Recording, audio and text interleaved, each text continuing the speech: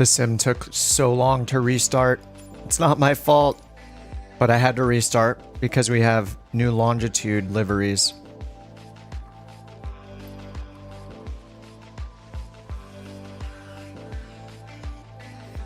What's up, Blue Jay? Captain Hook, GMR. Brian, what's going on? Brian was not first. Fish was first. Let me look up the longitude. Gotta see these liveries. Have made more liveries.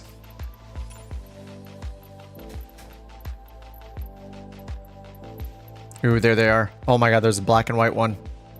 Okay, this was the first one. This one is the one that people have had. If it will let me... Okay, it'll let me change the camera myself. Nice. Couch Premium. There were some fixes he made too. I think it was like level of detail stuff. They are on the Google Drive. Let me put a link to the Google Drive right here in the chat so it's easy to access. Copy link. Here's the Google Drive link in the chat.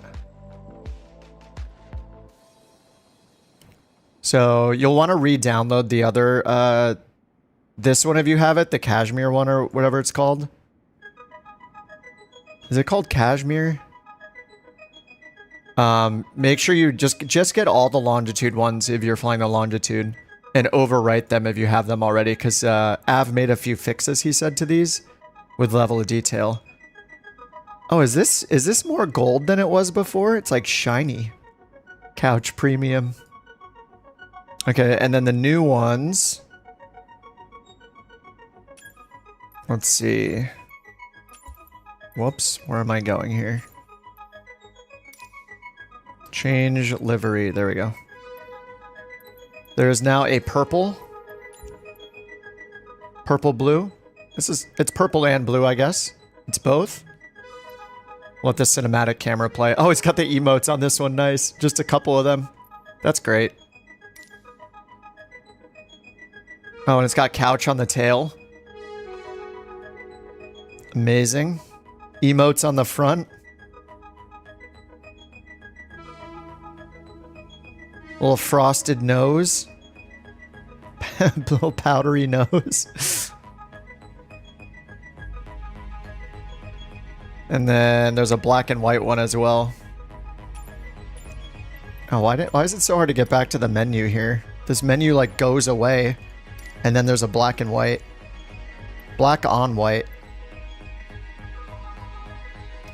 With all the emotes.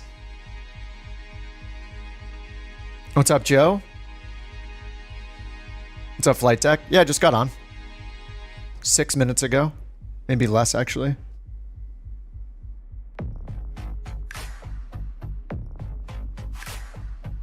Yeah, so you guys flying the longitude, there's 2 new liveries that Av made, and he made some fixes on the other one.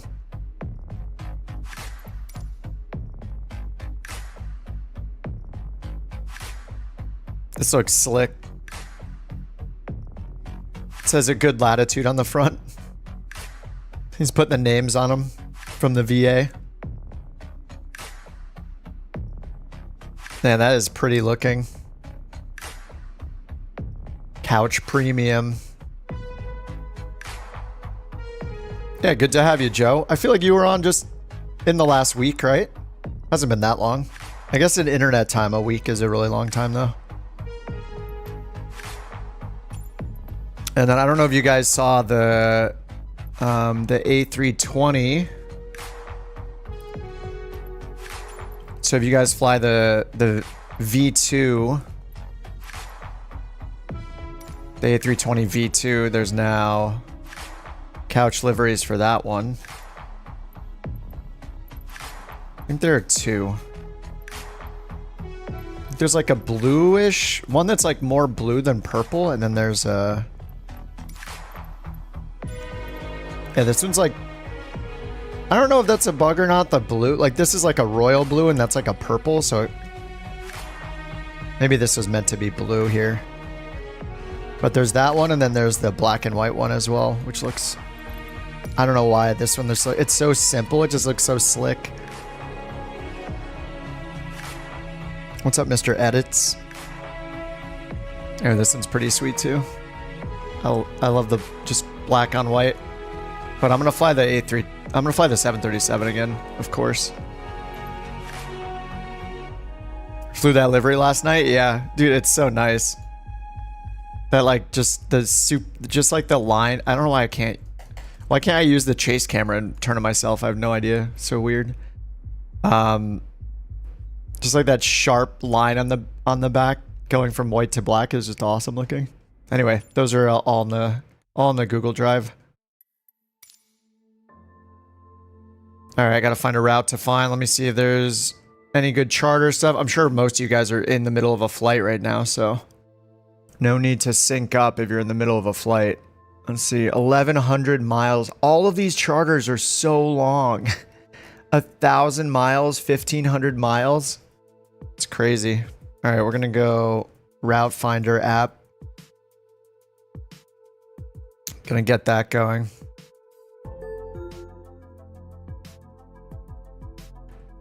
Okay, free flight passengers. B738. Where do I want to fly today? Downloading the new liveries, nice. Yeah, we're getting a lot. There are a lot of them now. There's getting to be a lot of them. It's not a bad thing.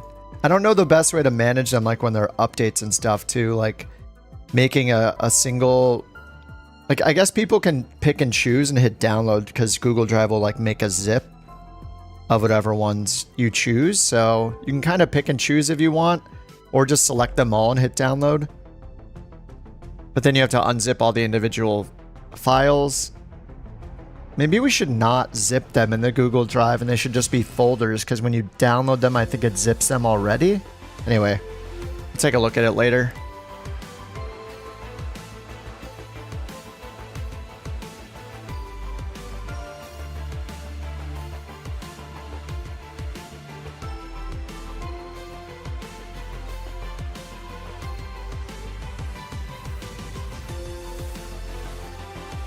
Okay, let's see what I want to do here.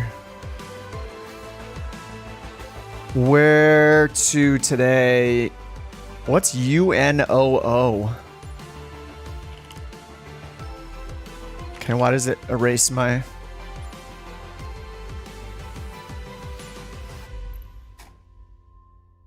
Well, where the heck are we?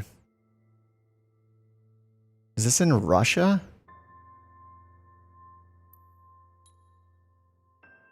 Omsk. I guess that's in Russia.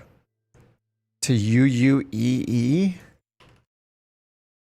To Moscow, right. Okay. 2 hours and 42 minutes. No thanks. Let's change that max duration. Gotta filter.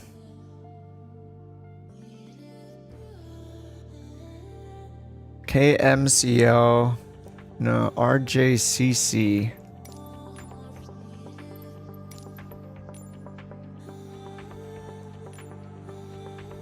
Japan?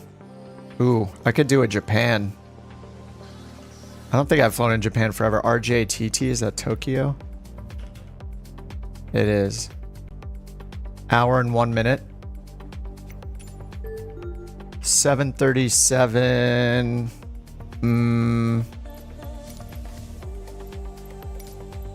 737-800. Of course.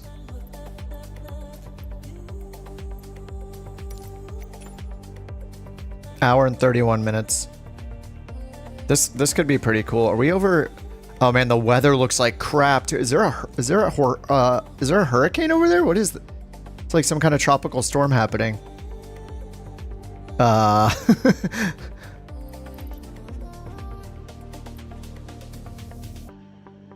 RJCC, RJTT. I feel like I should have Tokyo.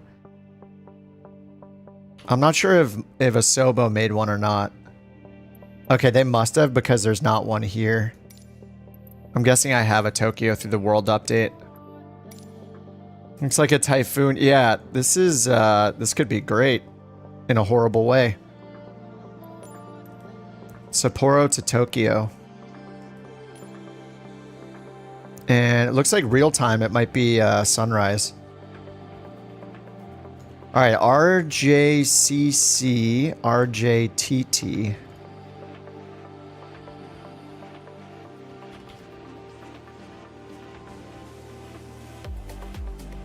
Knox Harrington, of course. Full 84 passengers. We'll go at 21:00. And that's 40 minutes from now. 20:50.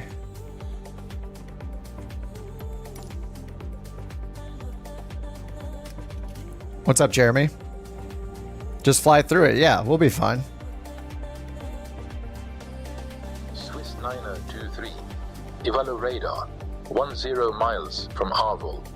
Turn right. I did reinstall descend and maintain GSX until established on the localizer. I just can't get away from it, I guess. Runway. 22 approach. All right, generating the flight plan.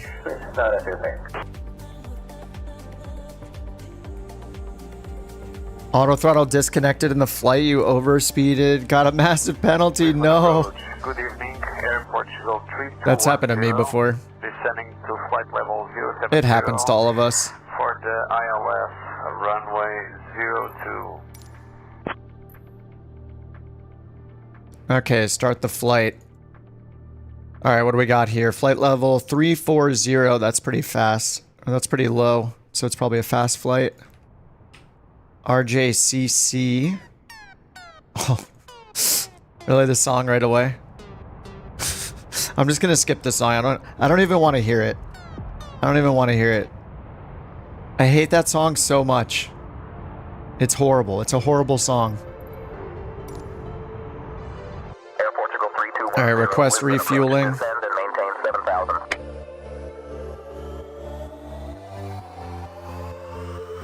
Yeah, the weather here is going to be questionable, so I'm excited about it.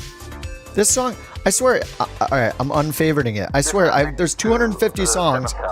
I swear I hear like 7 of them. It's so weird. There's no way it's random. No way. I don't believe it. Alright, we're taking 84 passengers, payloads 21.4, 0 fuel weights 114.55.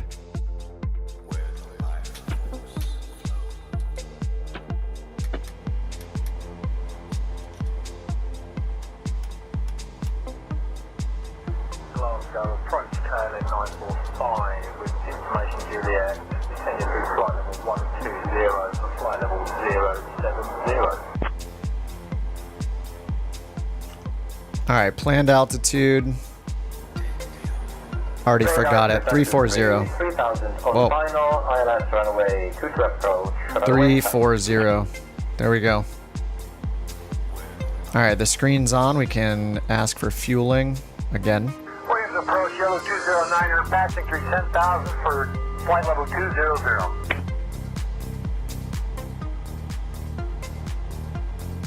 Jack saved you. There's a delete. Nice. Yeah, it's when the more flights we do, it's like 2% of flights can be deleted or something. So as we do flights, it'll free up an available delete, and then we can just go look for any 0 or any red and just delete it.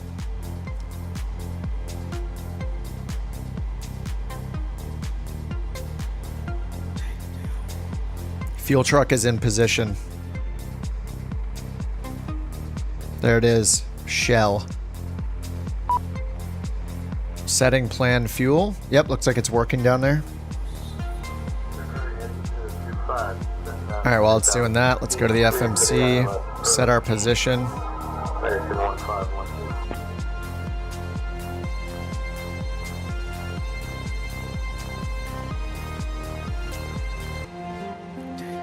RJCC, RJTT. Fuel and payload are going to be done by GSX.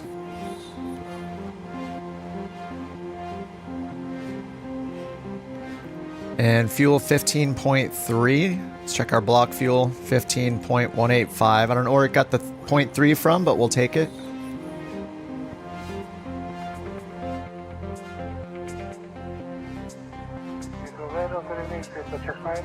Oh, you love to see the couch right outside your own window.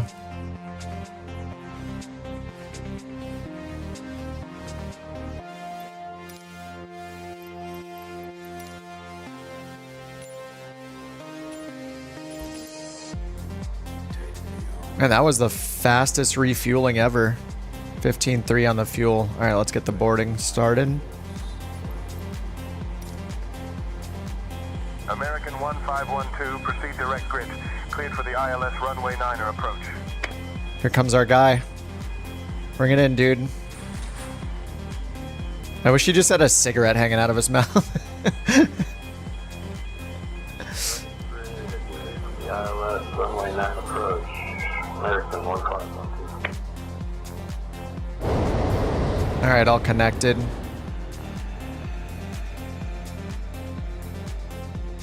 There we go. That's a good camera.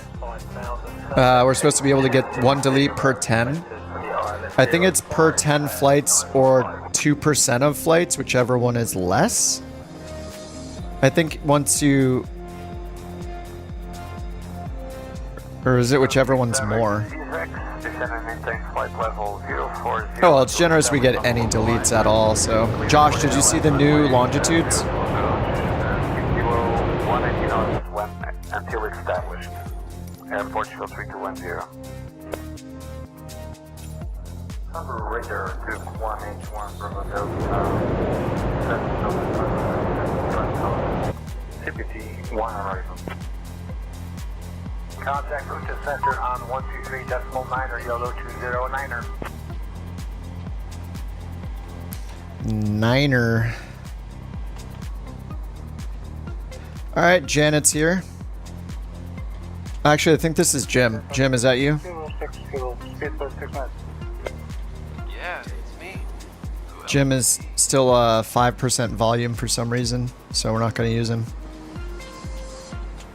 He's so quiet. Actually, I can just turn the intercom up. All right, let me turn the intercom up and see how he is. Jim, are you there? Good night. Sure, whatever you need, Captain. Just Alright, don't nice. ask me to do your job. Good night. Jim is a little bit out of it. What's up, Nick? Oh yeah, let me get the Lanta going. Sorry, I'm doing Japan first. 500, turn right, heading 225. Vectors for the ILS RJCC to RJTT. Sapporo to Tokyo. Looks like the weather towards Tokyo is absolutely horrible. No, there aren't seated passengers, but they walk over there as if they are gonna sit down. I don't think I would keep them seated anyway, because I never come back and look here. Hello. But they like go towards the seats and then disappear. I don't think they added it. Good night.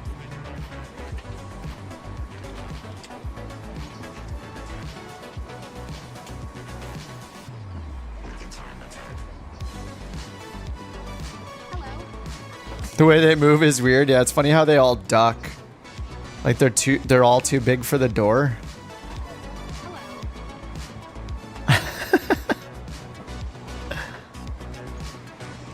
American 1512, contact Miami Tower on 118.3. There's only 84 That guy just did the regular squat, still his head clipped through. Welcome on board. I should load it instead of loading at a gate, I should load at ramps more often just so we can see the people outside.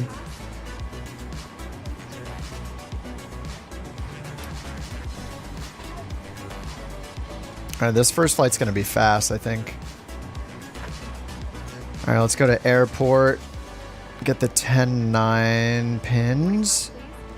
SID, no SID, but on the arrival side we got the Godin 1 Sierra. Godin 1 Sierra. No. Godin 1 Sierra, there we go.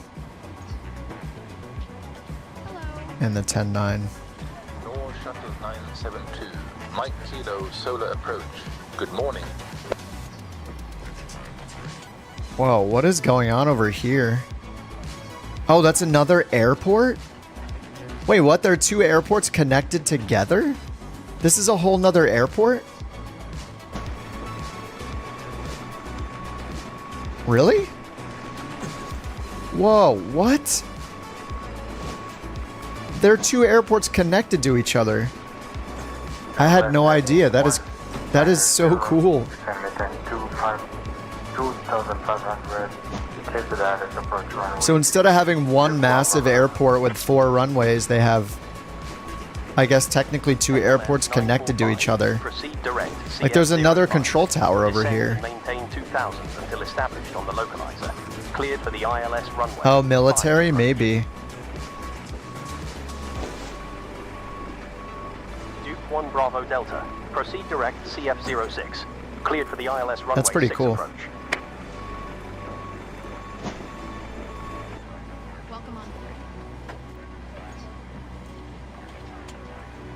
Yeah, it just says control tower, and there's not a terminal. Maybe on the other side here. I don't know. It's pretty cool. Good night. All right, let's get the ATIS 128.6.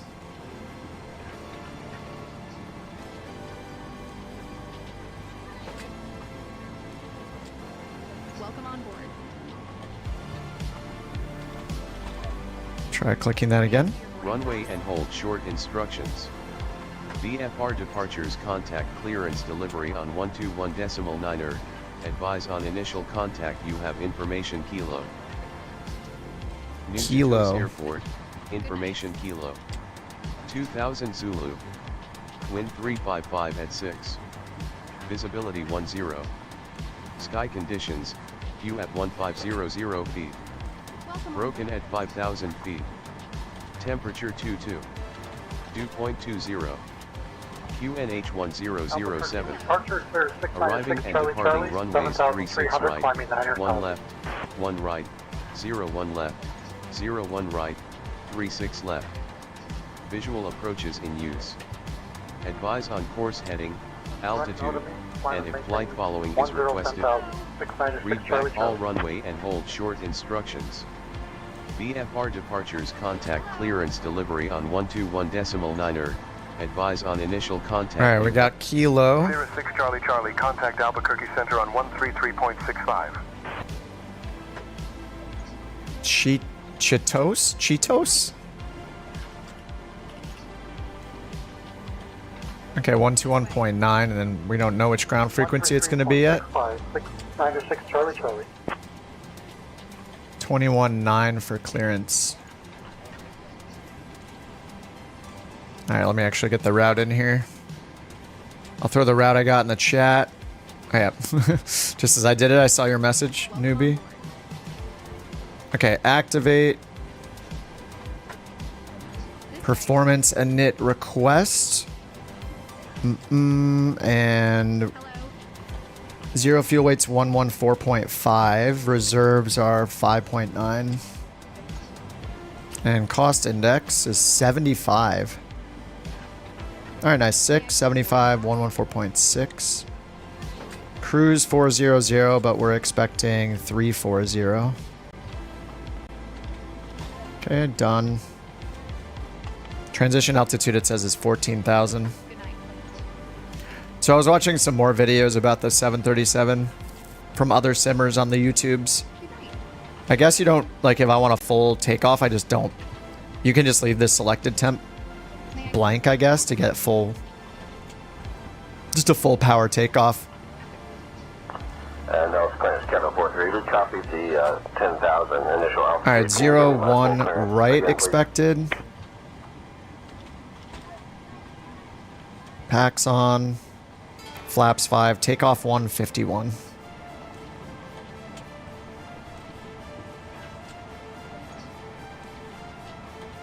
And then climb 2. Flaps 5. Alright, departure arrival. 01 right. And we have no SID. We're going direct Tabi. And then arrival 22. Godin 1 Sierra Godin.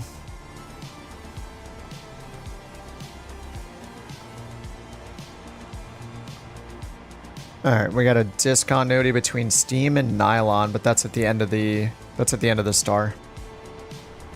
Climb 340, cruise. Yep. Okay.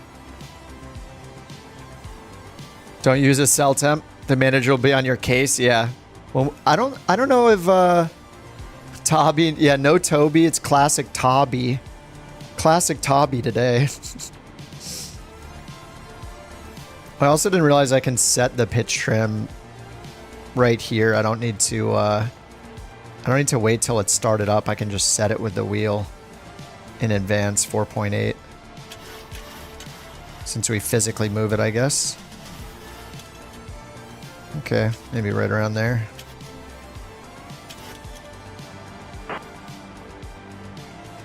Alright, is that boarding done? Looks like boarding's done.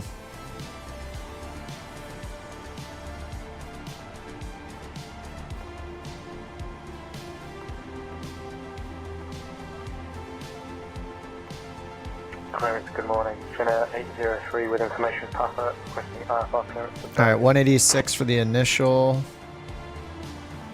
heading, 186. And we'll get our clearance. Finnair 03. Orlando clearance. Information Papa is current. Papa! Cleared to 139. Via the ARS. 3K departure. So I guess the one of the video I was watching the Filbert Flies video from like 2 years ago where he had a Ryanair 737 pilot walk him through everything. Departure on And decimal 65. they take off without VNAV, but they said that that they know that other airliners use VNAV for their takeoff and climb, but they do a lot of manual work with like vertical speed, and then they take off just they just set V2. They set their V2 as their IAS speed, and then after they take off, and they I think they engage. They turn on autopilot, but they don't even have, or they have heading select on and then autopilot, or sorry, they have LNAV on, and then they just take off using, I don't know, I don't think he was using level change. I think they didn't even hit level change at that point. They just left it here, so auto throttle used the selected speed, right? So when it takes off, auto throttle stops at 139 on initial takeoff, but then they bug it. He said they bug it up, so then they're manually moving the IAS speed here, selected speed on the FMC on the MCP up towards the bugs, towards the up bug on the speed tape over here. So they're manually moving it up themselves, which is interesting. But I guess it's just a Ryanair SOP kind of thing. The pilot said that. Yeah, EJ, what's up, man? Welcome back. And hey, Hetty, what's up? Yeah, they said a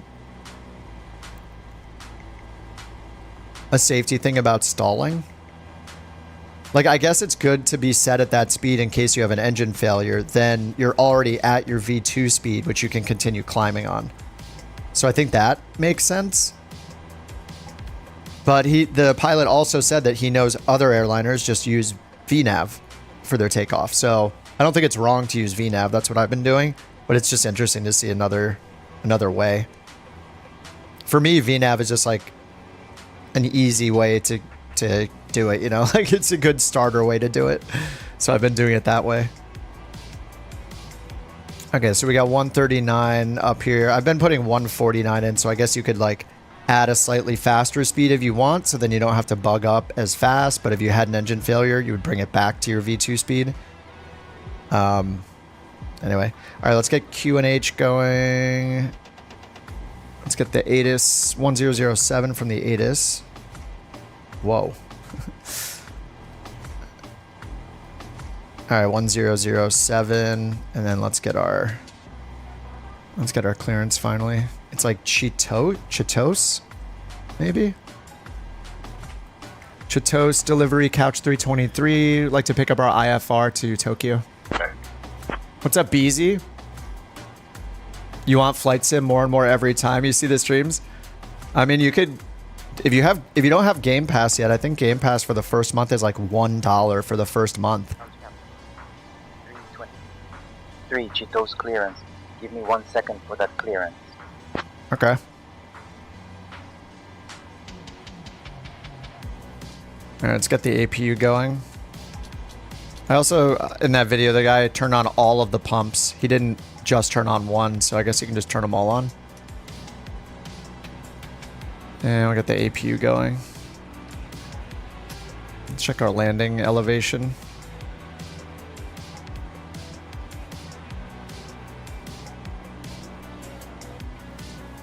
"21 feet.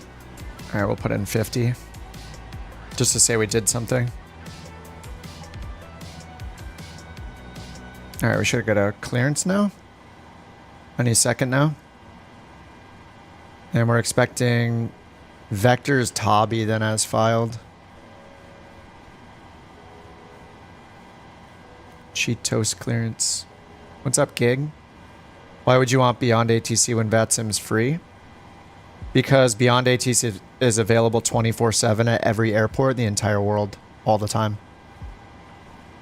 You don't have to hope that you have coverage. Also, Beyond ATC lets you turn on a co-pilot, which is actually more realistic than flying single pilot in an airline. There is no single pilot commercial airline flight. So it actually is unrealistic that people do single pilot stuff on VATSIM. But, you know, people like the challenge of doing it, so yeah.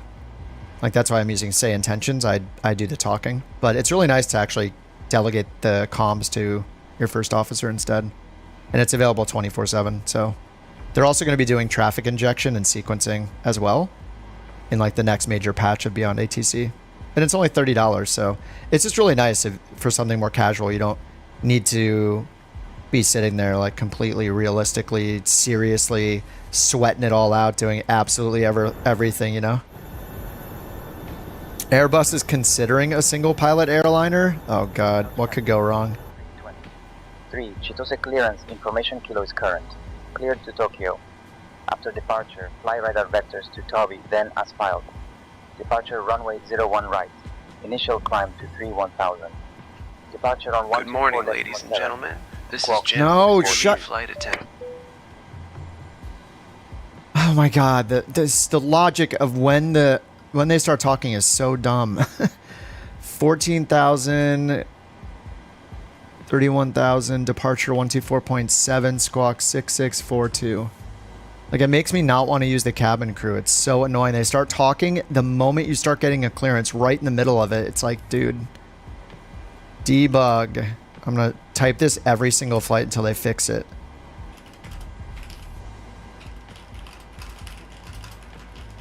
Good afternoon, clearance delivery. United 2155 on the ground here at San Antonio, ready to pick up our IS. They used to wait until the read back. They need to wait until you start pushing back is what they need. Like, that's when they actually start the announcements. It should wait for movement. Oh, it's so annoying.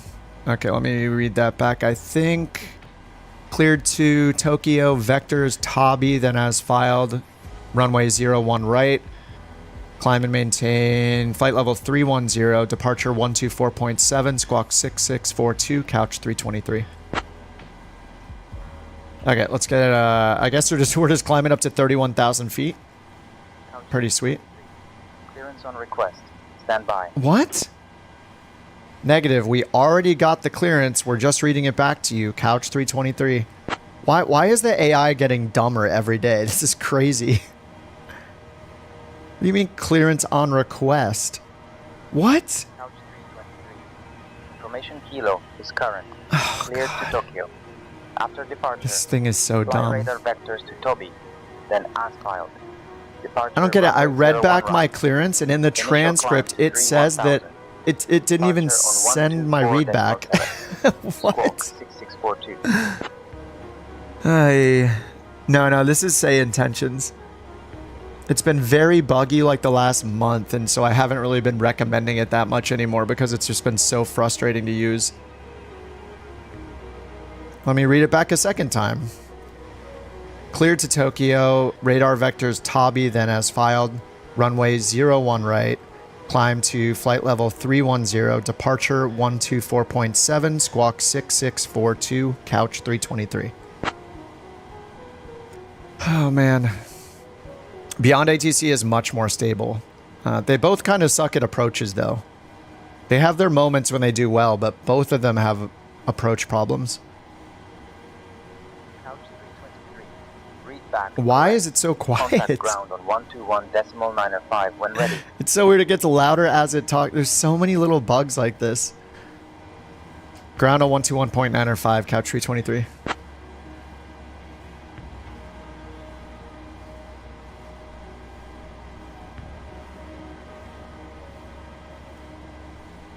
Yeah, ChartFox is good if you're flying outside of the US. If you're in the US, you might as well just use something like SkyVector. Just go to the FAA.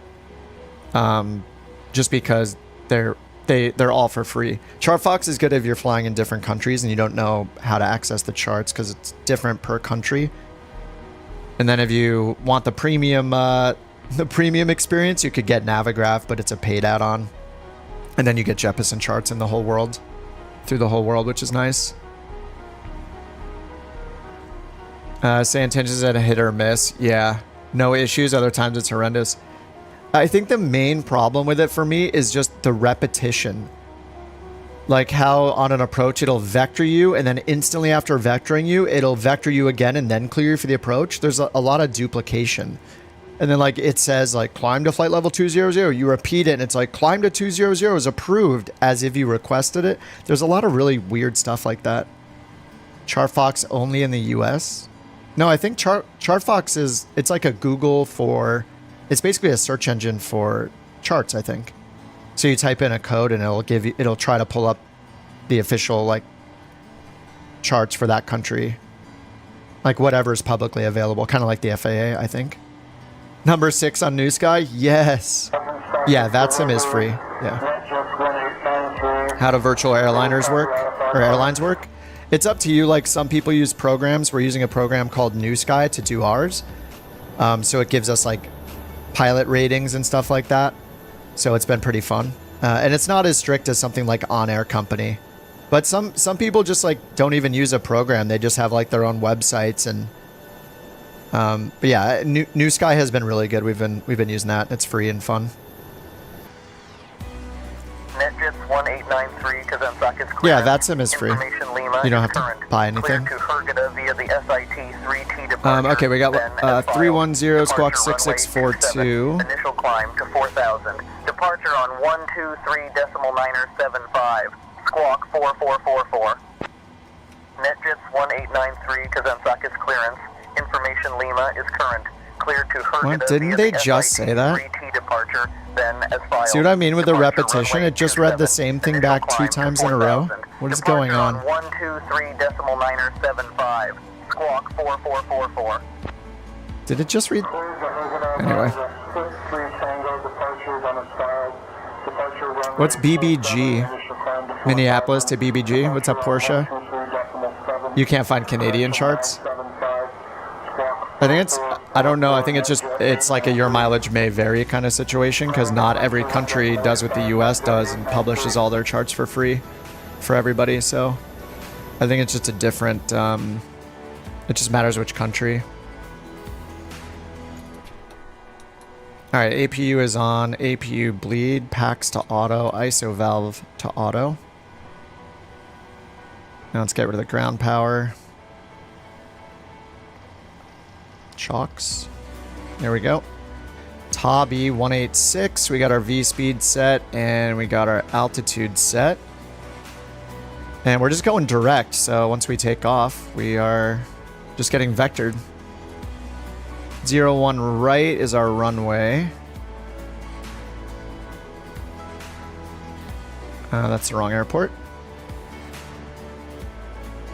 Okay, it's far away. It's the furthest away. All right, these are going to be some fun taxi instructions for sure. Very exciting. Okay, let's go over to ground. 121.6. Chitos, ground, couch 323 request, pushback, and startup.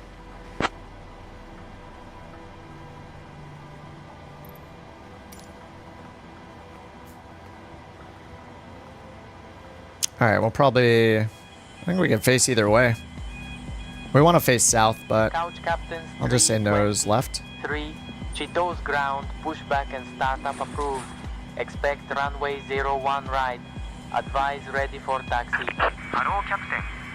Push and start approved. We'll expect runway 01 right, and we'll contact you for taxi. Couch 323. On PC, night. PC.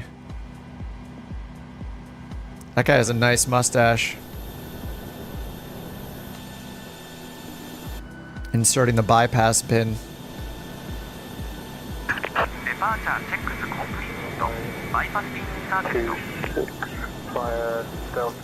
Accents are great.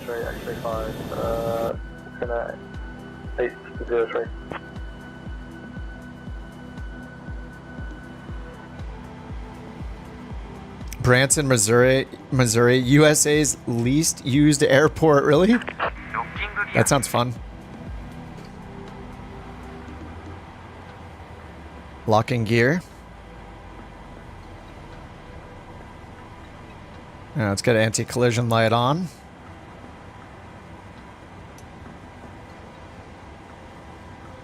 Probe heat's off for now.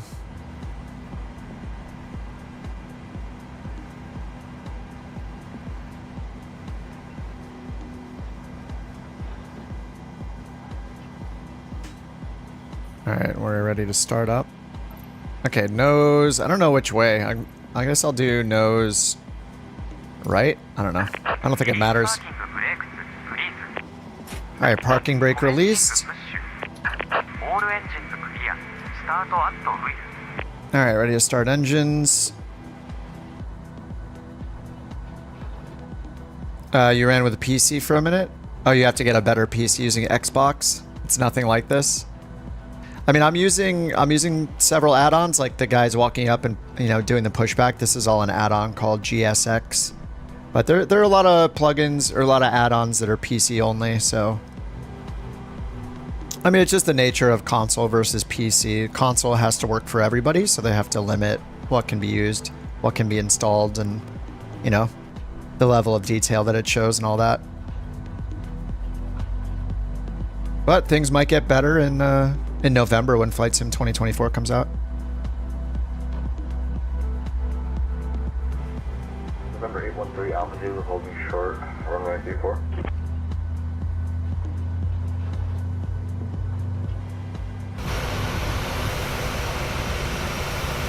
Josh, you in one of the new liveries over there? Is that the white and black one? I think Josh is in the black and white. We'll see when we get closer. Alright, let's get engine number 1 going. Let's bring the drone over here and creep on Josh real quick. Anchorage, ground, rear flight 423, request taxi for runway. Runway. Oh yeah, he's in the black and white. Look at this thing. This is the newest longitude livery. They're in the Google Drive. And then on the side, it's got some emotes over here. Oh, this one's got all the emotes. Looks so good. All right, set parking brake. Graphics are amazing. I don't even have it on ultra. Like a lot of these settings I have it on are on high.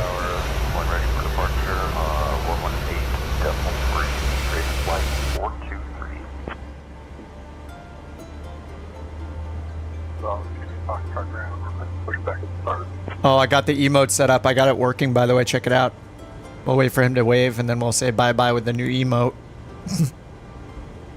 Yeah? Oh, he looks like he's had too much coffee. Oh, he's going to get the bypass pin. Yeah, he's not holding it. There we go. Go get the bypass pin, my dude. Or we can't steer. Alright, bypass pin removed. Flaps 5. Left and right are clear. Where'd our guy go? Where you at, man? Oh, he's right in front. Getting ready for I'm getting ready for the very first bye-bye.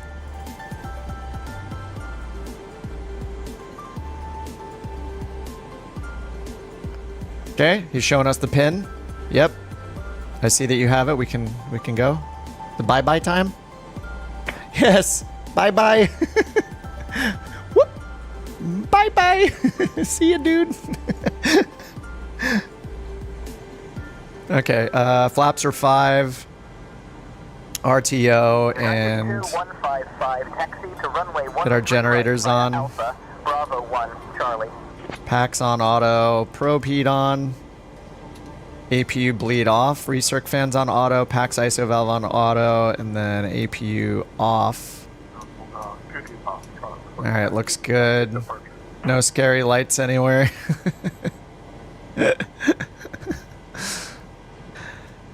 Alright, and let's get our taxi. Chitos ground, couch 323, ready to taxi with information kilo. What's up, Meta? Oh yeah, you guys can't see it on the short stream, but we have the bye-bye emote now, so I have it come up on the main stream in the corner. Taxi to runway 01 right, via Tango 1, Juliet 5, Juliet 6, Juliet 7, Hotel 7, Delta 8, Delta 9, Delta 10, Delta 11, Alpha 10.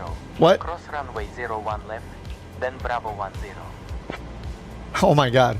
Alright, 01 right, Tango 1, Juliet 5, Juliet 6, Juliet 7, Hotel 7, Delta 8, Delta 9, Delta 10, Delta 11, Alpha 10, cross 01 left, Bravo 10. Couch 323.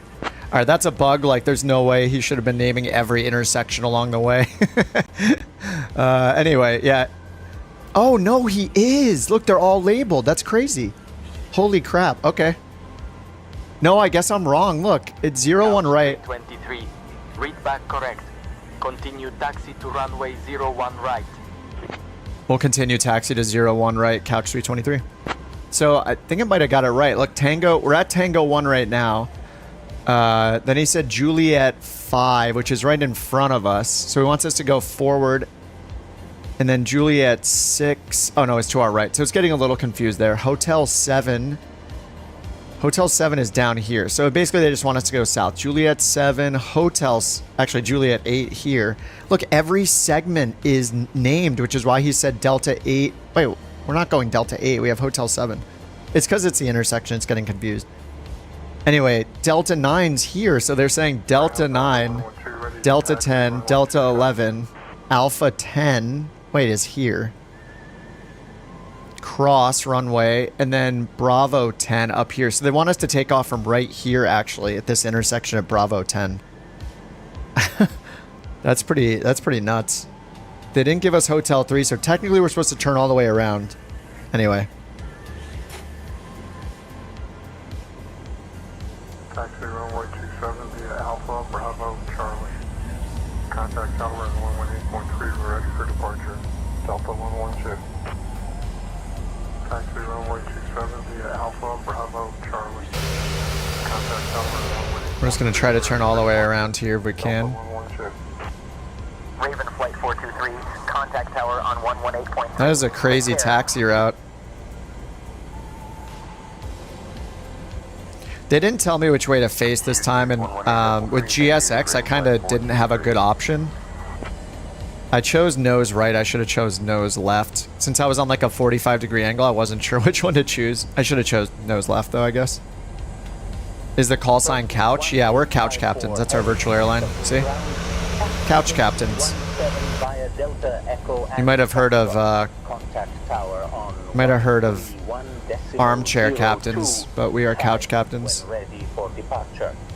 Juliet 6. Is this Juliet 6? No, that's Hotel 4.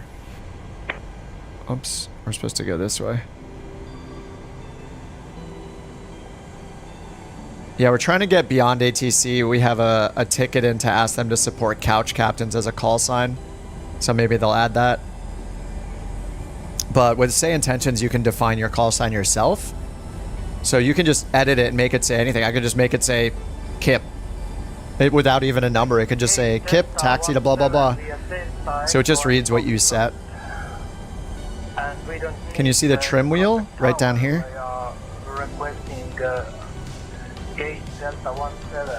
J6, H6. We're supposed to go to H7. Trim wheel's right down here. It's set for takeoff already, about 4.8. Hotel 6 is there. There should be Hotel 7. Yeah, okay, we go all the way down here. Left, right, and then we cross at Alpha 10. This is AI ATC, yeah. This is say intentions. It has a multiplayer component, so you hear other people. Ew, VATSIM. I mean, VATSIM is good, unless you're a weirdo like me and you think that they're weirdos. Like, go ahead and use it. Like, I've had good experiences. I don't like chasing the coverage on VATSIM.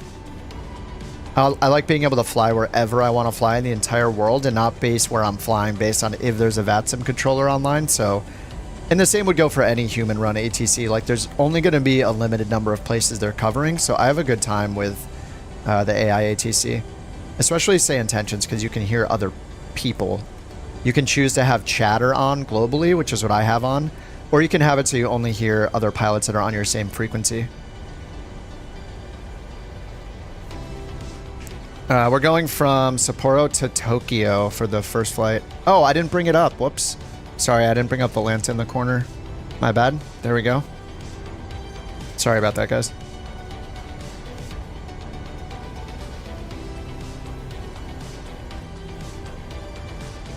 Oh, did I put my taxi light on? No, I didn't. There we go. I got the anti-collision light, though. Okay, is this Alpha 10? This is Alpha 9, and then the next one we're going to cross at Alpha 10, then Bravo 10, so we're doing an intersection departure. That says Alpha... Did it say Alpha 7-5? Alpha 7 Sierra? What is that? How much was my PC? I don't know, like $3,000, $4,000? I have no idea. It matters if you what components you include. Like, if I include my monitor and my other hardware and stuff, like it's a lot of money. But I've upgraded over time. Like, I was using worse components, worse monitor, worse video card. I've upgraded over time, so. Yeah.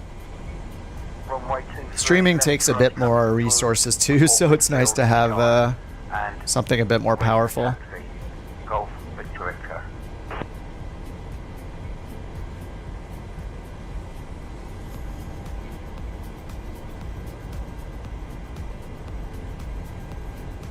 This says Alpha 85 or Alpha 8 Sierra.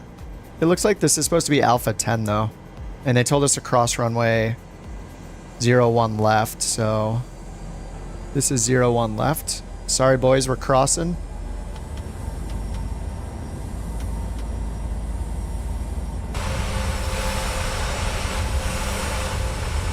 And they gave me the intersection departure up here, Bravo 10. So to our left, and then we hold short. You're looking for one that's affordable and can run Microsoft Flight Sim well? Yeah, just, in my opinion, it's good to get the NVIDIA 4000 series card if you can, like a 4070 Ti or something like that, or is it 4060 Ti? Frame generation, when it's working, is very, very nice. I had to... People in chat help me all the time with my stuff, but I had to like get a program to make sure it's running the latest DLSS driver, but it was really easy. You just click. Sim says you're offline on my friends list. It's probably because I don't have, like, I'm online here. Maybe it's because I have the gamer thing hidden. Let me turn the friends thing on. Instructions and gate assignment.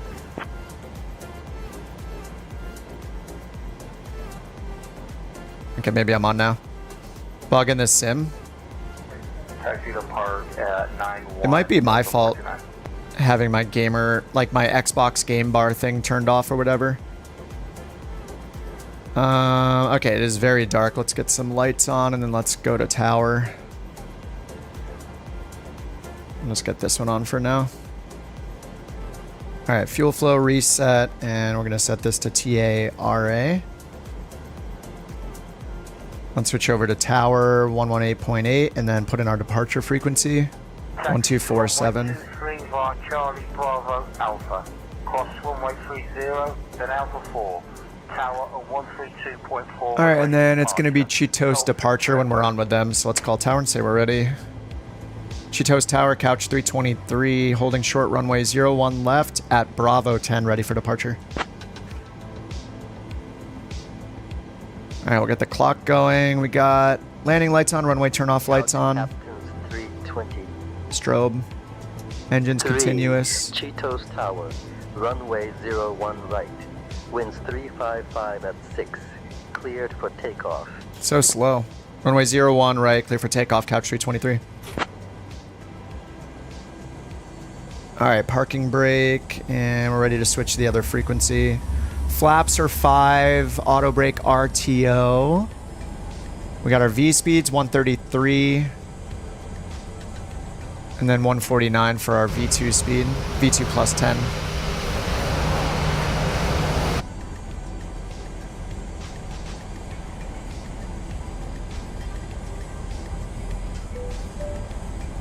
Prepare for departure, Jim.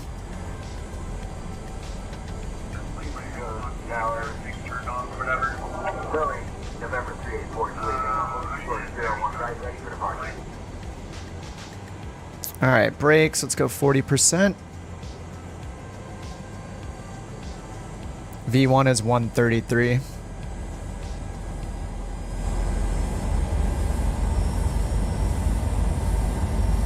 Sure, Captain. Just let me know when you want to start this joyride. Ladies and gentlemen, this is your lead All flight right, attendant, auto Jim. throttle. We're just about N1 ready to push toga. back from the gate.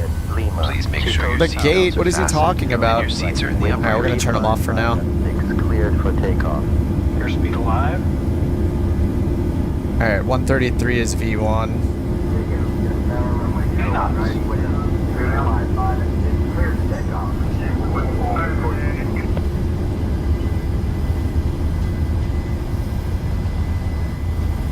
V1 take.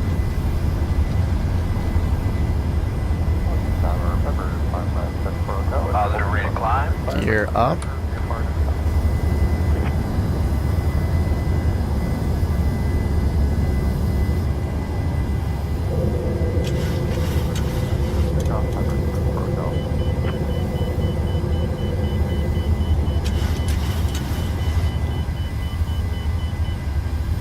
All right, left turn.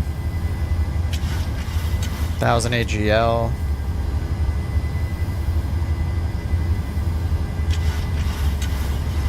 Let's get auto brakes off. Couch 323. Contact departure. All right, I'll hit autopilot. Over to departure, couch 323. All right, let's get gear off. Lights, turn off lights off. Engines back to, ignition's back to off. Probe and strobe's good. Yes. Is that the 777? It is. All right, over to departure. Cheetos departure, couch 323, 2,400, climbing flight level 310. Comes flaps up.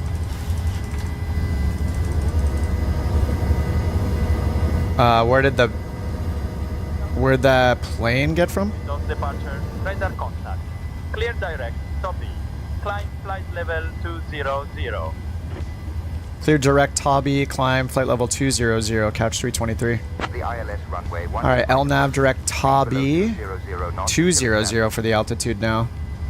Delta 112. I think the Flight level 380. that was just a bug, I guess, with the with our departure instructions. What's the air temperature? Plus 29 total air temp. 200, direct, top B. Vision 4, Romeo Kilo. Contact Halifax Tower on 118.4. What's better, say intentions or beyond ATC? They're just different. Beyond ATC is more affordable, and it's going to have traffic injection sooner, and there's no multiplayer component to it, and it's IFR only. Think of Beyond ATC like what Microsoft should have made for the ATC. Like a really good ATC built into the sim kind of feeling, where you can talk to it, or you can have your co-pilot do it. It supports all the IFR stuff, and it's high quality voices. Say intentions is like using ChatGPT. It's like the Wild West of what's possible. It has like multiplayer, it's got cabin crews, it's got tour guides, it's got VFR and IFR. You can say like whatever you want to it, and it kind of just figures it out. You can do emergencies on it. Like, Flight 423, contact anchorage center on 133.7. it's just more, it's more flexible. Beyond ATC is more like you're choosing from options, but it's still really, really good. Beyond ATC is a lot more affordable too. $30 one-time cost. Say Intentions is $20 a month. So they're just different. I always say people should get Beyond ATC 100%. Like everyone should just get it because it's $30. It's less than the cost of most planes people buy. So I'm a fan. And then if you have the money and you want to try it out, I think Say Intentions is good to try. If you want something more flexible and you want VFR support, all that stuff. Oh, you got the 777 on Xbox? Nice, Tucson.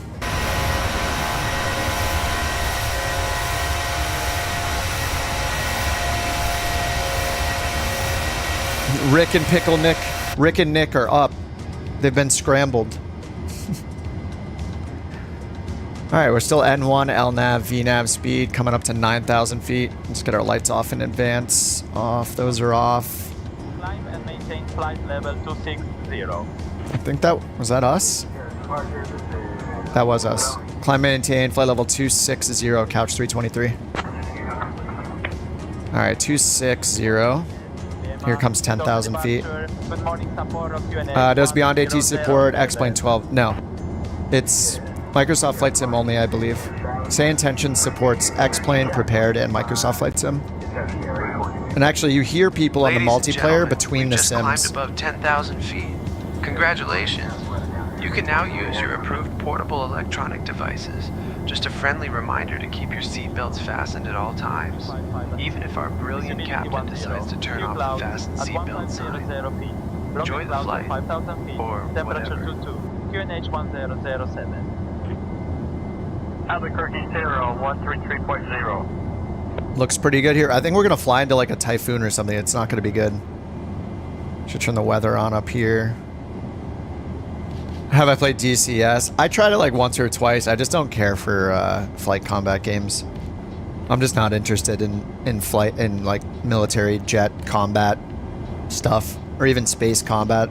Just not my thing. Is it only for airliners? Say Intentions or Beyond ATC? Say Intentions? No, you can fly everything.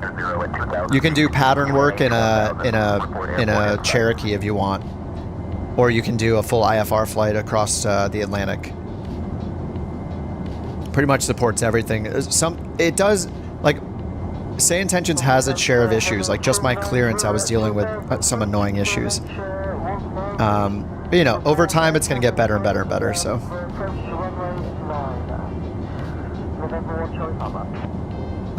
The cool thing with Say Intentions, just the other day, they added PyReps and NOTAM support. So as you're flying, they're pulling from real-world PyReps, and it will... Why is it so quiet? It is so quiet. Some people are so loud, and some other people are so quiet. I think it told me to climb, maintain something. 310? Yeah, okay, I'm checking the transcript. Climb, maintain, flight level 310, couch 323. I don't even hear it say my call sign. What is happening? Oh, standard altimeter, there we go. It was 14,000. Flight level 200. What are you talking about? We're already at flight level 1. We're already at flight level 150. You told us to climb to flight level 310, couch 323. I'm gonna give him a number to call. What is he talking about? Apologies for the confusion. Climb flight level 310. Climb flight level 310, couch 323.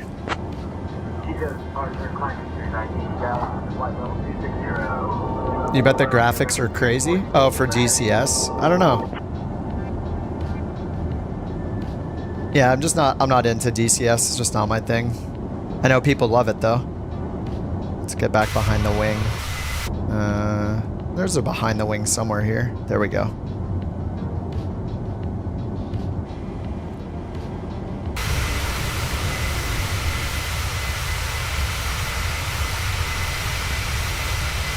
One 800 get it right, yeah. Oh my god, we have 3 escorts, Rick and Nick and Archer.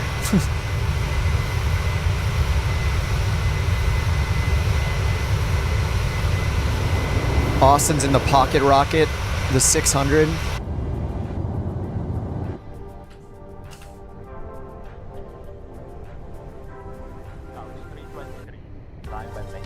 Flight level 340. Climb maintain flight level 340, couch 323. He is so quiet. Alright, we're only at 18,000 feet. We're doing like, are we doing climb 2? We're doing like a very D-rated climb.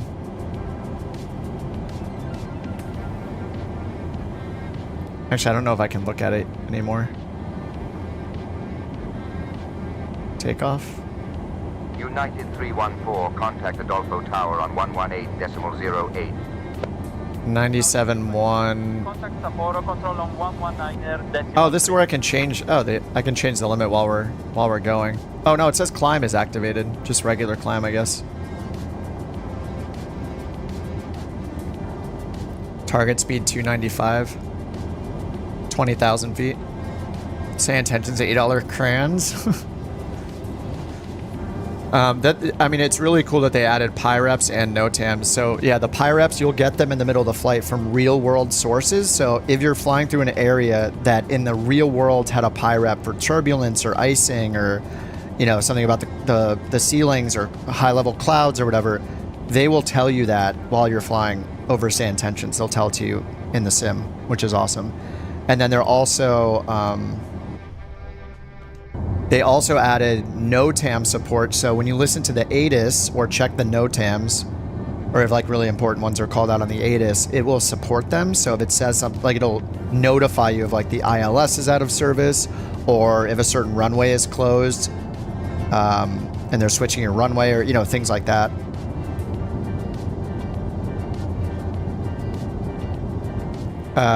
Gig says on the fence with Beyond ATC. Heard your opinions. Others say VATSIM's free. Well, it just matters what you want. I mean, it's just personal preference. If you like chasing, if you don't mind chasing the VATSIM coverage, or you're happy enough just having VATSIM Unicom if you have no controllers online, then just use VATSIM. It's free. Like if that's what you want to do. I like Beyond ATC because it's not that expensive and it'll give you AI coverage 24/7 everywhere in the world for IFR. And they've been showing off some cool stuff with the traffic injection. So they're going to start, they're going to be injecting traffic into the sim and sequencing you with that AI traffic, which should be really cool. Like they've been showing it off for a while now and it looks awesome. So you'll also get that experience of like being sequenced with other planes, even if they are AI and not real. And it has great voice recognition. Both of them do. Say Intentions and Beyond ATC have great voice recognition. It's not like using Windows voice recognition, which sucks.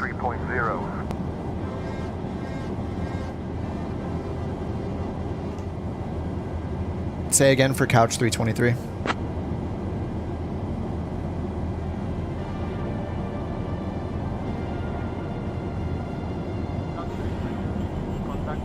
Control on 119er decimal 3. 119er decimal 3, Couch 323. Bye bye. 119er decimal 3. Alright, Sapporo control.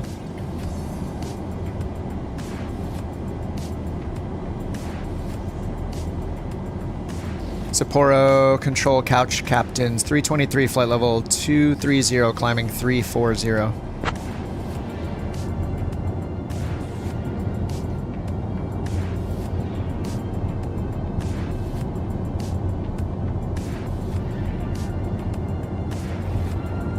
Are they going to reply to us? What's going on here?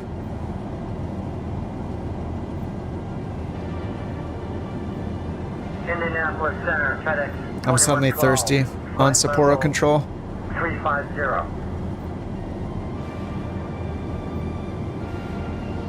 Oh, I forgot to move this up to the top. There we go.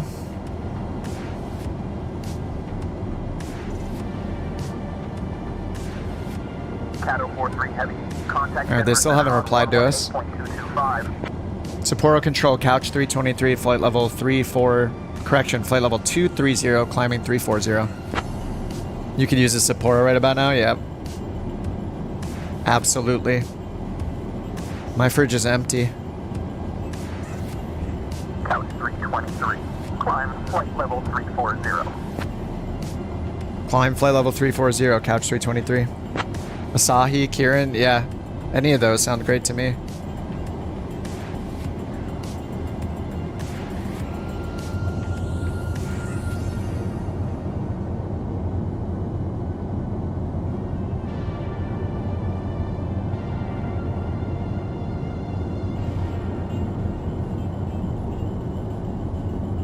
Y'all are so low. 6,000 feet per minute. Yeah, that's crazy. Yeah, Josh is at like 45,000 feet.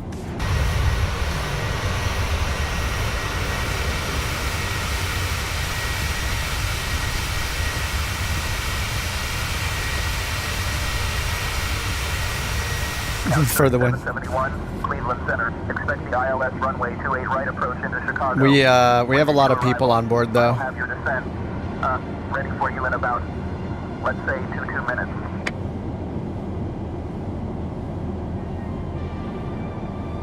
Expect the ILS runway 28 right approach to Chicago with the 2 arrivals. Couch 3771. Oh my god, I hear Jack. He's flying in the US. I just heard Jack on Global Chatter. We're saturating the multiplayer with Couch Captain's call signs. Nice cold Coors Light, yeah. Turn right, heading 350 vectors for the RNAV On a Sunday runway afternoon. Or for you guys, maybe Sunday evening. Alright, we're still climbing. How are we only climbing at 600 feet per minute? We're on VNAV speed right now. We're just climbing so slowly. Econ climb 280 miles until we get up there. 288 miles till top of descent. Maybe I should bump it up. I mean, we're going 294 knots. Maybe I should bring it down to like 280. Yeah, let's bring it down. Let's do level change at 280. This is just gonna take forever. Alright, there we go. We're climbing like 500 feet per minute. That is pretty crazy. It's gonna take us 200 miles to get up to our cruise altitude. Sorry, Couch Captain's corporate. We're gonna bend the rules a little bit. PBR, yeah, I like PBR. I'm okay with cheap beer. I don't care. I'm not picky. I'll drink like a Sculpin IPA and then drink a light beer, a PBR right after it, back to back. I don't care. RBL then is filed. Climb and maintain 6,000. Expect flight level 290, 0 minutes after departure. Departure frequency 124.85. IPA is the best, yeah. 625. I just like trying all the beers. I'm a fan. Clearance void if not off by 2136 Zulu. King Air 98359. Oh, nice. There's a King Air that just picked up IFR clearance on the ground. 2209. Contact Alpha 30 Center on 134.75. You heard your call sign, got very confused.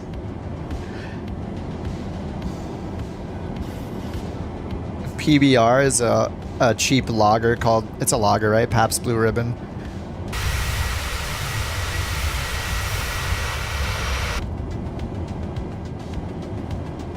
Alright, Pansy. What's up, Martin? How's it going? You don't have to apologize for not hanging out on the stream more. It's up to you, dude. Hang out when you want to and when you don't want to. No big deal. You watch it till 10 p.m. Nice. Yeah, we've just been on the first flight today. Was that for me again? No, it wasn't. Okay.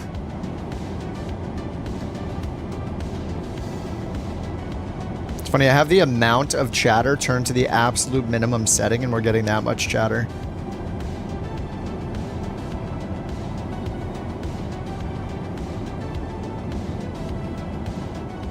Alright, let's get Jim back on here. Jim, you there? Corporate called. They said it's time for you guys to pass out free drinks because our passengers are flying in luxury. YOLO 209. Did that guy say YOLO? YOLO 209. Sure, Captain. I'll get the drinks out. Just don't expect me to smile about it. Ladies and gentlemen, this is your lead flight attendant, Jim speaking. Welcome aboard Couch Captain's Flight 323 to Tokyo, Haneda. They're in op because I We're turned them currently off. climbing to our cruising altitude of 34,000 feet. If you need anything, just remember, I'm here to serve you.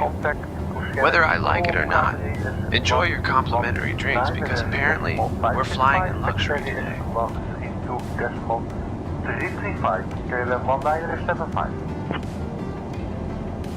And Jim just loves his job. We got a nice little tailwind, like 20-ish knots so far. What's up, Wingspan? The Raptors following you? Yeah, there are a couple. Rick's in an F-22, and Rick and Nick are both in F-22s. And then Archer here is in the VF-35. Is that... What's a VF-35? Is that the Lightning II? VF-35... Yeah, it is. It's a Lightning II. You haven't received your stool or cigars yet. That's the mods, you know. It's blame them, not me. How do I like the 730s? I like it, surprisingly. I think I prefer it over the Airbus, though. I do want to eventually fly the A300. The A300's pretty cool. Doing like a massive, just a huge cargo route sounds good to me. Cleared for the RNAV runway 1 approach. All right, 4,000 feet to go. Probably need to change over to Mach soon. Maybe right now. Oh, it's already to Mach. All right, let's do 7.5. All right, we still got 4,000 feet to climb, but at least it's not going to take 200 miles. Yeah, I have the 777. I've flown it like twice. It's okay. I'm having a good time in the in the 737.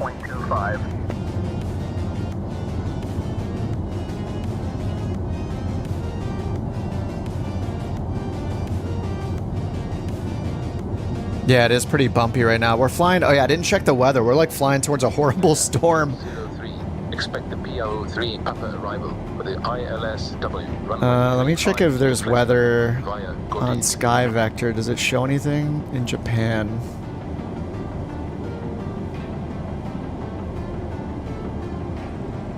Yeah, here's satellite. Here's what we're seeing satellite on Sky Vector. Okay, it's more... Yeah, we're kind of flying over it right now, probably. Where's Sapporo? Sapporo up here? Yeah, okay, here's Sapporo. Yeah, we're coming right down towards this, I think. And then Tokyo's down here, though, so it's... Approach to Lieutenant Julio Gallardo's 3 arrival, Yellow 209. You hear that guy? Dude, that guy sounds hilarious. Yeah, we're flying like right. The storm is going to be off our left wing, like whatever it is, like a typhoon or something over there. Yeah, always live weather. Yeah, it's the best way to use Microsoft Flight Sim. Otherwise, it looks a little generic and repetitive, and you want all the different variables with winds and cloud formations and fog and haze and all that stuff. So yeah, use live weather all the time, unless it's like... Yeah, I don't know. I think it might... I don't know if it's considered a typhoon or a hurricane or a tropical storm. You know, I don't know technically which of the three it is, but it looks bad. Loaded into a heavy gate at Tokyo. Your nose was on top of the terminal. Powered off your plane. It was beeping as if it was in a stall. Nice. I'm pretty sure... Actually, Sean, check if you have the... I don't care about flying into... No, we'll be above it. Like, they're not going to assign us an altitude that's flying into a storm. So we're going to fly above it. I mean, this is what we're seeing. 359 is with you 4,000, climbing to 6,000. I mean, it's really bad right below us, too. It's bad everywhere here. But yeah, that's the beauty of flying IFR. Like, they're going to they're gonna give us a route and steer us away from weather. And if we're coming up on it, we can tell them and ask them to steer us away from it. We're gonna be assigned an altitude that's safe. I wonder if they're gonna eventually do like I wonder if they're gonna eventually do dynamic levels instead of just taking. I mean, SimBrief kind of does the work for us, but I wonder if they're ever going to implement delays based off real-world stuff. Like if there's a delay because of crazy weather, if they're going to ground you or something at a certain airport. You can always take off, obviously, but that would be pretty cool if they do that. Are there still hurricanes? Hurricanes in the Atlantic, typhoons in the Pacific? I don't know. I have no idea. Make the bank angle alarm yell? No, I'm not going to risk my pilot rating. No way.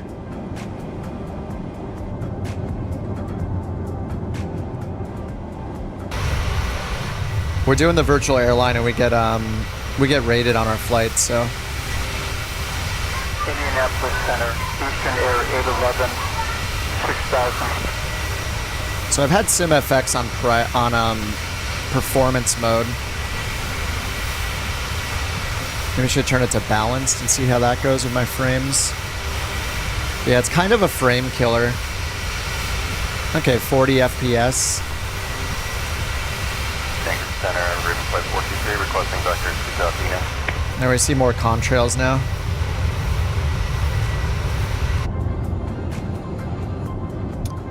Yeah, NewSky knows if you're cheating, yeah. Oh, you have the world update, Japan and the sim, no other mods. Yeah, I don't know. I mean, I'll see what happens when we land there. if it's weird for me or not.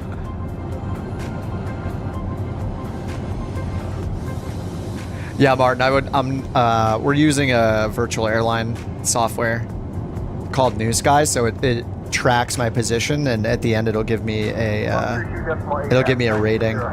So I'm trying to keep my rating up, and if you do good enough, like, you can get type rated, and then they haven't implemented it fully yet, but then you can make it so people in your airline can only fly planes that they're type rated for. The default type rating criteria is pretty crazy, though. You can override this, but it's not working just yet for your specific airline, but by default, it's minimum of 50 flights, 50 hours, average rating 9.5 or higher in the last 30 flights, no flight lower than 8.0 in the last 10 flights, and no flight longer than 30 days ago to be type rated. So as much as I've been flying the 737, I only have 25 flights done. I did quite a bit in the Airbus, though. I did 14, but even with those combined, I would still be, 11 flights away from a type rating. Your lead flight attendant. And my rating is not high enough. I'm a 9.3. I need a 9.5. So it's pretty nuts. The fasten seatbelt sign is off, but let's be real. Keeping your seatbelt on is probably a good idea, just in case. Snack and drink. Service will be coming around soon, so try to contain your excitement. We have 84 of you on board, and I can't wait to serve you all. Wow. Jim acting a little creepy. Or whatever. Yeah, Raven Flight 423. Jim's being a little creepy. Runway 01. 54 violations in infinite flight. Snack and drink. Service. Look at that beautiful couch livery down there. That's the Pocket Rocket. I think, is that Austin, the 600? 737 600? To see if you have any NOTAMs for Bergen Airport. Oh, someone just asked about NOTAMs. Captain, thanks for the sub. Oh, you fly Ryanair. Looking good, Austin. Raven Flight 423. Roger. Fly heading 190. Cleared for the RNAV runway 19er approach. And when we were on, was it yesterday? Jack, who's flying with us and he's on Say Intentions. Jack got a PIREP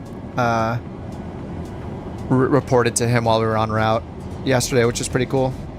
FedEx 2112, contact Indianapolis Center on 119.525. Oh, whoops, I didn't give VNAV the control back now that we're in cruise. We were going Mach 0.75 in cruise. Oops. Favorite plane? My favorite GA plane is the Piper Meridian.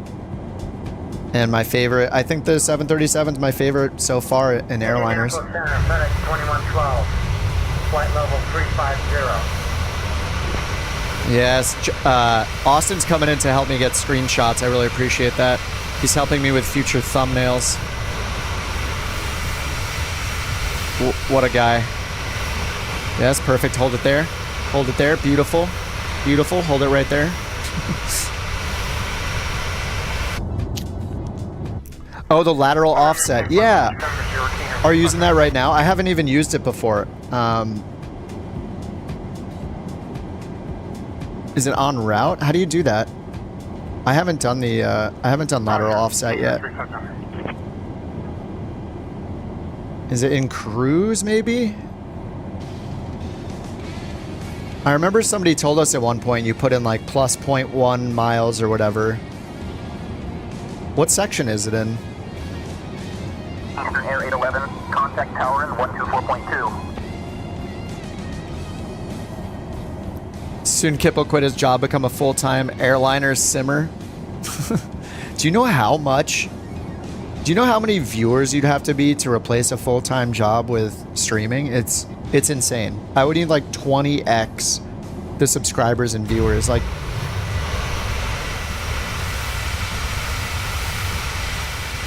you can look up how much somebody makes on YouTube. You can just go to like Social Blade or whatever and look up their username, mine included. Like everybody's on there, and it'll estimate how much they make. I don't know if it. I don't think it includes.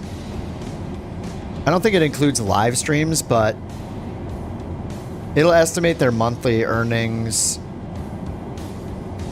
I wouldn't say mine's not accurate. Yeah, maybe it's not a good resource. Anyway, I mean, yeah. It's like you might as well try to win the lottery if you're trying to be a full-time streamer. There's no way. If I was somehow able to retire in the real world, say in the next 10 years or so, that would be incredible. I mean, I would probably, or if I lost my job again, I would probably stream like full-time just for fun for a while, just to chill. But, you know.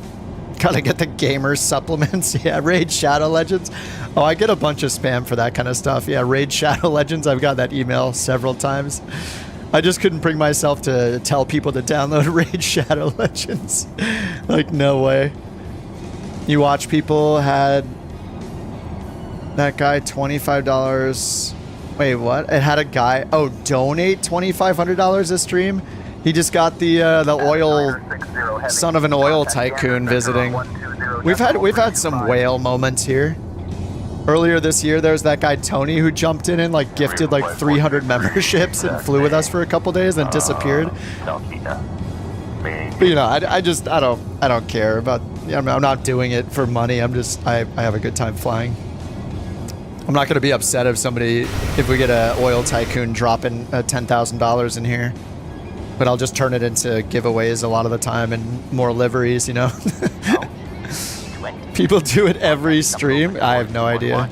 I mean, there's also people that do it like fraudulently. Like if they're on Twitch, they do like PayPal donations and then they refund them. And then I think there's a penalty and the streamer actually gets stuck with like a fee and they end up losing money.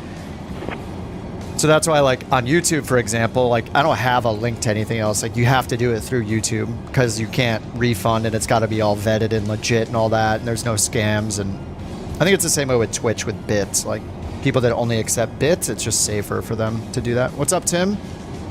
Walker Air Cargo. Where are you at in the world, Tim? Good evening, Yokes or sticks? 30.09er. For ergonomic reasons, I like a stick, but I think if I didn't care about the ergonomics, I would prefer a yoke. The problem is when you're simming that you want the keyboard in front of you and maybe a beverage in front of you and you grab your mouse all the time. So to me, having a yoke attached to the desk right in front of you, it forces you to put your keyboard up on something else or get a wireless mouse and put it on your side or off to the side. So I don't like that. I like being able to just reach over for the stick and throttle and then reach forward with my keyboard and my mouse. So it's just oh, that's us.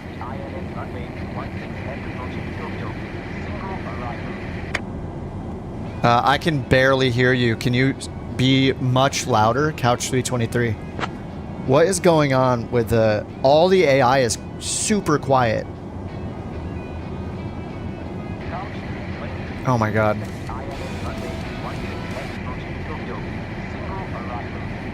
I have to expect ILS runway 16 left, Singo arrival, couch 323.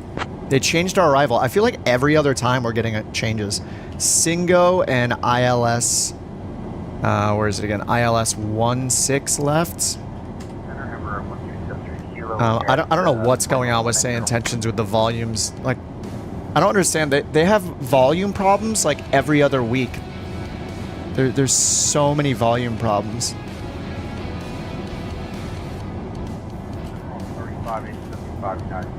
35 today.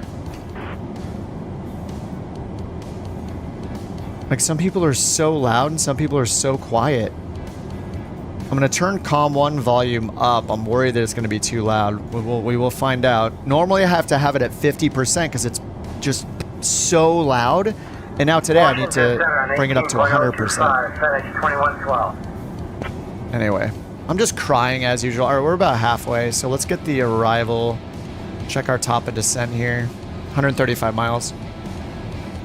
Let me see if Austin told me. Yeah, the charts are Navigraph. Oh, RTE is the, okay. Under route, oh, route offset right here. Offset distance. So is it like, do I have to put right 0.1? Let me try right 0.1. Oh yeah, nice. So you put right or left and then a number of miles and then it'll do a lateral offset. Yeah, that's super cool. So that's what Austin is using to, oh yeah, he just teleported in front of me. I gotta turn the sound of other aircraft down to like 5. It's insane.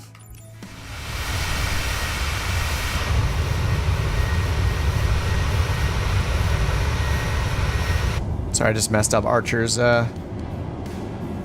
Oh, 777 has overtaken us. Bravo, contact Denver with its shiny tail. 7.55. Let's go take a look at the 777 livery again.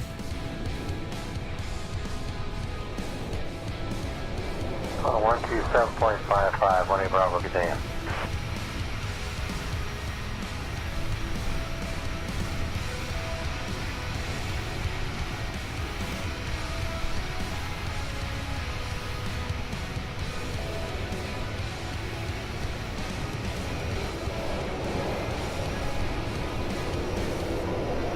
Center, 8884 Tango, requesting 4,000.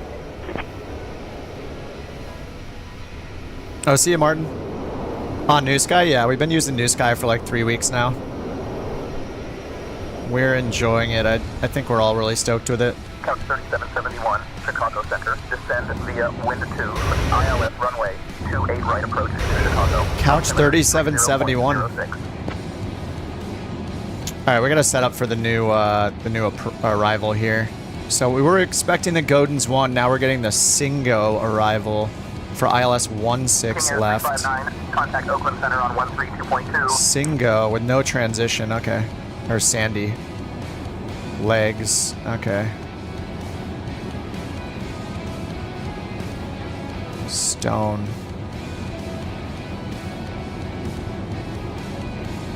All right, let's repin those charts. So no Godin. 359 is with you. Flight level 270 for flight level 29. Singo. Where's the Singo?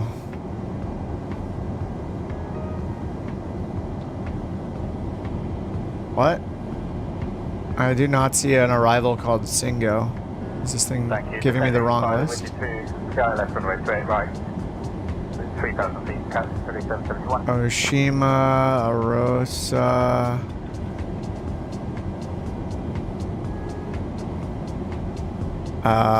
What? Oh, here it is. There we go. Doyle and Singo. Okay, so Stone is our first one. 11,000, and then above 8,000.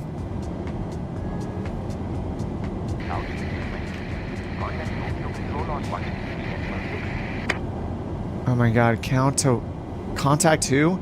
You are so quiet I can't hear you. Couch 323.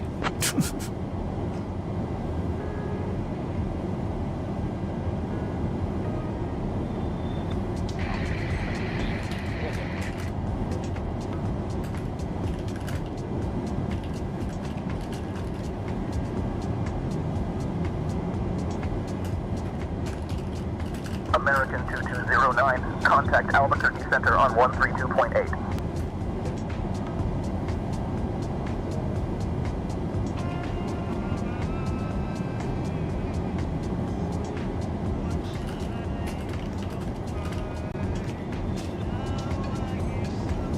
You got beyond ATC to speak pure gibberish? maintain 2000, GeoNation 1013 until established.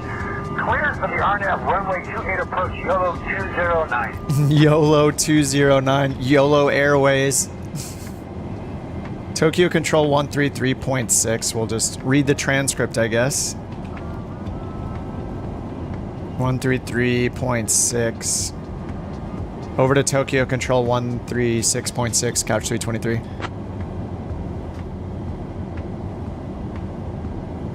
Oh no, it's 133.6.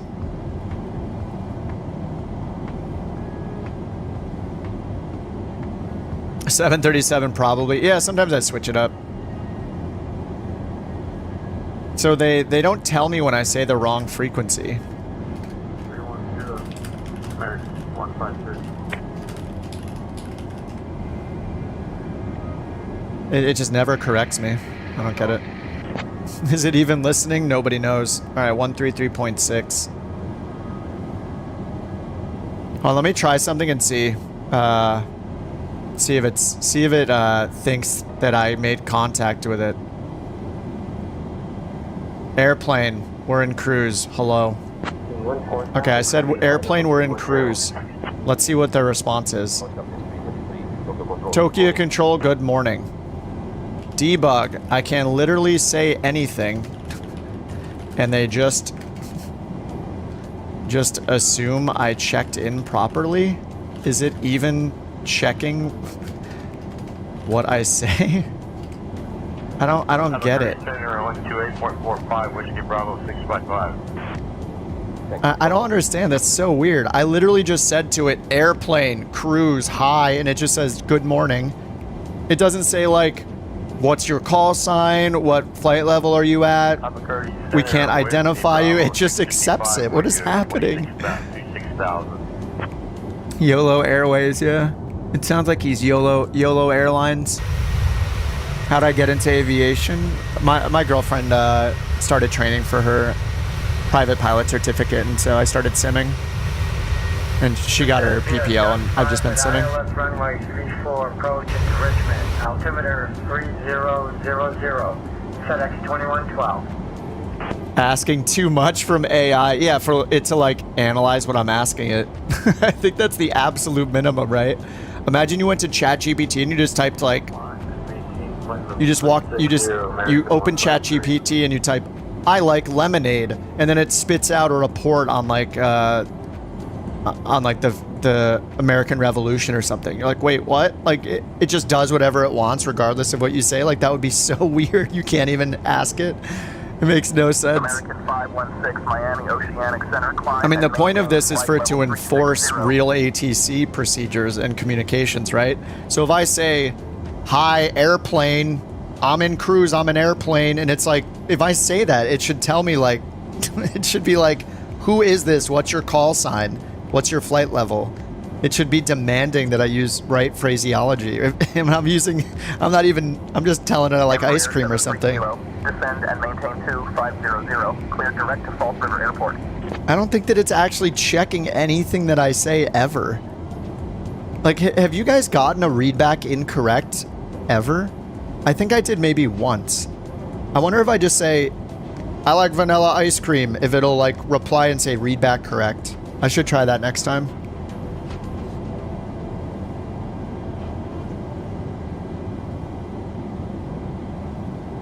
Is it just smoke and mirrors? Is it actually listening to us? You got a readback incorrect? Okay. Expect the ILS runway 25 right approach into Los Angeles. Hola to arrival. I'll have your descent. I'm coming up in about 6 minutes. Just hang tight. Okay, 40 miles top of descent. I gotta put in the approach. Okay, so I got the arrival, and the approach is ILS 16 left.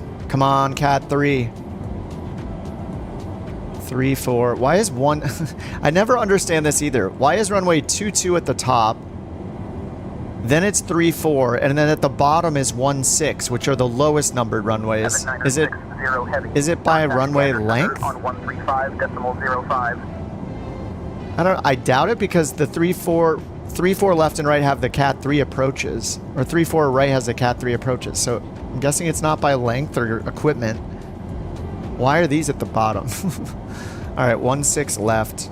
Air Canada 271. Descend via There's an RMP approach too. Runway 25 right approach into Los Angeles. Holy, look at all the obstacles. Altimeter 29.88. Holy crap. I mean, it makes sense. We're flying into Tokyo. Just cool to see it on the chart. Wow. Okay, mandatory 4,000. Canadian 84 Tango. Refer to charts or navigate for vectors to KS43. Let's get 1119.5 for the ILS. 1119.5. Final approach course 157 and decision height 200. 157 200. 157. You're dropping out to refuel. Nice. That's realistic. Radio minimum's 200. Okay. All set. And we got DME, and it's IOC is the identifier. Go around is climbing left turn 4,000, heading 157. Actually, that's the final approach course is 157, so we'll sync that anyway. But then climbing left turn to the VOR, there's a radial. Turn right heading 295, descend maintain 2,000 until established. Cleared for the RNAV, runway 36 approach, Emperor 73 Kilo. Alright, let's check the airport diagram. We already got the airport elevation. We set it to 50, and it's 21. And then if we're landing on 16 left, right here, it'll be a right turnoff. Charlie 8, Charlie 7, Charlie 4, and Echoes are all the way at the end.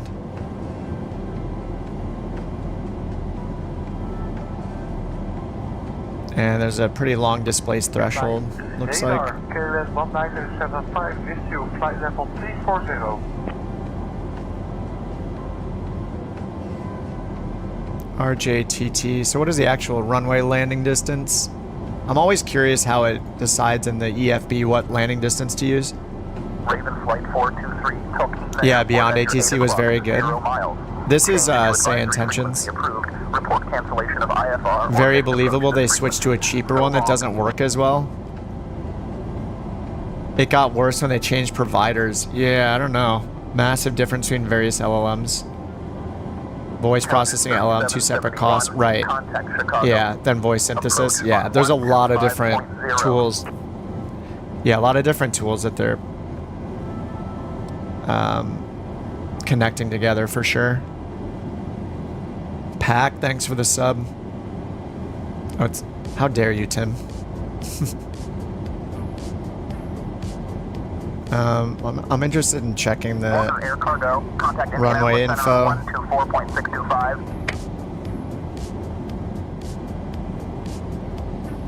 Runway is 16 left and right.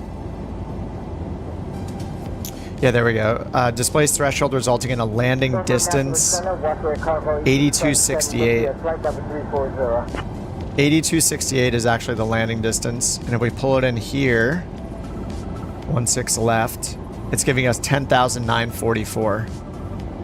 So it just shows the full runway length, not counting the displaced threshold or after the touchdown zone. So I feel like I should be putting in the... I should be putting in 8268 here for the landing distance, right? Departure on 118.6. Squawk 1451. Expect What the runway heck? 25 right for departure. What the... I don't know why my screenshot tool upped and went up.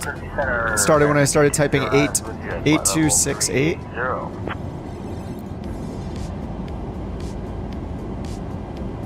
Auto brakes 3, import weather.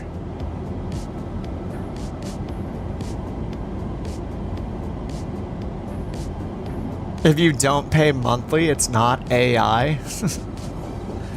I mean, they're not... Wait, I mean... Yeah, I don't think that's accurate technically, right? Because you can have an AI model running on your laptop. Like, for example, like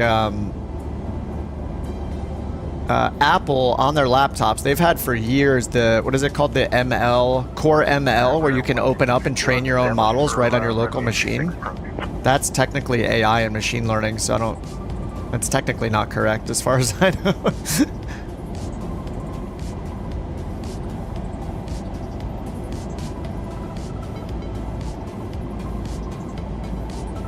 We need to descend, whoops. 803 descending through flight level 190 for flight level 80. We're going with Tokyo. Tokyo control, couch 323, ready for descent. Alright, we'll go down to 8 eventually. I missed my top of descent. What? We're ready for descent, couch 323.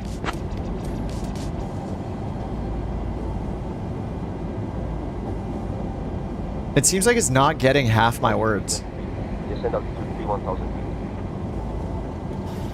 No, we need to descend further than that. We gotta go to Tokyo. Couch 323. They want us to descend 3,000 feet? What? We have a star assigned to us. Roger, junior advisor, frequency Emirates 73 kilo.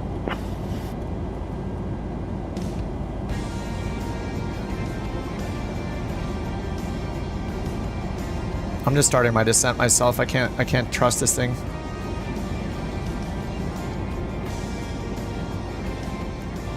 Requires 3,000 for our vertical speed. We're just gonna go all the way down to 8,000. I think you guys might be right when they switch providers or whatever they did for the cost-cutting stuff, that it's... I mean, when I look at the transcript, it's not even catching half my words. So I said, Tokyo Control, couch 323, ready for descent. And what it says in the transcript is, hello, Tokyo Control, ready for. So my call sign isn't in there, and it doesn't even say the most important word, which is descent. Why does it strip my call sign from the transcript? Like, if it's catching everything I'm saying, I expect to see what I am saying in the transcript. It's kind of weird. I don't know.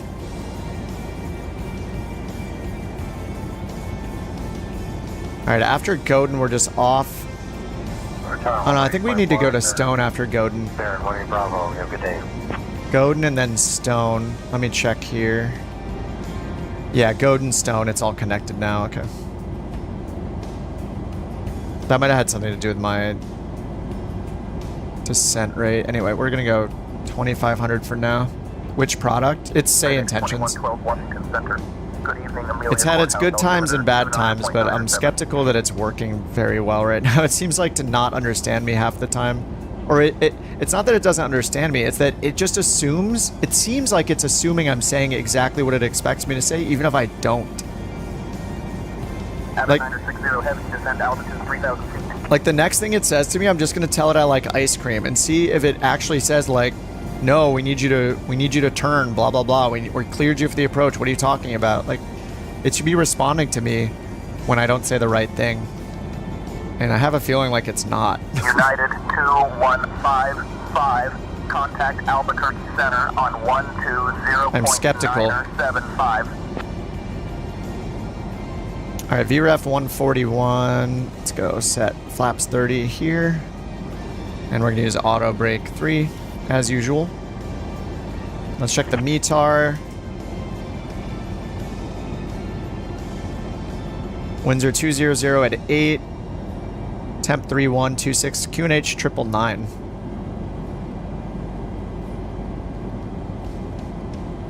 999. Okay.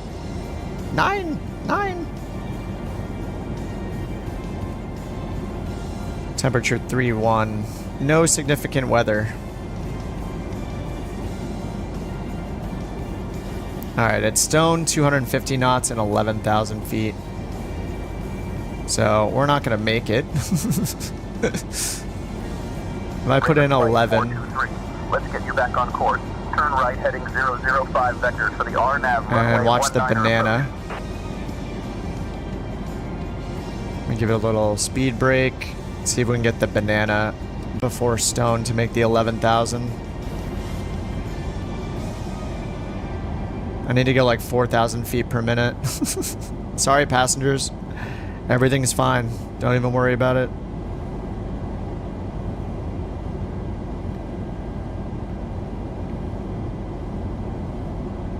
We need to go even faster than this.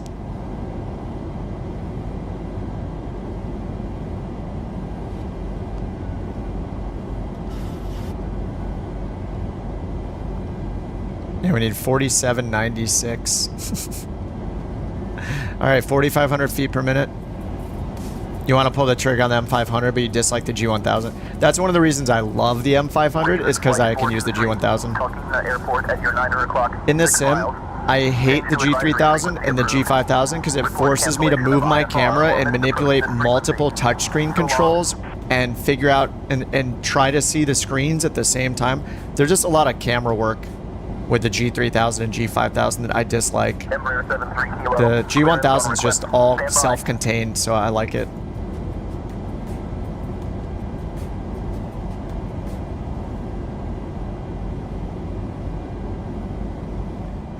All right, 11,000 at stone, 8,000 or above at DME 28 from HME. I should put that in. Looks like we're off course. Let's get back on track. HME is 112.2 Haneda VOR. For the RNAV runway 19er approach. 112.2.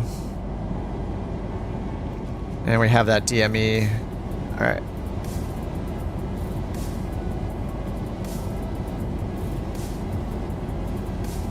Housekeeping 23.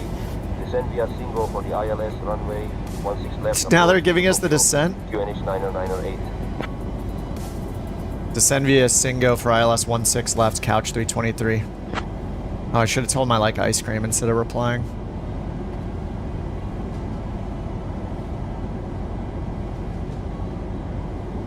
QNH 998, alright.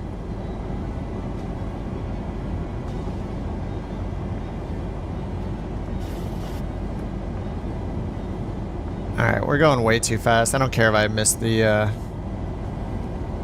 restriction here, as long as we can get down to the 8,000. Ladies and gentlemen, this is your lead flight attendant, Jim speaking. Buckle up, because we've just started our descent into Tokyo Haneda. Just started our descent? We've been descending forever. Raven flight 423. You know, looks like we're off safety course. first. Let's get back on track. Turn left heading 355 vectors for the RNAV runway 19er approach. Alright, let's just turn it off there. Heavy. Contact Gander Center on 124.05.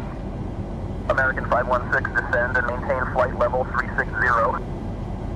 124.05, that's Magnum 0 FPK.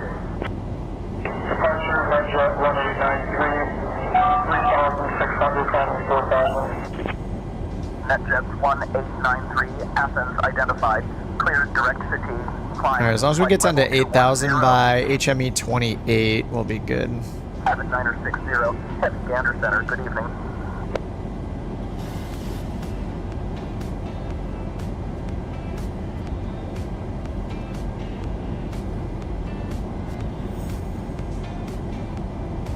Alright. I didn't get the ATIS, 128.8. That's more and more important now. Whiskey Bravo 655 with you. With the NOTAMs. 25,000 for 22,000 feet. Dash 1. 2.26. QNH 09er. Arriving and departing runways 16 left, 16 right, 23, 22. Visual approaches approach on 118.025.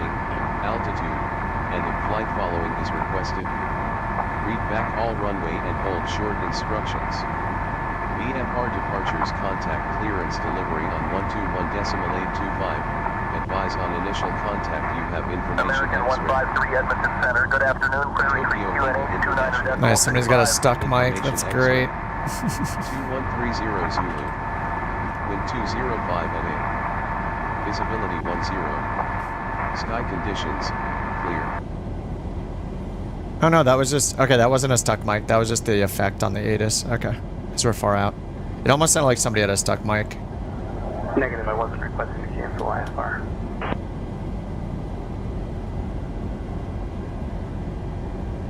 Alright, runway turn off lights, strobes on.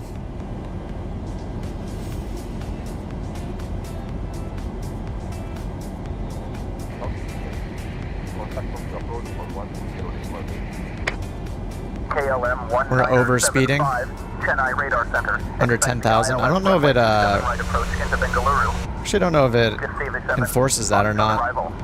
Alright, 8,000 or above at DME 28. Climb and maintain flight level 310.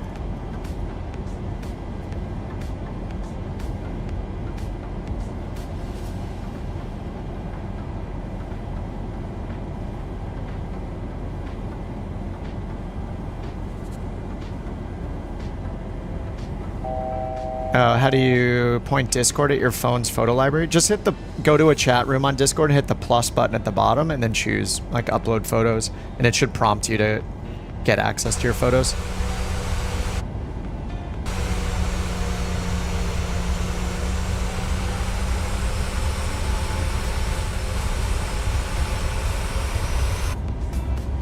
Alright, 8,000. We're leveling off at 8,000. So let's turn our VNAV back on. VNAV path. FMC speed. I don't know why it says FMC speed when the window is closed. Oh, sorry, FMC, not MCP. Sorry, I'm dumb. Never mind. It's doing the right thing. Okay. And now we're going to turn outbound for the ILS. To the left, and then we need to turn around this way. Wow, okay. Wait, no, we need to go over here, this direction. Wait, are we doing that ILS 16 left? I did put in the 16 left, right? I did. Okay. And there's only one transition waypoint. Singo, Sandy. Alright, they're gonna have to vector us all over the place, I guess. We have to, like, vector all the way around the opposite direction. We have to turn us all the way around towards Sandy and then around again, like this big S turn.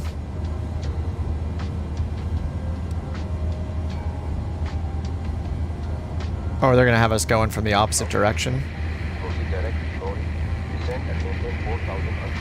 Is that for me? It is. It is so quiet. Flight level 340. It's half the volume of everything else. It's crazy. Direct lorry descent and maintain 4,000 cleared for the ILS. I'm just gonna... Direct lorry. 4,000 on the altitude.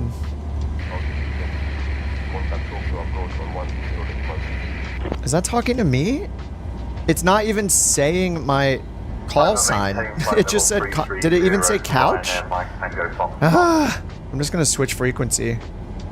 I don't even hear it saying my call sign. It's so confusing. 1893 Athens. Climb and maintain.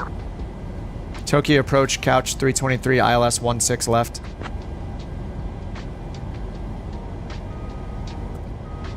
Okay, 200.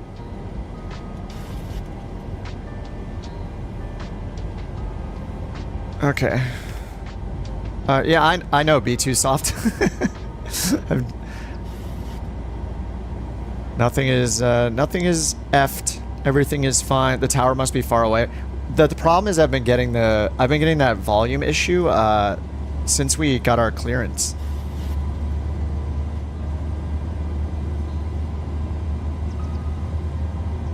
Like the volume has been super quiet. Like even getting clearance, it was like half volume. I'm not sure what's going on. It's having a lot of volume problems today. Okay, we're direct lorry 4,000 and we have a decel and 17 miles to lorry. So shouldn't it be starting my descent? What is it doing now? VNAV with no top of descent. We're just above the profile too high still because it didn't descend us. Okay. Radio volume's at full? It shouldn't... I don't think I have it set to use my radio volume, and everybody else is super loud. Like everyone in multiplayer is twice the volume as the AI, so I don't think it's a volume setting issue. It's a problem on, say, intention side, because, yeah, multiplayer is full volume, AI is like 20% volume. Super weird. Alright, 4,000. Like us, we need to get down to... Okay, yeah, I'm going too fast. Now I'm just worried I'm not going to be low enough. But I think we're good. Alright, we got 17 DME, IOC is the identifier, 157. Final approach course, 11095, yeah, and IOC is identified right here. 16 DME. Let me see, did they reply to me? They didn't... Yeah, I contacted them, they didn't reply to me. Tokyo approach, couch 323, ILS 16 left. I think my mic might be stuck. Yeah, the microphone's stuck. Wonderful. No response. Yeah, microphone's still stuck. Nice. This is getting worse by the week, I feel like. Okay, I think I reset it. Contact Houston Center on 125. Tokyo approach, couch 323, 5,400, ILS 16 left. Okay, I had to go into settings, as always, to fix the stuck mic. Yikes.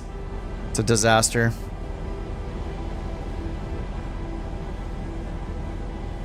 Okay, 5,000, and I wish I could see the VNAV profile while we're descending, while I'm trying to catch up to it.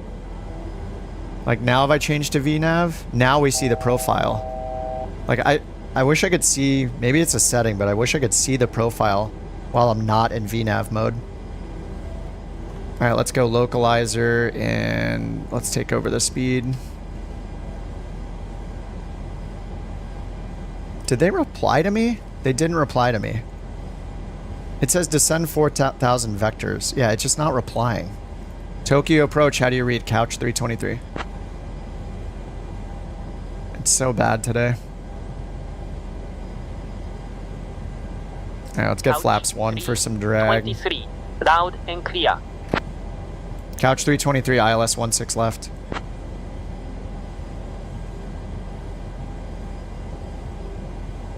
Couch 323, descend 4,000. It's loud again. Vectors for the runway 16 left, ILS approach.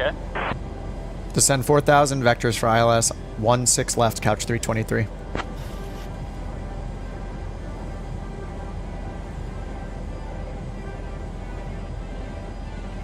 It's so funny how all the ground around Tokyo is just a different color. Like as soon as you get there, bam. It's just, it's so weird. Maybe that's, yeah, like here there's a line, then it's green for a bit, and then it's brown again. Interesting. Maybe it's a Rex thing. Alright, VNAV path. And our FAF altitude mandatory is 4,000, so we're good here.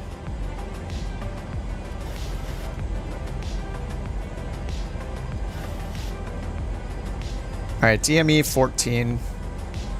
Clear direct, are you? Yeah, the cow's DA42 is good. Variable 17.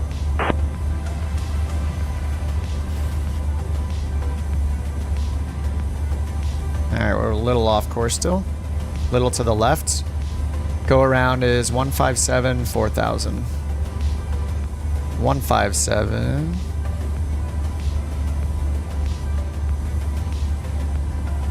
Alright, 12.5 DME. Alright, they cleared us. 323, contact Yokota approach on 1, 2, 3, decimal range. Approach? Why? Shouldn't we be over to tower? Shouldn't you be passing us to tower, couch 323? What are you talking about? Contact another approach. We're on final for the runway. Couch 323, contact Tokyo Tower on 118.1. 118.1, couch 323.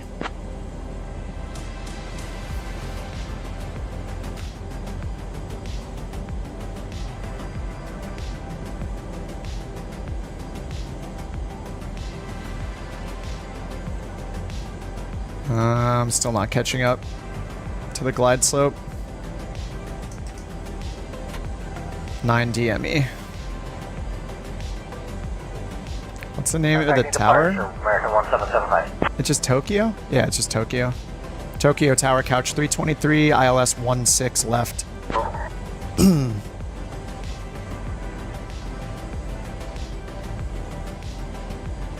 Couch Captains, 323, Tokyo Tower. Winds 195 at 9er. Runway 16 left, cleared to land. 16 left, clear to land, couch 323. 2500. I gotta catch up to the glide slope. 142 is our final speed.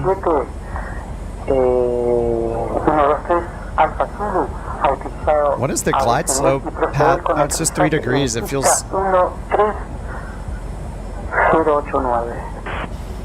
Skyhawk 18 Lima, you're leaving my airspace.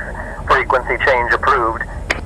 Alright, 4,000 Tower November 8 for go around. Sierra, requesting takeoff clearance. Okay, we can go flaps 30.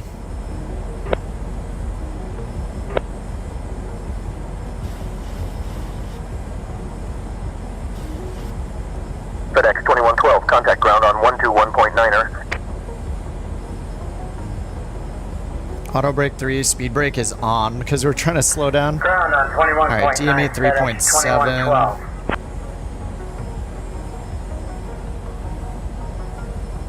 1000. Alright, we got 200 to minimums. We would like to request VFR flight following to our destination at around 6,000 or 7,000 feet. Canada 3023, we would like to request VFR flight following. Why are we hearing that twice? Our destination at around 6,000. We just hear everything twice on multiplayer now. Portland Tower, Charter 1521, how do you read? Charter 1521, Portland Tower, loud and Alright, clear. wind is 7 knots from the right. Front right. 3771, winds 300 at 11, gusting 16. Runway 28 right, clear to land. It just sucks. Everything is so loud and I have to turn it up to hear the AI, so that then everything else is twice the volume it should be, and it's just like blasting my ears like crazy. 9 miles. Alright, I got 100 till minimums. 1521, enter left downwind for runway 29er, report when established. Alright, auto throttle off, autopilot off. Runway 29, report when We're high. established. Charter 1521. 100. 50. 30. 20. 10. Portland Tower, Charter 1521. I'd like to do a Ow, slam the nose kind of hard. on the 29. That was a lot of diving. Whoa, my God, what's wrong with the runway? What is wrong with this runway? Holy crap. Look at it. What is happening? Microsoft?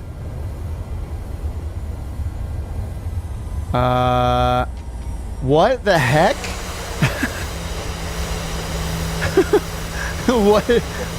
What are we supposed to do with this? Contact ground on 122.075. I'm gonna go all the way to the end and hope that it flattens out, I guess. What is that? How to use real ATC? I'm using an AI one called Say Intentions. What is going on with my throttle's at 60% and we're not moving. Parking brake is not on. We're just stuck. I'm rolling backwards. Oh, my reversers are still on? What? Okay, let's try to turn them off again. Okay, there we go. What the heck? Oh my God. The Swiss cheese. The Swiss cheese. No, I'm not using VATSIM. I'm using Say Intentions. W stream. What is going on? Nothing is working.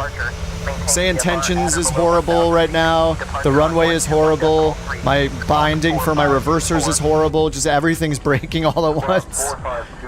Do I glitch every time? No, that... I'm not freezing, which is nice, so... Since I'm not freezing, that's a plus. The sim actually didn't freeze that time. I don't know what's going on with the runway. Yeah, go around it. Yeah, we need to divert to another airport because we can't exit the runway. How is this a bug? Like, we're sunk into the runway. Couch 3771, welcome to Chicago. Exit at November 1 if able. It's the whole runway. This is crazy. This is a handcrafted runway. This is handcrafted by a Sobo. You're glitching when you land too?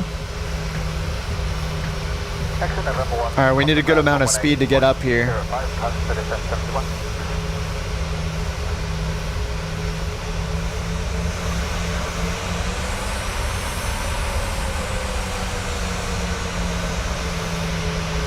There we go. There we go. It's fine. Alright. That's totally fine.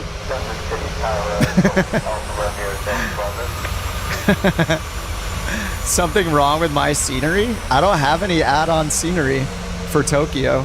I just have whatever came in the world update. I have nothing installed here. I don't get it. I'll check again, but I checked before we started in the marketplace and I don't have any of the... There's no add-on for Tokyo, so it has to be a Sobo. The only ground thing I have is like a texture replacement. Handcrafted.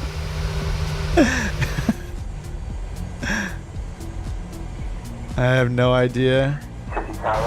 Wait, Rick, wait, does anyone else have this problem or is it just me? ATC said welcome to Chicago. It might have been global. I have global chatter turned on, which I should probably turn off because it's... there's so many problems with it with say intentions. I have the chatter literally on the 1 setting out of 10 options for amount of chatter. I literally have it on 1 and it's as if I have it on 10 with how much we hear. It's just non-stop. Apparently that slider does nothing because I have it on the absolute minimum setting. It's so weird. It looks like lines on Photoshop. There's a bridge to an island. Oh, that? What is that?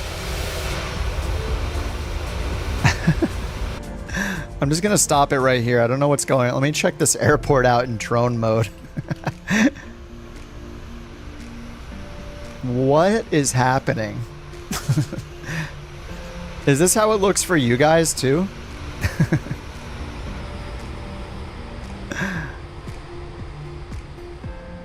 What is going on? Handcrafted.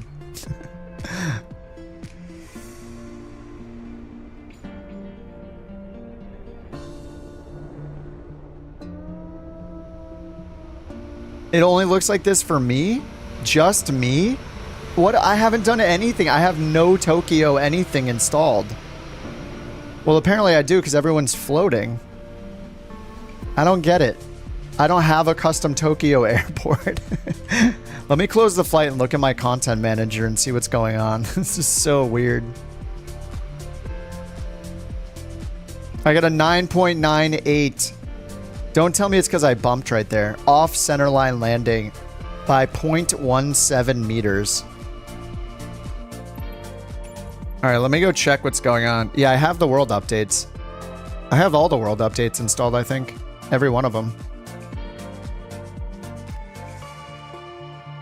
Yeah, I mean, something is definitely wrong. I don't know what it is. Yo, Rick.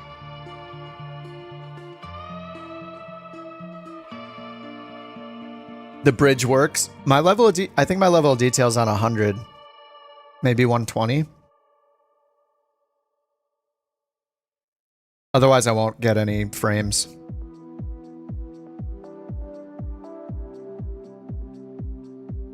Looked better than this the last time I was here. I mean, I must have something installed that's messing it up, right? But I'll search my content manager.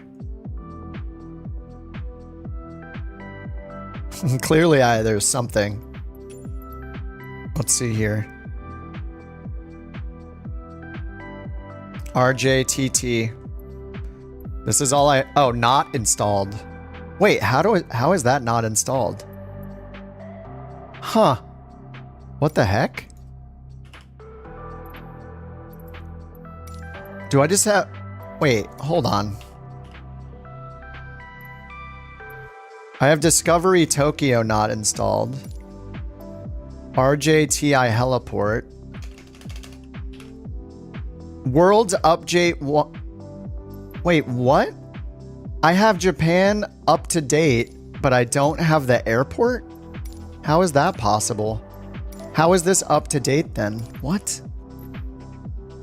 I'm so confused. Not installed. Yeah, that is so weird. I don't have Tokyo installed.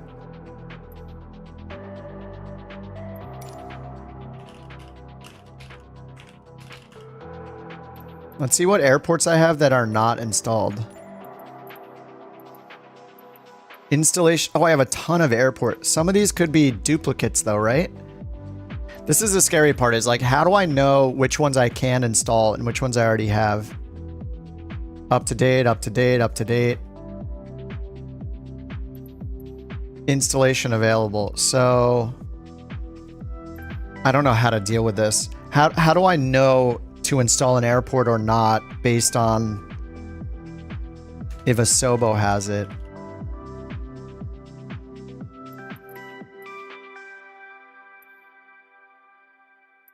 Not installed. I guess I need to install them all.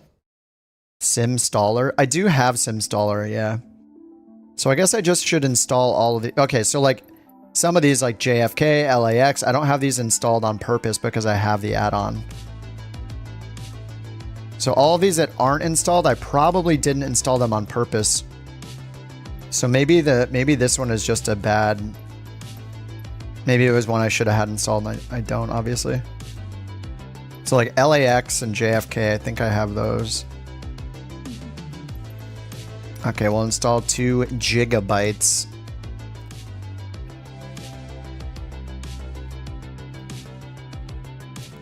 Microsoft system didn't account for third-party add-ons, which is absolutely hilarious considering they have their own marketplace. I mean, the problem is you can break it even just with the marketplace, right? You can install any of the handcrafted ones Asobo offers and then install one from the marketplace within their own system. You know, and it doesn't like detect a conflict or anything. You have to manually go through and audit everything you've purchased. It's kind of weird. So I guess the way I can do this is, yeah, either SimStaller or I can go in and I can go to what's installed and sort and type in the word airport and then scroll through and look for duplicates. I have terabyte. Yeah, I have so much stuff. Much stuff. Man, this is a bummer. I got dinged just for off centerline landing deviation. I shouldn't have tried to straighten out with my rudder pedals at the end. I should have just landed it slightly sideways. Probably would have been better. We're profitable, 15K. Did you guys say we're number 6 or something? We are. We're number 6. We're coming for you, AvGeek. 9.07 for British AvGeek. 9.26. Holy. What a rating. Good job, Couch Captains.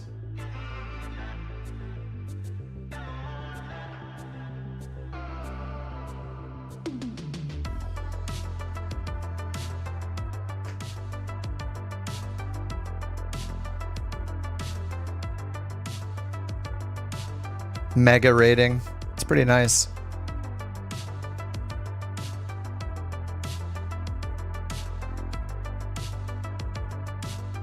Yeah, I don't know how I didn't install these airports when I installed the world updates.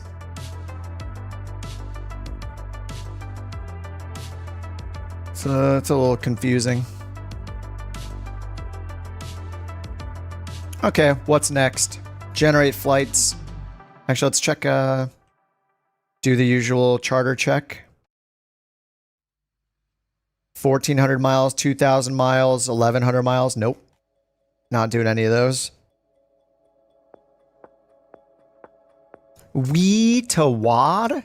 Is that W-I-I-I? Indonesia? Wee to Wad.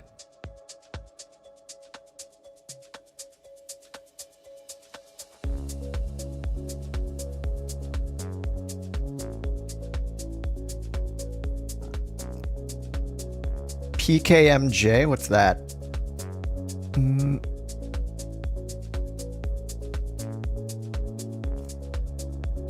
We may catch British AvGeek.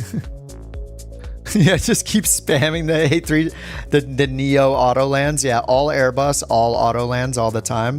What's up, Chuck?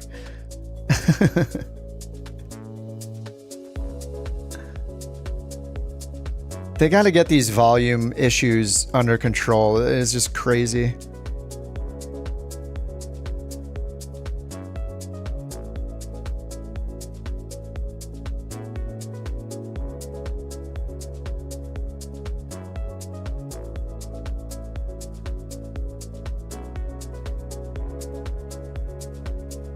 Ooh, Manny has a new ATR available for the ATR pilots.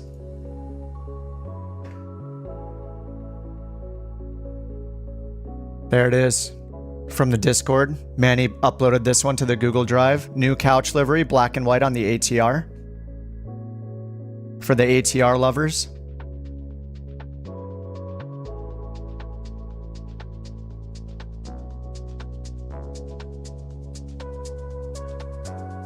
Not bad, Chuck. We just did a flight to Tokyo. I had some problems with my scenery, so I'm kind of reinstalling it. Or just installing some missing airports.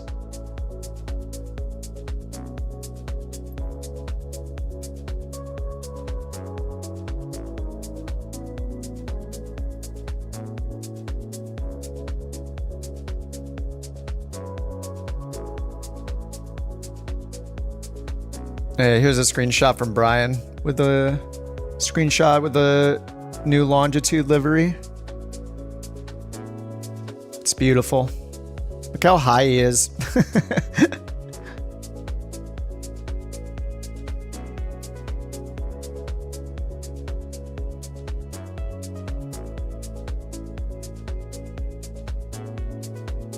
While these things are installing, I'm just looking at screenshots.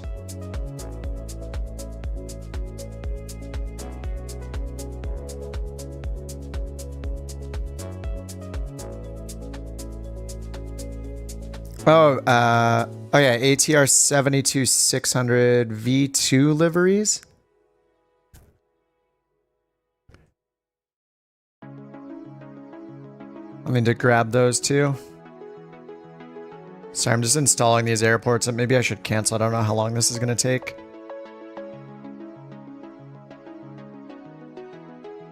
Couch Captain liveries. Let's see what the newest ones are.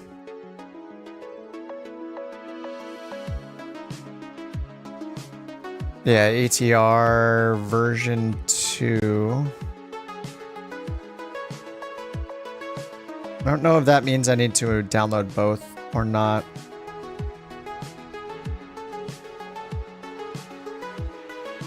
Maybe it's pack 2. Oh, is anyone flying the CJ? The CRJ? You have to make, you need to make a black and white for the PMDGs? Oh yeah, of course. And like a purple one too.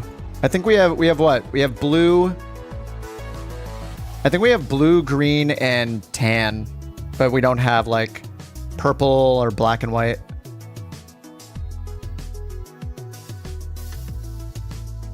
Sorry, I'm just doing a little housekeeping here. I want to check out these. We got the new ATR liveries. I just want to make sure.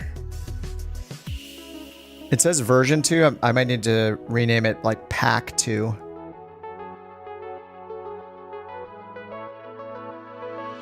I just want to make sure they're not duplicates.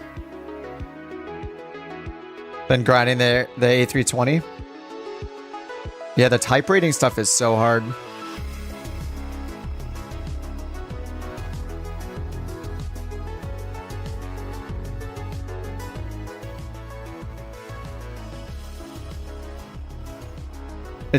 I really hope they make it so the sim doesn't freeze for like 30 seconds to 5 minutes every time you install something going forward. That would be nice.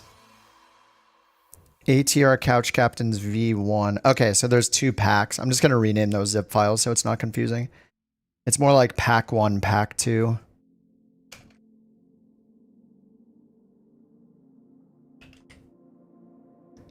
Pack 1, pack 2.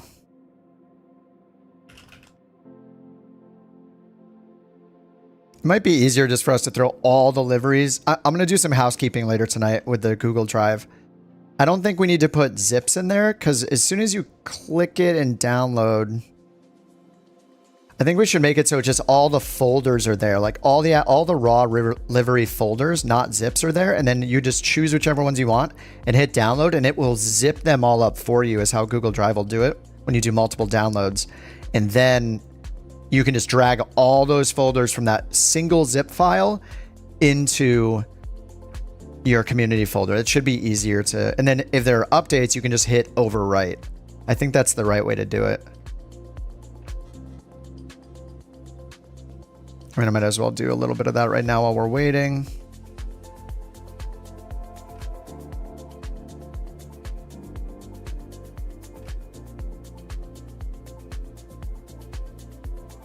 How do you change it to West Coast? In the top right. What's up, Anthony? Couch Captains is our virtual airline.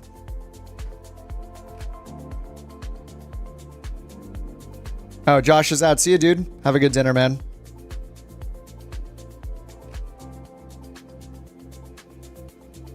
Okay. I regret installing all of these now with how long it takes. I think we're more than halfway through, though. Queenstown, there's like... And then there's Tokyo. Yeah, it's so weird. I don't know how I did this. I must have broken it myself. What's up, Marco? Yeah, you've been meaning to ask about the organization. Yeah, I think the easiest thing is going to be we just throw all the folders in there instead of zipping them ourselves. Because with Google Drive, you can just choose as many of the liveries as you want to download and hit download. It will zip them up itself and then give you one zip file. So right now, if you open that zip file, it's a zip of zips. So it's really frustrating to do it. So I think we'll just put the folders in without zipping them. And then when someone downloads, they'll get one zip file from Google Drive, drag all the folders within that file into their community folder, overwrite the files if necessary, and then they're good to go. I think that's the better way to do it.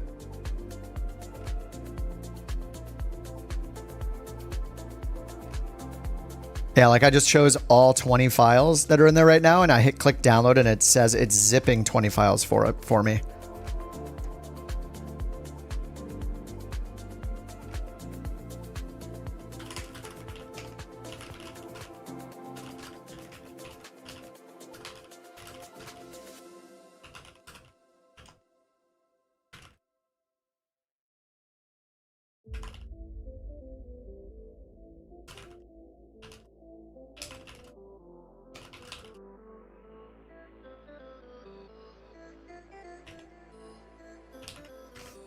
Extract one zip into their community folder.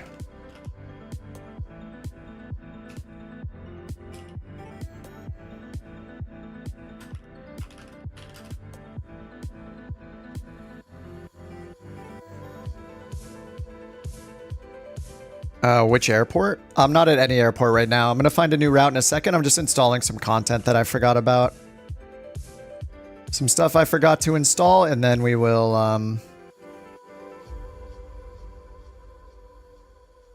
And then we'll do our next flight.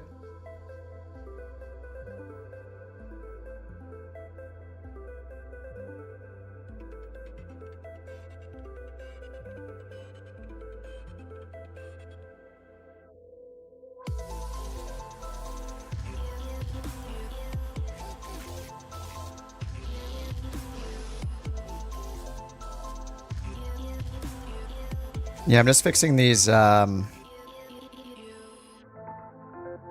liveries real quick.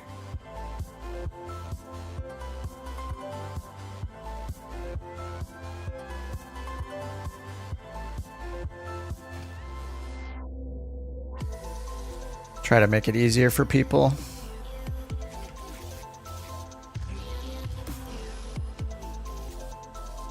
Sorry guys, just give me a minute. Multitasking here.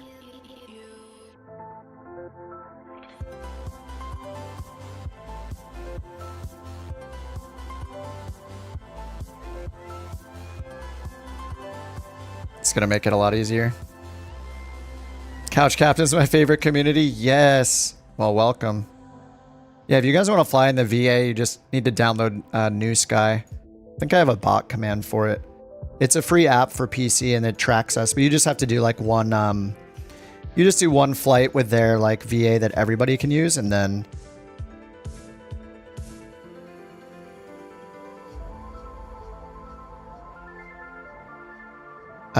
you can join Couch Captains. But it's just, you just have one flight to do first, so you can make sure that you know how the software works. All right, I'm fixing the liveries on the Google Drive as we speak. So it'll just be one big, the folder just has all the livery folders in it. You guys can you could literally just hit download all. It'll zip them for you, and then you just have one zip file. You can drag all the liveries you want, or you can pick and choose. It's just totally up to you.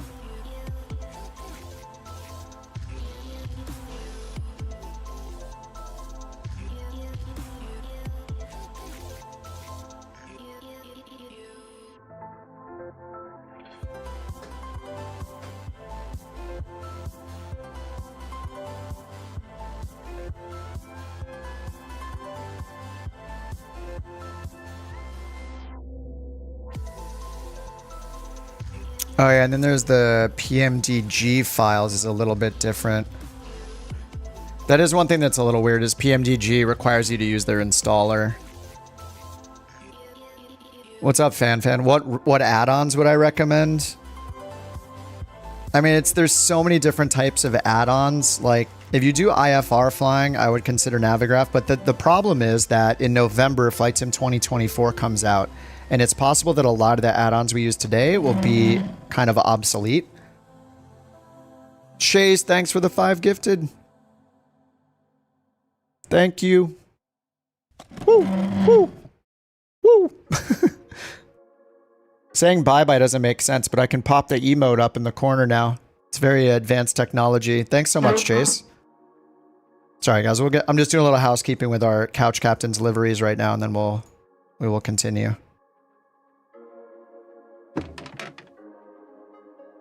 And it looks like the airports are almost done installing.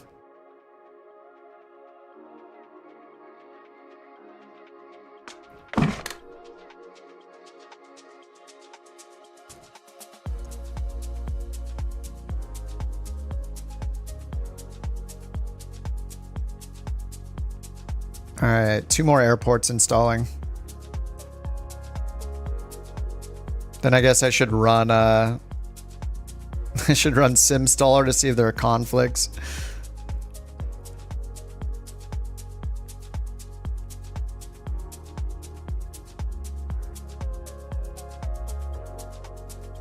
Yeah, there are liveries for the 737, yeah. There are like 3 of them for the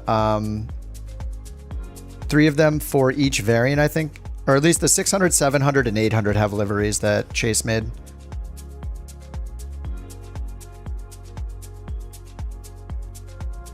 I think we might need to make one folder that just has the PMDG stuff in it, probably, just because a lot of people might not need it. Because it's a little different with PMDG. You know, you have to use their installer. So it's kind of a little strange.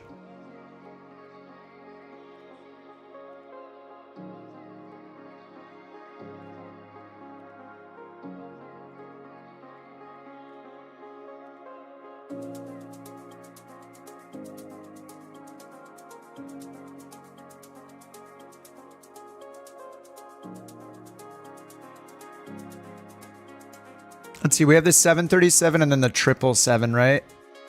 I think that's it. So those will go in their own folder called PMDG, I think is how it should work. And then, yeah. one special folder for PMDG because not everybody is going to need those.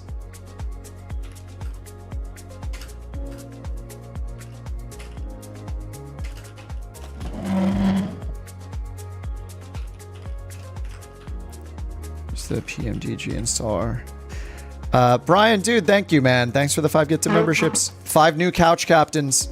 This is to atone for stalling on landing and burning a delete.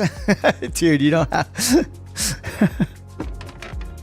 Alright, if that's your excuse, we're not going to be upset about it. There's no hard feelings.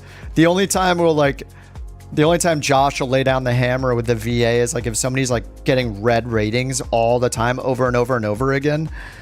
Okay, there we go. Yeah, 1,000.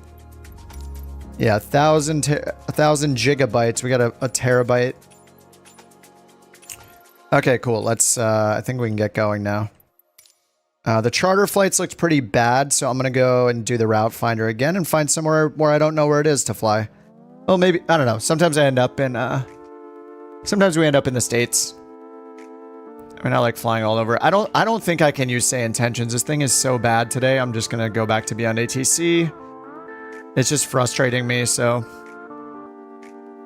It's just like the volume is so, I don't, there's so many, I'm like, I feel both ways about it. I'm so excited about it supporting like PyReps and NOTAMs, but it's kind of the same problem that has been happening with that software is there's too many new features and not enough bug fixes. The volume has been all over the place for months. I once again got the push to talk button freezing error that I never have with Beyond ATC or literally any other program. So it's just like, I want it to be stable before there are new features because I want to use it all the time. It's just so, it just, yeah, I can't trust it basically. Now I want to use it. It's been so buggy. Oh, you're off, Jack. All right, dude. Have a good one, man. Yeah, we'll see you during the week.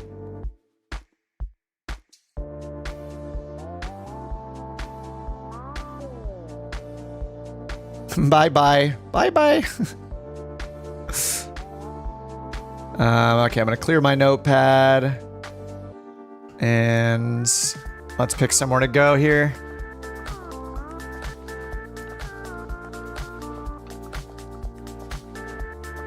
$737-800s forever. I need so many more flights. I need like 25 more flights to get type rated, and I need to pick my rating up. What's ZBSJ? Is it China?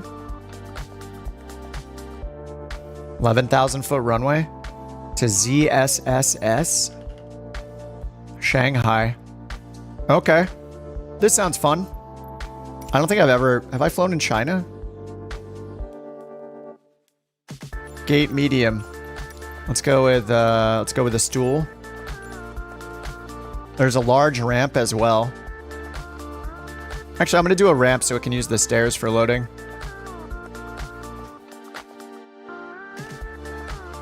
All right, BSJ to SSS.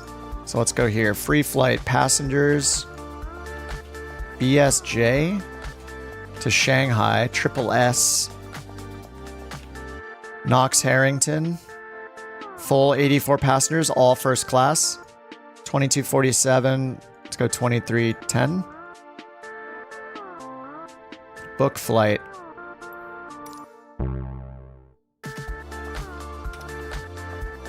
Ding. All right, generating sim brief. Jason Bryan, thanks for the gifted memberships, guys. They fly for the VA. And they're recruiting more couch captains in the chat.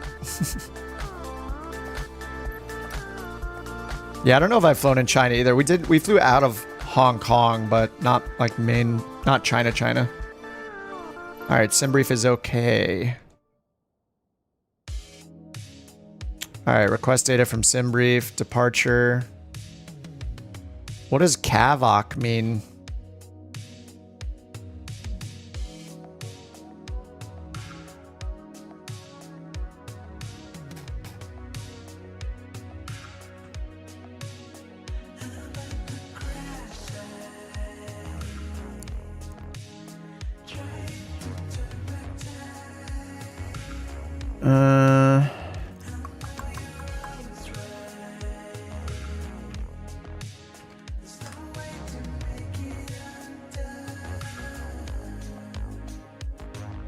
Triple 7. Sorry, I'm organizing the liveries again. Okay, they're all uploaded in folders this time. And then the PMDG stuff, I'm going to move to the trash, and then I'm going to upload a new folder just for PMDG with its own files in it. Maybe we need 2 folders, one for non-PMDG and one for PMDG. That would be easier, maybe.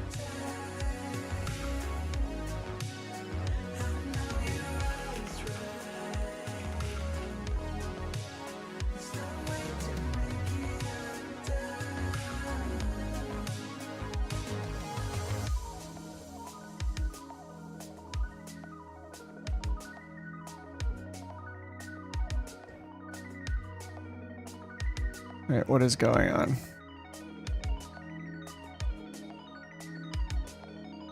Cav okay? I have to look up Cav okay again.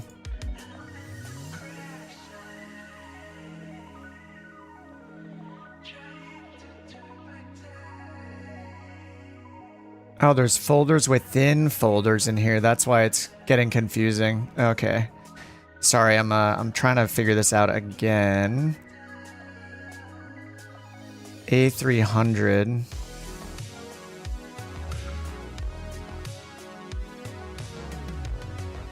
What? I might need to download the Drive app. I'm trying to make this easier for everyone trying to install the liveries.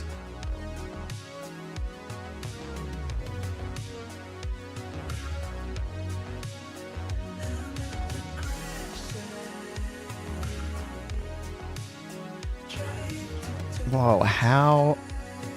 Sorry, I might need to fix this because it's getting bad.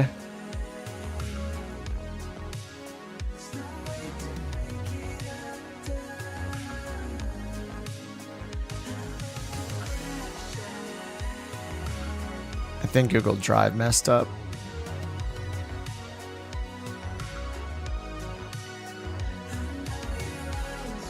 Sorry, 1 minute, guys. Glad you're not the only one looking at the Drive folder. Like, yeah, I'm moving a ton of stuff right now. So I'm going to make 2 different folders because I don't want people to drag PMDG liveries into their community folder because that's not how you install them.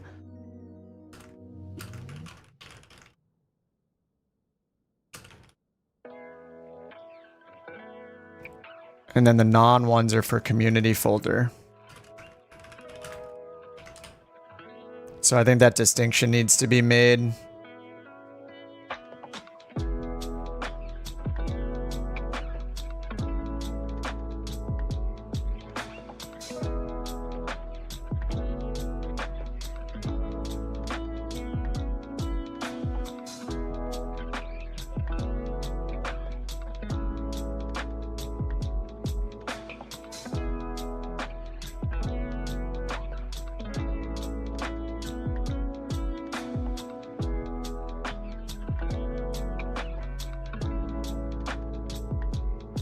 Yeah, there's like folders within folders, so it's getting confusing.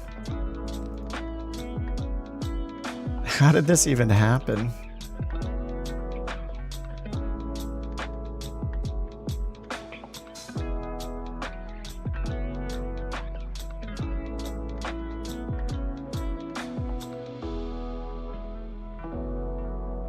I mean, I probably did it. That's probably how it happened.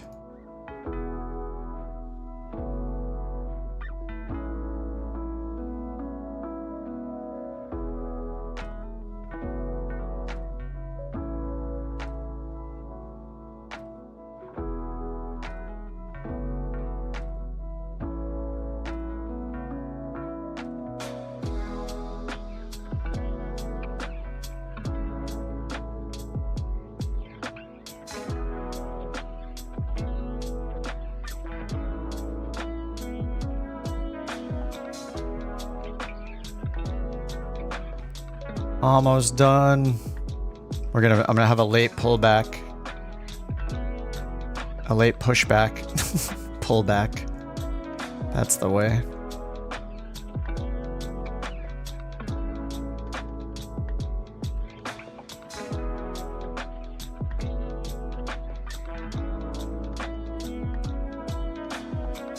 Well, I've never had to manage a livery folder in any way, so this is a new thing. We're doing it live.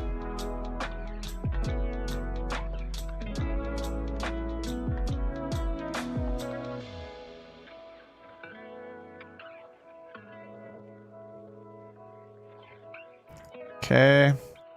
Just gotta delete a couple empty folders and then we're good.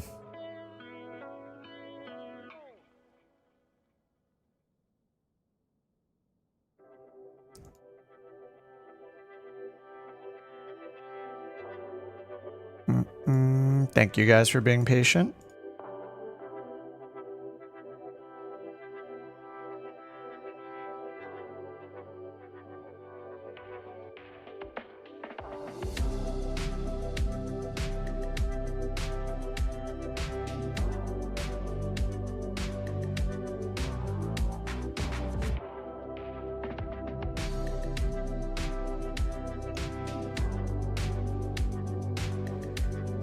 What is this MSFS layout generator.exe in some of these folders? I'm guessing I can delete that. I'm gonna delete it because I don't think that's supposed to be in there. Move that to the trash on the Vision Jet ones.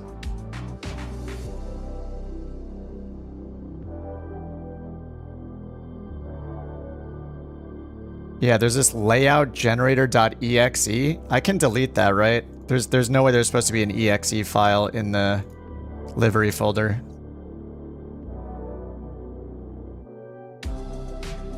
Okay, I deleted those.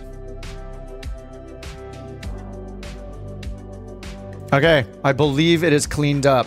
Delete that, it's added for making a livery. Okay, cool. All right, I think it's all cleaned up. So if you guys are in the livery folder now, it should look a lot better. You might need to refresh it, but there's now two subfolders. One's for PMDG liveries because PMDG requires everyone to use their app to install the liveries, but I don't want that to be confused with the community folder liveries. And then once you're in the folder, you can just select all the ones you want, like shift click or whatever, and just right click and download. You can download all of them at once if you want, or download the main folder. And then you'll just have all the folders you can just drag and drop, or you'll have all the PMDG files you can just drag and drop. Okay. Woo. Request refueling. Let's go. Yeah, just like the JSON file and stuff. Yeah. Anyway, I think it's all good now. All right, can we get our... Let's try the refueling again. Oh yeah, I have to get the GPU going. Duh. Because it uses the screen.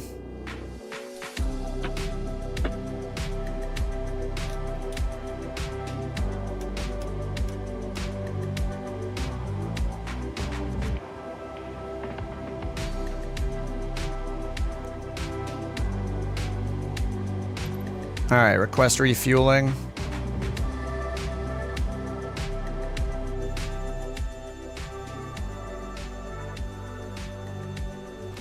And beyond ATC time.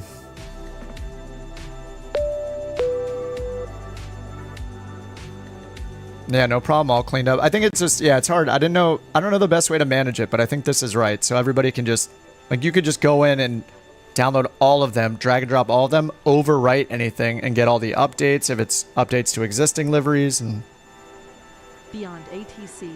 Or you can just pick and choose. All right, here comes our fuel. Let's get the boarding started at the same time. We only have 80 people to board.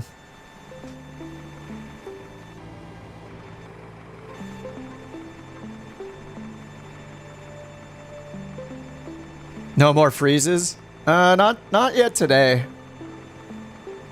What's up, Bandit? How's it going, dude? You're gonna hop up. All right, Meta. Have a good one, man. 20 more flights to level up. Easy, we got this. We will take the throne from British AvGeek and his 10 billion pilots.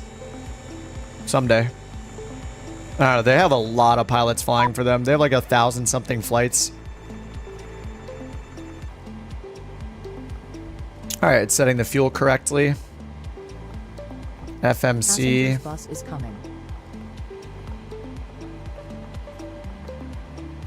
All right, we're going to Shanghai. And it looks clear there. I gotta look up what cav OK means. Cav OK. On a METAR. Oh yeah, ceiling and visibility. Okay.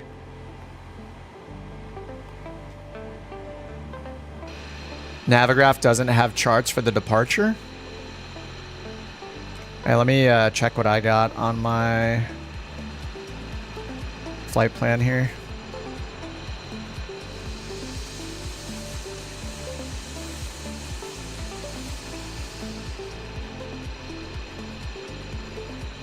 I got the UK Miss 8ZD departure.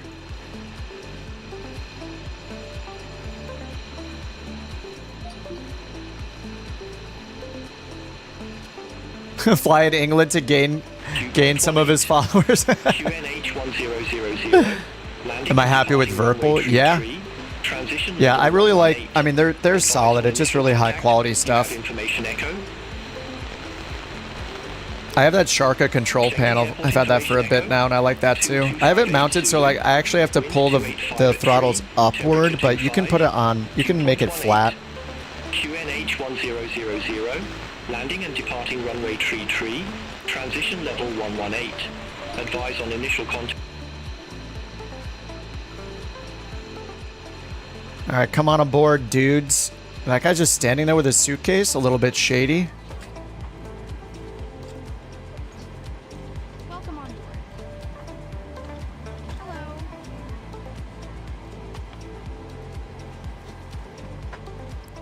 We are. I'm glad I'm not using say intentions because I have no idea how to pronounce this stuff. We're gonna let the AI take a crack at it. Colt 323 request IFR clearance to Hongqiao Airport. Colt 323, CGI Zhuang delivery. Expect runway 33, UCAM 8 Delta departure. Squawk 5312. UCAM 8 to Delta departure. Squawk 5312, Colt 323. 5312. 323, read that correct. Contact ground 121.6 when ready for pushback or engine start. Ground 121.6 when ready. Colt 323, have a good day. China uses a metric flight levels. I hope you know where the metric button is.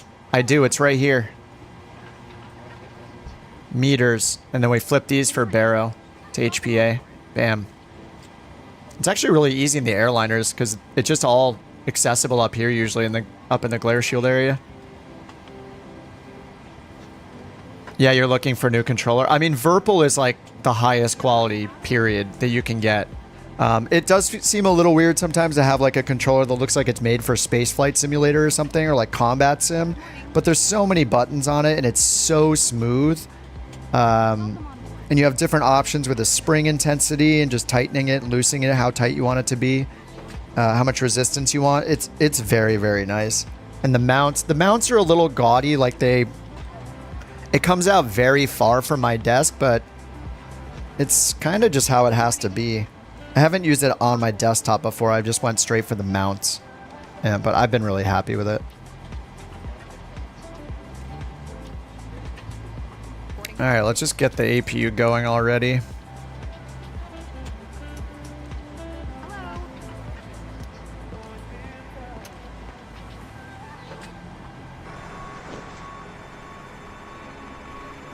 You bought the not so beloved 737-600? Dude, I love it. What? Yes, dude, I'm loving the 737. Whenever you run into problems, ask me. I'll try to answer them because I'm also a newbie at flying it. And I don't know what it is about the Boeing. I like it. I think a lot of it has to do with simulator stuff specifically in my setup. I really dislike having the detents on the Airbus.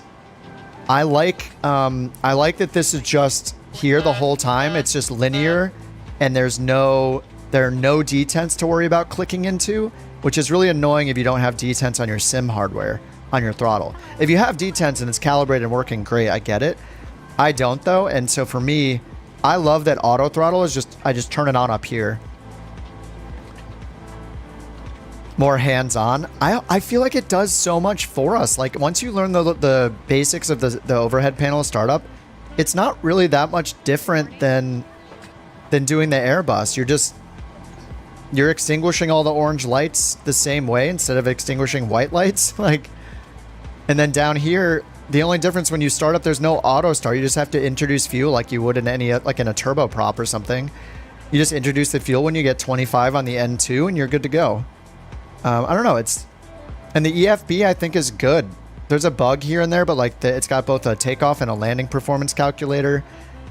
I'm not upset about the PMDG stuff. I think most of it had to do with me not learning it like, you know, I was confused at certain things. Like if you split the throttle, it'll turn the auto throttle off. That took some getting used to. But the takeoff roll, like you just hold your brakes, bring it up to 40%, wait for the engines to rev up to 40 and 40, then you hit the auto throttle button and let go of the throttle and you're just good to go. I don't know, it's great. I kind of like it. Yeah, it's a 737 gaming. And I love that you can do the 600, 700, 800, and 900. Like you're basically good to fly all of them. You're just V speeds are different. One climbs faster than the other. I'm a fan. The Boeing FMC makes more sense. The one thing that threw me with the FMC was just doing a direct to. So when you want to do a direct to, you need to grab what you want and paste it in the top position and then execute. But instead of hitting a DIR button. But once you know it, it's not a big deal. The SimBrief integration is really good too. And there are tons of options under the menu. Like there's so many options you can set to configure it differently, like turning on the eyebrow windows, turning on the window shades, removing the seats, removing the headrests, removing the yokes. Like I took the headrests off. Got to save those frames, you know. But yeah, I'm surprised how much I like it actually. Boeing makes way more sense. I will say it's a lot easier to land the Airbus though. I have much better landings. Like the fly-by-wire system is incredible. And how you leave it on auto throttle until you touch down, that's great. Not manually managing the throttle and having fly-by-wire all the way down until you touch down. It's really nice. That's the plus side of the Airbus. It's not really the difference in the automated systems, I would say. Like they're both good. They're both easy to set up and get going. I think it just comes down to the landing. And the Airbus is easier to land. I think that's probably why most people love it. And I'm not in depth on the failures and wear and tear and all that stuff yet, so I'm sure that people love the Phoenix because of how in depth it is. I'm just not at that stage yet where I'm doing that stuff.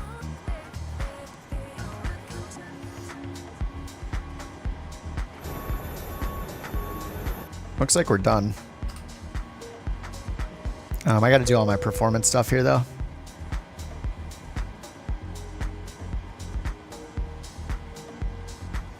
All right, we're expecting 3-3. Takeoff 149 for the temp. This is loading still. Let's double check here. Cost index 80.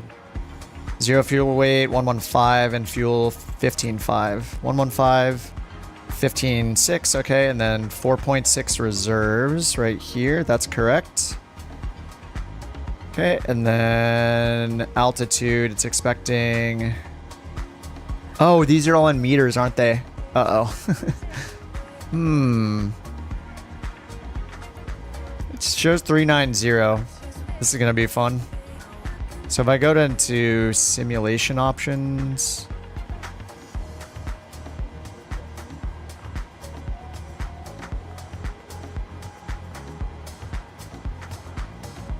Might be aircraft displays. Okay, so we have pounds and kilograms, but I don't know if we have feet versus meters for the purposes of the CDU.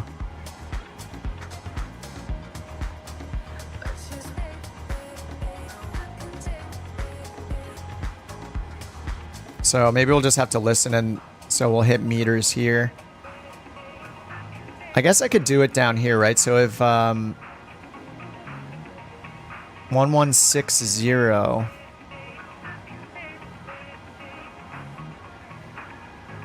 So if I change this up until we get 11600 meters, then we'll know the equivalent. Yeah, I think that looks right.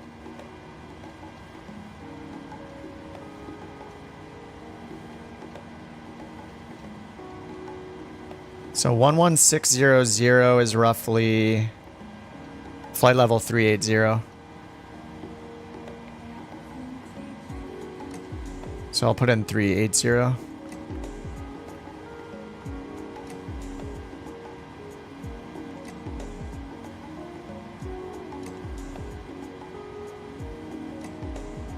I guess that's how we do it. Yeah, we just look at the meters here and get it as close as we can to what they assign us. Alright, so they told us to do the UKM 8ZD Squawk 5312. UKM 8ZD, that's what we have from SimBrief. Takeoff 1 and 49.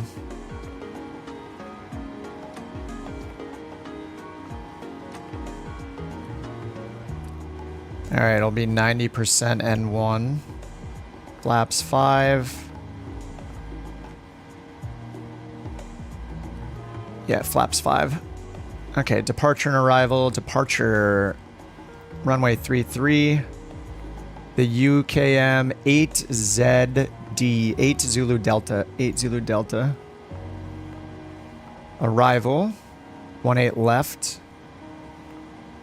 So let's do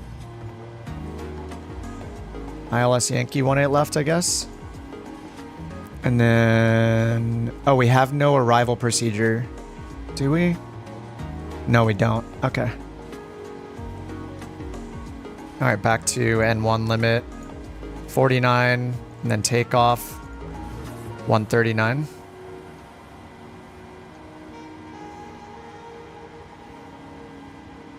All right, and we're expecting runway 33.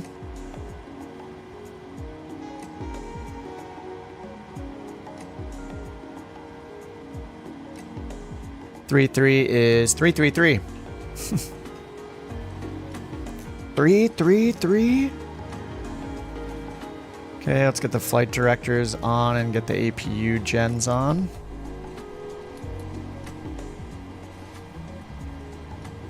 Alright, now we can get APU bleed. Packs to auto.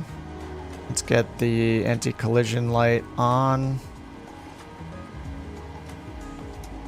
Alright, we can get rid of ground power.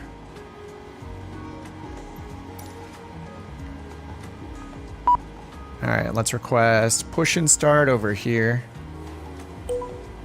Colt 323 at ramp 37. Request pushback and engine start. And we'll get rid of the chocks. And we have to close the doors. Discharge on ground. Pushback approved. Face Hello, southwest. Captain. We are ready for pushback. Alright, Pushback face approved, southwest. Face southwest. Colt 323.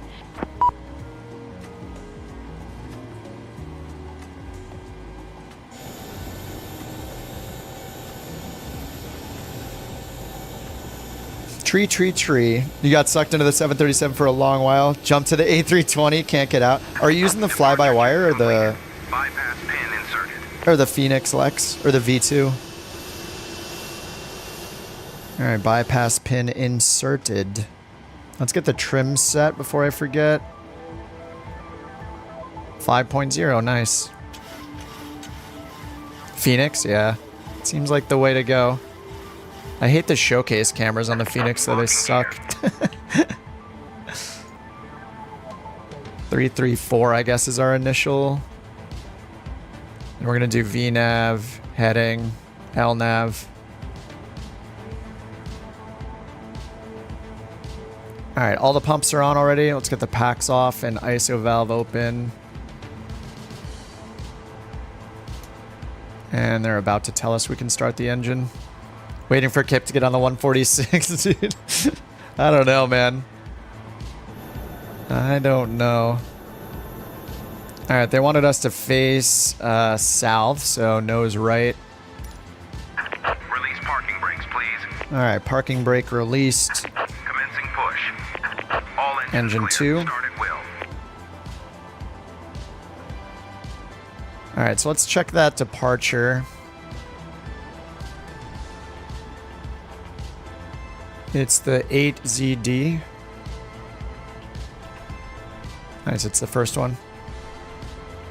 Routing, transition altitude, 9850. It's got the conversion here, nice. Meters to flight levels. So flight level 118. So that's in meters. 118 plus is flight level. FL 118 is FL 3600 meters. So I'll move this until we see 3600 meters. This is a new thing.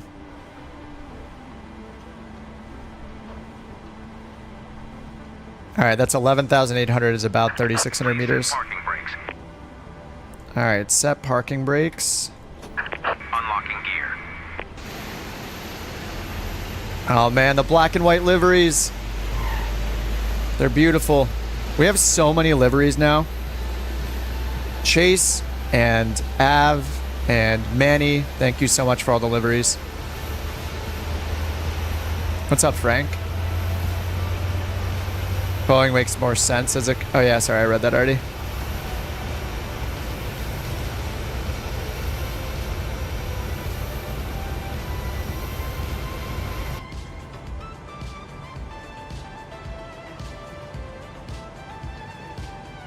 All right, engine 2. Tow truck disconnected. Bypass pin removed. Left is clear. Right is clear.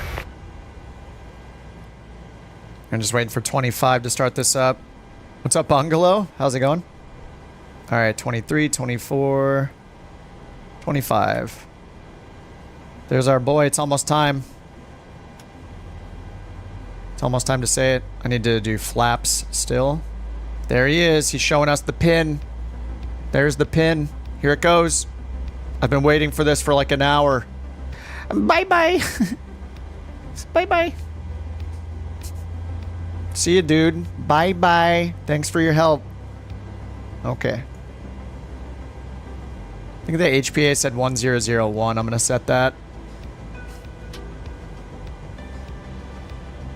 Alright, that was the click for the starter for engine 2 being off. Okay, both generators are available. Gen 1, Gen 2. Probe heat on. Packs on. ISO valve auto. APU bleed off. APU off. Taxi light on. Do we have center fuel? We do not. And we'll taxi with our right engine. Alright. And we need flaps 5. 1, 2, 5. Alright, let's ask for our taxi. Colt 323, request taxi to the active. Thanks for the sub, Frank. 323, runway 33 taxi. The bypass pin. I just learned about this like yesterday. So when they're gonna tow you, when they're gonna do pushback, they walk up and they put a bypass pin in the nose wheel gear to prevent it from being able to be turned, just to make sure it's steady and unusable while they're pushing you back. So it's got that giant flag on it, so it's very obvious if they leave it in by accident. And I guess so they walk up, they put the bypass pin in, then they attach the tug, and then they lift the wheel or just push you back. And then I think they lift it with GSX most of the time. And then, yeah, when they're done, they go back in, they remove the bypass pin, and then they show it to you like, hey, I removed it, here it is. You can use the nose wheel steering. It's been left in before. I am sure it has. Okay, we got runway 33 via Alpha. Nice.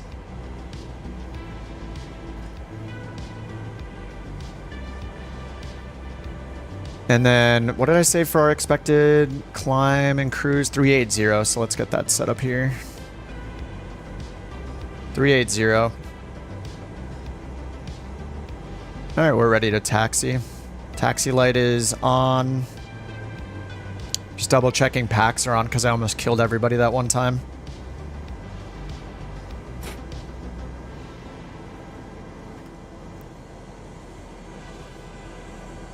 All right, we just go via Alpha down to, I guess, Alpha 6 for 3-3. We're flying to Shanghai. We're in China for like the first time.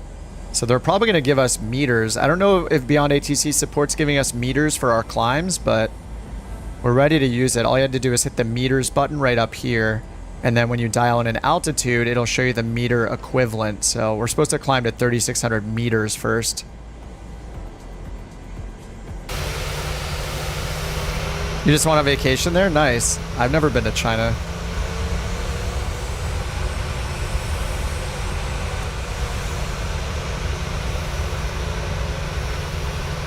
Oh yeah, we look so good.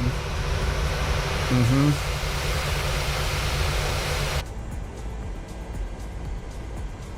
Is this Alpha right here? Yeah, this is Alpha. Alright, flight director's on, LNAV, VNAV. We have our initial climb altitude. We got our V speed set. 133 is V1.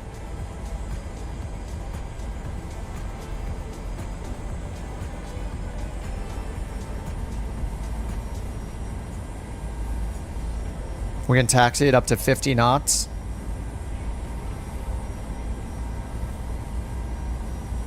Without being dinged by NewSky.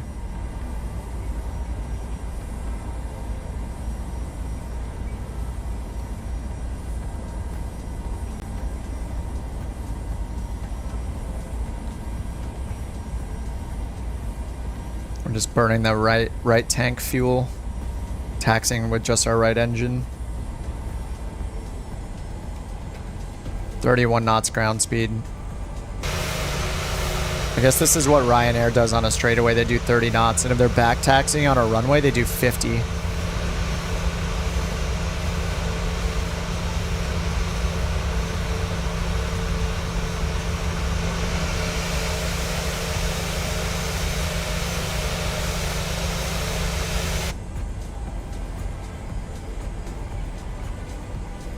Alright, auto brake is set to RTO.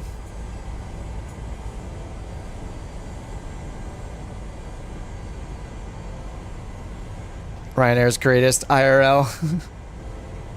Trying to think if I've ever been on a Ryanair flight. I'm not sure that I have. Colt 323, contact CGI Zhuang Tower 118, decimal 35. Oh, they're off, oh, 737's 27% off. Yeah, I think some, didn't one of you guys, oh yeah, Av just, wait, Av, you just picked one up? Who just picked one up? Who just picked up the 600?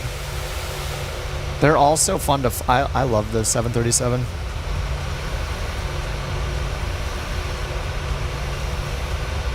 Longitude. You got it, nice.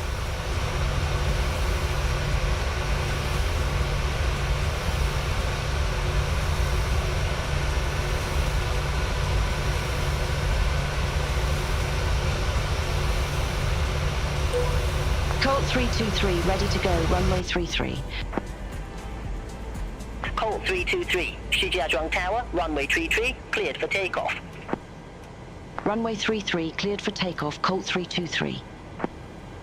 Alright, 33 clear for takeoff. Lights, turn off lights, taxi light off, continuous, strobe on, anti-collisions on.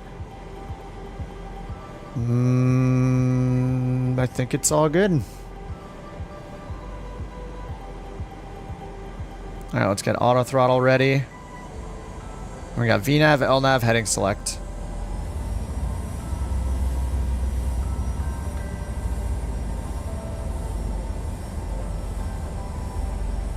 Oh, they give climbs normally? Okay, not metric.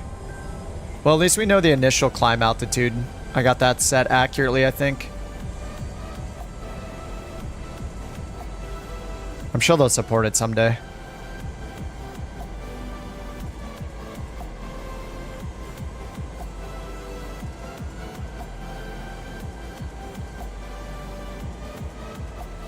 Q is on the takeoff roll.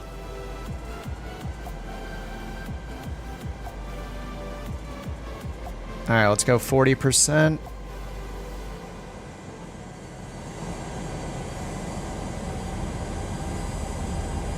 Hold the brakes, 40%, then you hit the toga. Alright, 41. 41. Looks good. Toga, brakes off.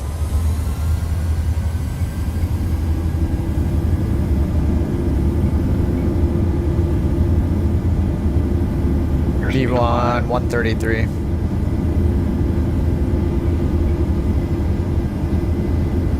knots.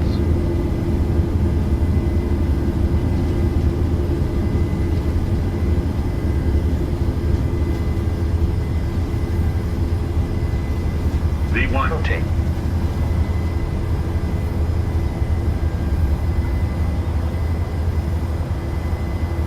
Positive rate of climb. Gear up.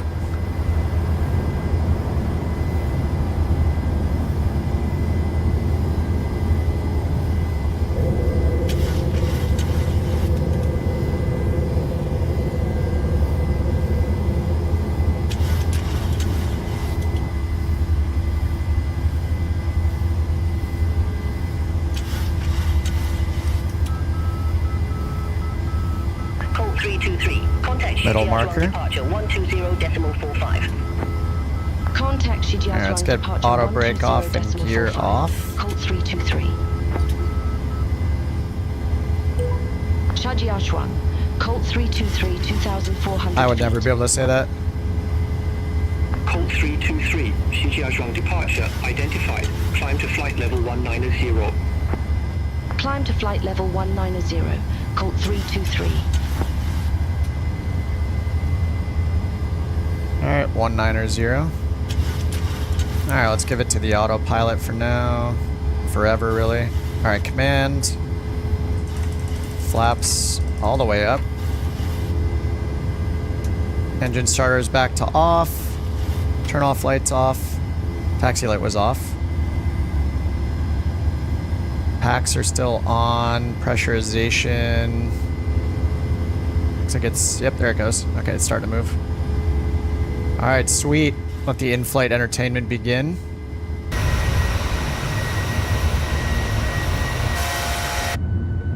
Dog co-pilot, of course.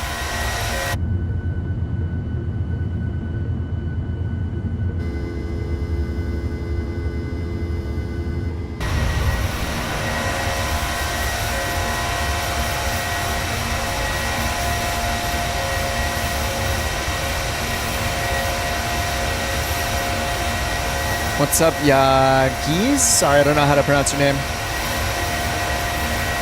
Appreciate that, dude. Sorry, I got the ATC on the screen. Ape is up. Going rocket ship style. There he goes. We'll see you parked at the destination airport. We won't see you until then. We'll see you in Shanghai. Not until Shanghai. We just won't see him again. It's too fast.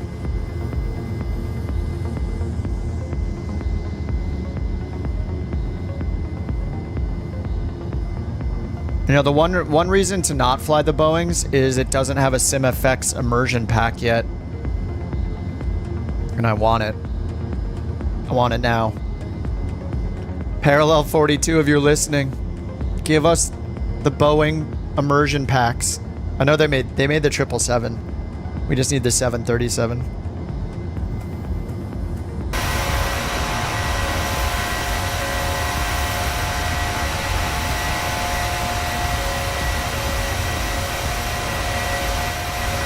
Trojan is up in the 777. Alright, coming up on 10,000 feet. Landing lights off. VNAV's doing its thing. So is LNAV. Be advised information Foxtrot now current QNH 1000. Alright, 1000 is set.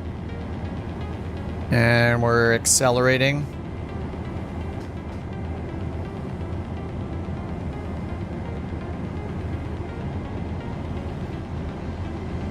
On our way to Areku. Actually, are we going to Ukmis? Yeah, we're going to Ukmis. So we're going to make a right turn over there.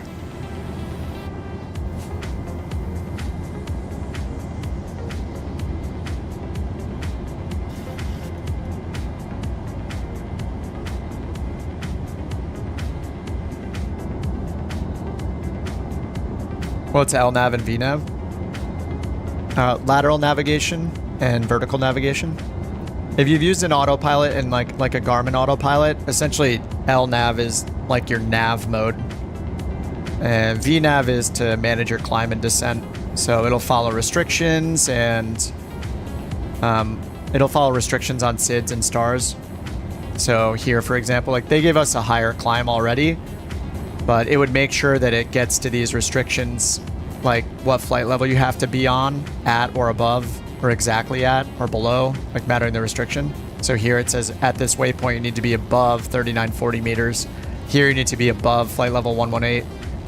So it would handle those restrictions for you automatically. And then it's great for a descent. You can basically plan your descent the same way to be when to do the top of descent, and it'll manage it all the way down and abide by all the restrictions in a star or an approach or both. But the Garmin G1000 has VNAV that can be used for descent. It's awesome. I'm a big fan. Otherwise, if you don't have VNAV, especially for the descent, well, the climb too, if you don't have VNAV, you have to manually keep bugging an altitude that you need to be at and making sure that you're using your other vertical modes like level change or FPA if you have it, or vertical speed mode to meet each of those restrictions and not exceed them. So you might have a restriction that's like, we need to be below 19,000 at this restriction. But after we get past that waypoint, now we need to climb and be below 24,000, you know? So you have to manually change it each time. Whereas with VNAV, you can just set like, you know, assuming ATC permitted you to go that high already, you can just set your altitude, or if they say like climb via the SID, you could set it all the way to the max altitude you'll be at eventually, and it'll do all those steps up for you automatically. And it's magic. Code 323, contact Beijing Control 120.35. Contact Beijing Control 120.35, Colt 323. Bye-bye. Thanks, co-pilot. Beijing Control, Colt 323. Good day, climbing flight level 166 for flight level 190. Colt 323, Beijing Control. Good day. Radar contact. Climb to flight level 371. Climb to flight level 371, Colt 323. Yeah, they're giving it in feet, which is nice of them. So 37. Oh, did they say 371? Oh yeah, flight level 371, which is, yeah, the closest to 11.3, which is actually what's in the SID, right? Oh no, it's 11.8. 11.8 is here. Maybe there's a... Maybe it'll give us 11.8, but this is the equivalent of 11.3 in meters.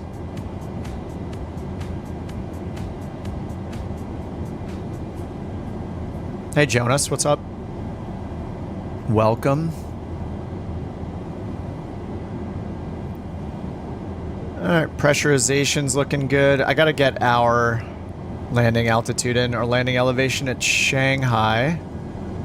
So let's go to arrival. And get the 10-9. And we're expecting runway 18 left.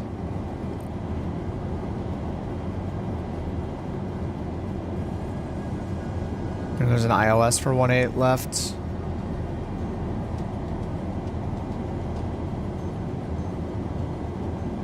Alright, Shanghai is at 10 feet. We're just going to leave it at 0, I guess. Your cruise is 371. I wonder if that's our top altitude. Maybe it is. I should put that in here. I can always update this. Alright, let me go to legs, data, get all of our winds put in for cruise. And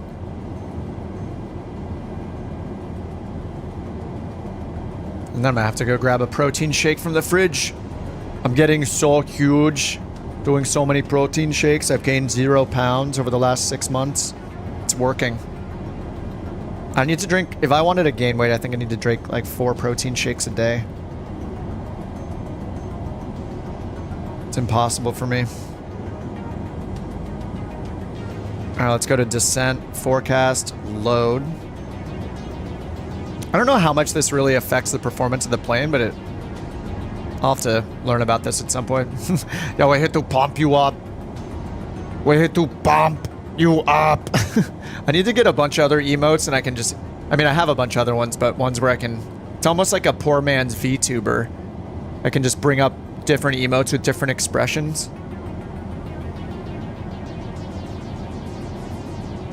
Actually, Sushi, who's the artist that makes all the emotes for the channel, I just found her on Etsy randomly a long time ago. She has a stream where she has like a little... She has her own character, like her little persona in the corner. It's like 2D art, you know, just like this looks. And it actually is like a VTuber thing where like as she talks on her stream, it'll move its mouth and stuff. So it's like, not instead of one of those like super advanced 3D models, and it's really funny looking. I'm gonna ask her about that and see if she can be commissioned for that stuff. PNG tuber. Wait, is that actually a term? Is that actually a term? Yeah, that's basically it. I didn't even know that was a term.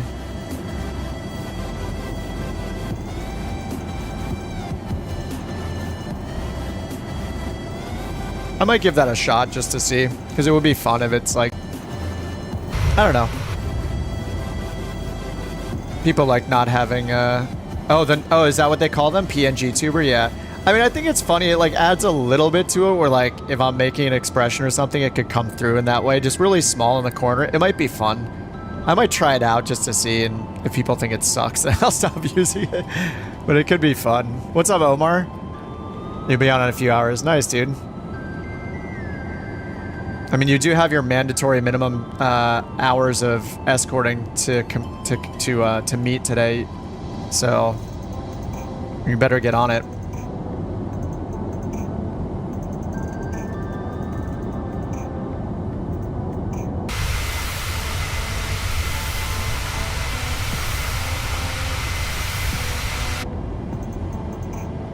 Does auto throttle need to be on? No, I don't believe so. You could do manual throttle whenever you want just by turning it off. So like if I wanted right now, so over here I could pull my throttle. I haven't tried this before, but I think you can see the little blue arcs here as I'm moving my throttle. It'll show me what position my throttle's in. So I can move it up here, for example, to where it is to match it, which is what we do when we land. And we're about to turn auto throttle off. I'll move it a little lower.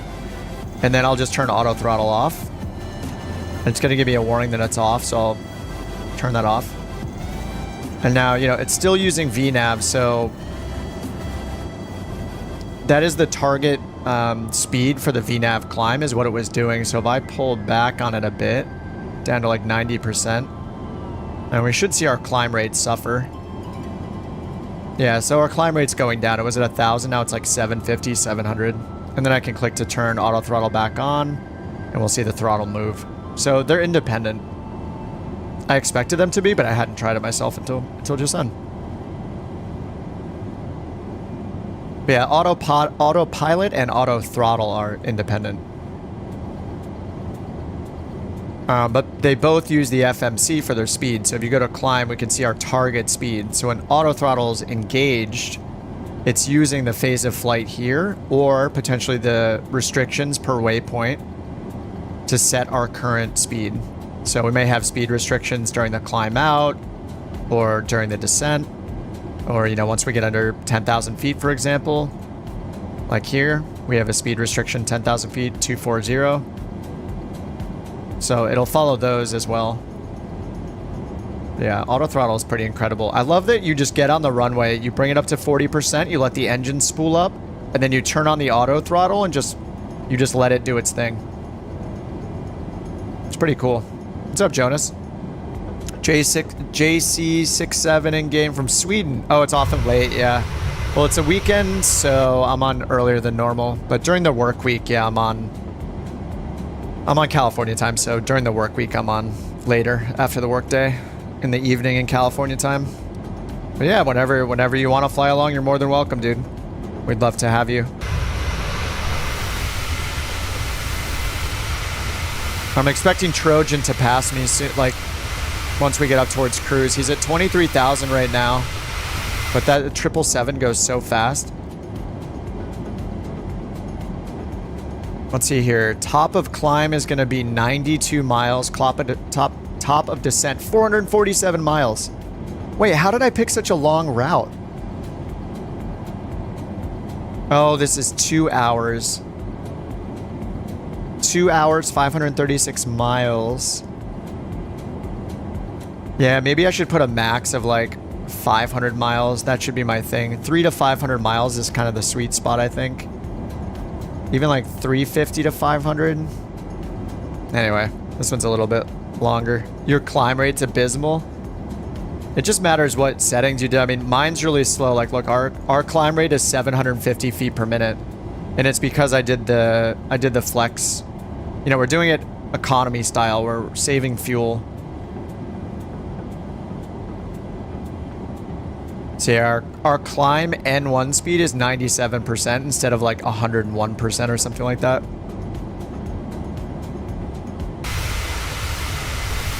Should I change the dog out for like the skeleton? Let me change it out. Let's do... We won't be able to see the duck though. I'm gonna make myself the skeleton again. Oh yeah, there's the duck.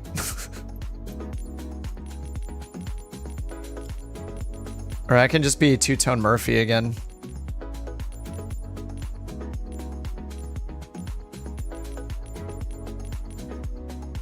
There's two-tone. There, I'm Captain Jack Morrow. We won't be able to see the duck, so I want it to be taller.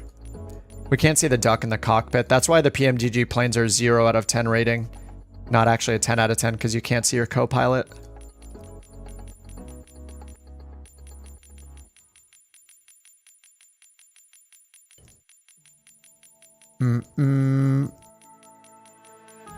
Hey Zaid, what's up? Oh, there. Dog with a hat. There we go. Yes. Once again, my age has been revealed via the avatar.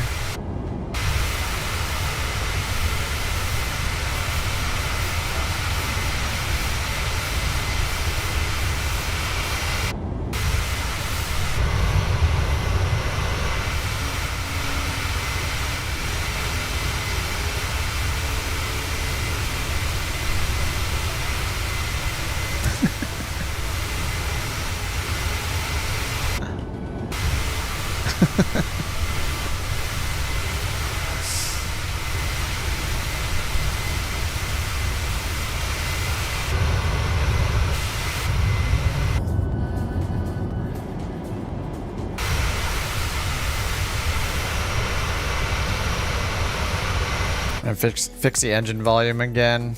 My favorite game.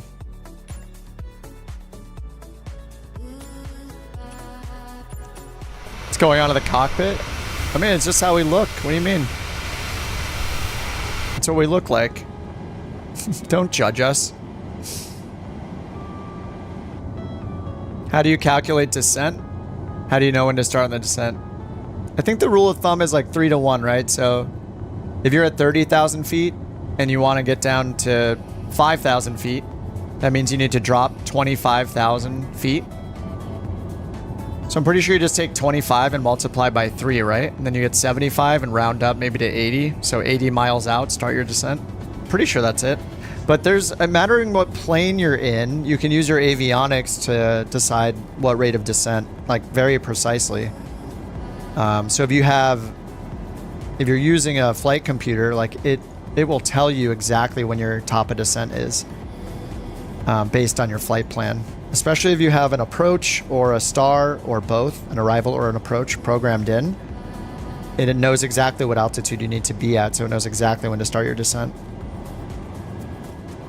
So if the plane you're flying has VNAV, then you can learn to use VNAV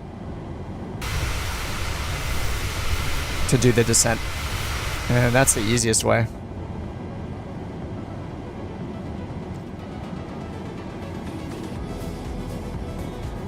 I think that's the rule of thumb, right? Is it 3 to 1? Like feet, thousands of feet you need to drop times 3. And then that's how many miles out.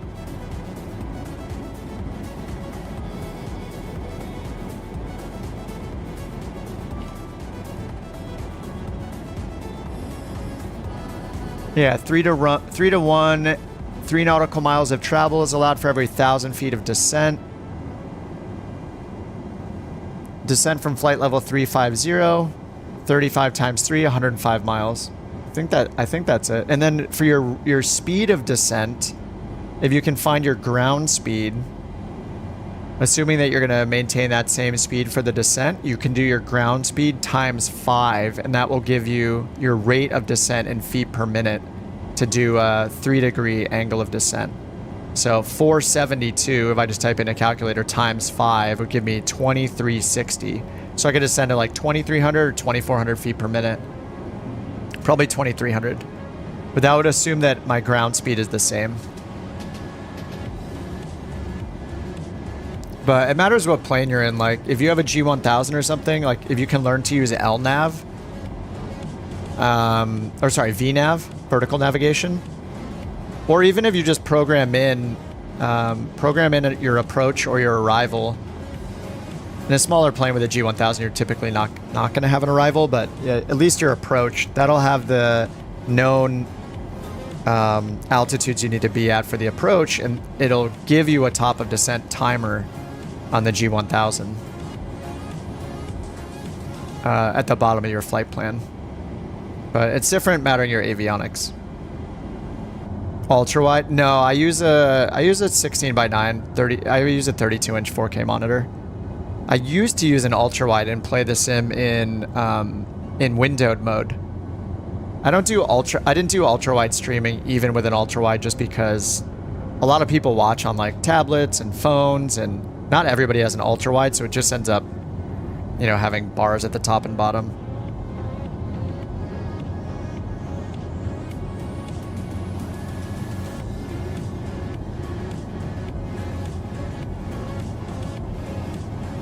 I'm gonna go grab a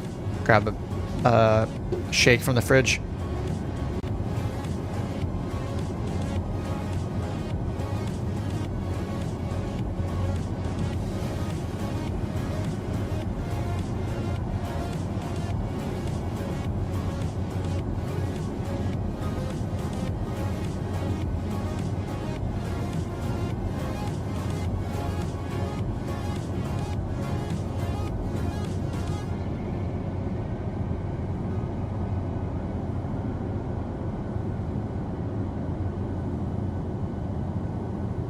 All right, back.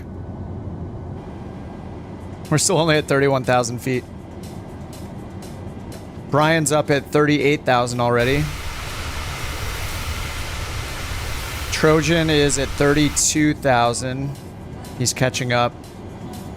John at 35. Cubit's at 37. Strider's at 40,000, chasing Cubits, or maybe chasing Brian.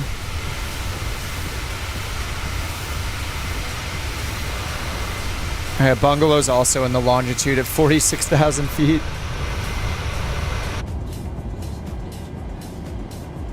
Yeah, I mean, our ground speed is so fast. I mean, we're at Mach 0.8, still climbing at Mach 0.8.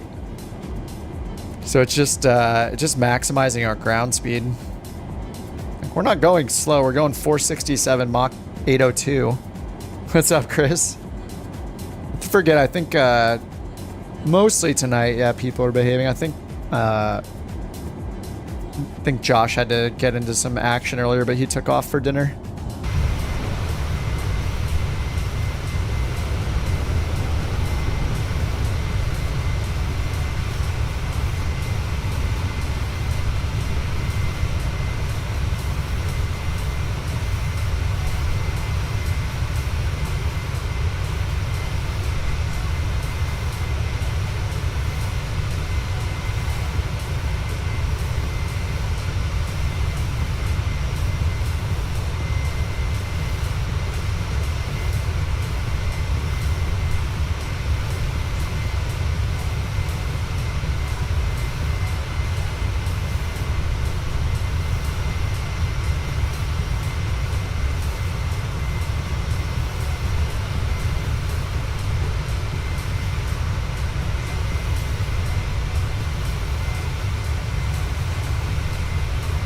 Took off out of Spokane.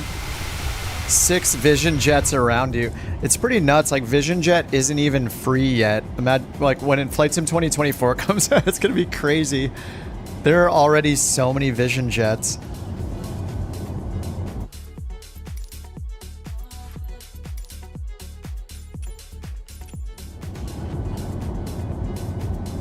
So you're saying Josh is right. Vision Jet's the best in the entire in the sim. It's the best plane. Tony, thanks for the sub. Vision Jet, best jet.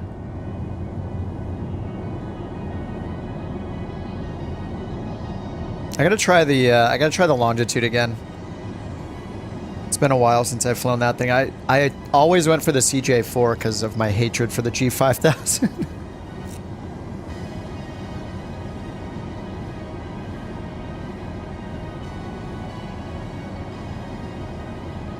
The G3000 is not bad. I guess, I mean, if I can handle this thing, like, I don't know why I'm complaining about the G5000.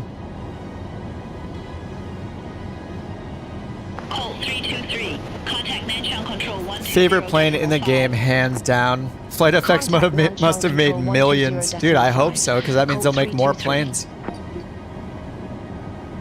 2 camera presets. Yeah, you just need one for the PFD on your left, right? And the ones in the center are just like all together, like the Vision Jet for the G3000. I'm sure it's fine once I learn the presets. It's gonna be crazy when we get the Citation X. I feel like so many of us are gonna be in the Citation X. What's up, Blue Jay? How's it going, dude? The main glass, yeah, it's got one that just looks like pretty much like this, right? And then you see all the screens and the 3 touch, or the two or three touch controllers in the center. Isn't it 3 screens in the middle, two touch controllers here, and then 1 on each side? The PFD controllers on the outsides.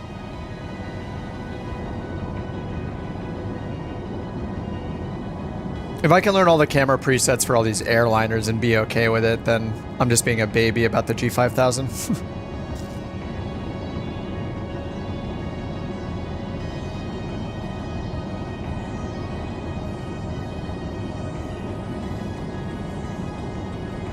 Oh, downloaded the avatars? Yeah, they made a bunch of them free. The streamer version or whatever, where you can get like Two-Tone Murphy and Av Angel in them, they all have their own. Those are free now. I think they used to cost, but now they're free on the website, along with Man's Best Friend for all the pets, which has a duck now.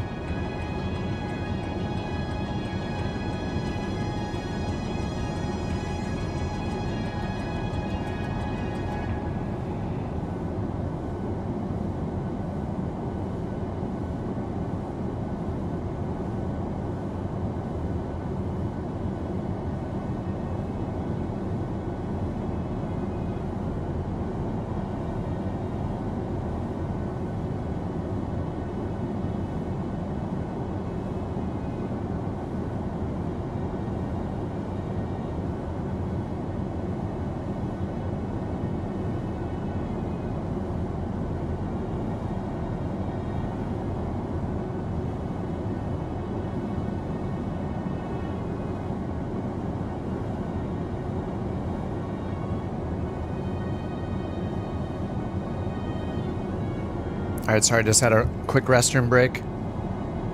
Have to update for the duck. Yeah, the duck and the skeleton are both in there. I finally updated and got the duck. But you can't see the co-pilot in the PMDG planes, or at least...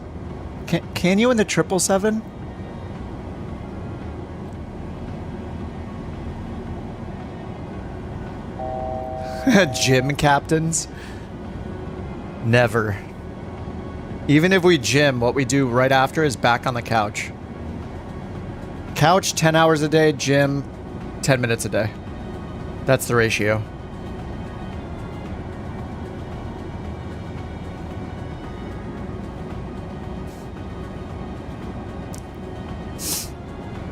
Okay, well, we did the sit already. I'm going to unpin that. And then we have no arrival, so... Oh, I guess I'm not going to unpin that. Ceilings and visibility, okay. No significant weather. QNH 1002.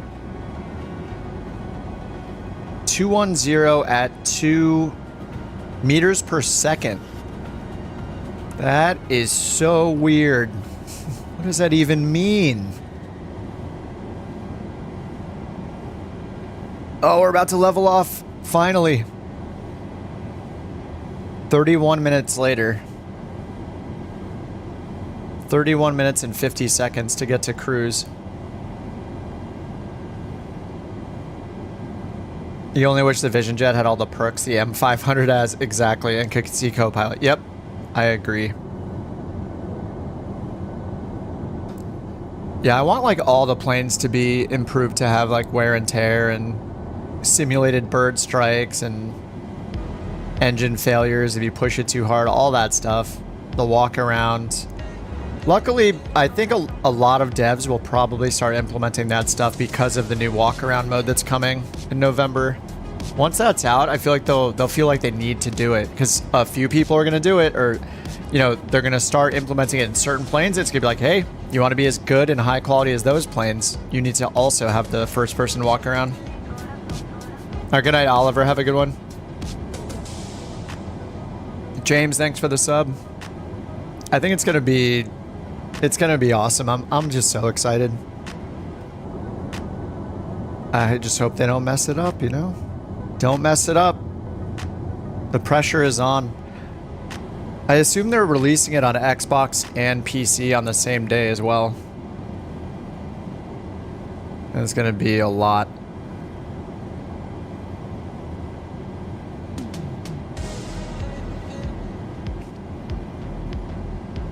We're picking up a random VOR somehow. Or a random localizer up here.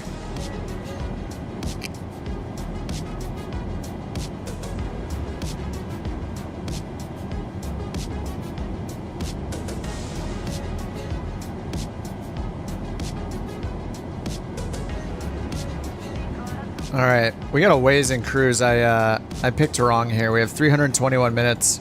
I'm gonna start the acceleration. Do we do 2x or 4x? I think some of you guys can only do 2x, so I'm gonna do 2x. I'm gonna start the acceleration. You guys will start it when it hits the 5. Start it when I say now. And I'm gonna start mine right here when it hits this. All right, 2x activated. Oh, actually, I might have 4x. I forgot to double check. Simulation. Oh yeah, I have up to 4x.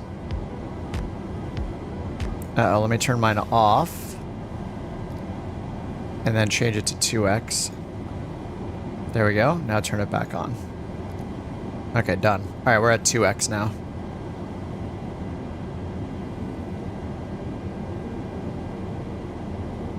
I'm going to turn this off. Autopilot disconnect on control input, just because I grabbed my stick to use the push to talk button. No reason to have it disconnect. Moving the stick. Let's see if it works. Nice, yeah. I'm moving my stick in all directions, and it is not disconnecting. That's nice. I realize that it might not be realistic, but I'm also using my stick to look around, to change my cameras, do this. All this is on my stick. My little thumb joystick. Alright, double speed activated. This was such a long route. I did not mean to pick a route this long. I think I need to limit it to 500 miles. I actually don't mind doing like a 200-mile flight. It might be nice to get some really short ones in. Where we don't even get up to our cruise altitude. That could be fun. Just change it up a little bit. Yeah, the download servers are going to suck. Unless they have a whole new set of servers. Actually, they might have a whole new set of servers because, yeah, the multiplayer is going to be separate. So that might be an indicator that they've spun up a whole new infrastructure cloud-wise just for Flight Sim 2024. That would be great. Because they're not... The multiplayer servers are not compatible. If you're on 2020, you will not see people on 2024 and vice versa. So hopefully they spun up all new stuff for everything.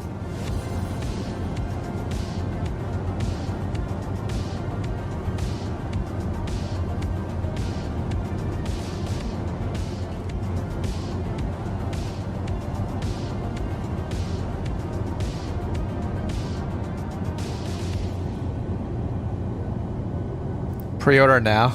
Wait, can you? Wait, you can pre-order it right now? Are you joking?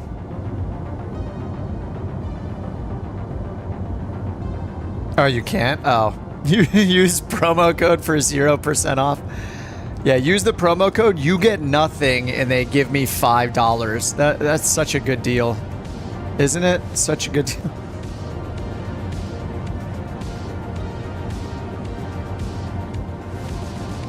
I thought Josh was going to eat dinner. He's here trolling us.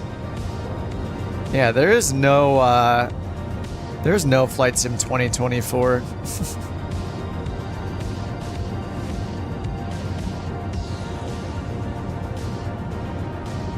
I literally opened my Xbox app on the PC to try to see if it was in the Microsoft store. It's not there. Feels bad. That was almost 2 hours ago? Huh? What do you mean? What was 2 hours ago? That just showed up on my chat just now. That was 2 hours ago? What do you mean that was 2 hours ago? I'm so confused. Oh, when he went to dinner. When he went to dinner? That was 2 hours ago? Oh, oh shit. I didn't realize it was that long ago. Time isn't real. No, I didn't realize it's been 2 hours. I'm so stupid.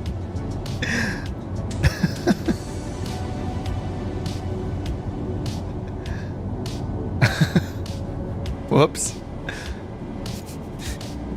Yeah, lose track of time. Oh yeah, it's already 5 p.m. I swear it was 2 p.m. 20 minutes ago, and now it's 5 p.m.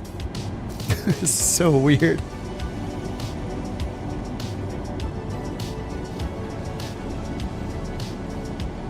Yes, brain cells. Always.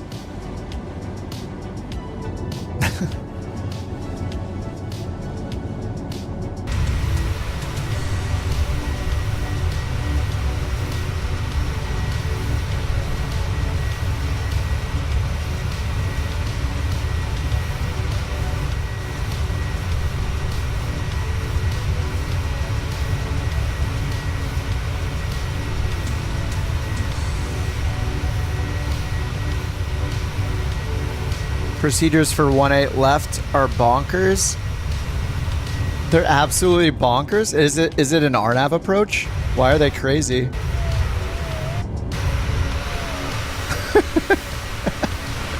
Behold, the new Couch Captain livery.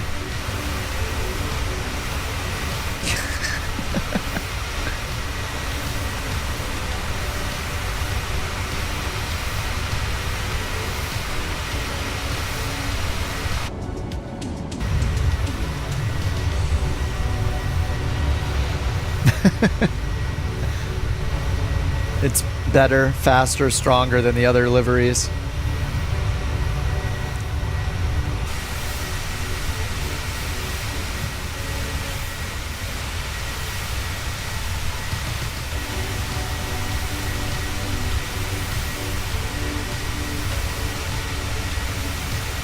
They don't bring you straight on landing? Here, let me look it up. What's the name of the approach? Is it an RNAV approach? You said it's 1-8 left?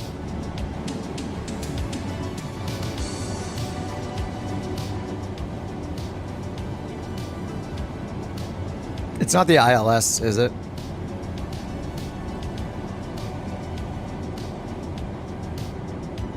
RNAV ILS DME Zulu. What's tick? The Constellation Alpha. Virpal Constellation Alpha. No ILS approach? For 1-8 left?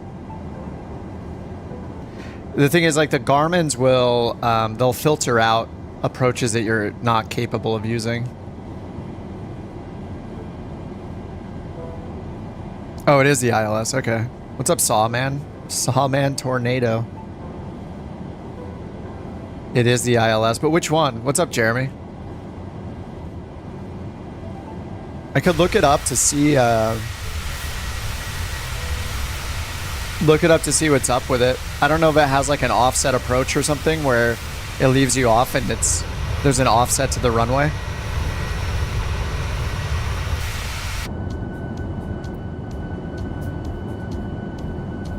ILS Yankee. That's what I set up for his ILS Yankee. Well, I haven't really set up for it yet. I just brought the chart up. I don't think I've ever seen RNAV ILS DME before, though.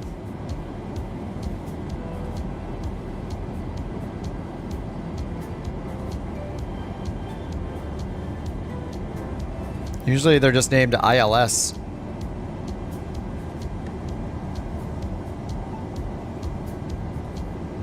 And then there's the ILS DME Yankee.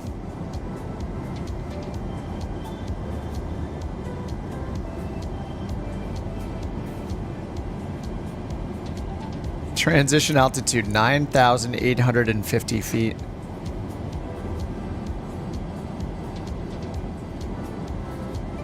Is this 1810 feet? That is the foot marker there, the apostrophe.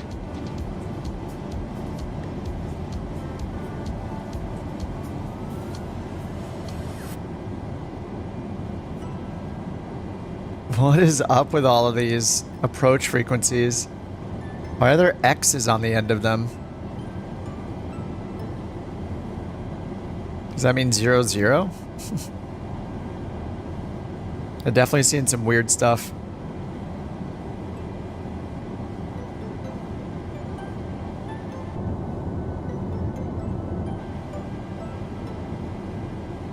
Alright, let's check our top of descent. 179 miles. Alright. Chinese flight stuff's weird.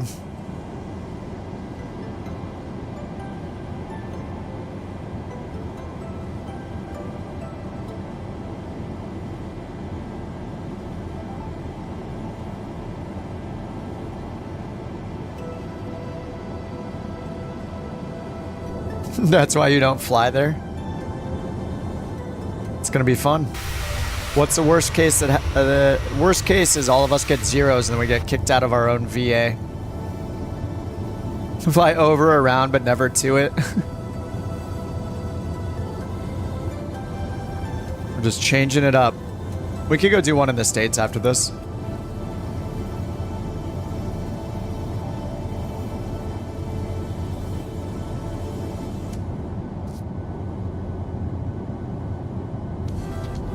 Yeah, the airports are crap.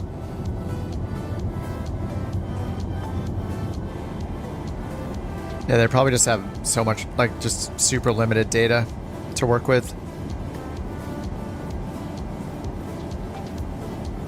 Oh, you're inserting holds? Nice.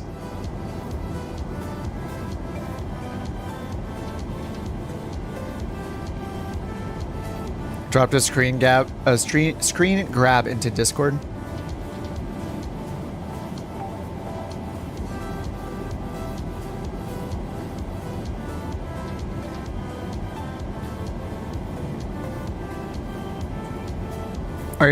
Oh, it just looks like you have... Oh, you have the VFR map open. It looks like... Well, the VFR map might not match what you have in the G5000. So I would look at the map in the plane itself. And then make sure you don't have... Like that loop that it's doing around the airport, make sure that you don't have a duplicate waypoint where it's going directly... Like once you activate the approach, you might have it going like... directly to the airport and then starting the approach after flying over the airport. Whereas you actually needed to go to the initial approach fix first. So either you need to delete the en route waypoint for the airport so it strings just from going to the last waypoint to starting the approach waypoint, Or you need to wait until it's time to activate the approach to go directly to the start, to the initial approach fix. Like you might need to remove the en route ZSSS waypoint. Why does your sim brief computed flight plan result in using reserve fuel? Wait, what are you flying, Q? Aren't you flying the 737? You're flying the 800, right? Yeah, you're in the 737. Are you putting in all the performance information for the flight? Like it's going to assume, I think it's going to assume that you use like a D-rated takeoff and stuff. So if you're burning too much fuel, well, we could compare ours. I mean, we're doing the same, we're in the same plane doing the same flight right now. So mine has block fuel is 15.5 for my block fuel. So that's end to end, gate to gate, how much fuel we're expected to need. And then there's down here, there's final reserves and alternate. So I have 4.6 for my reserve fuel. So if you have the similar amount of fuel in yours, like 15.5 plus 4.6.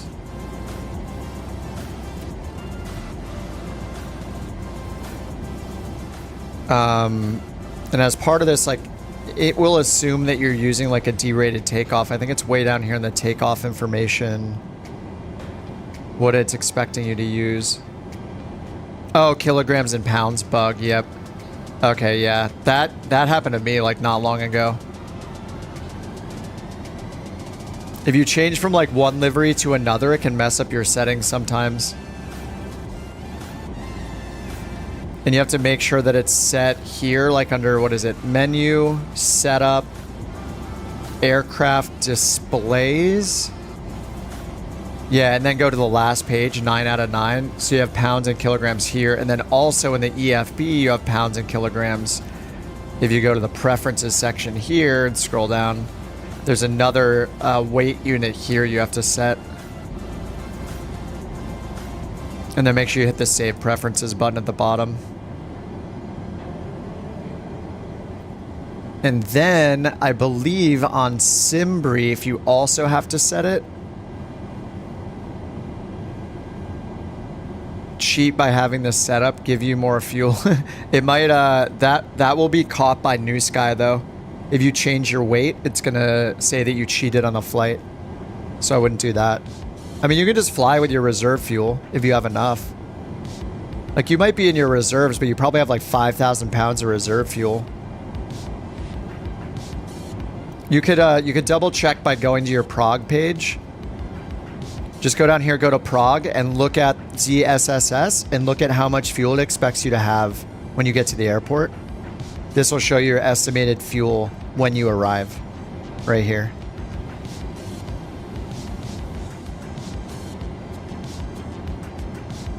All right, 93 miles till top of descent.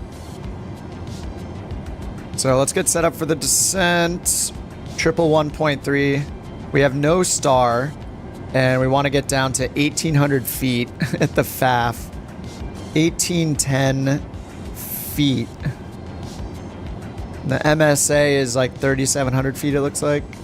So let's get 113, 183. 183 up here and 113.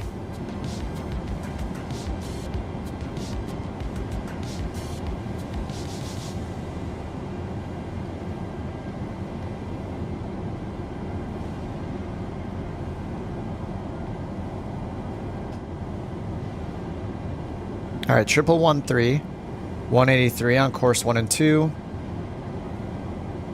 And then ILS decision altitude, refer to minimums. Straight in, 18 missed approach, climb gradient 4.0, or missed approach, climb gradient min 2.5.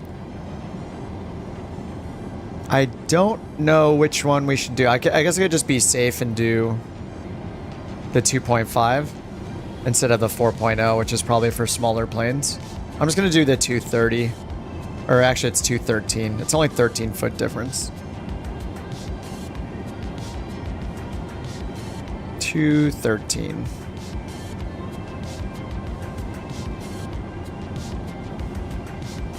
All right, 213 set down here. Progress bar says you have 5 at ZSSS. Oh, nice. You're good.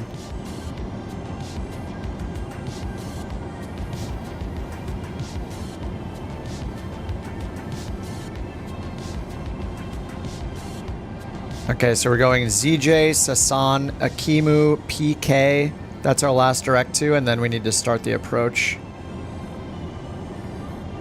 Oh wait, then we have Akimu again.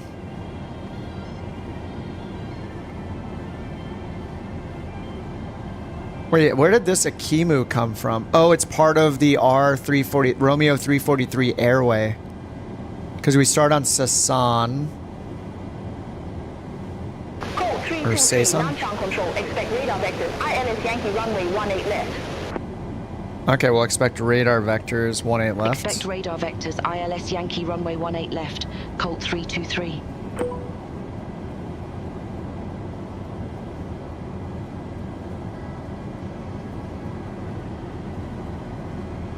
All right, top of descent, 50 nautical miles.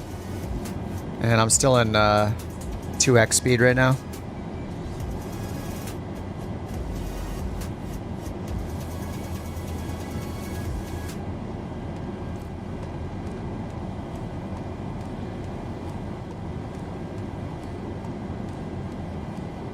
Do you guys think I need to turn my microphone volume down? Do we not hear enough of the plane? Is my mic volume just way too loud? Like when I'm outside, it's probably not too bad because the plane's so loud, but sometimes when I watch my stream back to see how the audio was, I feel like sometimes the mic might be a little too loud. It's great. Okay. All right, report ready for descent. 37 miles. All right, I'm gonna end my 2x. It's coming to an end. All right, you guys can stop when it hits the 10. I'm gonna stop when it hits 25. There's the 10. I'm gonna stop when it hits right here. Colt 323, radar vectors, ILS Yankee runway 18 left. Report ready for descent. All right, report ready for descent. I don't really need to give you guys like a second by second countdown either because we're so far apart. And yes, Trojan did not catch up to me. Actually, Trojan, I don't know what he did for his flight planning, but he might be doing D-rated. Oh, you're doing it. Oh, you're at 0.827. I was just gonna ask. Okay, let's say when we're ready for descent. Radar vectors ILS Yankee runway 18 left. Call when ready. Colt 323. All right, we're gonna call right now. Colt 323, fly present heading, descend to flight level 330. Hongqiao Airport landing runway 18 left. 330. Fly present heading. Descend to flight level 330, Hongqiao Airport landing runway 18 left. Colt 323. All right, present heading is around 152. Right there. Yeah, right there. Match it up with the triangle. Because this is a track up map. Okay, we're just going to do heading select.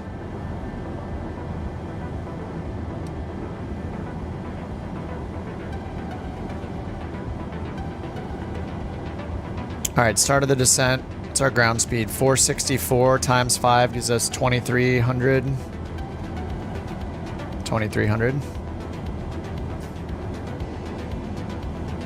You know, the Airbus having flight path angle is also really cool. You can just say descend at a flight path angle of 3.0 or 2.5 or whatever. It's great. Instead of needing to use vertical speed.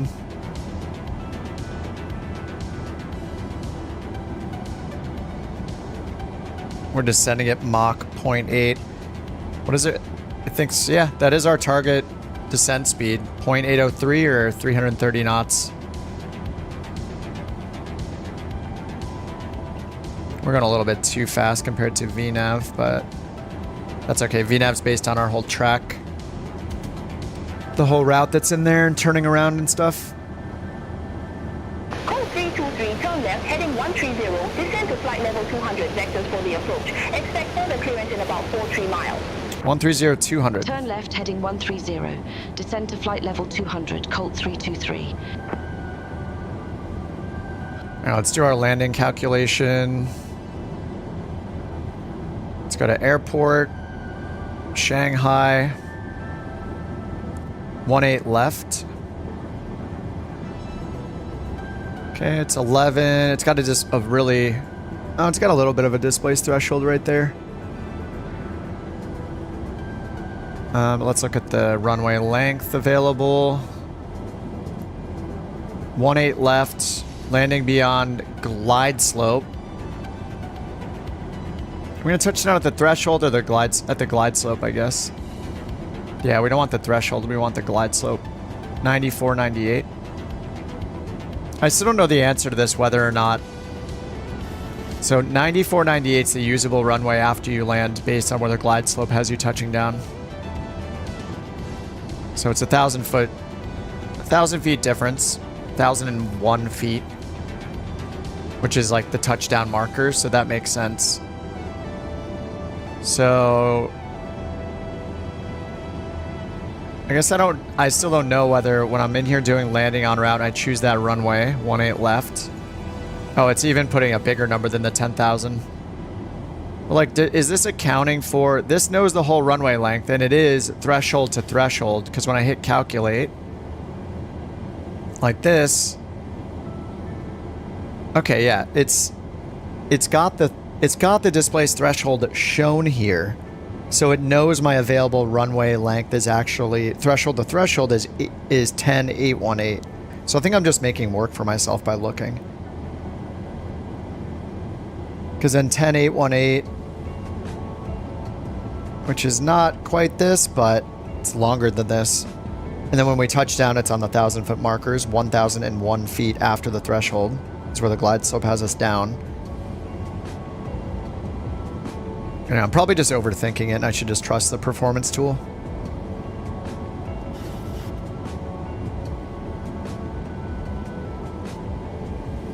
Because, yeah, it visually shows the displaced threshold.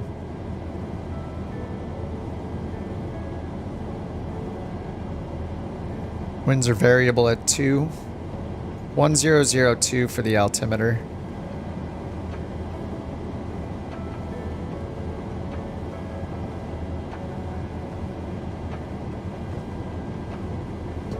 Alright, let's go here, and 330 is our target descent speed.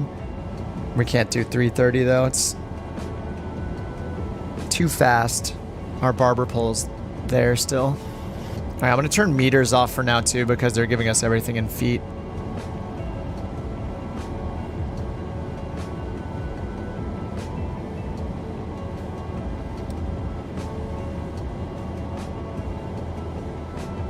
Alright, auto brake 3. Off scheduled descent. Huh. That's interesting. So do I need to change this to manual? I actually never noticed that before. It is descending. But yeah, it's like warning me off scheduled descent. I don't know. I'll have to, there's so much to learn. I gotta look that up at some point to know, like, am I supposed to change this to manual? Probably not, because I'm stepping down. I don't know. Good thing the passengers are fake.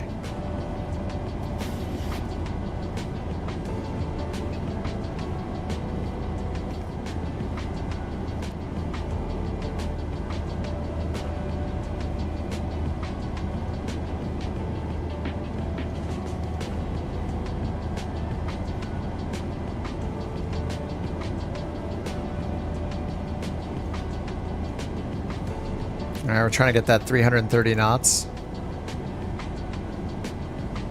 I'm just going to move this up to here and modify it, so to clean up the map a little bit here. I'd like a duplicate waypoint. Colt 323, turn left, heading 115, descend to 6,000 feet, QNH 1002. Expect further clearance in about 49 miles. Turn left heading 115. Descend to 6,000 feet QNH 1002, Colt 323. Okay, got 1002 down here. That looks like a pretty good vector.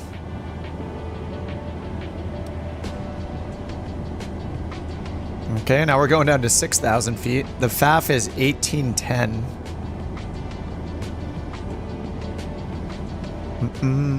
Approach.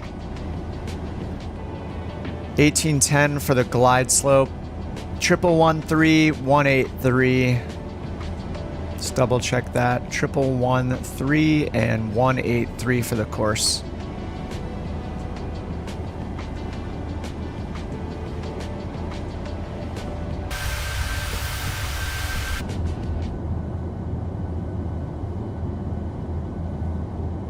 Shanghai, here we come.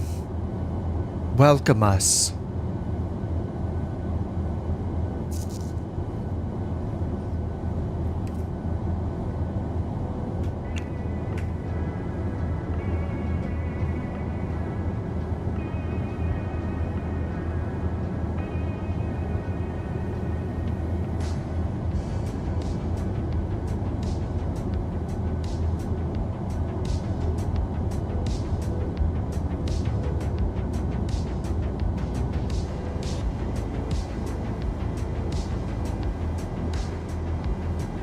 Master caution. Is that the off-schedule descent?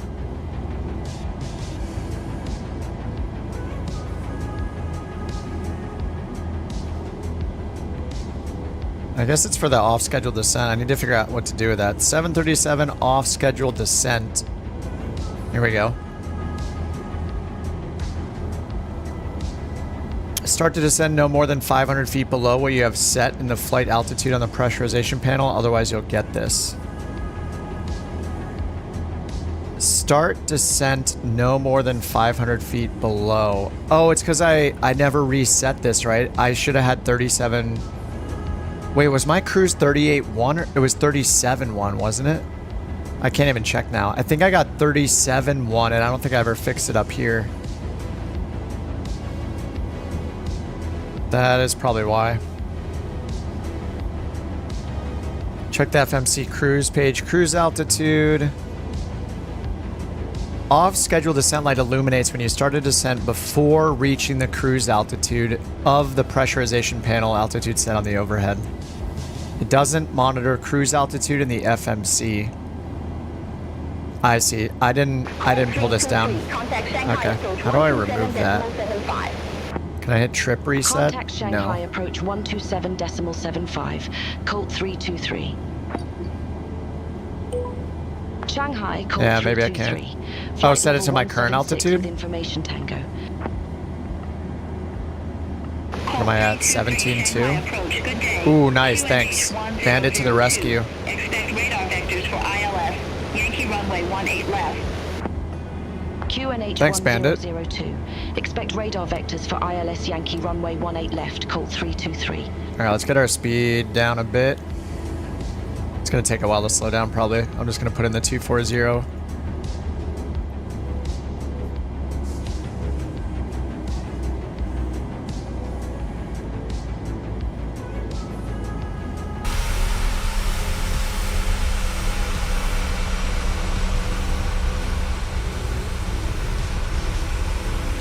Josh is already down.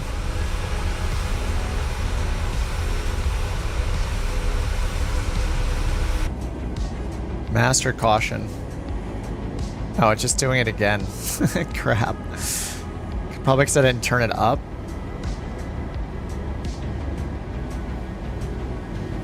Probably because I messed with it a few more times. There, I'm just going to leave it there. Alright, cabin altitude's about 2,500 feet. It's going down.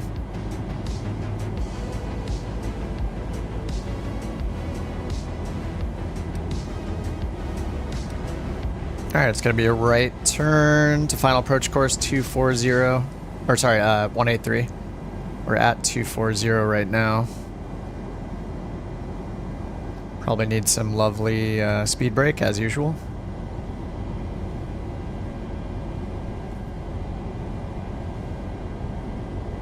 And auto brakes are set to 3. Pressurization is kind of working. 13,000.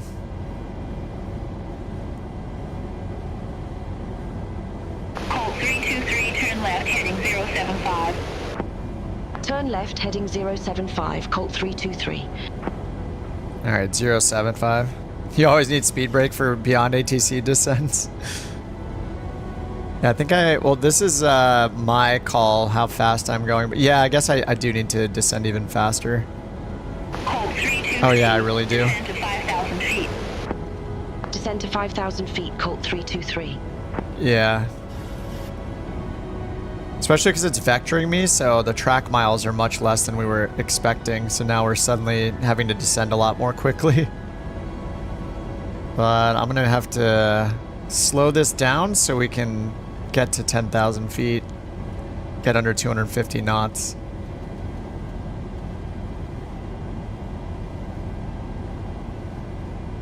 It expects us to be at 3,000 feet soon. And we're at 10,000. Colt 323, turn left, heading 050. Turn left, heading 050, Colt 323.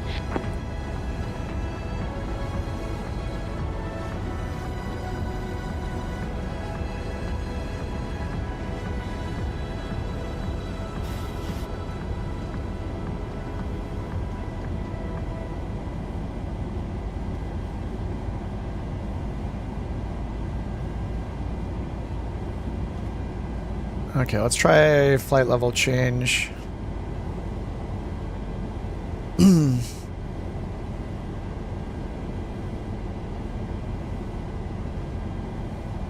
Just so we can maintain the speed, maximize our rate of descent. Alright, it's brought it back to idle. Turn right, heading 080, descend to 4,000 feet. Turn right, heading 080. Descend to 4,000 feet, Colt 323.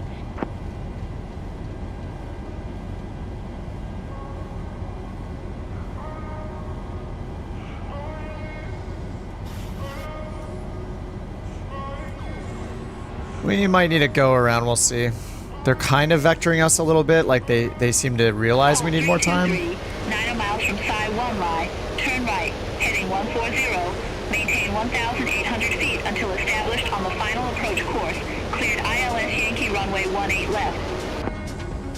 Turn right, heading 140, DME is 15.9 and we're at 8,000 feet. Yankee runway 18 left, Colt 323.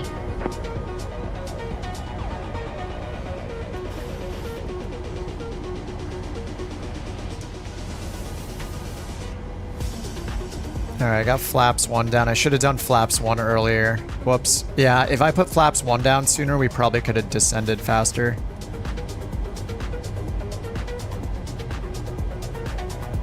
Alright, this might be doable. We're going 2,300 feet per minute. We're catching up to the glide slope.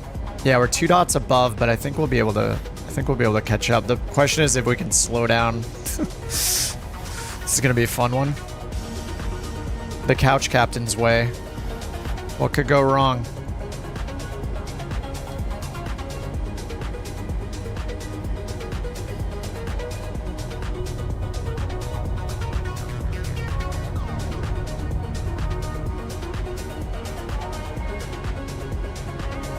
$3,000 feet per minute.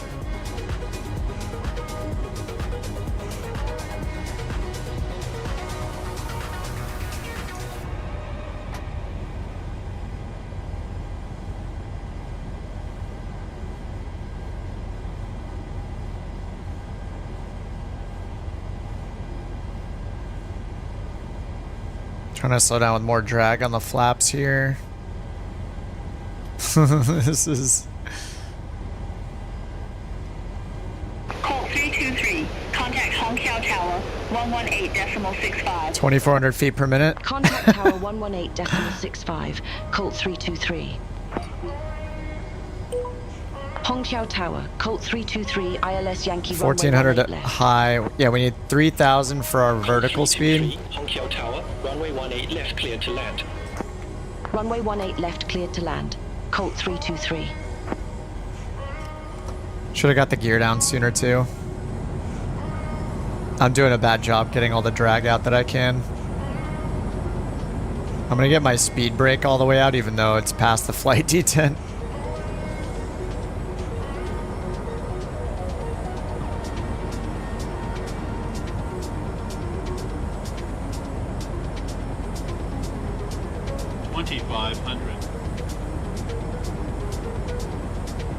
Alright, we can do flaps 15, I think. No, we can do flaps 10.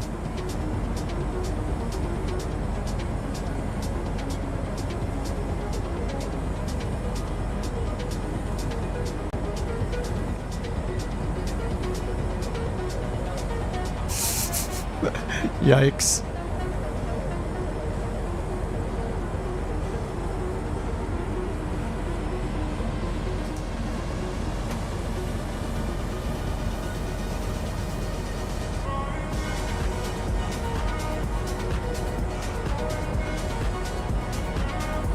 Flaps 20, 25 is 190. Flaps 30 is 175. There we go. 141's our VREF. Just dove over me.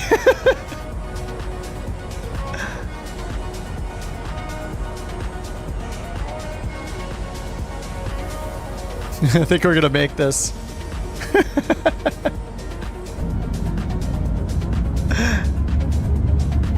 Scenery in China is crap.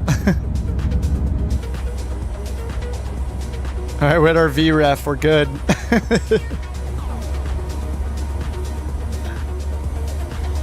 We might have caused some damage, who knows.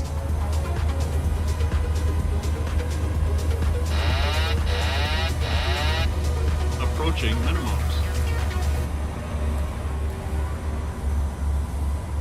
Minimums.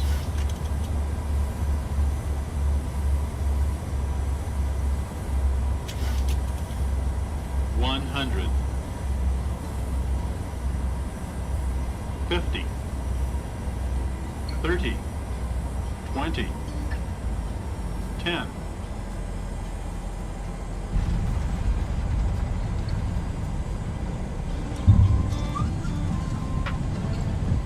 Nice. 1 knot crosswind. You gotta love when there's like no wind. Feels good. Thanks for the no wind, Shanghai. Very nice. Colt 323, exit right at Alpha. Exit right at Alpha, Colt 323. No realistic scenery of mainland China, yeah. Can't have people hacking. Learning about the country via flight simulator. It's a secret.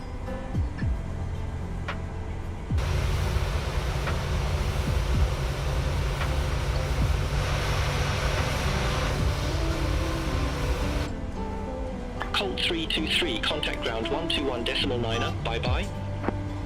Ground 121.9er, Bye-bye. Colt 323, bye-bye. Bye-bye.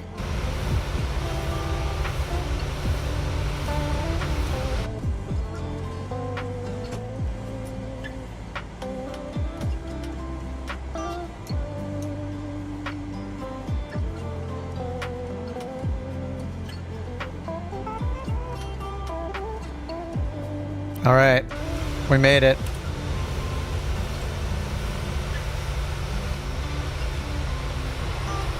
Oh, John is down.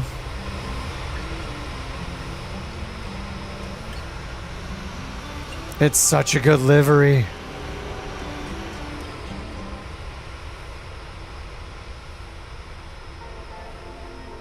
Here comes Q. He made it on reserve fuel.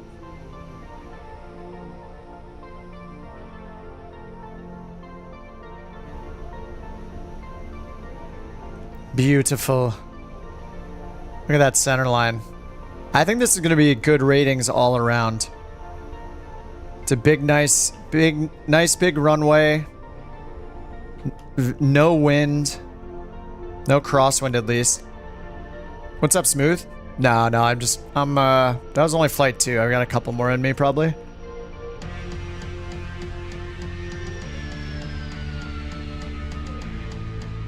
Pickle Nick. Oh, Nick's in the A310? I thought Nick was flying around in a fighter jet. Here comes Chase in the 800. You demand... No, you. No, you are.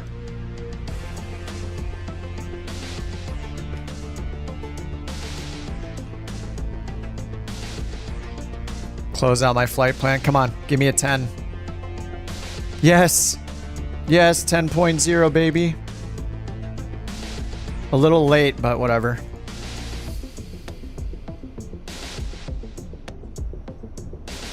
Even with that dive at the end, going 3,000 feet per minute to capture the glide slope from above.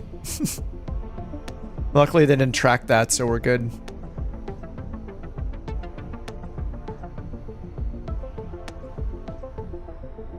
Reset it and caught up. Nice. All right, here comes another buttery couch captain's landing.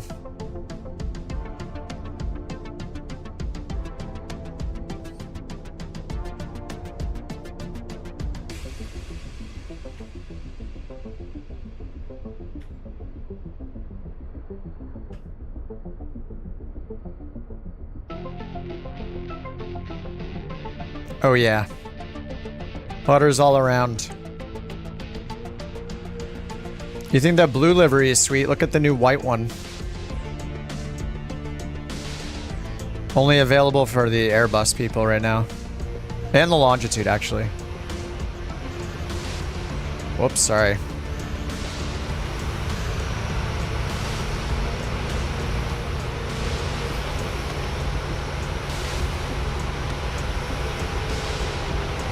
Oh, I just missed somebody else land.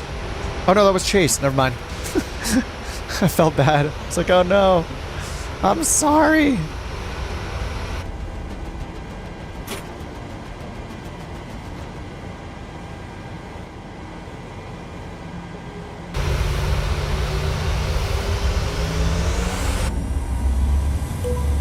Code 323, request taxi. Low winds are helping us, yeah.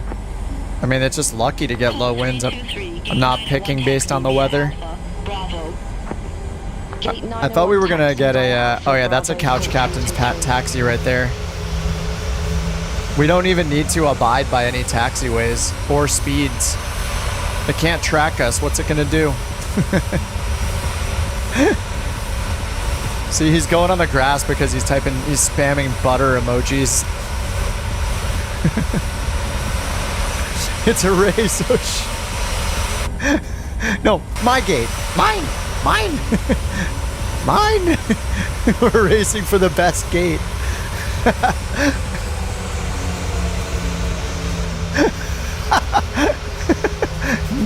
Nick with the 6.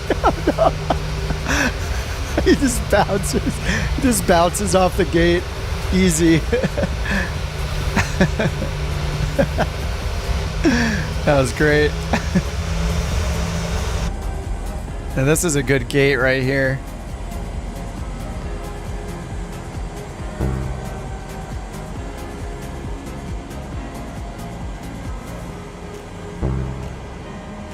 Stop the engines to request ground service.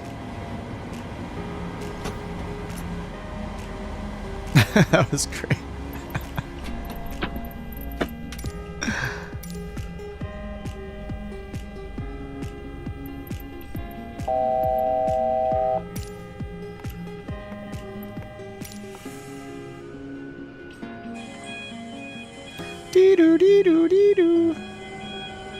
Get all these people off the plane with this gate that looks incredible.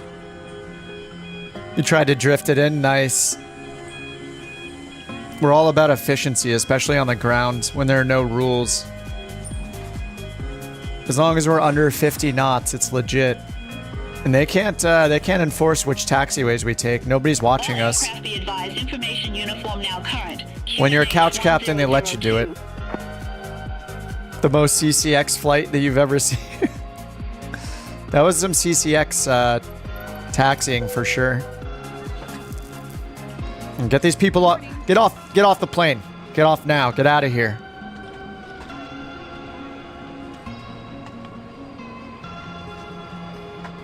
Just get them out of here. Throw their luggage. Who cares? We just landed in Shanghai, but now we're going to pick somewhere else. All right, let's double check. We got to see what charters are available. Any new charters that need to be knocked out that aren't 1,000 miles long? Nope. They're all over 1,000 miles. So I'm not going to do one. Okay. Do any of these airports jump out at anyone? Oh, we could do Atlanta to Dulles. That's an option. We could go to the States.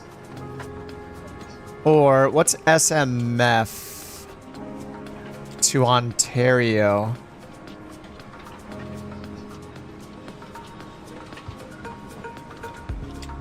Oh, you got a stall warning? Uh-oh. What was that, like -3 points? Oh, Sacramento. Sacramento to Ontario? Atlanta to Dallas is a great flight. Okay, let's do Atlanta to... Or, not Dallas, sorry, it's Dulles. KIAD. Is Atlanta to Dulles a good flight? -0.6. Well, that's not bad. It was probably just, it probably didn't last very long. I think it dings you the longer the stall goes on. Okay, Atlanta to Dulles is fun. Okay, let's do that. ATL to KAID. Knox Harrington's ready for more action. You know what? I'm going to fly the fly-by-wire. I want to do the fly-by-wire. I'm going to go into Uncle Rico. Oh, no, Uncle Rico 20N. I want to see some effects. Fennec Shand. And Fennec has a new livery too, so yeah, I want to do that. All right, 0:45. So 1:15. Let's do 1:20 because I got to load out and back in.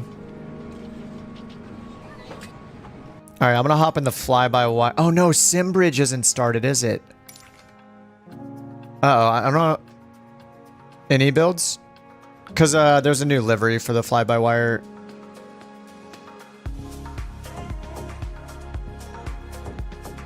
I don't know if I have Simbridge running.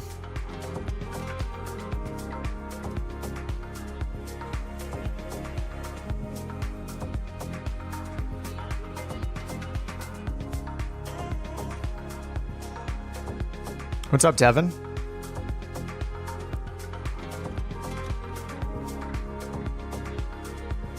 Oh yeah, I am starting it. Okay.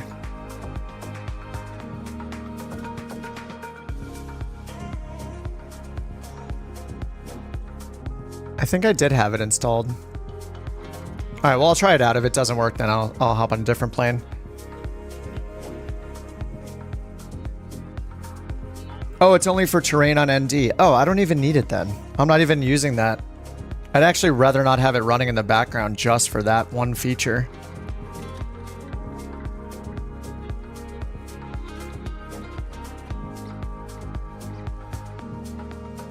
Simbit World? It's on flightsim.to.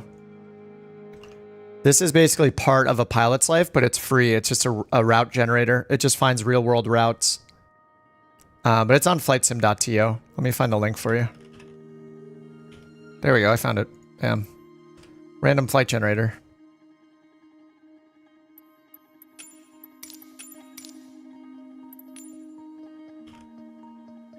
Okay, we're starting at Cattle. To Kiad. Cattle to Kiad.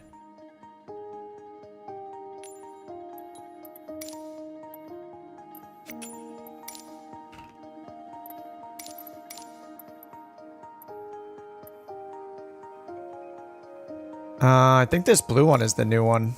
The blue one's the new one. Let me double check.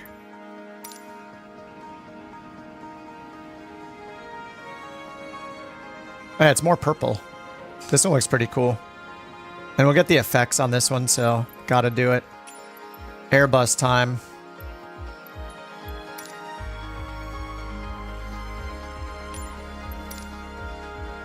KIAD. Oh, KAID. Wait, what's KAID? Wait, is that Dulles?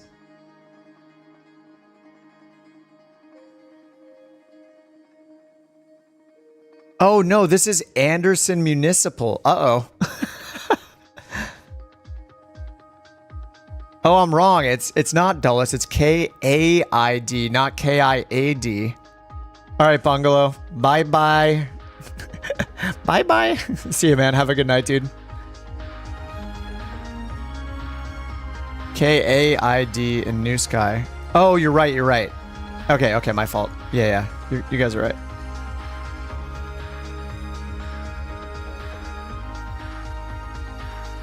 Let me delete that. Let's try again. K-I-A-D, Washington Dulles. Okay. In Fennec. Okay, 0049. So we'll go 120.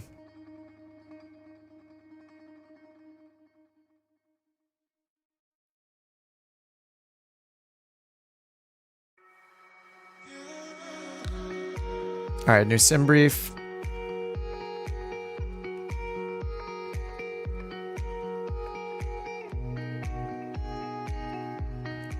All right, there we go, Dulles. Now we're set.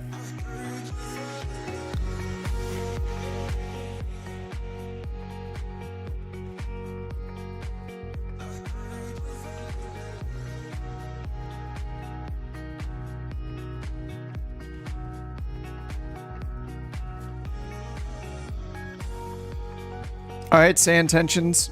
Let's see if you're not crappy this flight. Hope on in. Do it.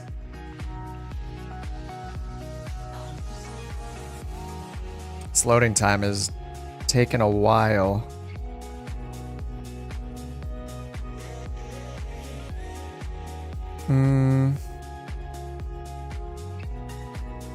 Took off from Bozeman in the F-28, polluting Yellowstone the whole...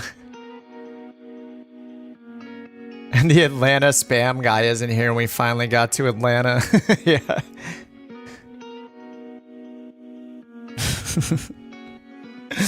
Sorry, dude. Now that he's not here, we're flying Atlanta. We're such jerks. Sorry, man.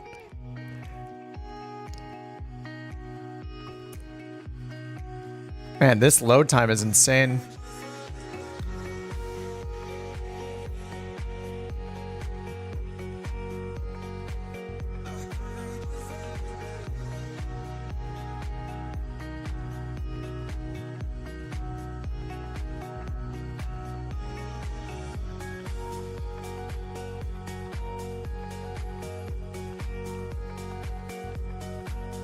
I don't know what's going on with the load time.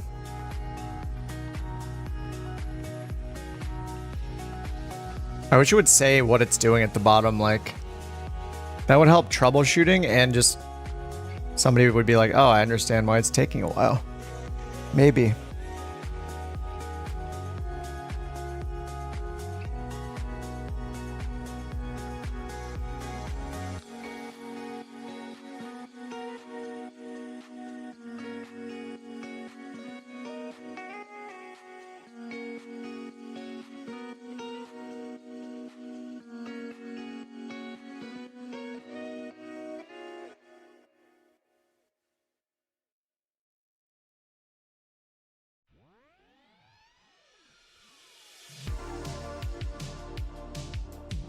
Just got a visit from the puppy.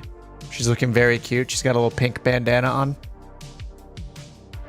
Oh, my sim crashed. Oh, dude. Come on. It's gonna ruin my departure time. It's gonna delay me like 7 minutes. I look away, I pet the dog, I look back. The sim has crashed.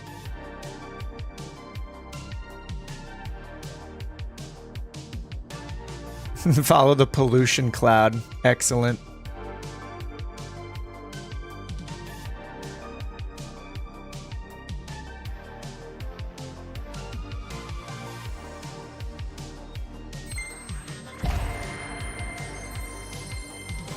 Feels bad.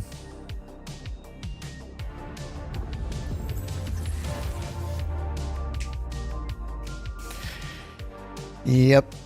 I heard Flight Sim 2024 is going to have 0 crashes guaranteed or you get your money back. It's just, I got a feeling that's going to be how it's going to be. They're going to be so confident. Every crash, you get a free airplane. If the sim crashes a desktop, you get 1 free item from the marketplace. No limit to the value. Right? I think that's what's going to happen. Heard it here first.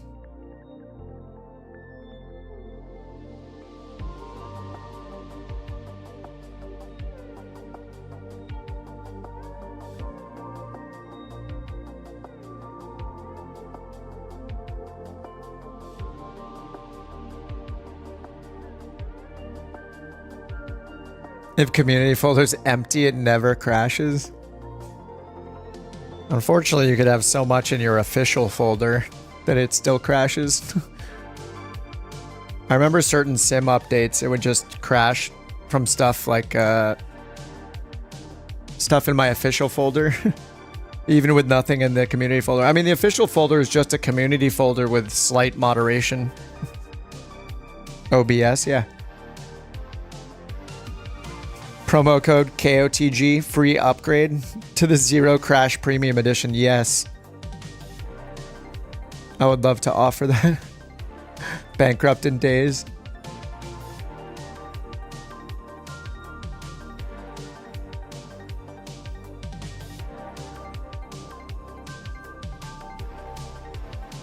Yeah, our departure time's going to be messed up here for sure. Not great. Not great.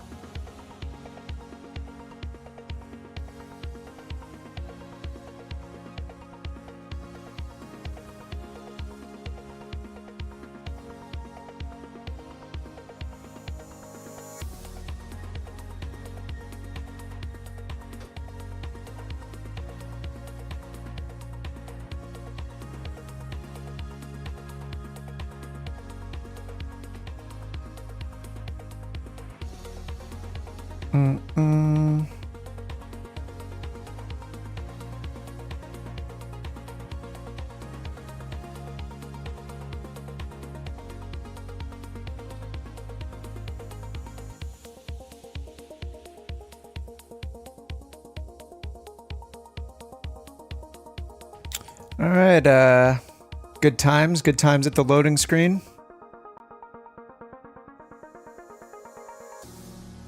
What's up, nobody? Yeah, the E195. It was surprisingly good, yeah, for early access. VNAV will be nice. The performance of it was a little weird. I feel like it's got some bad performance. Like, my frame rates were pretty crappy using it compared to other planes, even bigger planes, so... Seems like they have some optimization to do with the performance of the plane. But yeah, it was pretty fun. I kind of like the CDU or FMC on it. And it's something different. It's so automated. I loved how, like, it was just so easy to get the thing started up. Like, almost all the knobs in the overhead are in an auto position, and they're supposed to be in an auto position. It's just really easy to get going with. So yeah, I liked it. Oh, I see. The FMC is the performance. I noticed the screens have like a weird flicker to them as well, like when I'm moving my camera around, that other planes don't have. So maybe that's the same issue. Yeah, overall, I had a good time flying it.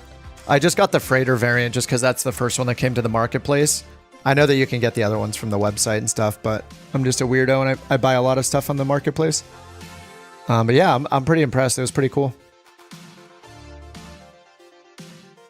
I feel like I've flown completed planes that were worse than that were not called early access, so...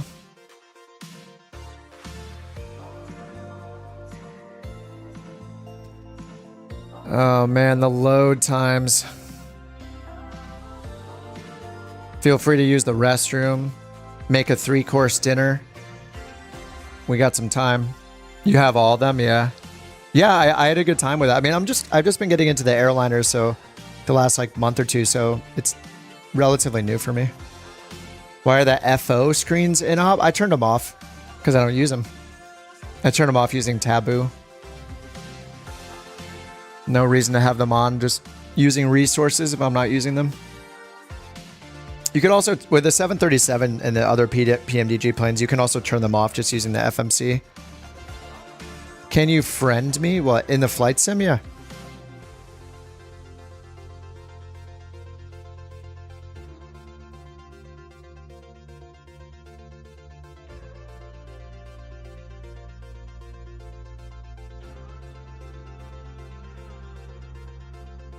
Well, we will eventually load. Maybe. Someday. This is what I get for not flying the 737. Crashes the sim.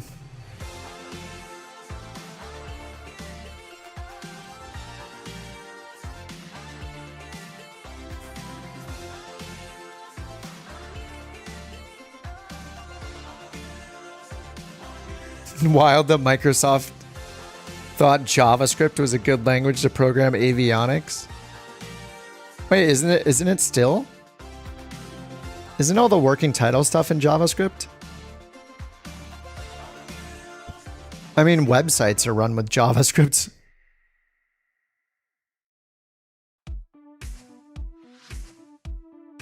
I think,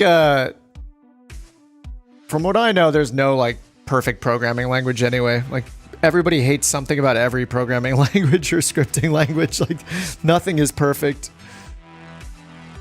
Oh, it's compiled? Oh, got it.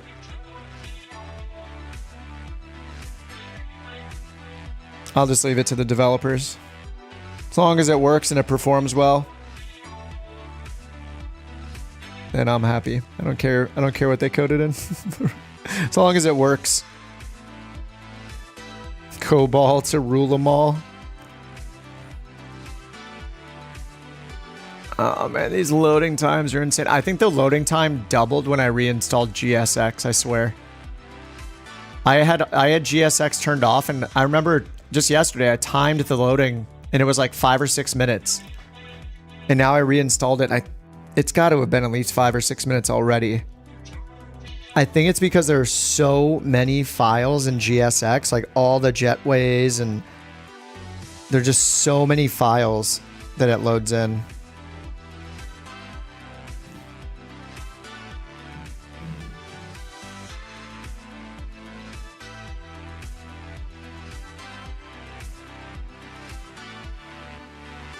There we go. Okay, please fly by wire. Let me load into Atlanta.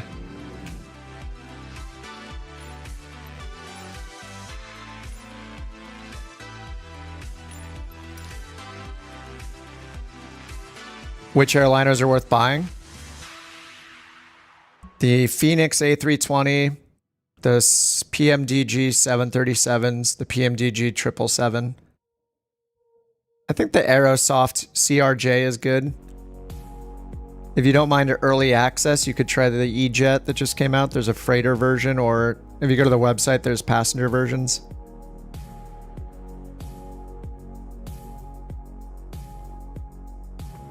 I think the premium version of Microsoft Flight Sim is worth it if you want a 787, because then you can, if you're on PC, you can download the 787-9 and 787-8 mod as well. So you kind of get 3 planes. So you get... The dog just ran in here with my girlfriend's sandal. She loves all the shoes. E-Jet's prices are good. On Contrail? I don't know what that is. Yeah, but it just matters what you want to fly, Anthony. If you're on PC, then you can get the fly-by-wire A320 for free. The AnyBuild's A320 is fine too, the one that's in the sim, the V2. Man, is it gonna crash again? What is happening? Contrail? I'm not sure what that is. You're on PC? Yeah, if you want to fly the... Casey, what's going on? Are you okay there, dude? Does Casey normally type normal messages? Or not? Something going on. Is Casey okay? Casey, you okay?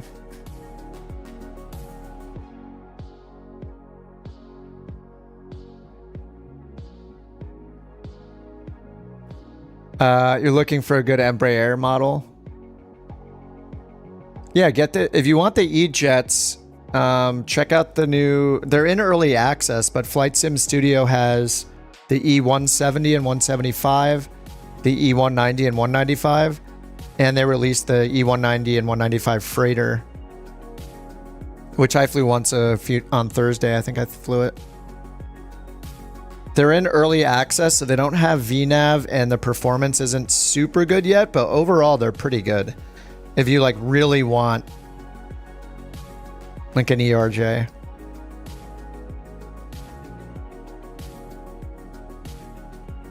The deal they have is if you buy both the 170 and the 190, then you get the freighter variants for free. So unless you only want one of the planes, I would consider buying both of them would give you the freighter for free. So you'd get 6 planes in total, I think. The 170 and 175 passenger variants, the 190 and 195 passenger and cargo variants. So a total of 6, I think.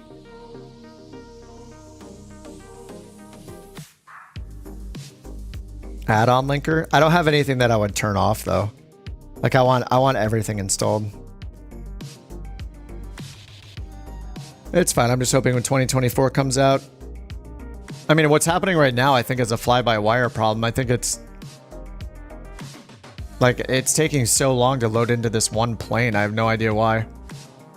If it crashes again, I'm just gonna go back to the Boeing. I don't know what's going on. I've flown it a bunch of times, so I don't know. Hopefully we load in.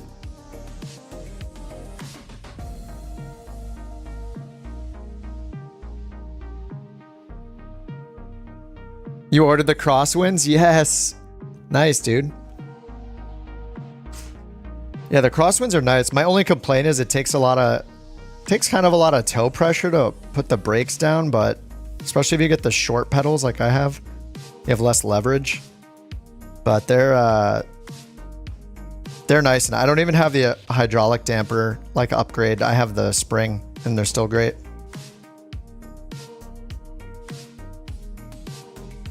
Why is it slow? Because I have a terabyte of add-ons, including GSX. Oh, you got the damper upgrade? Nice. Yeah, I just have the original spring, whatever that it came with by default. But they're nice. Nice quality.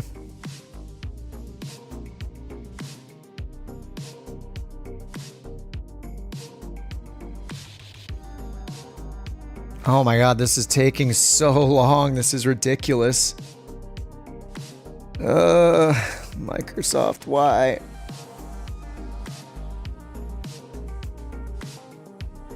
I can't help but think that when this happens, it's because of their servers being slow and like not the client side.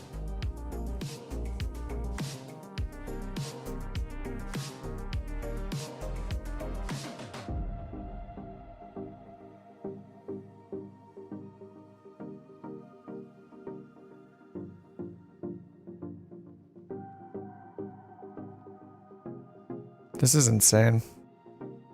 Trim down the add-ons? Never. Yeah, I go through phases where I get to the point where I just feel like I have way too much crap installed, then I delete a ton of stuff, and then I feel like I don't have enough stuff. I mean, this is ridiculous. This is loading into an airport is taking this long. I think it's the fly-by-wire. I think that if I use the Boeing, I would be in. Like loading the 777, yeah. Didn't the E-Jets have like a 10-minute load time too? Pretty sure. I think the E-Jets said like, it'll take 10 minutes to load in the first time.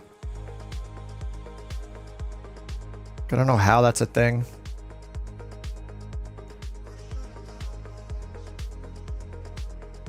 I mean, I already loaded this sim. This is just loading into the airport. I already chose Atlanta and chose a gate and hit load. Now we're waiting to load into the airport. The sim is already in. Yeah, like there, finally. Look, game servers available. See, I swear, it's a network problem. This is a network problem. Why would it instantly, when I get in, say the game servers are now available? It's something with their networking, man. It's gotta be. It has to be a network problem. Every time I get freezes in the sim, the multiplayer turns off and then turns back on every time. SoCal problem. Well, whatever it is. Yeah, this livery looks weird with the purple and blue. I think this was meant to be blue, right? I forget who made... Did Ave make this? This must have been meant to be blue, right? Because this is royal blue and this is purple. I'm not sure which color it's supposed to be. Both.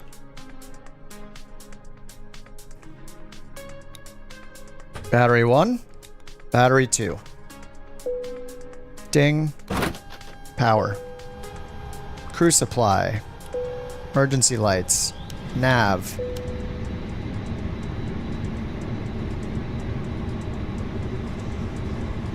What's the EFB? 8, 9. Oh, it's 0. US West is not great. I was going to use say intentions, but I think I'm going to turn it off now because I want to start this flight sooner.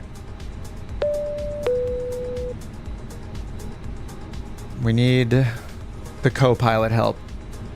Oh my god, yes, the cup. It's a plastic chair. Import sim brief.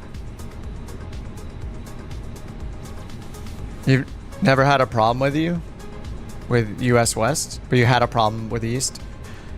I just think it's Microsoft in general. Their cloud services have shown over and over again to be really bad. Like, we lose photogrammetry, the multiplayer issues over time, the Bing data graphics going down. The freezes I get, I think, are networking related because every time it happens, I'm offline and then online again. So it makes me scared for Flight Sim 2024 just because of that.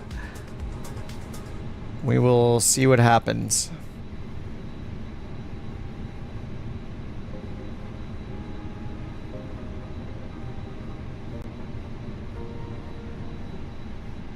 Why can't I fill the data? What's happening? I generated the flight plan.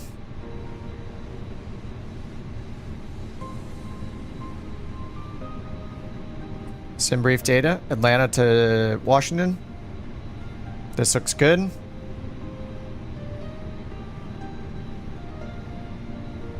GSX payload sync enabled.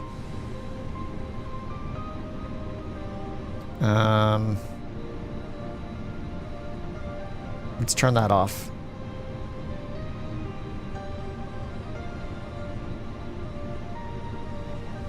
Why can't I click this? What's happening? Fill in data.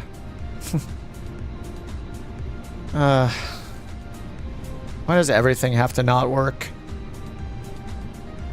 Let's try again. Okay, we're gonna load fast, I guess. Wait, is this downloaded or not? Fill payload information. 0 passengers, so I guess it's not downloading it anymore. Now SimBrief doesn't work with the fly-by-wire. What is happening? Is it SimBridge? Maybe SimBridge also does this stuff.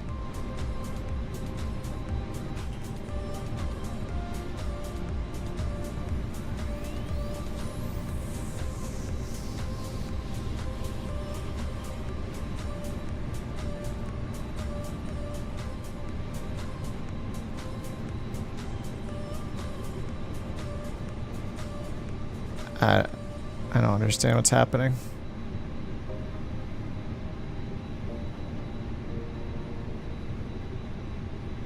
Okay, SimBrief doesn't work anymore with this.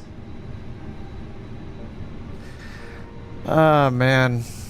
Restart the fly pad.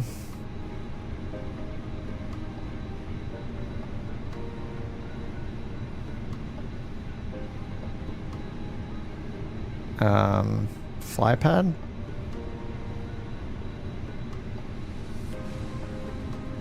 Like this? Or you mean power off and back on? Maybe it does need sim bridge.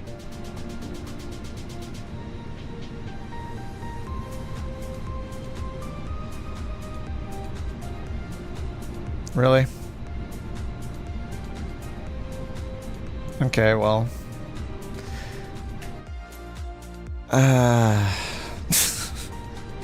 Can someone make something that works all the time? Please. Please. I don't get it. And it took 20 minutes to restart for that? 20 minutes to load into a plane where SimBrief just doesn't work anymore? I'm freaking out. So frustrating. Performance calcs? No, it's fine. I'll just switch into the Boeing, which works. If it doesn't work this time.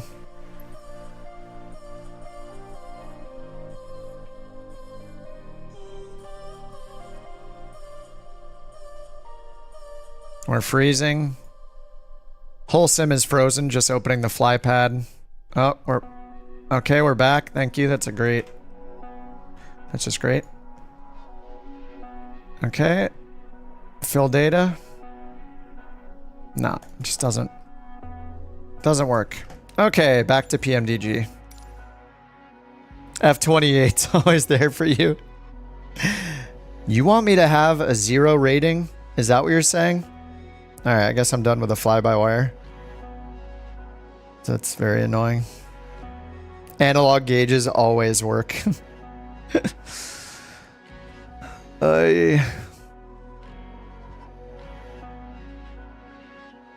Teach you how to fly it on Discord? What could go wrong? I mean, I was actually not doing bad in the F-28 until I clicked the fire handles by accident, which were located right next to all the autopilot controls. Oops, accidentally pulled the fire handle. GG. Good thing it's located right next to the heading knob. What could go wrong? 286 with a 14.4 modem in a basement.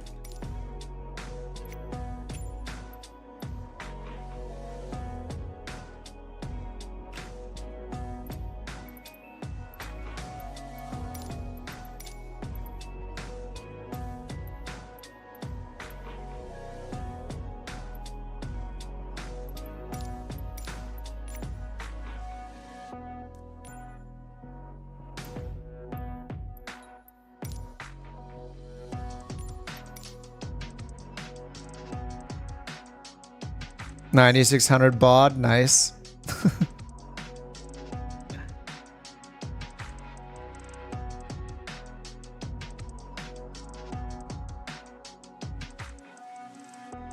I like when you would buy a faster speed modem, but your throughput was not fast enough, so you'd buy the hardware, but it couldn't go faster. 2,400 baud. 24, 96, 14.4, 28.8, 56K, ISDN, ADSL. Yeah, like when you like you could get a 56K modem, right? And then you'd have like, but you'd be getting like a tenth of what it could do. 30 minutes late, made the landing. Nice. Well, I haven't even loaded into a plane yet, Jonas, so you can definitely catch up if you want to fly the next one with us from Atlanta.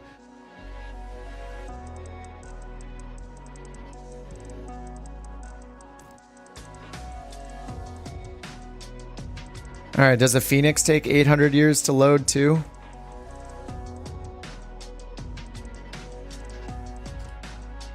Actually, I don't think I had the bootstrapper or whatever. So I'm not sure if it'll work or not. Oh no, it started automatically. Okay.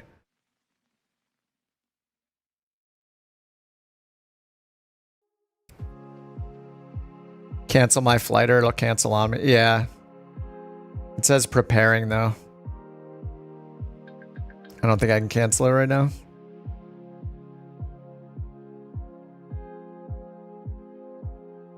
If I can just leave it, right? I can just book a new one.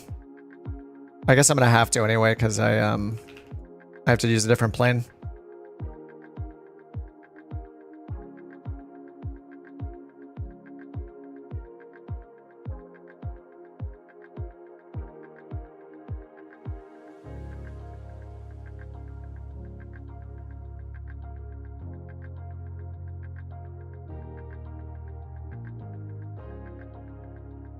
Should wait to see if it actually loads in.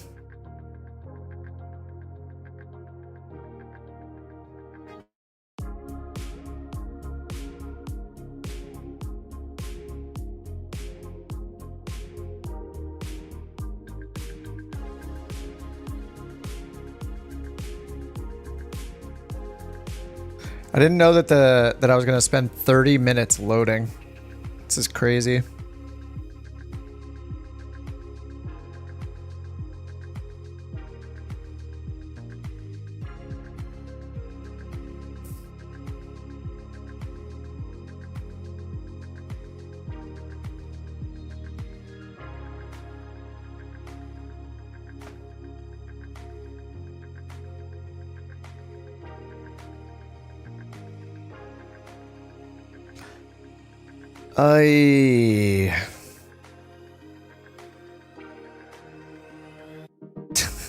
The name Airbus is actually derived from the combinations of the words air and bus.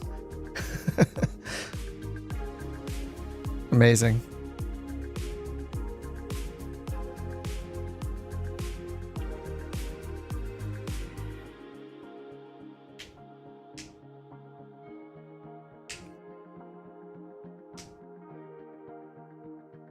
Well, good times. Good times in Microsoft Flight Simulator. In German, it's gotta mean something.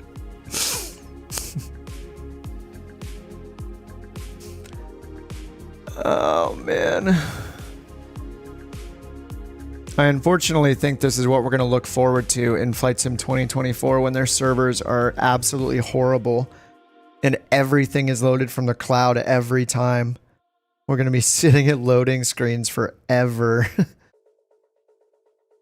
Everybody's going to have like a network traffic meter opened up, watching it,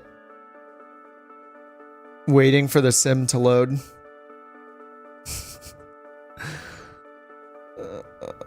This is crazy. Could build a 737. This is insane. Think of it as quality chat time. That is the bonus. That is the plus side. I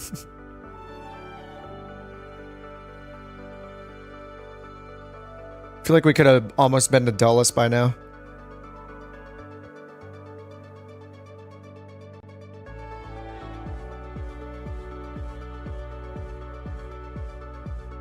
An Xbox would load faster than this. It has to be their network. It has to be. Like, what could it possibly be loading for this long? It makes no sense.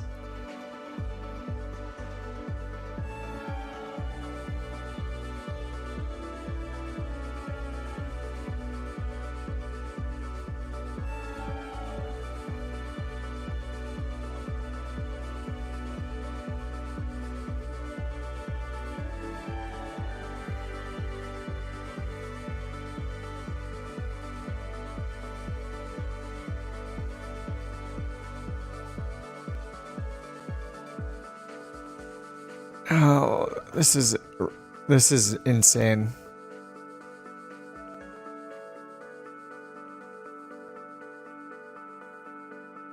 I mean, renaming the community folder. Oh, it crashed again. This is insane. I literally just used the Phoenix like the other day. I don't understand. I guess I'll get rid of GSX. I mean, everybody's sim will load faster if they delete all their add-ons.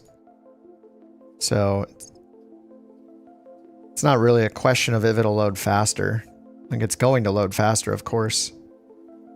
I think it might be that just GSX is like the worst thing of all time when it comes to load time. I don't have FSUI PC anymore. Yeah, I did install the GSX update.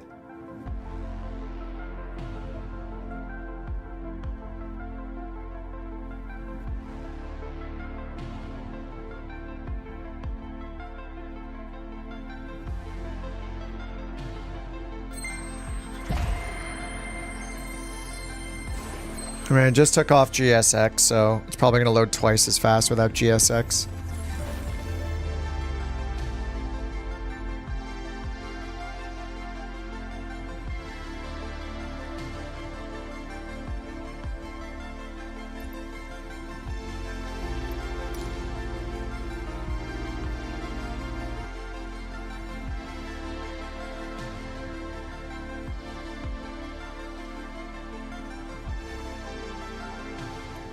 The pain.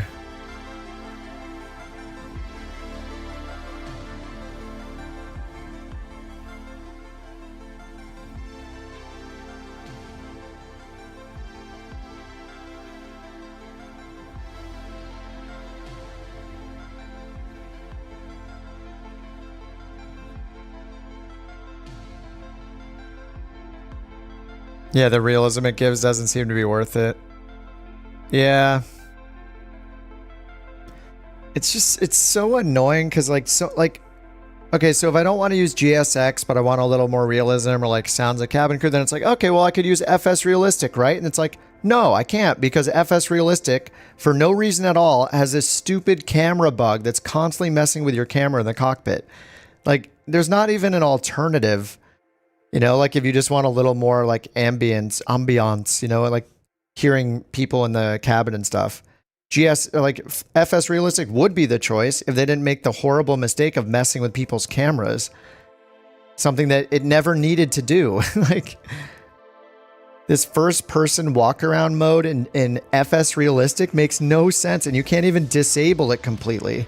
You can't just hit a button that says turn off all first person and camera mode stuff to stop messing with my camera. So I can't even use the program I paid for because it does things I didn't ever need it to do. Virtual hug plugin, yeah. Yes, please. Yes. It's just so frustrating. Like, too many devs go overboard with what they make. Just make it a sound replacement tool. You don't have to touch my camera. I can walk around with the drone camera. I don't need it. Or let me turn it off. They don't do, you know, they don't even let you turn it off. So now I just don't use FS Realistic anymore.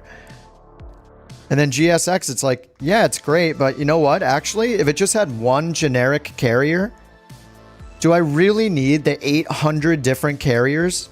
No, like how about a GSX Lite, where it's just one generic service provider, so you can get the passengers and you get the it uses the default Microsoft Flight Sim Jetway connection. So if it works, it works. And if it doesn't, it does the stare thing, which is fine.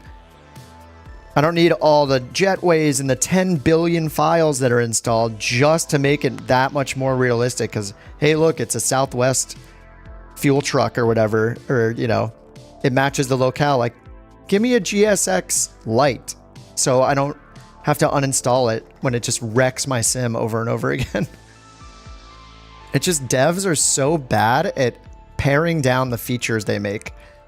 You can just make a simple version of something and it be valuable. You don't have to do the other 99 things. Just do the one thing and make it good. It's, I don't know. There's so much just bloated stuff. It's hard to just get something that's simple and solid and just performs well. Load times being longer. I mean, I didn't bring up a timer, but I'm pretty sure that when I had it off, I was loading in like 5 or 6 minutes. And when I put it back on this morning before the stream, it like doubled my load time instantly. Just with GSX. I haven't tested it. I could be wrong, but it feels that way.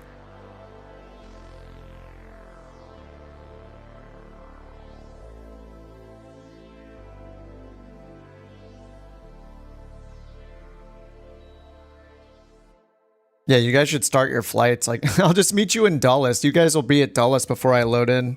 I'll just fly from Dulles or to the next place. Everything is, insert Walter saying here.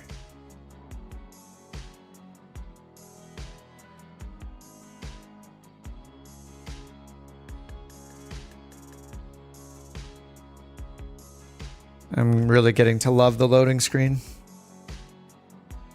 I actually think right now there's Microsoft networking problems happening. I think is what's happening.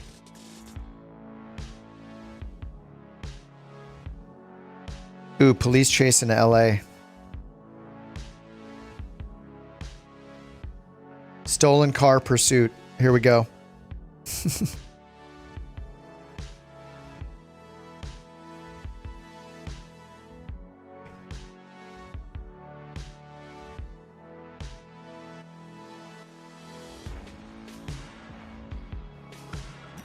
Police chase must be 6:30, yeah.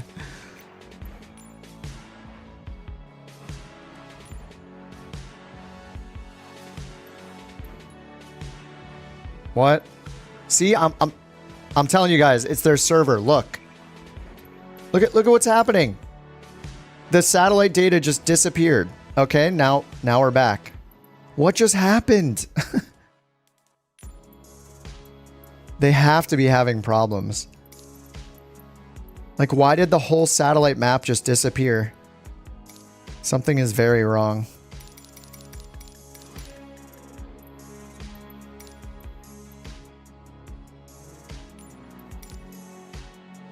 All right, is this the third time?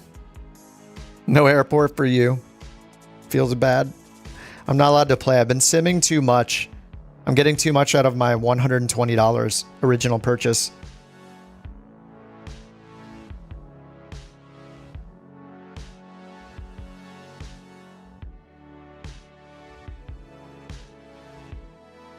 Timing it? Oh, the timing isn't loading into the airport. It's loading the sim. Loading into the airport is usually fine. It's when you load the entire sim and it's loading every file and every add-on and every community folder thing. That's when GSX gets loaded, like along with everything else. Right now, it's probably just loading in Atlanta. And like it just started the Phoenix in the background, the Phoenix program or whatever.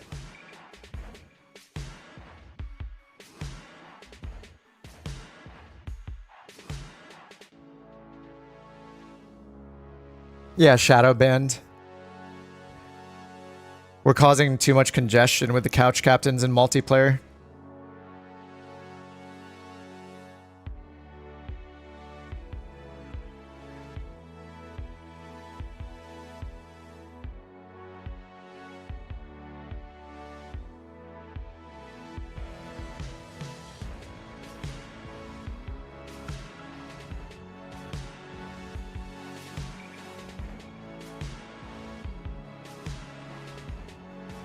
Something that's Atlanta.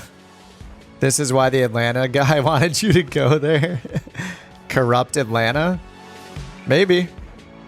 I have no idea. I shouldn't have to worry about it. Like, I buy almost everything from the marketplace. Like, this isn't my problem, you know? The sim should not let me install multiple airports with conflicts. Like, it's just...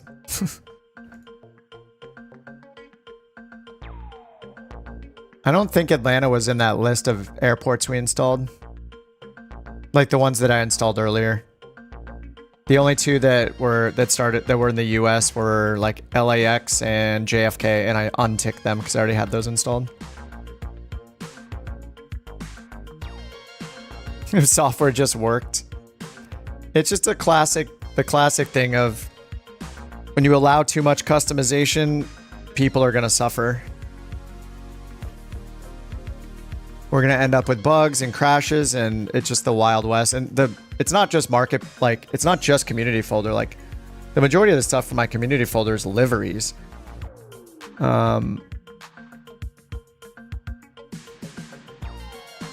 Anyway, this is insane. I wouldn't be surprised if they're having network problems though.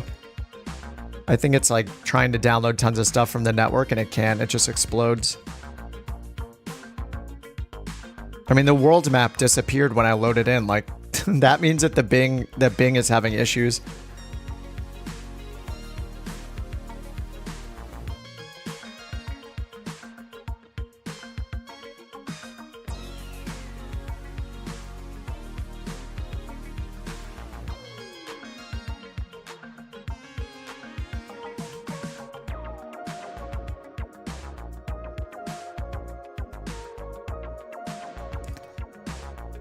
I've literally been looking at a loading screen for like an hour, I think. This is insane.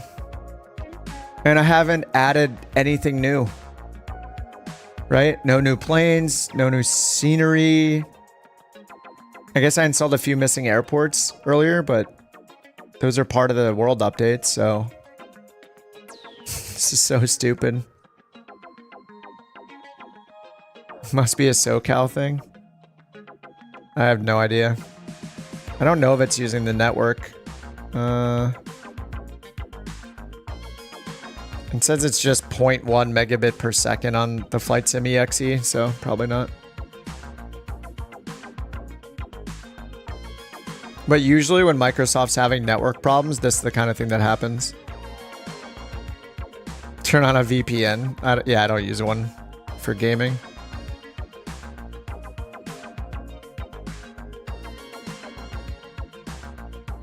You spent an hour earlier today trying to find what's randomly spinning your heading bug.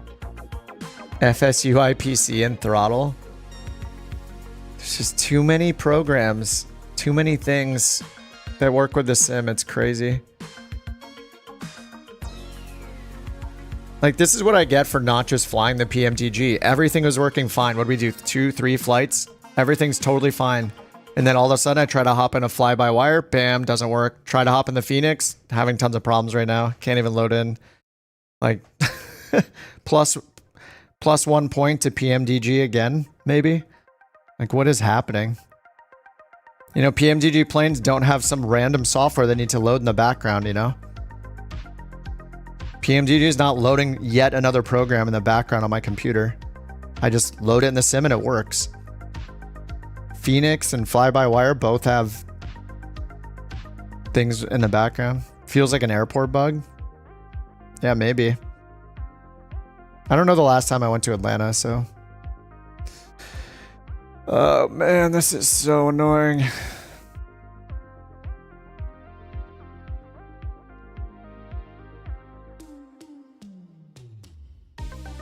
But I haven't tried to load into this airport with the Boeing. I tried the fly-by-wire. It loaded in, but then the sim brief didn't work. So I did load in at the airport, right? In the fly-by-wire. I just couldn't... Yeah, I loaded in at Atlanta. I just couldn't get the fly-by-wire sim brief import working. So that's why I quit. Then I tried to load the Phoenix and it crashed the sim. And now I'm trying to load the Phoenix for the second time.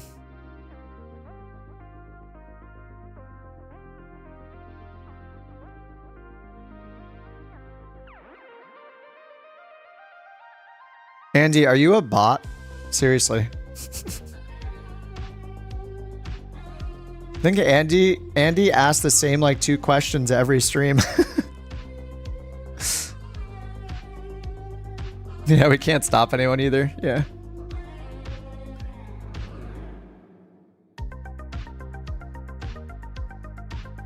See, it's not the airport, it's just the Phoenix having its crazy program that needs to run in the background just to use its plane is insane to me. Oh man. Okay.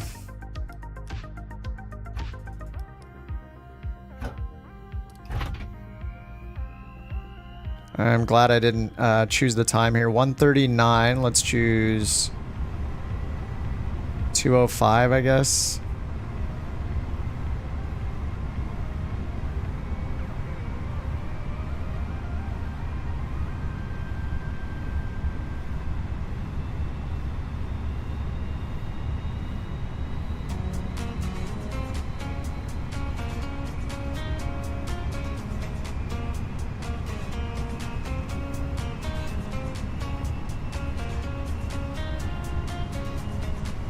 ATC, Kennedy.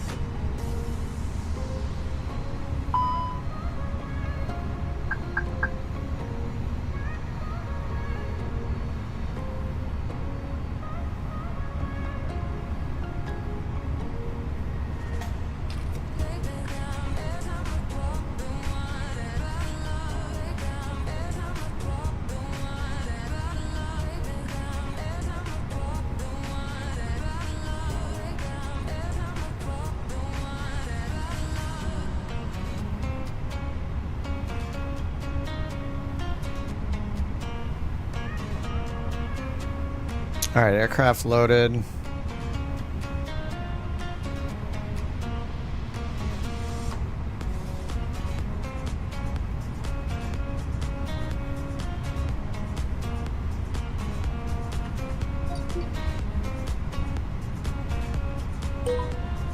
Colt 323. Request IFR clearance to Washington Dulles Airport. Colt 323 Atlanta clearance. All right, 26 cleared to left. Washington Dulles Airport, Jack 2 departure with the Kellen transition, then as filed. Maintain 5000, departure frequency 125.65, squawk 5 tree 10. Cleared to Washington Dulles Airport, Jack 2 departure with the Kellen transition, then as filed. Maintain 5000, departure frequency 125.65, squawk 5310, Colt 323. Colt 323, read that correct. Contact ground 121.9er when ready for pushback or engine start. 7. Ground 121.9er when ready, Colt 323.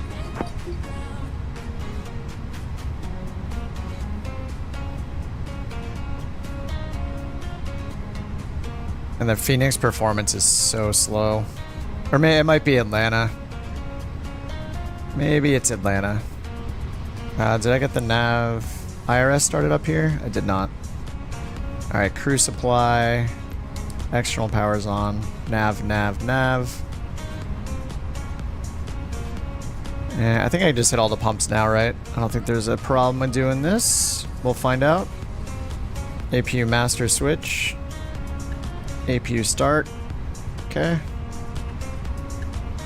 Climb maintain 5000, 5310 on the squawk. Jack 226 left, Kellen. Okay.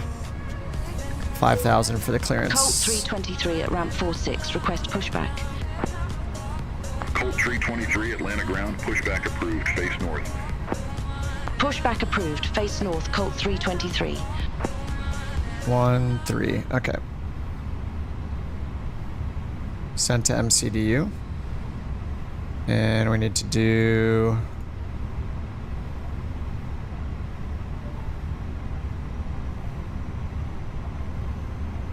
Let's see. Cost index, cruise, and flight number. Okay, CCX 323. Cost index 43. Cruise 370.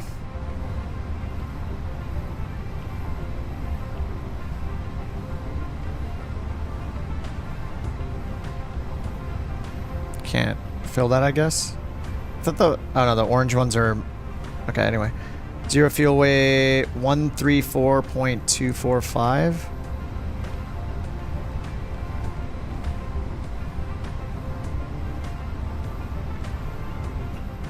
Or is this where I need to hit send to MCDU? 1 down 0.268.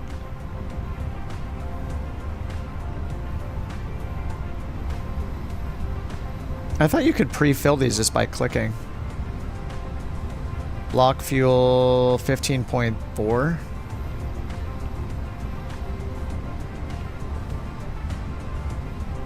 And CG.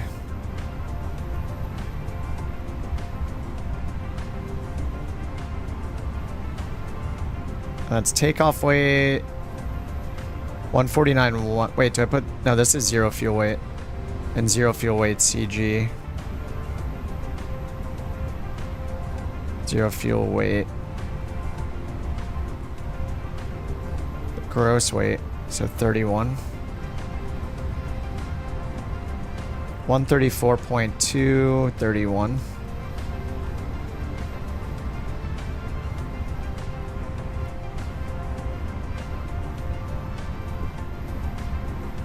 Okay. And performance. Okay, those are all set. Flaps 1 and down point 2. IR line in 5 minutes. Alright, APU bleed on. External power off.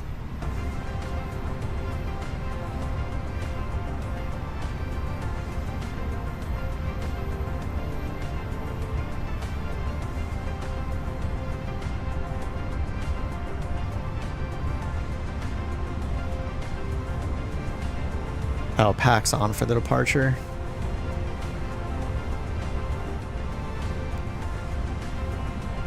.68. Flex temp 1 down, 0.2. Okay. Speed, and then we have heading. So I need to do departure and arrival. Alright, Atlanta, Jack 2, Kellen. Jack 2, Kellen, 26 left.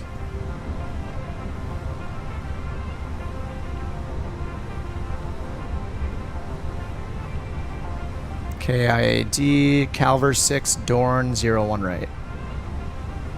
01 right. Calver 6, Dorn. Is there a via? No. Okay, insert, flight plan.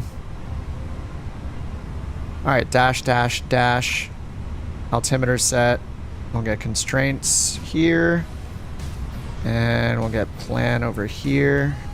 Alignment 4 minutes. Parking brake, TCAS standby, company message, APU bleed. Alright, so company message is just going to be the load sheet.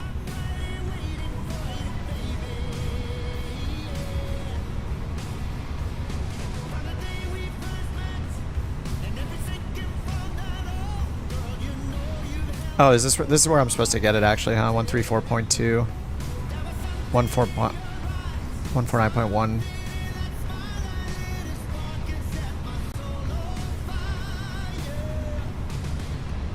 Cost index 43.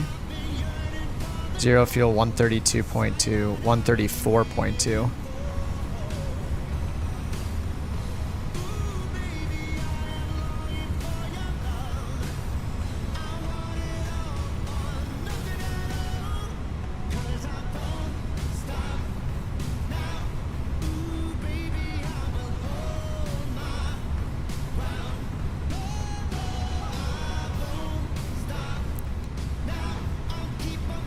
Okay, how fast did the characters countdown fall? I feel like I've been using it a while. Oh, I'm still only at halfway. I don't know, I topped off like, I feel like it's been more than a... Oh my god, why does it do this? Beyond ATC reads one of my axes on one of my controllers and scrolls. Look, if I move my prop throttle, my prop lever, watch. Oh no, is it my speed brake?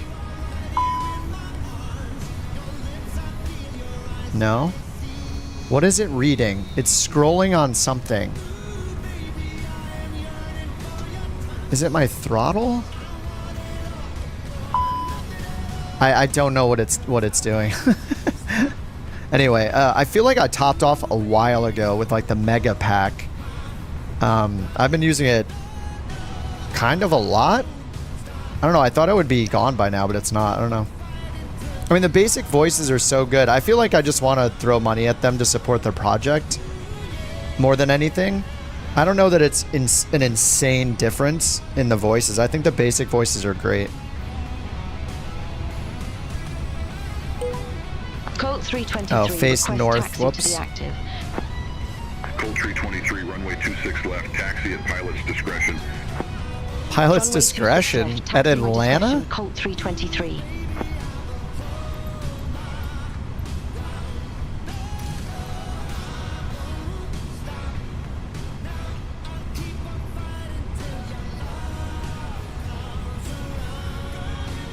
Why does this thing need to be this big, by the way? Oh, there we go. Nice. I actually didn't know I could resize it that small. Never mind. Sorry, I'm dumb. I'm sorry.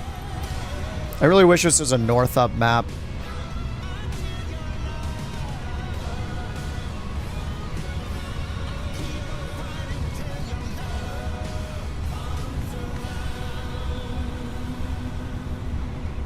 I don't know why this isn't a north up map.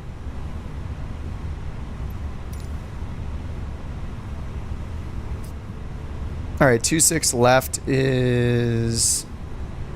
Oh no, we want nose right.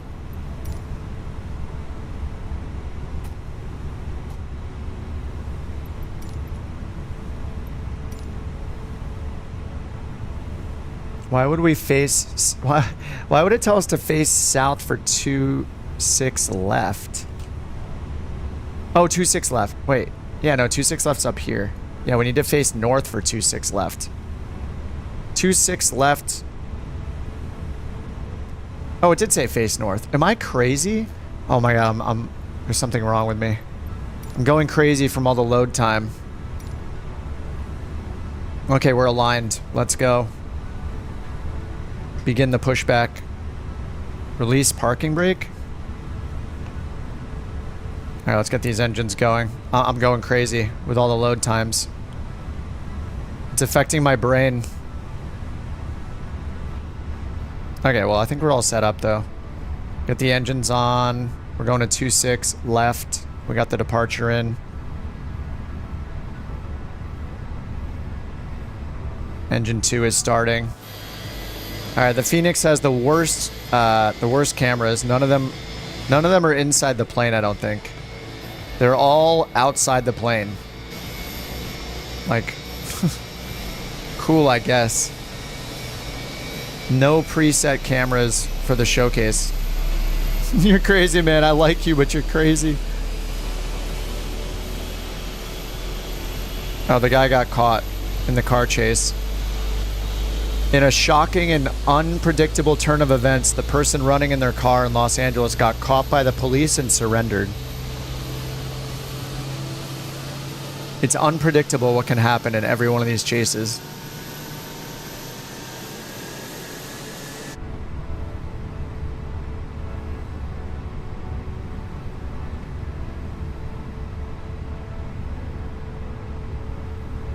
All right, available. Engine 1.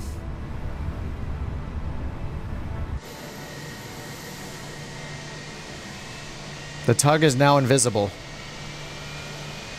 It's gone.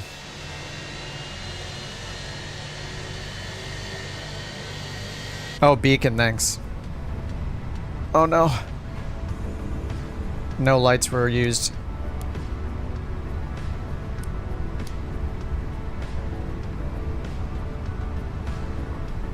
Man, this is... Atlanta plus Phoenix equals lag.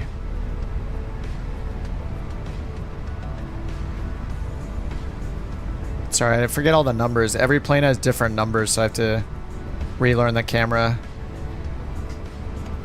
Relearn the camera preset numbers every time.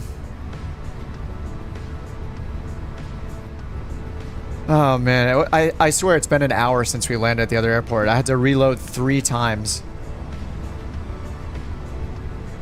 Alright, available. Flaps 1.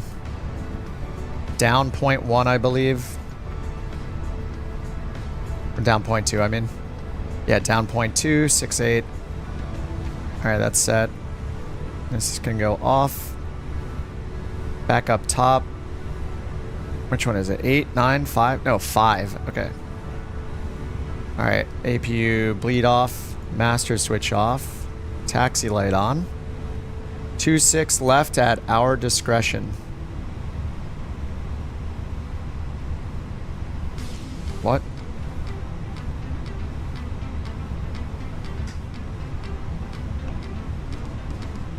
Alright, parking brakes off. Hit B. Auto brake to max. And chrono. Alright, let's get a fast taxi. Let's go.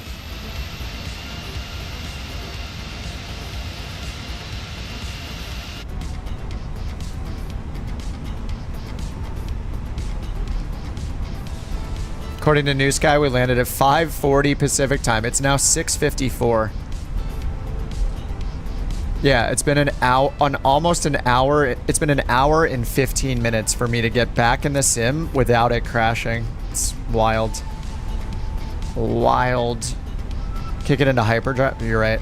We need to go faster.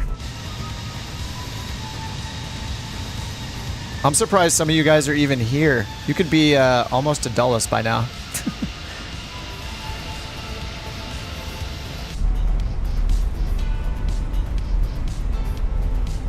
Wind shear, TCAS.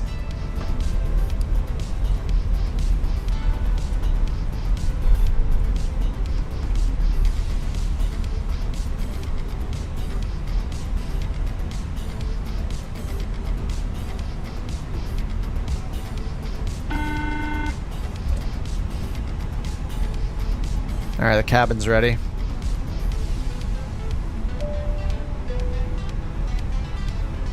Well, the good thing about taking all this time to switch to an Airbus is we're going to see some sim FX in action potentially, so that's exciting. Couch Captain's on the takeoff roll. Fellow Phoenix has departed.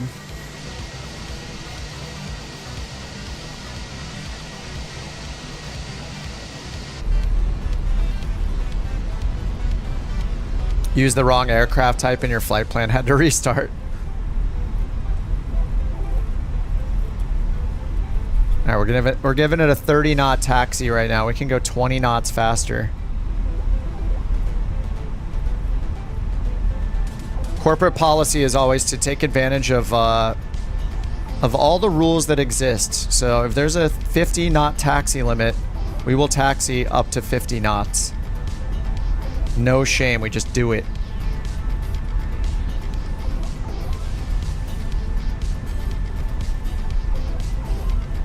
Actually, 50 knot taxi is kind of insane. You can miss a turn so easily.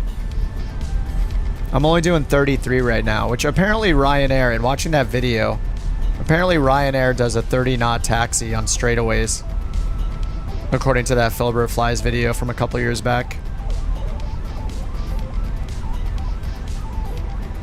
Alright, takeoff config normal, taxi, or cabin's ready.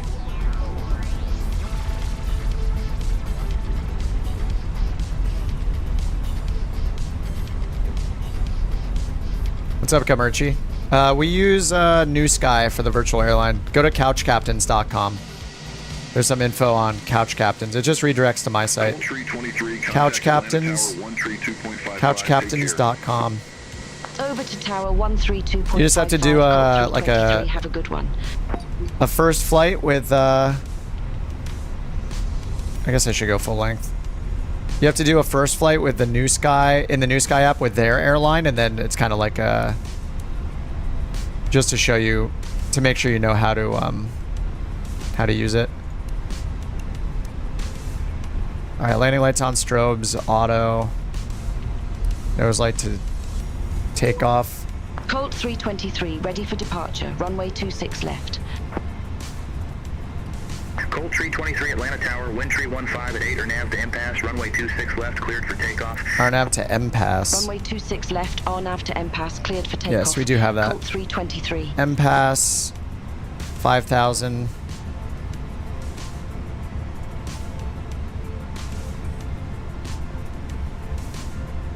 And we're doing the Jack 2.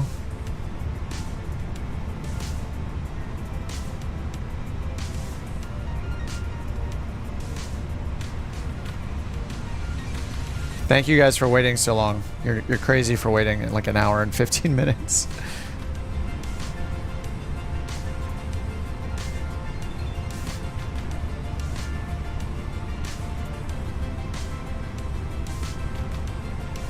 All right, let's get this thing to flex.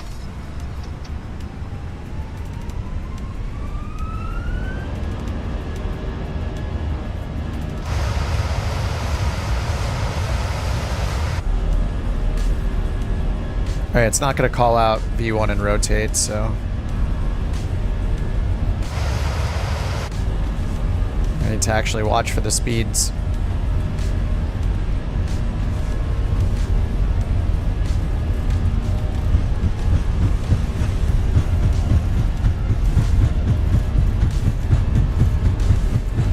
$120.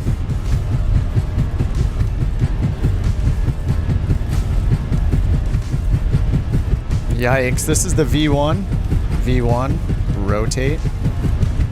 Man, we could have actually stopped that in that short a distance. Positive rate, gears up.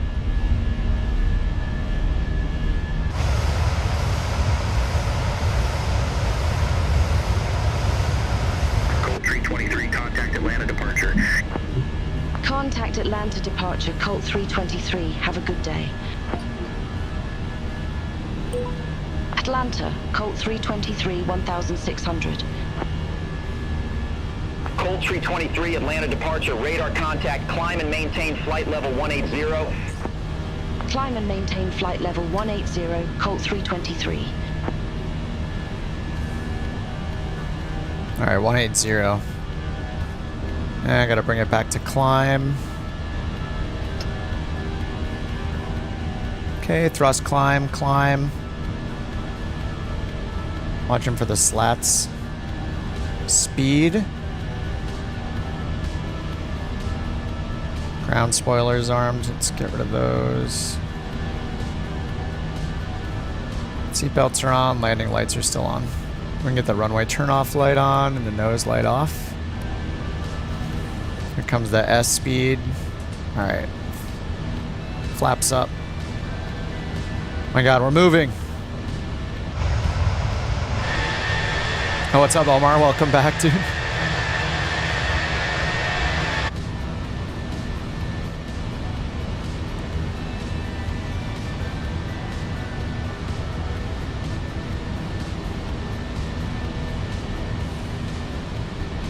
Alright, we're coming up to impasse or impasse. Oops, 3. There we go.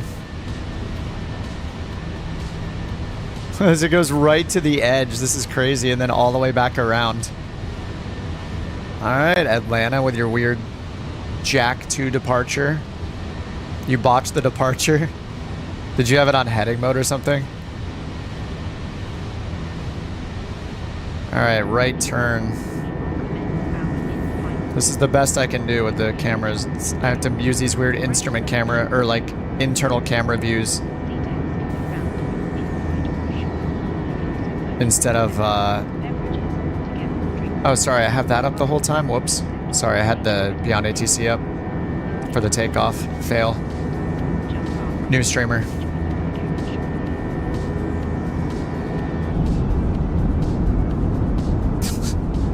So I have the cabin turned off for performance. Like these are what the showcase cameras are for, is like wing views like this. Phoenix is the only one to get it wrong. Literally everyone else does a good job. Fly-by-wire is good. All the 737's good. The 777's good. The E-jets are good. Even the Vision Jet has internal window cameras on the showcase fixed cameras. The Phoenix is the only one that doesn't seem to get it. They're just so proud of what they made, and they want everyone to look at the plane instead of looking out of the plane, that every view is of the plane from the outside only. It's so weird. Like, this is okay, but yeah. How about some window camera views, guys? They made the mistake of putting them on the instrument camera presets like this. You can't even get to them with a shortcut.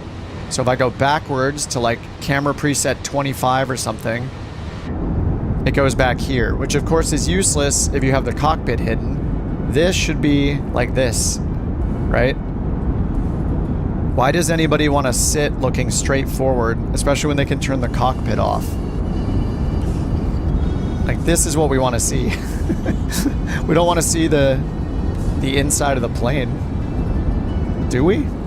Seems kind of boring. Anyway, I have to complain about cameras every single flight. Shouldn't be, they can do better. My god, look at this string of departures. It's beautiful.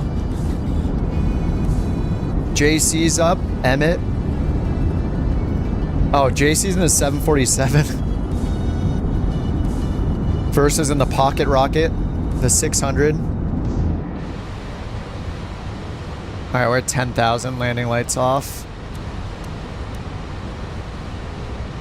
And seatbelts can come off. At least these cameras are good. These cameras are great. They just need to fix the outside fixed cameras. Couch Captain's conundrum. It's just like, I don't want to have to set cameras that zip through the non-existent cockpit like this. It's super weird.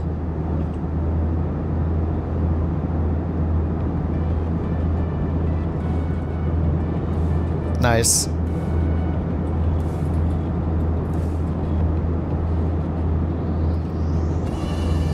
Let's check the map. Check the departure map.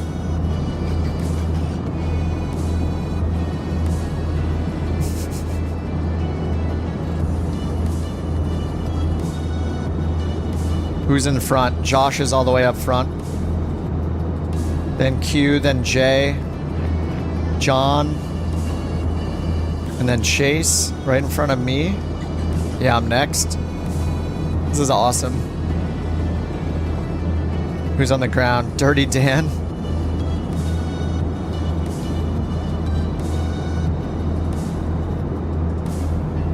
Airbridge to Dulles. Looking good. I mean, good thing that, I mean, I don't know. I feel like, I was going to say good thing the Airbus is easy to fly. Like, I just like speed read the setup. I probably messed a few things up, but getting started's not that difficult. I wish there were more performance options in this thing though. Like, I just want to turn a bunch of things off. I believe I tried to turn these screens off with Taboo and it broke the plane. So it doesn't seem like you can gain any frames by turning the screens off. Starting flight at Pushback. I start my flight as soon as I load in. As soon as I'm at the airport, before I do anything else, I hit start flight because I need to read my OFP. So to force myself to make sure I start the flight, I hit start flight as soon as I'm loaded into at the airport at the gate. I hit start and then it brings this up and then I use this to plan the flight from the very beginning, because then I know the flight is tracking and I'm not... What just happened? What was that? Oh, there was a freeze. Multiplayer turned off and now it's going to turn back on. Watch. Here it comes.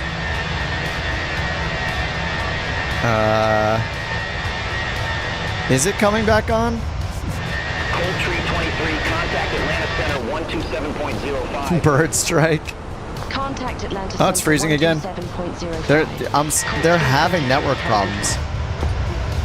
Like, why is it freezing so often? Atlanta Center, Colt 323, good day. Yeah, you can start it like before taxi or yeah, maybe during taxi, I guess. Cold Tree 23, Atlanta Center, climb and maintain flight level 370. 370. Flight level 370, Colt 323.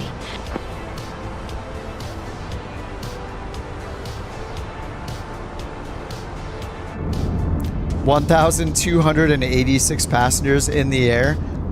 It's gonna make some charters. Oh no, we don't think the charters are based off free flights, huh? Are we sure they're not based off free flights? Because remember when we did the flights into Raleigh and then all of a sudden there were charter flights in the US from Raleigh for a while? It's freezing again. Cold Tree 23. Will all of them make it? 127.5. Alright, 127.5. 127.5, Colt 323. Oh man, I can't. How can I bribe the I gotta bribe the Beyond ATC guys to add couch in sooner. I gotta hear couch. Alright, here comes standard. Now I gotta change to legacy.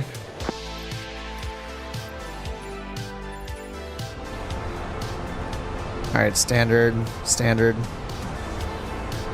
There's 18,000.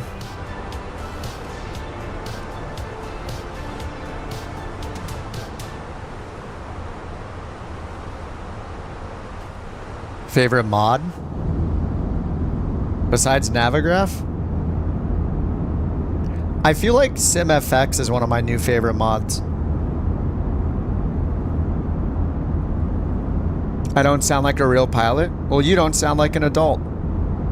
You love the analog instruments in the Phoenix 320. Like the standby right here.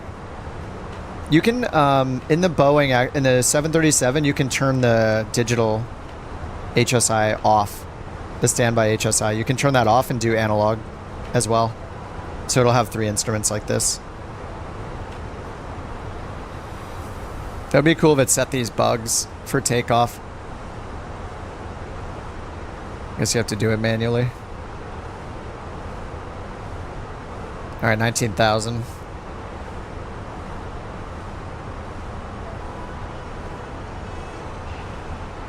Oh, you don't get that in the fly-by-wire or any builds? Yeah, the analog ones. Yeah, SimFX is pretty cool. Like, I think, like, normally I would say stuff like Rex AccuSeason or even Navigraph, but because Flight Sim 2024 is coming out with all the new biomes and the new weather and all the new ground improvements and terrain improvements and new Bing data, I don't think it's worth getting Rex or any tree mods or anything like that. We should wait and see what comes out in 2024 in November. And then with Navigraph, like, also, we could be flying with the Lido charts. Like, if they're good enough, I'm sure a certain portion of people will just fly with the charts that become available in FS 2024. So already it's like Navigraph, like maybe it's less likely that you need it. So yeah, things are just changing. But SimFX, I don't think they showed anything about, like, you know, showing engine vortices and wingtip vortices and condensation and all that stuff that SimFX is doing, which is, I think, really cool. So, and you know they're going to update SimFX to work.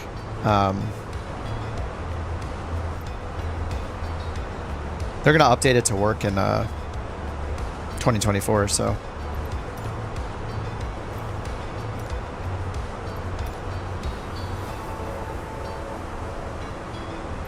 Maybe I should leave this on performance. Performance mode doesn't look bad.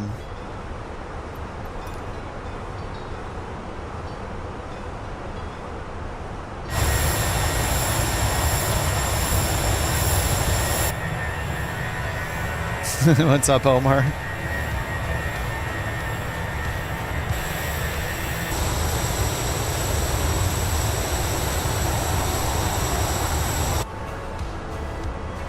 Want SimFX? I know, for every plane, yeah. And small ones too. It's gonna be great. I hope they do it for, like, the Citations, the Vision Jet, even like turboprops and stuff.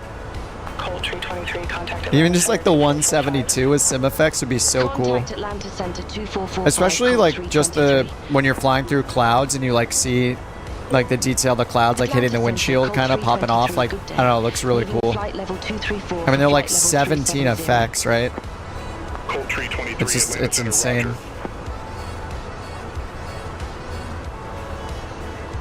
Engine vortices, cold start, condensation, ingest vortices. I haven't seen that one yet.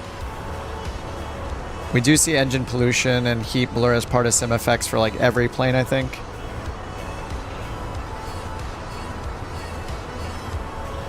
Oh yeah, St. Elmo's fire is part of it too. Oh yeah, wastewater drain. I forgot about that. Visual effect of water drifting from the wastewater drain mast. Oh yeah, water droplets. I haven't seen that yet either too. Cloud lightning illumination inside the flight deck. We have seen the brake smoking.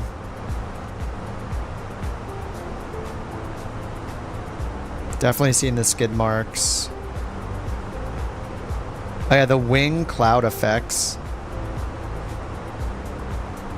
We've seen wing condensation and vortices. The cloud effects inside the cockpit are awesome.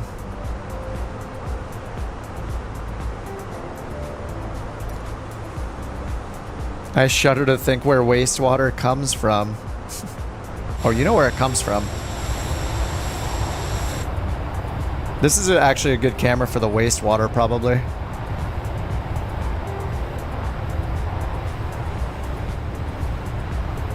I wonder if it requires we have the seatbelt sign off.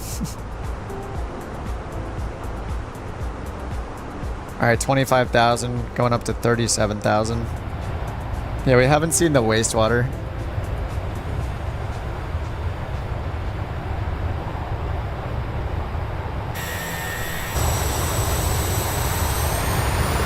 Where's the wastewater vent? Yeah, I think this is going to be the only camera that gets it. Unless I just go in the chase camera.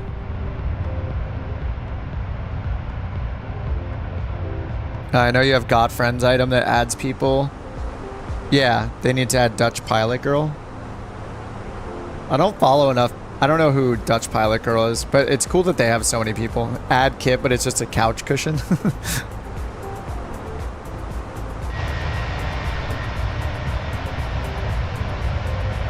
Another freeze. Let's see if people go offline. No. Everyone's still online so far.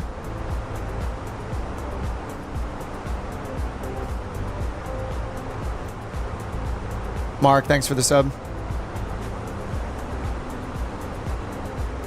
She has good landings in cool places. I'll check it out. I will add her to my YouTubes.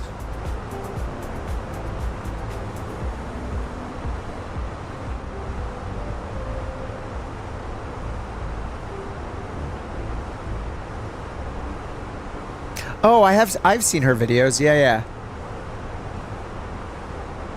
I don't think I'm a sub. Yeah, I wasn't a sub, but I've definitely watched her videos before.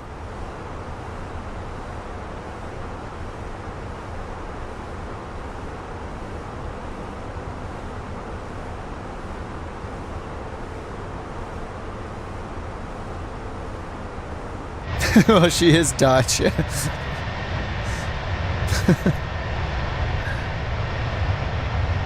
Yeah, not a sim, yeah. I mean, I don't really watch a lot of sim. I watch more real pilots on YouTube than sim pilots. Or real pilots playing the sim. Like, I'd rather watch a real pilot because I see the sim all day.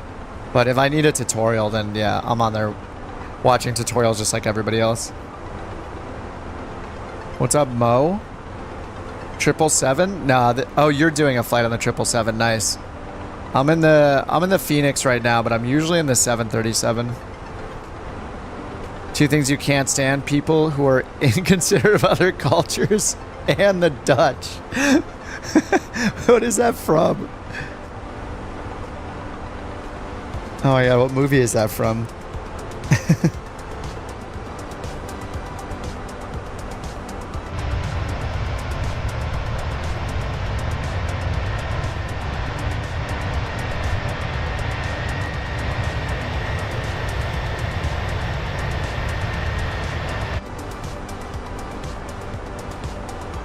Oh, Austin Powers.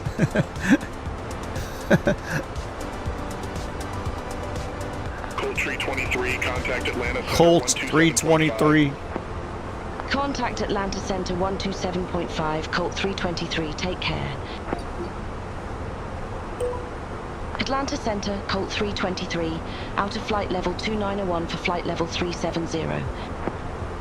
Colt 323, Atlanta Center, roger.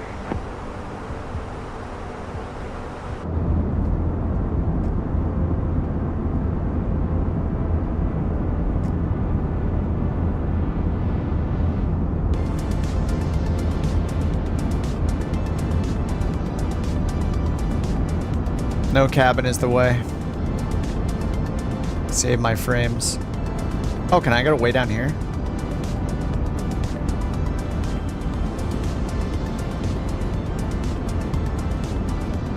There we go. That's a decent preset.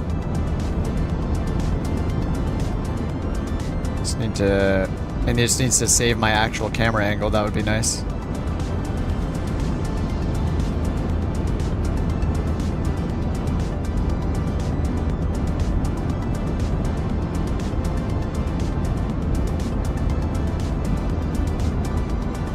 We're just zipping around inside the invisible cabin. No problem.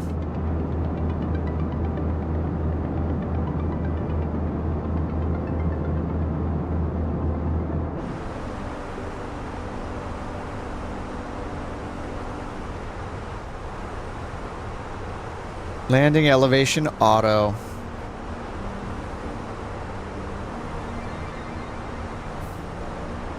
Alright, doesn't it tell us when to use icing or no? I think it does tell us when to turn on anti-icing. Or when icing is detected, I think.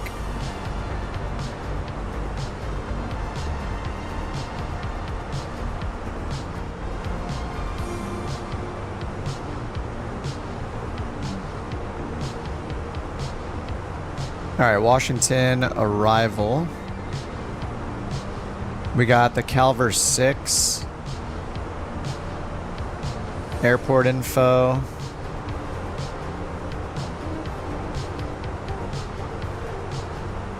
And 01 right, maybe. Ooh, 1 right, Cat 3. Oh, baby.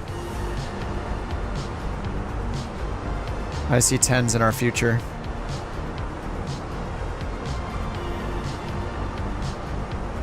Tens all around. How are we doing? 9.37. Beautiful. We're number 6. Contact Atlanta Center 135.35. What's up, Miles? Yeah, we're on USA West server. Contact Atlanta Center 135. No wind at Dulles? Heck yeah. 23. Yes. We need the 10s. We only fly to easy places now. 23 out of flight level 330 for flight level 370. Code 323, Atlanta Center, roger. Yeah, winds are calm. Clouds at 6,500. 3002. Temperature, it's not humid at all, so no sim effects for us. Is that the water or the contrails?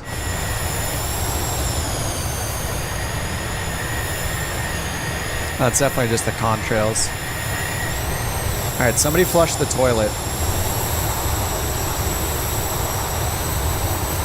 Is this the waste vent right here? Is it this, or...?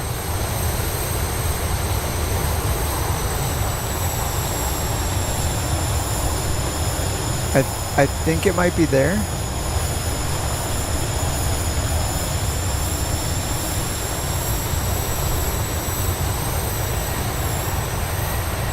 Alright, somebody flush the toilet. Let's see. Let's see it.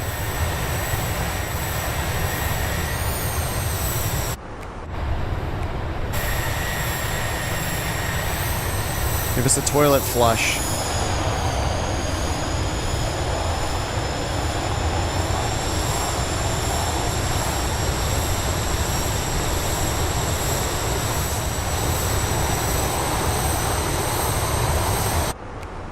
Wonder how often it actually happens.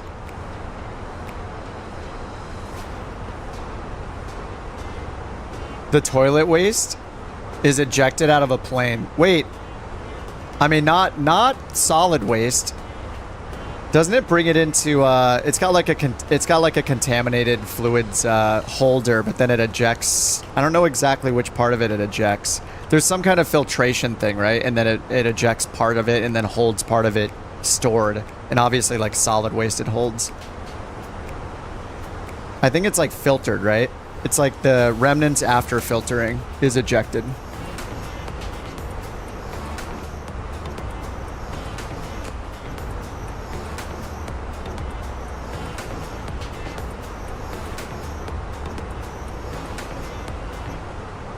It's all stored on the plane? No, there is definitely some sort of ejected liquid that happens on the back of a plane. I mean, it's literally here. Oh, you mean it's never part of the waste, it's something else? Condensation. Wastewater drain. Wastewater drain mast. Okay, I need to look it up. I thought that it was like filtered and after the filtering it was ejected and like what is filtered is kept on board. All sucked out. Or none of it is ejected out. Waste vent is the one on the tail. Oh, it's not any part of the toilet system? I mean, it would just evaporate anyway, right?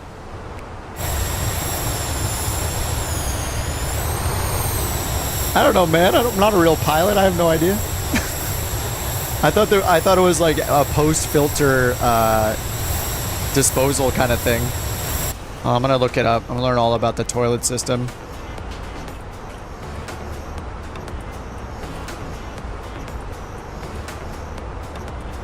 Okay, all wastewater from toilets is collected in a waste tank. Then why is it? I think it's confusing because it's called waste system. It's called wastewater system vent or whatever, so that's the confusing part. So if you just hear the name of it, you're like, oh, the wastewater vent. Captain Joe has a video on the toilet system. So what is ejected from the wastewater system then?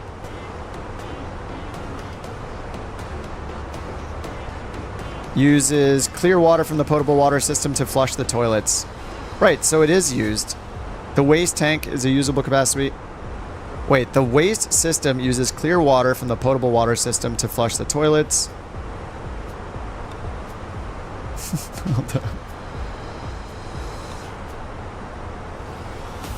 Yeah, emptied on the ground. Why is it called the wastewater system then? Wastewater system vent. I found join the stream at the weirdest moment. Imagine if it wasn't a poor guy in the head with a turd. No, they're obviously not ejecting solid human waste from the plane. There's no way a turd falls on someone's head from 40,000 feet. At no time did I think that was possible. Stop making up rumors. Any water received from below the waist.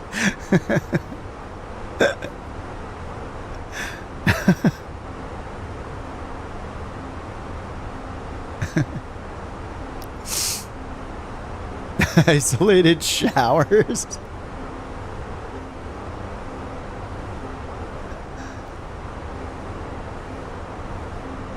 Oh, from the sink? Is that true? Water leaks from the drain mast from the sink? Wait, I have no idea.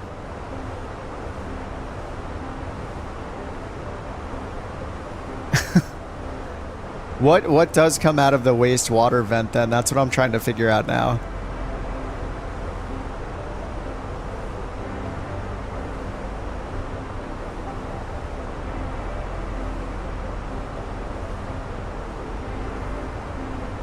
I can't find anything about it.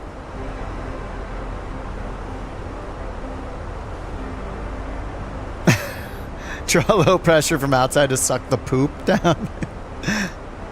What do they call it again? I thought they call it a wastewater vent. Wastewater drain. Visual effect of water dripping from the wastewater drain mast.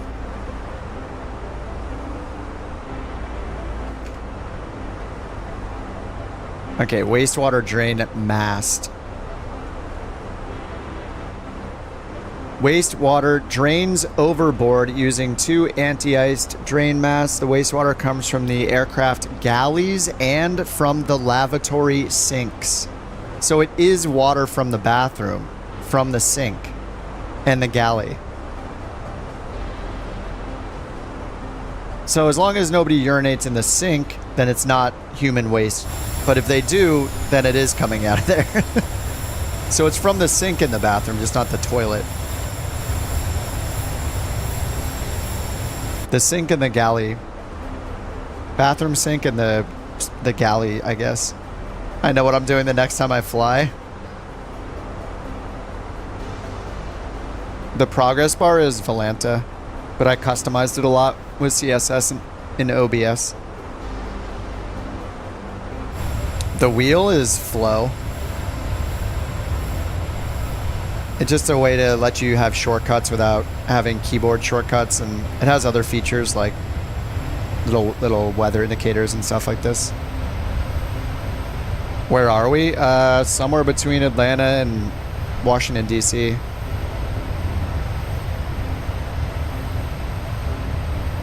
Wonder if it's also air conditioning moisture. I don't know, this just says potable water is stored in a tank capacity of 200 liters.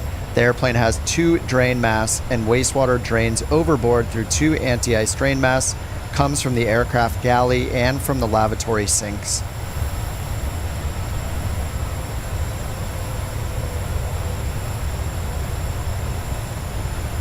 Anyway, I want to see it. I want to see it get flushed. I don't know if it's this or... 323, contact Atlanta Center 125.15. I assume it's this. Contact Atlanta Center. I don't know, we haven't seen it in action yet. Colt 323. Whether it's P or not, I want to see it come out of the back. Atlanta Center, Colt 323, flight level 370. Colt 323, Atlanta Center, roger.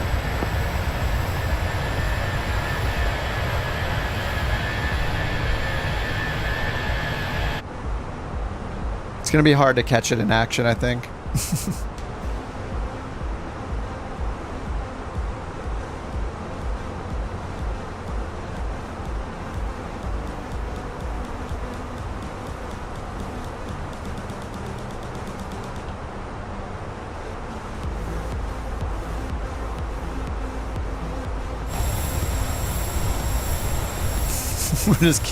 I'm just gonna be looking at this the whole time.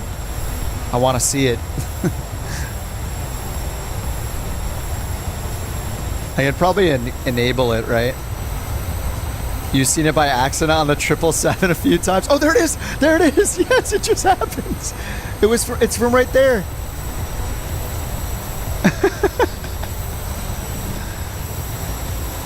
Wait, it came from right here.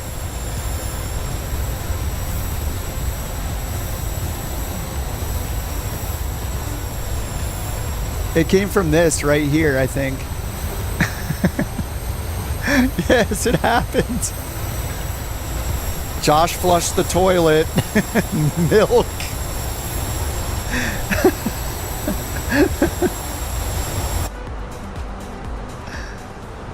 Congratulations, you found where an aircraft takes a leak.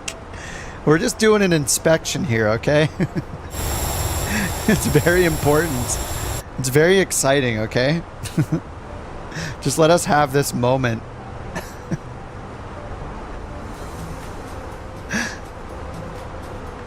$175 miles. We are children.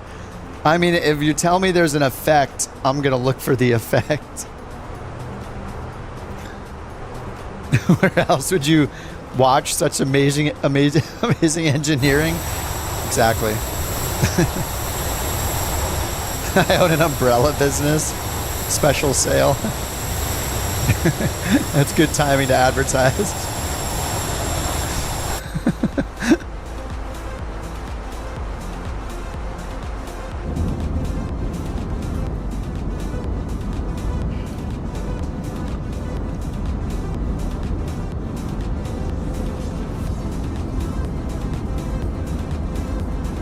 Don't mind the invisible cabin here.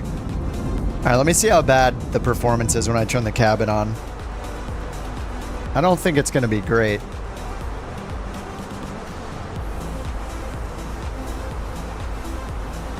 Why are the cabin lights always on? I always turn them off.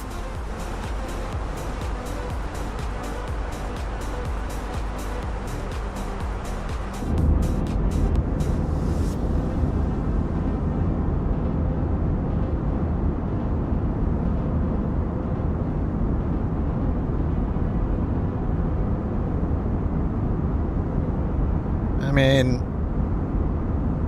I guess this is okay.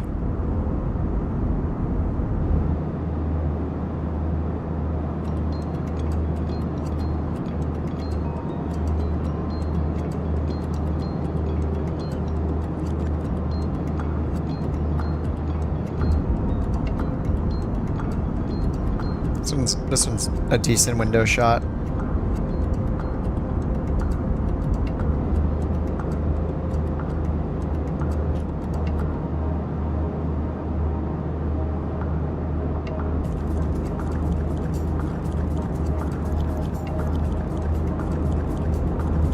Behind the wing's the best spot, though, I think.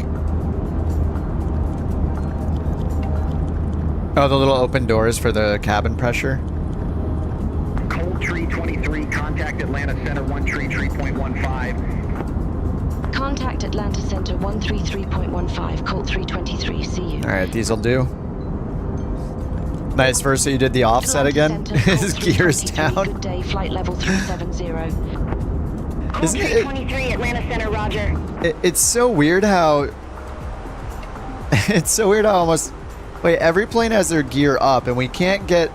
A plane... You won't see its gear down the majority of the time when it's landing.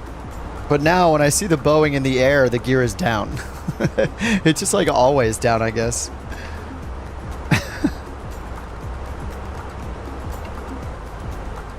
This is a Boeing? No, this is an Airbus.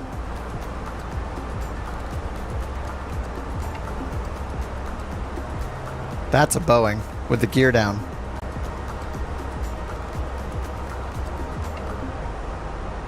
He's just showing off that he can go faster than we can, even with a gear down.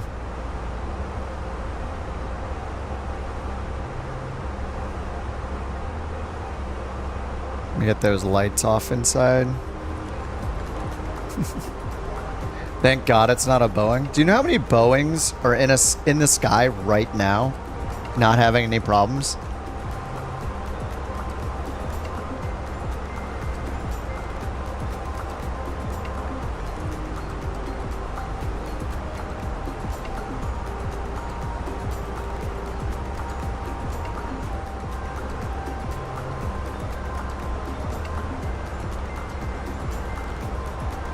Dorn. Isn't Dorn from Game of Thrones?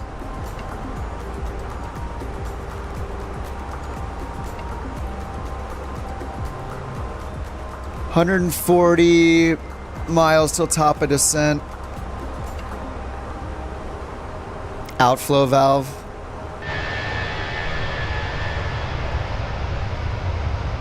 Oh, this one's the outflow valve right here.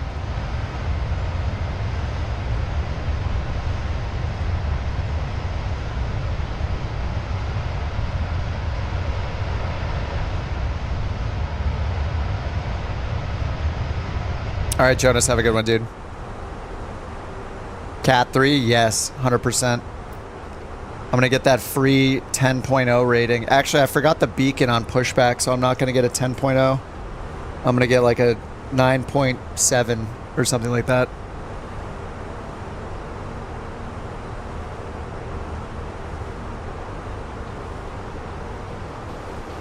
Oh. Asymmetrical lever. This is the only annoying part. I mean, it's still in the D10, right?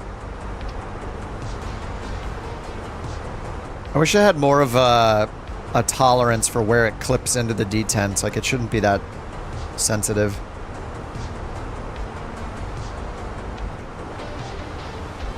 Wait, is it supposed to say Mach or is it supposed to say climb still? Okay, it says climb over here.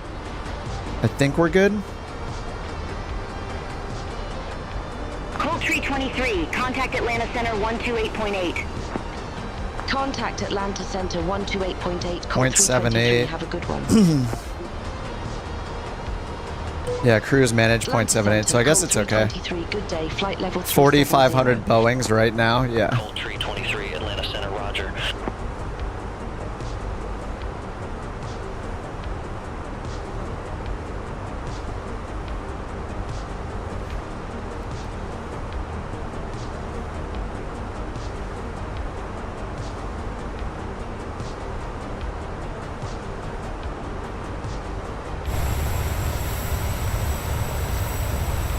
I'm just watching the tail the whole time for Josh.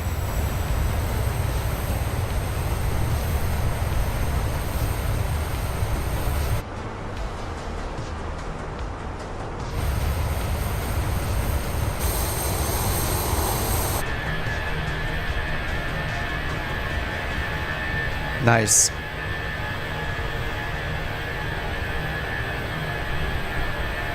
The pollution. It's just so much. It's funny how much pollution Omar's jet puts off. Just always got that tail right behind him. Just a string of pollution.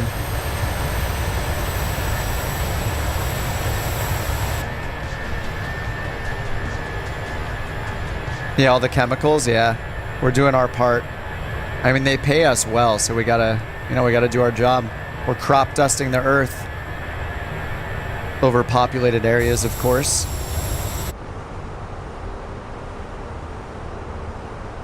All right, I guess we'll check our company message. It's gonna yell at me for being late, probably. It's gonna say late by like 800,000 minutes. Some of the planes let you ignore the time change or something and just go off what's in SimBrief. But I'm pretty sure you can't do that with Phoenix, so it always yells at you. always yells at you for, yeah, like 1,065 minutes late just because I changed the time. I forget it.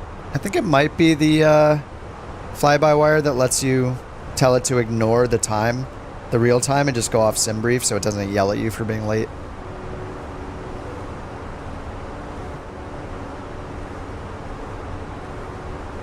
All right, 106 miles. I guess we should plan for the descent. All right, Calver 6 RNAV arrival. Bottom altitude is 4,000.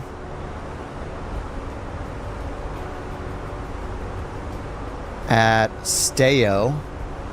And we don't have any speeds over 250, so I don't think we have to worry about manual speeds. And then let's see, here it says if you're landing north, expect radar vectors, and then landing south up here, we should be landing north, so actually it's 6,000.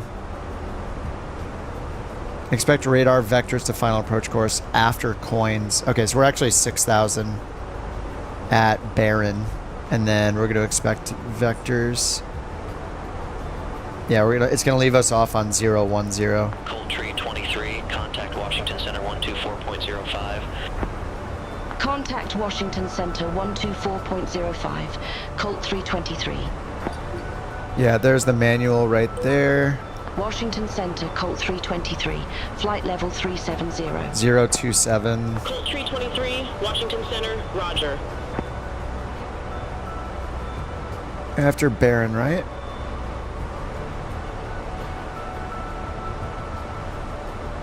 No, we don't have Barron. We have Calver,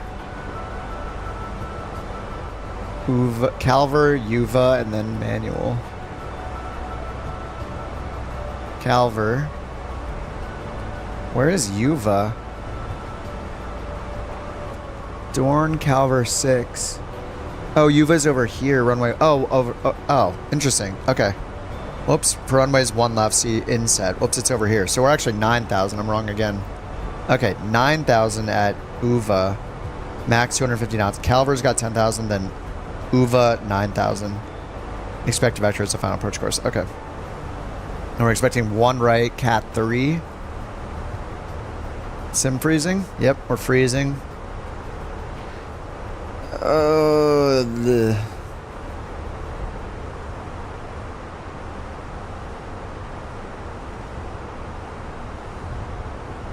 Wow, nice. Yeah, it freezes, then my network traffic from Microsoft Flight Simulator spikes, and then it unfreezes. This is a problem with their networking. I don't know how it isn't a problem with their networking. But none of you guys seem to get that problem. And then multiplayer turns off, and then it turns back on, like every time.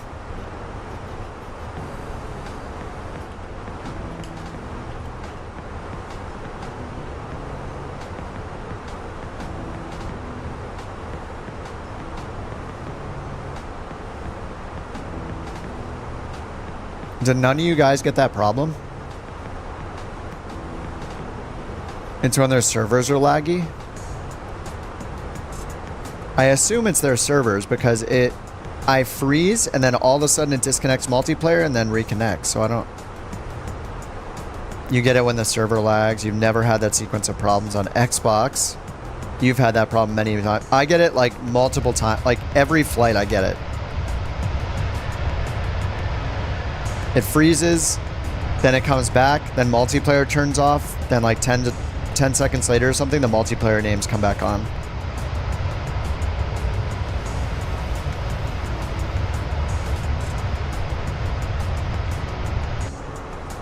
You get it here and there. I mean, I guess... Did I get it? I don't know if I got it the last couple flights. I feel like it just happens all the time. Like, it happens often enough where I'm not surprised when it happens. Okay, ILS Cat 3. 13. Okay, ATIS we don't have to worry about because of Beyond ATC handling it. 110.1 and 011.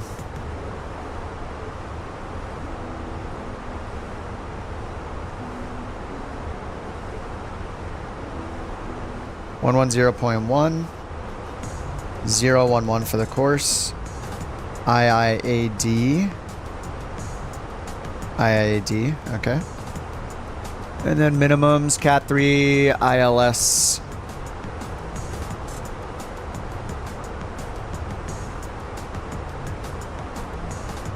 Zero radio. All right, QNH, temp, and wind.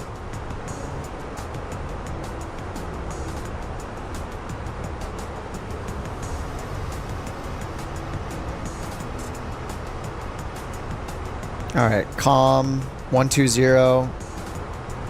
Oh, sorry, calm and 23 3002. 23 3002 and 0/0. It just said enter destination data. I don't know if that was a coincidence or it's a bug where when I enter it, it says that for a split second. Okay.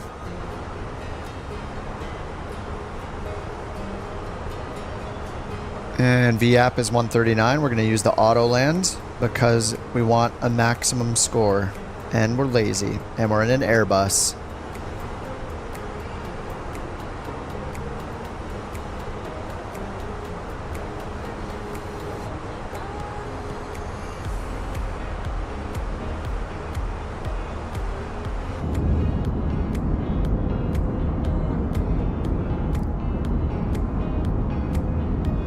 Johnny, thanks for rejoining for 9 months, dude.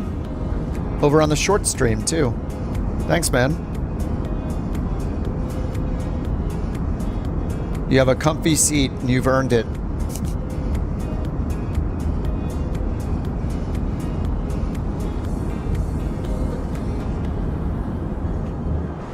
And then what was the... Oh, yeah, we have 0 for the altitude. What's the FAF altitude? Alright, the FAF is Waxin 1500. FAF Waxin 1500 feet and DME 3.3. Go around 3060 heading. Your pleasure. Yeah, thanks again, Johnny. Appreciate it, dude. You're on the short stream, by the way, if you want the full stream is linked in the chat, on the shorts chat. All right, Omar, good to see you, man. Thanks for flying along. Where'd you go? He's gone. He doesn't even have time for the... Oh, no, he's right next to us. There he is. Wait, he's invisible. What is happening? He wasn't invisible earlier, now he's invisible. For some reason. He's out. He's invisible and also gone. Washington Center. Alright, that's us. Cavalier 6, runway 1 right. Cavalier 6, 1 right. Alright, nice. We accept. Expect Cavalier 6, runway 1 right, Colt 323. Good God, Johnny. Thank you for the 20 gifted Couch Captains memberships, dude. Big W, Johnny. Appreciate that, man. He himself a member for 9 months. Giving out 20 gifted. Thanks, dude. Really appreciate it, man. What's up, Towie? How do you download it? You can get it from Microsoft Store, either on your Xbox or PC. You can buy it outright, or you can get it through Microsoft Game Pass for Xbox or PC. Or you can get it on Steam for PC. But just be aware that Microsoft Flight Sim 2024 is going to be a separate game that's coming out in November. So money-wise, it might be better to pay for it through Game Pass for a couple months rather than buy it for like $60 US, like full price. So it's up to you. You know, if money is no object, then maybe you can grab Flight Sim 2020, play it for a few months, and then get 2024 when it comes out. But yeah, you might want to get it through Game Pass for a few months first. Dude, Trojan, thanks for the 10 gifted as well, dude. Thanks so much, man. And Towie, I don't know if they're going to be doing a sale again. They had it for half off on Steam like a month or two ago. I wish they would just leave it on sale since 2024 is coming out. Like, make it like 50, 60% off so people can play it. MH. No, I'm not using VATSIM. I'm using Beyond ATC. I use the AI stuff. Beyond ATC or say intentions. What's up, Misty? Didn't know I streamed. Yeah, I've been streaming a lot the last few months. I've been on like 6 days a week. But I've been streaming like 3 days a week for a while now. Washington Dulles Airport landing runway 1 right, altimeter 3004. 1 right, 3004. Alright, what's our top of descent here? Thanks again, Trojan and Johnny. Appreciate you guys. And Jeffrey, thanks for the sub. Contact Washington Center 118.75. Alright, 28 miles till top of descent, so I'll tell them we're ready once we get over there. Oh, you watched the Cessna 172 tutorials? Nice. Hope they helped, man. Washington Center, Colt 323, descending via Cavalier 6, flight level 370. Enjoy your free stools, everyone. Courtesy of Johnny and Trojan. Maintain 9,000, altimeter 3004. Descend and maintain 9,000, altimeter 3004, Colt 323. Alright, they gave us descend. Alright, 9,000 we go. I guess we just do open descent, right? So if I click up on the altimeter, or if I click up, if I push it in, it's going to give us a managed descent. I mean, they're both going to be managed descents, but one's going to follow... We do open descent, just because we don't need to follow the restrictions, right? Like, if we were following the restrictions, we would use managed descent to keep following it, like VNAV descent. I think that's right. Anyway, I got it in open descent now.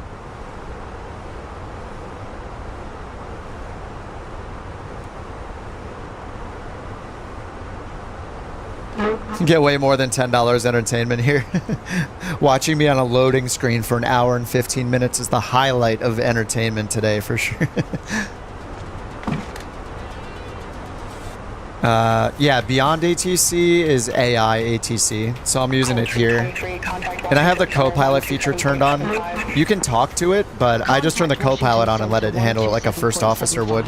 But yeah, you can talk to it, or you can click the buttons for the responses. Washington Center, Colt 323. Beyond ATC is good if you fly, especially if you fly IFR and jets and airliners. It's really good. Colt 323, Washington Center. If you fly VFR, then it doesn't support that yet, but the other option is say intentions, which is more expensive but more open-ended, and it has like multiplayer and stuff like that. Kalmir, thanks for joining the Couch Captains, man. Welcome. You can join the Couch Captains on YouTube, or you could just join it on NewSky and fly around with us in the virtual airline. Get some sweet liveries. Totally your call. Chase and Ave and Manny have been hard at work making tons of liveries for us. So we have them for like the Airbus. We have it for the A320, all the variants like Phoenix Fly-by-Wire, the V2. And now the Longitude, the Vision Jet, the 737, the 777.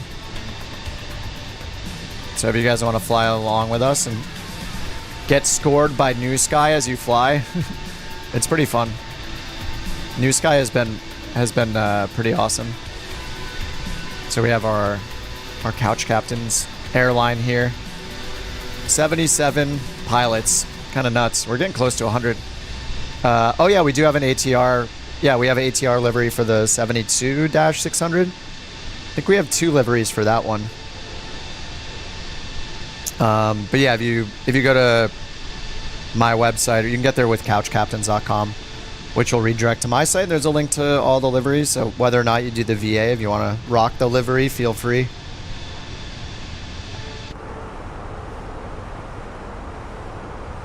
All right, we're at 31,000.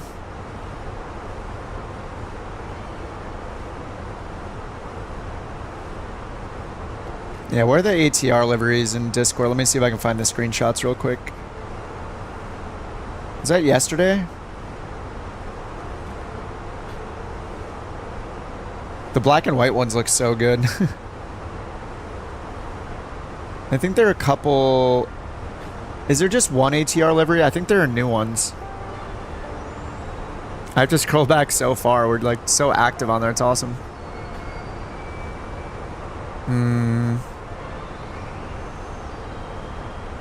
Might be in the screenshots channel.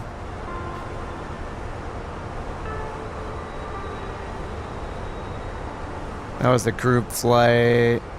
I swear there's more than one ATR livery now.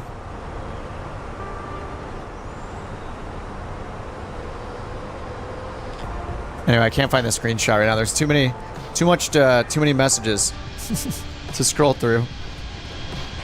Joining the VA now, nice.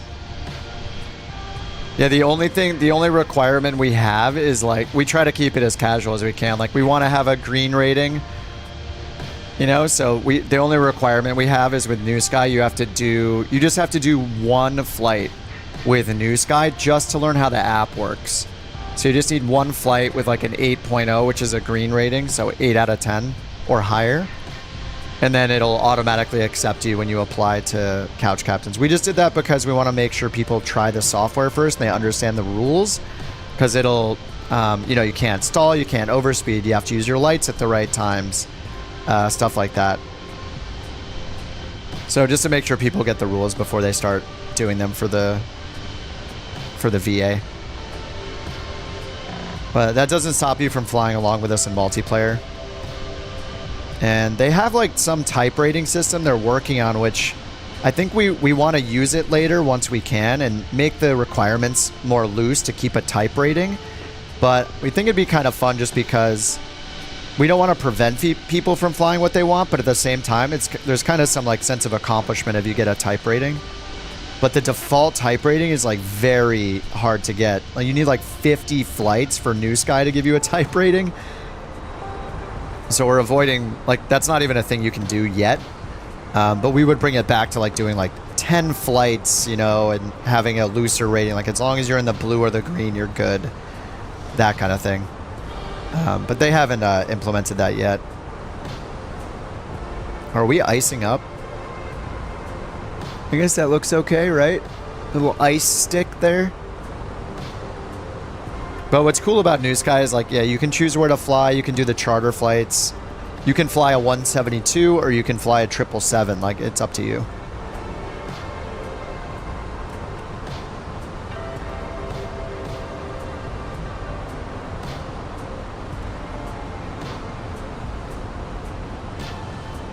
So it's kind of cool that it supports like both GA and airliner flights. Colt 323, contact Washington Center 118.75. Contact All right, we're on with Washington Center. 118.75, Colt 323. All right, I assume we're going to do brakes medium. Washington Center, Colt 323. Let's go ahead and calculate. Traveler 6, flight level 239er. Colt 323, Washington Center, roger. Apply the METAR. Calm. Few clouds at 25,000. Man, it's just like clear. Altimeter 3005. And we're expecting runway 1 right. Beautiful. And we're going to do auto land. Landing weight. So I think you guys can correct me if I'm wrong, but I think I go to the fuel prediction, right? And I just add estimated fuel on board at our destination. So that's 7,900 pounds to our 0 fuel weight. Right? So 134.2 plus 8. So 142.9. 141.9. I think that's what I do. Or sorry, 142.1. 142.1. I think that's what I do. So I just do 142.100. That's with low auto brake, no reverse, auto throttle on. And then there's medium brake. So maybe we can go auto. Low auto. Anyone know if I've done that wrong? Is that correct? Intense fog on landing. Good thing we got the auto land. Well, at least if you're in an Airbus. Good luck, Boeing pilots. Well, I mean, you got auto land too. It's just a rough auto land.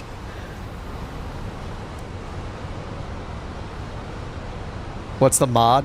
That's part of Volanta, and I just customized it with CSS.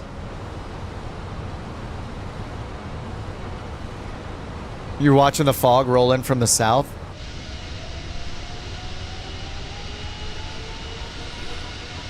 Oh, look, the, dude, they're totally having problems. Look at the ground again. The ground is just blurry. Just totally blurry because it can't load in the Bing data. I mean, they've been having problems, I think, since Thursday. As soon as the 777 went on the marketplace, bam, problems.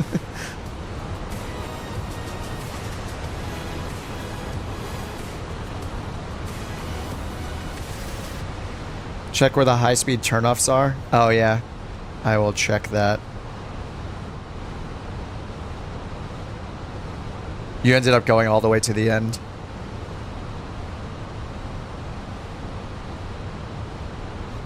Alright, so we're doing one right. Oh, yeah. Well, Kilo 2 looks like the last high-speed turnoff. And then we got Kilo 1, Julia 1. So as long as we stop... I think I might need to use medium braking so we can get Kilo 2.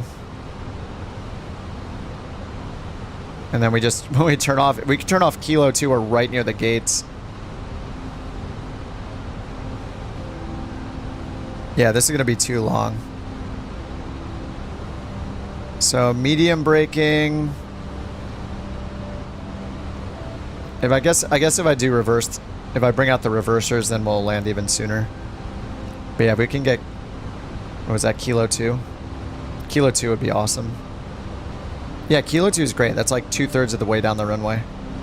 So we got Kilo 6, 4, and 2. More flights? Yeah, I'll do another one. Yes. Josh is not. It's Monday. Need some sleep. Yeah. The ATR livery is in the... Oh, the livery creators channel. Is it? That one was released, right? I think so.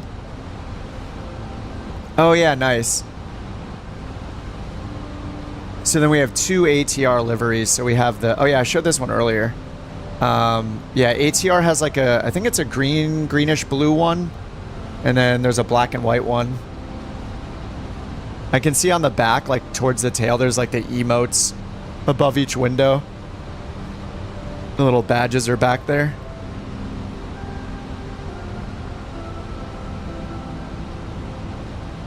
Oh, oops, transition. And altimeter was 3004.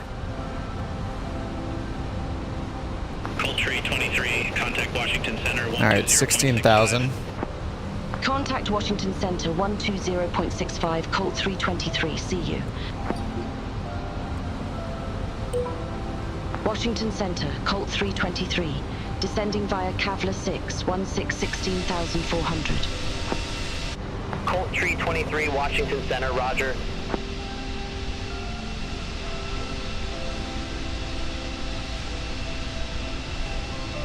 One right glide slope's a little high. Is it a 3-degree slope?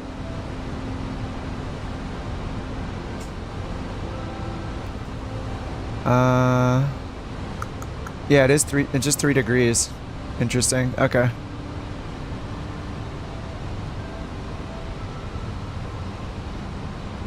Yeah, 3 degrees, so we'll... Okay. We'll be like 700 feet per minute. Yeah, in the sim. Black and white, always nice.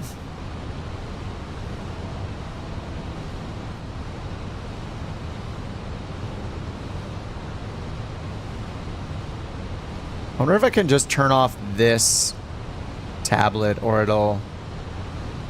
Need to experiment a bit more with Taboo. But I'm pretty sure when I tried using it, if any screen was turned off, I couldn't start the plane up. Because the performance would probably be pretty improved if I got a couple of these displays off. Like, I would love to turn off 1, 2, and 3.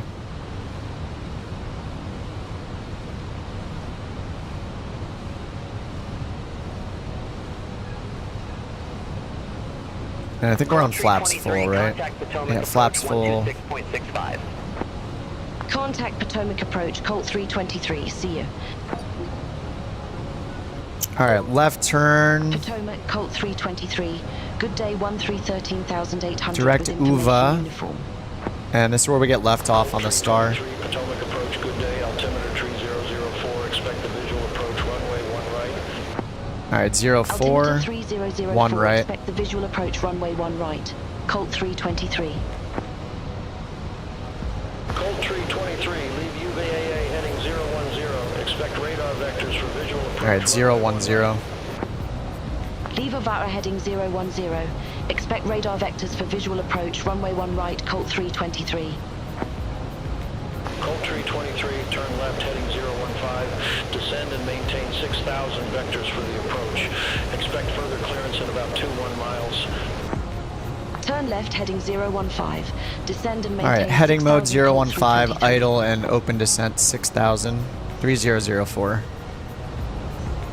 What's our total air temp? Plus 18, statics plus 4.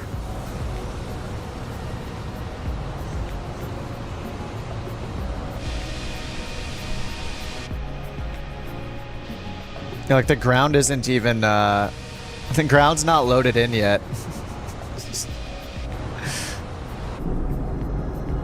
It's just all blurry still. What's up, Ben? No, I'm on PC.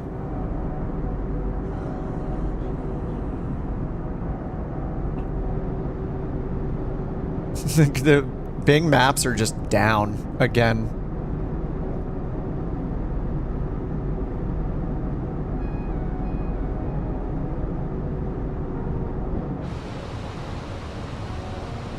Alright, crossing 10,000 feet. Let's get landing lights on. Seatbelt sign on. We'll make the call.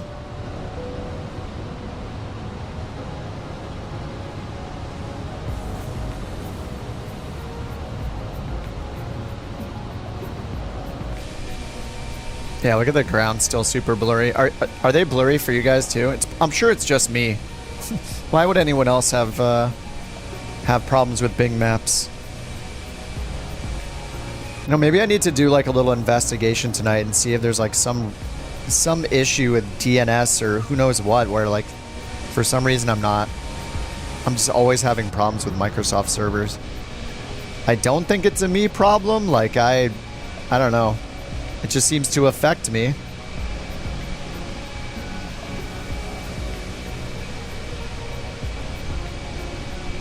It seems to happen after I get those freezes, then it disconnects multiplayer and reconnects, then... Like, is it a NAT problem? I've never had an issue in any game. Ever. So, there's the freeze again. I just have a hard time believing it's just a me problem.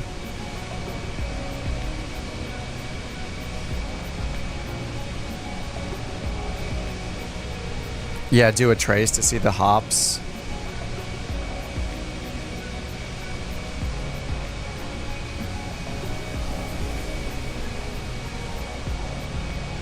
I wonder if it's because I use like OpenDNS or something.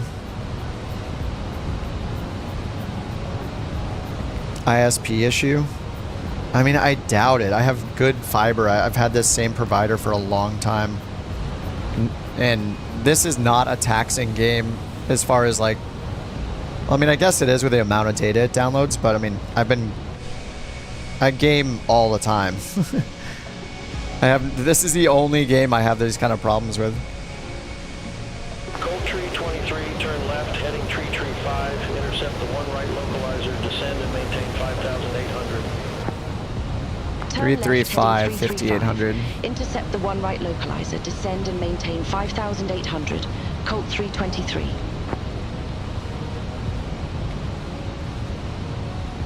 Alright, our FAF altitude's 1500, 3 DME. We're at 17 DME. I think I need to expedite the descent. I'm gonna do that. Alright, let's activate the approach phase.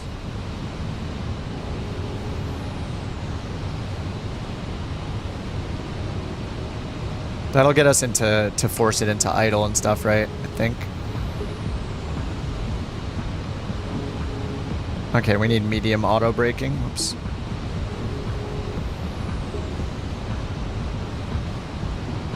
Alright, I see the glide slope above, 1 dot below. A lot of problems after that. I don't have FSU IPC running anymore. Like, as soon as I stopped using a pilot's life, I took it off. Delta, what's up, dude? How's it going, man? Oh yeah, this fog is intense, you weren't kidding. Hopefully we get some ground detail. Doesn't look too bad out there. Let me see if it just turned photogrammetry or Bing data off again, which it has done before. No, Bing data is on. Wait, it's gonna fix it now, right? The last time I checked it, all of a sudden it fixed it.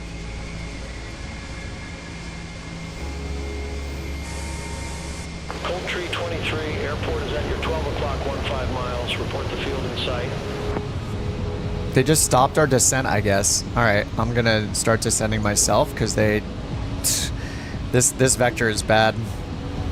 Field in sight, Colt 323. Alright, I'm probably gonna have to expedite down to FAF 1500. Cleared visual approach 1 right, Colt 323. Alright, we're gonna expedite our descent to 1500. Can I get slats out? I think I can get slats out. Yeah. At 230 or below.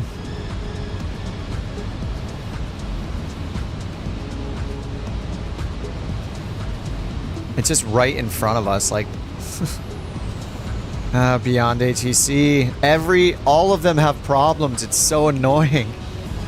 Like, what are these vectors? They know my altitude. They have me 5,000 feet above the FAF. Like, over to tower 120.25, Colt 323. I'm not going to be able to make this. I need to turn around. Tower Colt 323. Visual runway 1 right. I need to go back to the initial approach fix or something. 323, Dulles Tower, Windcom, runway 1 right cleared to land. Runway 1 right cleared to land, Colt 323. Let's see, can we go? We're just way too high. These vectors are crap. We need to turn around, go back to like Faller, Treya, Twoot, something like that. I mean, the runway's right in front of us. I'm trying to expedite, but it's like, I don't know.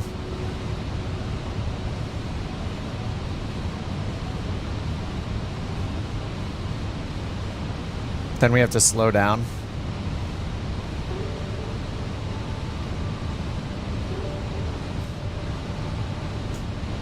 Yeah, I don't think...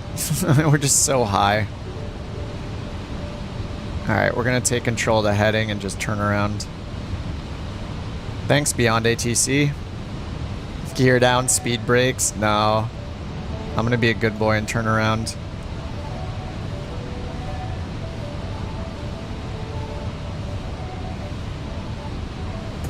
We'll just do a quick orbit. Put in the approach again. I don't like that I have to go reload the approach. I guess you have to do that. So we have to do that in a Boeing anyway. Same thing.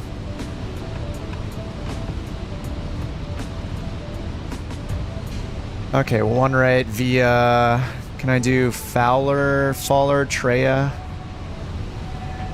Let's do Faller. Faller. Then go direct to Faller.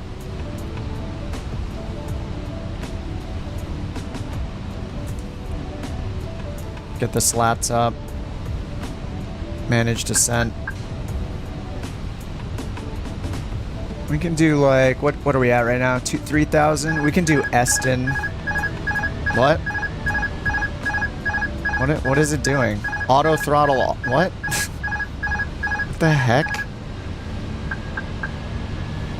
Why is autopilot and auto throttle off? Move the thrust levers? What the heck is that? Okay, Airbus, you're weird. Why is it doing any of this? What the heck? All I did was give it a direct 2. What is it doing? Yikes.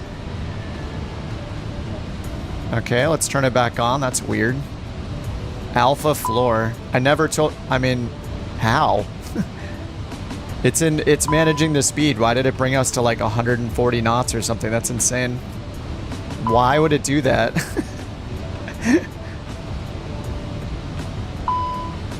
What is going on? Lever to climb. It is in climb. What? Lever climb. There it is. In climb. In climb on both sides. What? This is so dumb. I'm at 220 knots. What is going on? All I did was tell it to go direct to the initial approach fix, and it's freaking out. I don't understand. Okay, let's calm down here. Just do what I told you to do. How about that? Lever, climb, lever, climb. It's in climb. This thing is... Okay, it's in climb again. You're happy? What? That is such that is so weird. That makes no sense.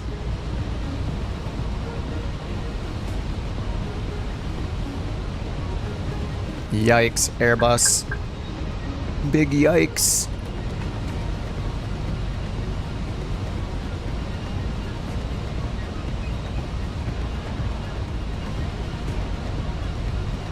Does it when the angle's too tight? I mean, we're nowhere near the turn it would need to make, so why is it messing with my throttle?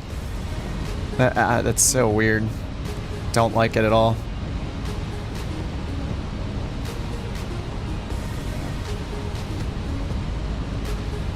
Okay, so I want to turn around and go Festin.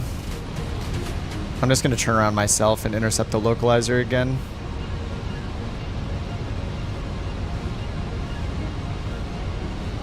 Can't trust beyond ATC. Can't trust the autopilot in an Airbus.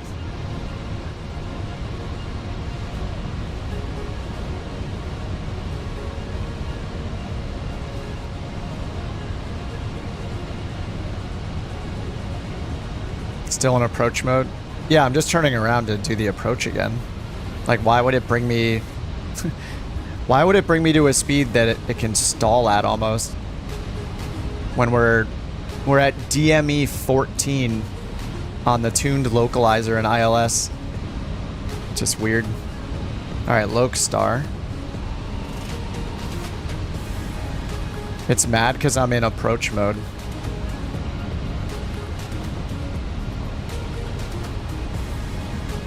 What's scary is that it doesn't know that I'm not at the FAF, and it doesn't know that I turned around. It's like still reducing my speed even though I'm not near the... I don't know, it's weird. That is weird. Okay, still got Lokestar. So let's go... I guess I can go direct to Twoot.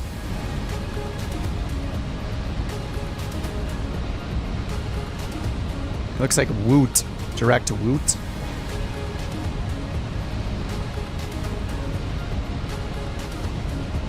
Alright, it's more than 2 dots above.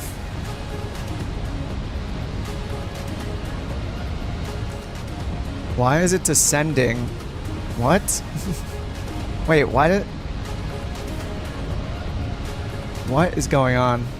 Why is it holding me at 4,000 when I'm telling it in manage mode to descend to 1,500? There's an altitude hold mode on? Where?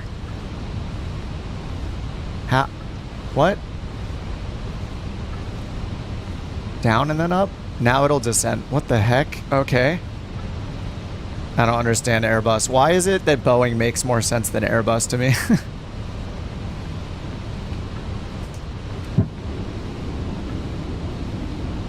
Alright, dots 2 above. Do I need to hit approach mode again, or does it know I'm on the approach? I think it knows I'm on the approach. Why is it descending below my selected altitude? What is going on? It knows the constraints are 3,000, 2,000, 1,500. I'm in descent mode, not in open descent, not in vertical speed mode. What? This is... Why is it descending 500 feet per minute, 2 dots below the glide slope? I don't understand what's going on. This thing is insane. This is worse than the 737. That is... What is happening? Why is it descending? Why... Okay, it just turned on vertical speed mode. What? What is it doing? It's trying to kill me. This is insane. Why? This is bad.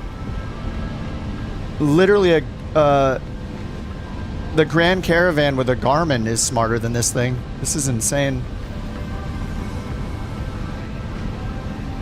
Press approach again? It's got GS. Its approach mode is on. This is so bad. Yikes. Alright, we're on the glide slope. I don't it doesn't know what to do. It doesn't know how to do a VNAV descent to the FAF when I tell it the altitude and give it permission to descend when we're above that altitude. That is crazy.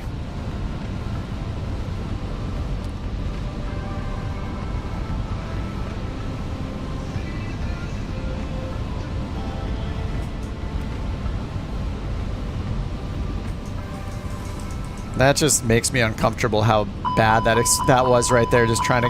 What? What? Oh, okay. Are you gonna slow down? It tells me to get full flaps, but I okay. Telling me to get full flaps, but I can't get full flaps yet. So don't... Okay. Slowing, hopefully.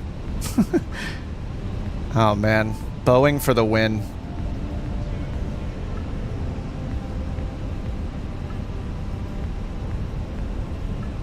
And Bing data being great right now as well. Yeah, I can't do full flaps yet. I have to wait for the F speed. Yeah, FS98 textures. I don't, like...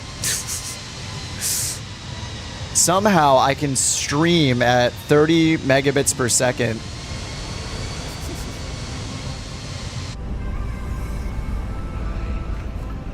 Sorry, 30 kilobits per second. Somehow my stream is perfect, but I can't load satellite images in Microsoft Flight Sim.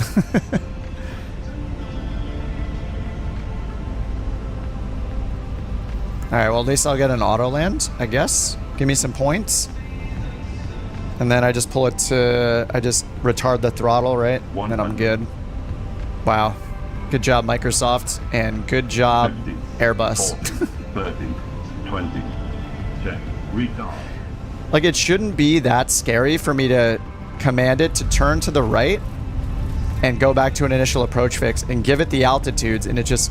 Oh, nice timing for a freeze, as usual. Microsoft for the win. Oh my god. This is insane. Why is everything today bad? Everything, like... Actually, the moment I switched away from the 737, everything fell apart. The fly-by-wire wouldn't load and crash the sim. The Phoenix wouldn't load the first time and crash the sim. Then it loaded in the second time. And now all these weird behaviors with the autopilot. And then Bing Maps explodes. I'm getting freezes. Like, everything got worse as soon as I stopped flying the 737. This is just crazy. The Boeing hit squad? No, the Airbus hit squad and Microsoft. They're like, how dare you like the 737? We're going to freeze your sim for 20 minutes. What is going on? Microsoft fail, Airbus fail. Like, fly-by-wire loading fail.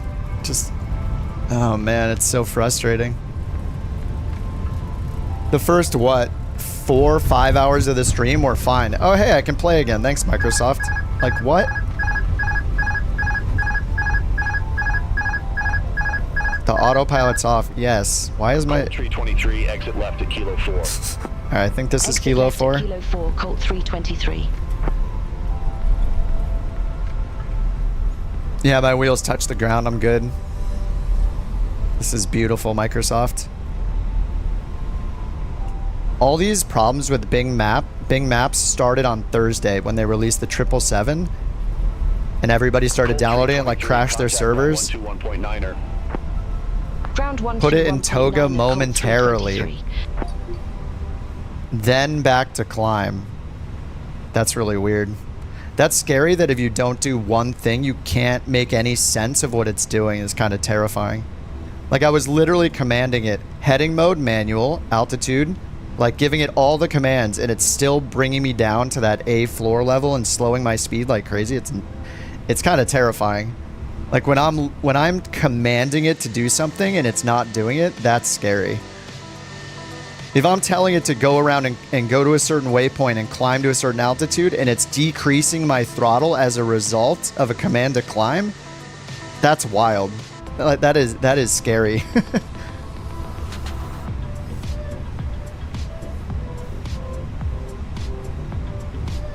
Just that you can command it to do something and it's basically not doing what you tell it to do is super scary.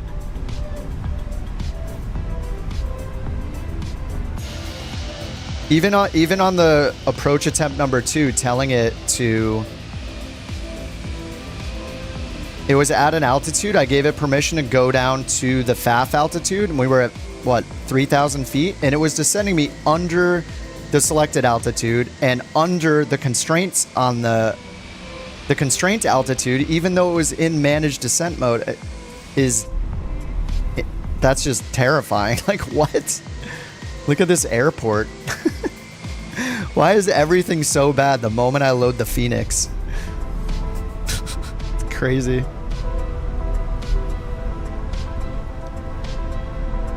Alright, this is beautiful. Microsoft Flight Simulator at its best. Oh yeah. Oh man, I can't wait to get back in the PMDG. Just shut everything off. Just turn this off, turn the batteries off, and get me out of here. Get me out of this thing. The FPS lag fest and the scary autopilot.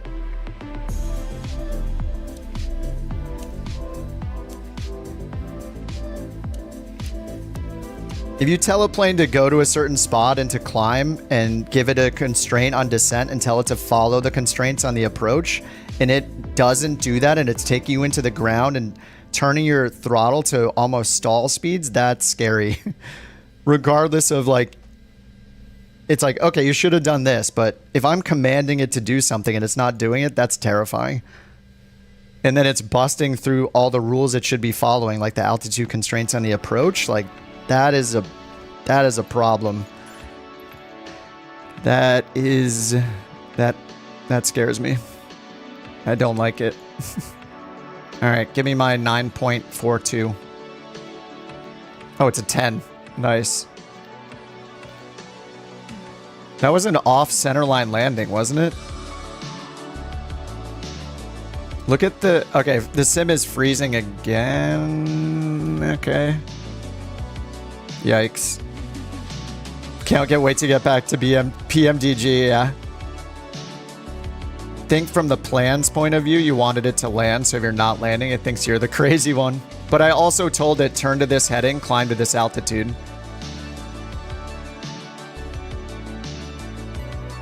It can't ignore the things I'm telling it to do while forcing me to do the things I originally wanted to do.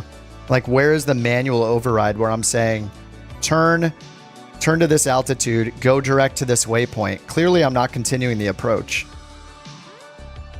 Right, I commanded it to do something that wasn't landing. So why is it reducing my throttle, breaking through constraints? It's doing all that. Like, I told it to turn around to an initial approach fix. Does that mean continue with the landing? To me, that's the opposite, right? Me telling it to go direct to an initial approach fix and changing the altitude is me telling it I don't want to land anymore. How does that not mean don't land anymore, you know? Hey, wait, he told me to go direct to the initial approach fix. Well, I guess we're landing still, right? That logic doesn't work. Trying to maintain approach mode, yeah. That's the problem, though. Like, it still thinks I'm trying to approach when I told it to go direct to an initial approach fix. Pretty weird.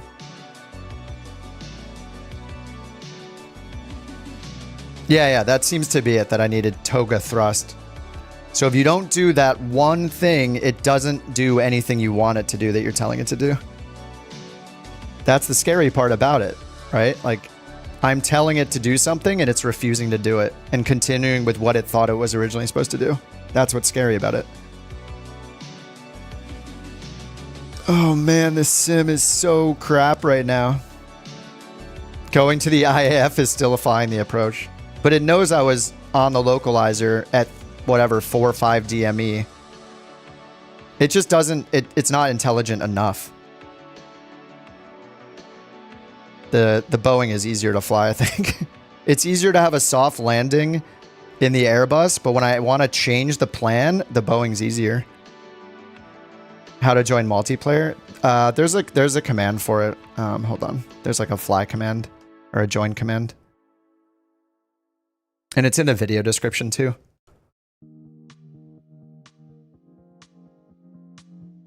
The main thing, it's probably the all players thing. Oh, join a, well, multiplayer is just on. It's always on. You don't have to like join a group. You just spawn in where we are and you see us. Think of it like an MMO. Like as long as you're on our server, USA West, then you'll see everyone else on USA West. Just go to where they are. Oh man, that was, ugh.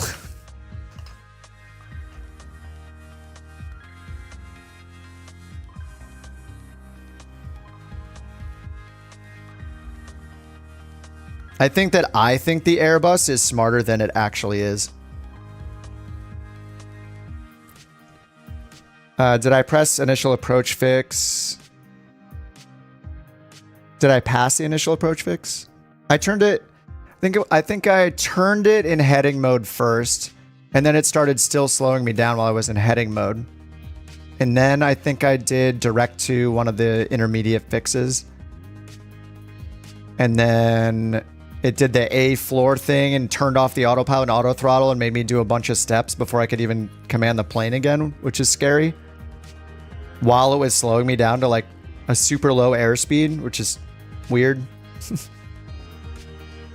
And then when I was going through the approach again, when I finally got it back on and turned on the approach, intercepted the localizer, I then turned the altitude, selected altitude down to give it permission to do VNAV down until I did the glide slope.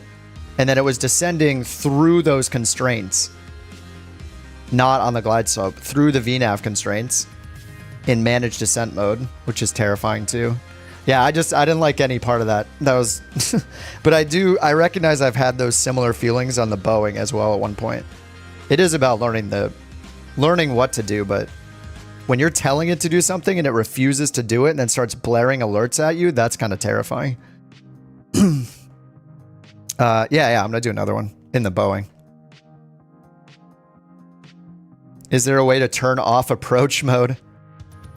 They're on the, I don't think on the performance page when there's activate approach, but there is go around. So it seems like I had to bring the throttle to toga to get it to understand I was abandoning the approach. Trying to protect me by slowing me down to stall speeds and descending under the constraints, yeah.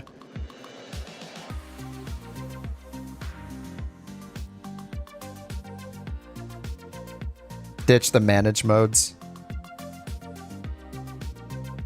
Okay, where are we going? Under 500 miles. Delta, are you ever playing with us again? What's happening?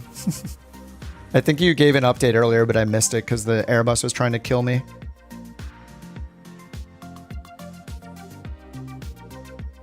Did you say you'll be back soon?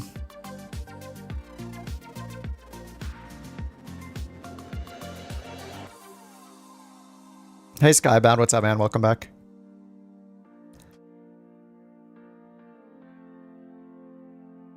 Checklist just says throttles to toga. See, I didn't see it as like, I guess in my head, I didn't think it was an approach really. We weren't on the glide slope. We were on the localizer, but we were so high. Like we're just turning around. Like I was just turning around. So yeah, I didn't really see it as like a go around, but I guess technically it is. We were just so far up because Beyond ATC is so bad at vectoring for approach that it had me like 4,000 feet high as it does all the time. Like there needs to be bug fixes on both AI services. They're both consistently pretty bad at approaches. To the point where you almost have to like use it for the first half of the flight and then turn it off. Which is ironically what you can do with Microsoft Flight Sim's built-in ATC is use it for the departure and then turn it off. So we're kind of where we were before AI ATC services until they can fix these bugs. It's just like the same thing. Like you can never trust it on the approach. And I think it all stems from them trying to vector. Like they both need to stop trying to vector people until they really get it working properly. They need to just clear everyone to an initial approach fix every time, even if it's in the US and even if it's unrealistic. Just give everybody an initial approach fix and clear them for the approach. Because it's just all this vectoring logic they try to do, they haven't figured it out yet. Neither one of them has. It's a little crazy.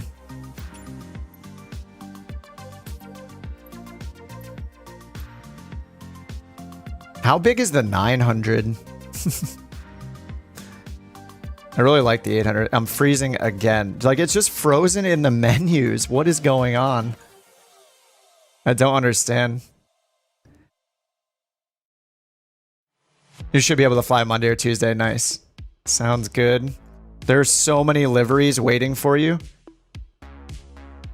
Chase and Av and Manny have been making so many liveries. Your vectors have been good lately. Yeah, I mean, it just had me like 5,000 feet high on that approach, so it's just very inconsistent.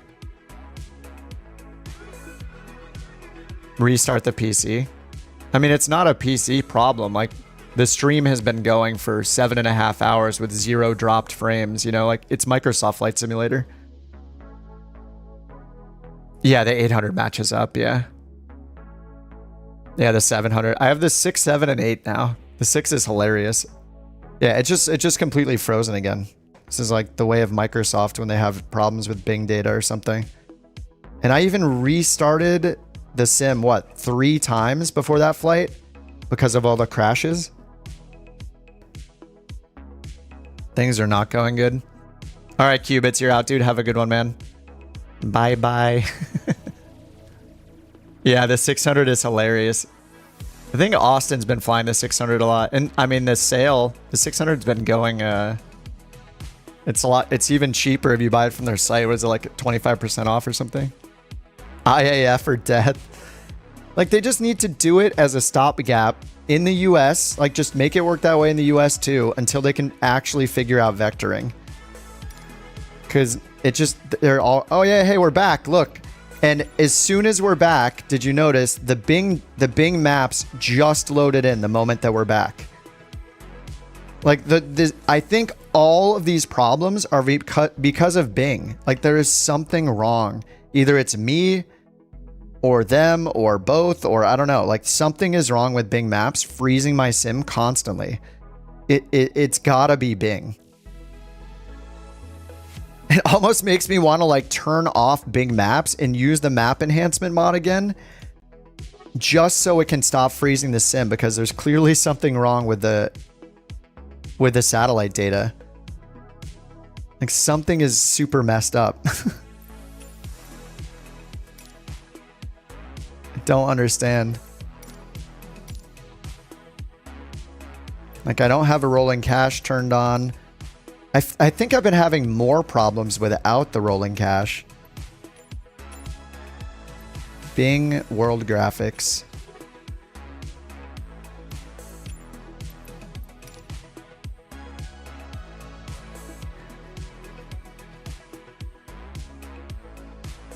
Yeah, I recognize I was frustrated with the Boeing for like a bit.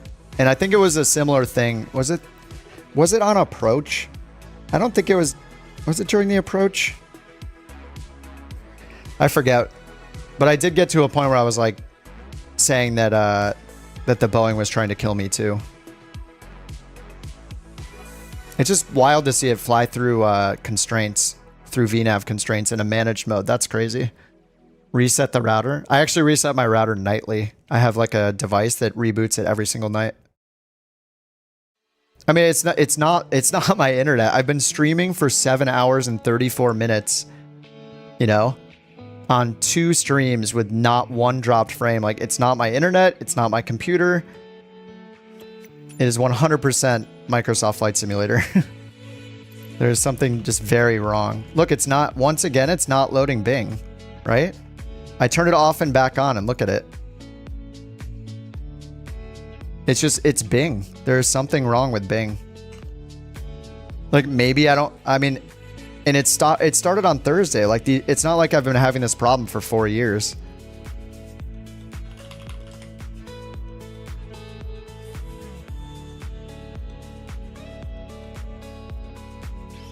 I mean, it's not even loading the maps.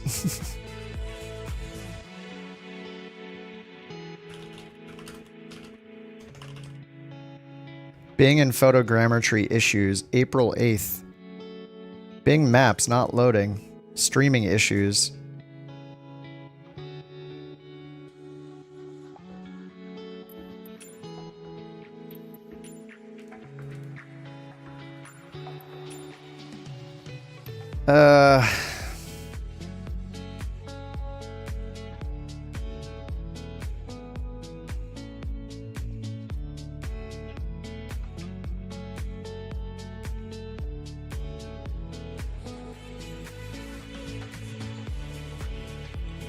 Bing is broken. Bing Maps down. There's just so many posts about Bing Maps being messed up, like all the time.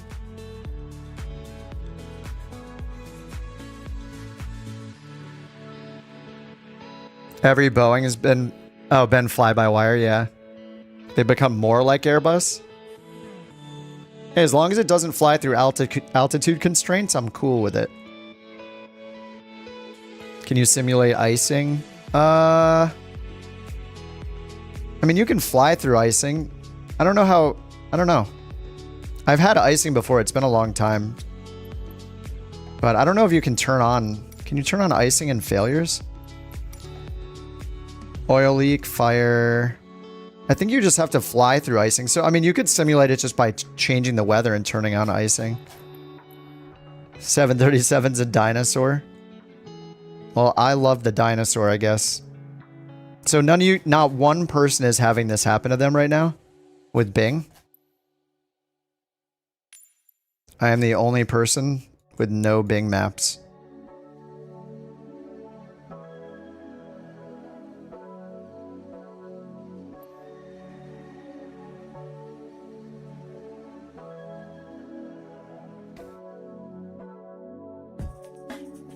Normal.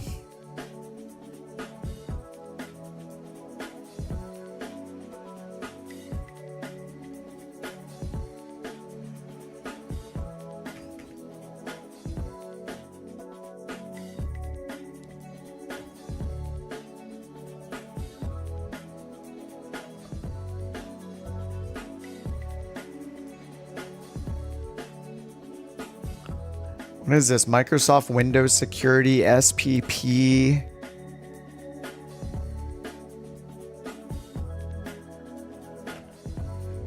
Rules engine restart. I'm looking at my event logs to try to figure out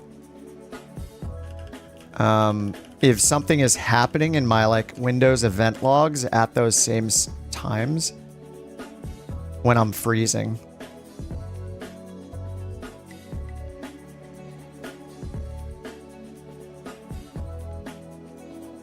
You were having this issue earlier? Yours is fine, SoCal. Load up FSX. Yeah, back to X-Plane 12.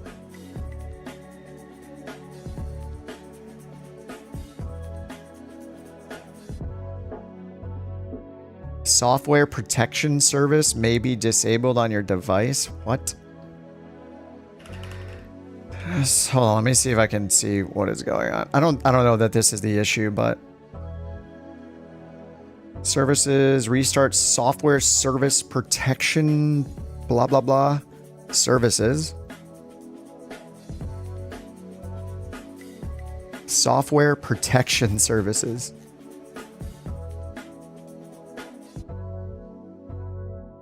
Automatic delayed start. Triggered start.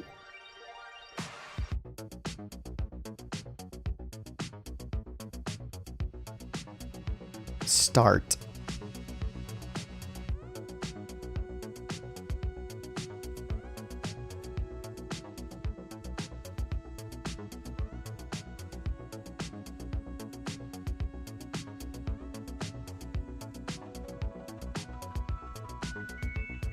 My screen shows your gamer tag. You're not even there.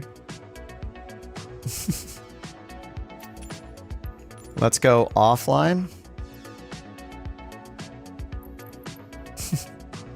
Okay, I'm offline. I guess it still shows people if you're offline, right? You had this issue months ago. It was an issue with whatever Bing server you got linked to.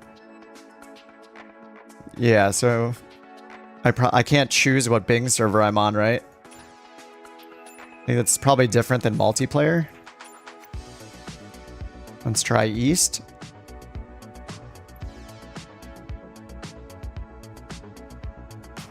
Yeah, different than multiplayer.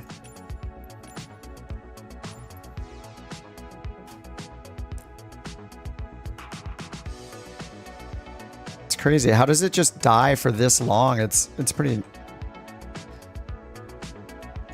This is pretty crazy.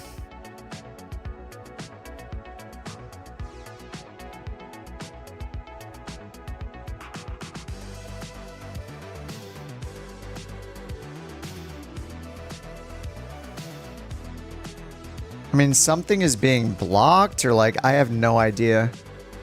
Turn on photogrammetry. Okay.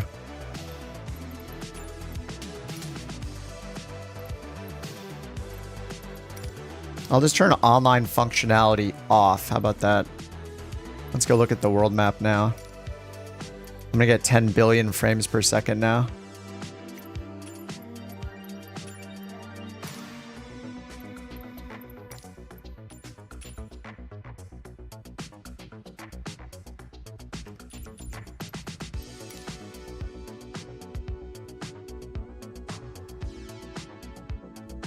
What's up, Standard? What'd you miss? Just me yelling at the Airbus, and now I'm unable to see Bing data anywhere. Bing is just dead. Only for me, though, not for anybody else. It just shows nothing. You get the same problem? Like, this is a Bing networking problem. Like, I don't know how it can be anything other than that. Like, I can literally go to Bing Maps right now on my computer in Chrome right now and then just go load the satellite data. Like, I just did it in my browser. There it is. I'm just looking at it. Loading super fast everywhere. Instantaneously loading in my browser. So, like, clearly I can access Bing on my internets. It's your internet, but it's not. Like, here it is. I don't want to show it because it might show my location. Will it show my location?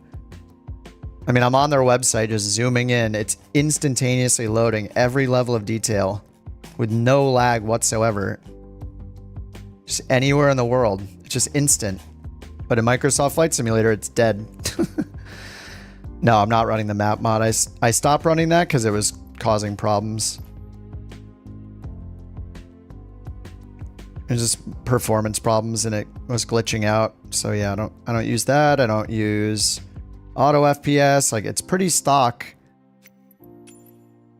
I mean, I don't know that there's anything I can do about it.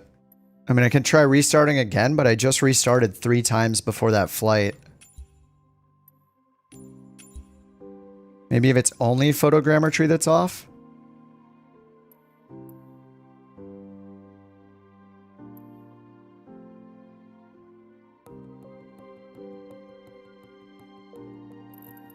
Bandwidth is too low for data streaming? Yeah, probably different Bing servers, but clearly they're problematic, yeah. Yeah, I did uninstall... I did delete the map enhancement mod from like my roaming folder or whatever.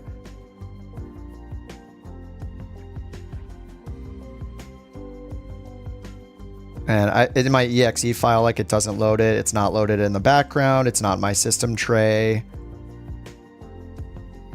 It's not anywhere. All I have in the background is like Navigraph Symlink.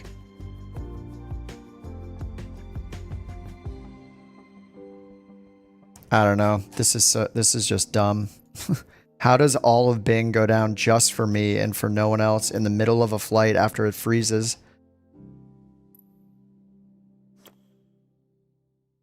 Bing Maps.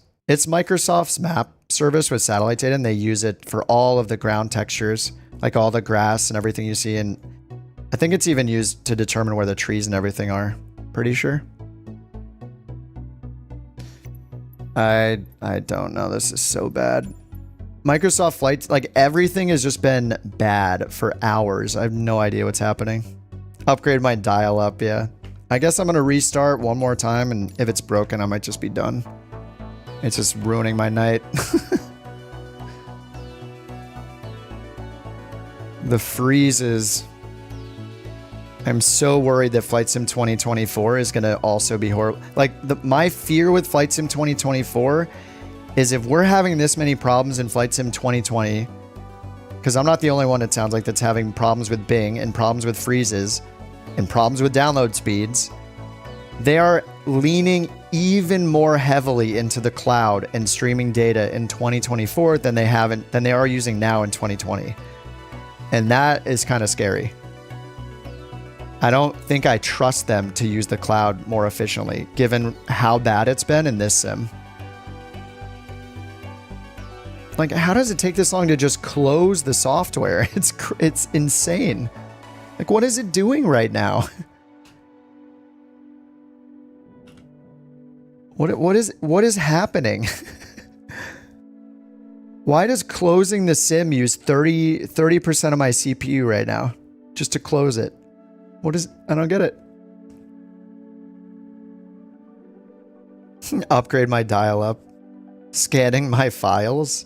What does that even mean? No, I think it's just freezing again because of its horrible network. Like, all of the network's, everything it does with the network is so bad that it's just constantly in a state of freezing. Oh, man. This is so frustrating.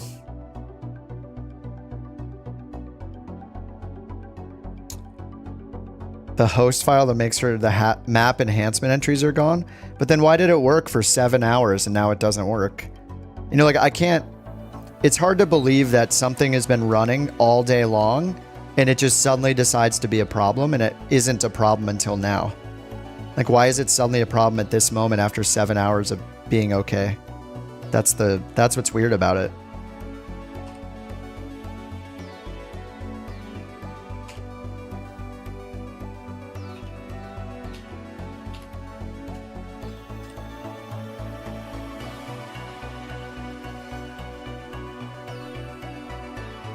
It's in hosts, right? There's not even anything in that file. Yeah, there's literally nothing in that file, JJ. It's just a bunch of commented out lines. There's not one line in it that's not commented out. It's just like... Yeah, I don't...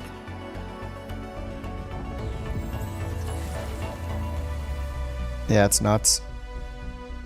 I didn't even know that it messed with that file. Does it really? Reminds me of when Steam first came out. Computers are weird.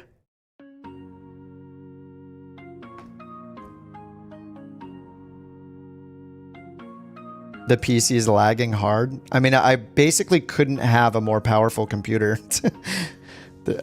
There's no way it's my PC. I mean, I've been streaming for almost 8 hours straight on 2 streams with 0 dropped frames. Like, it's not my computer or my internet. It's Microsoft Flight Simulator. It definitely seems related to Bing Maps. I mean, during the flight, Bing Maps just went blurry and went offline. And the world map doesn't work anymore. But I can go to the Bing website and load everything in a split second. You know, like, there's something wrong with the sim.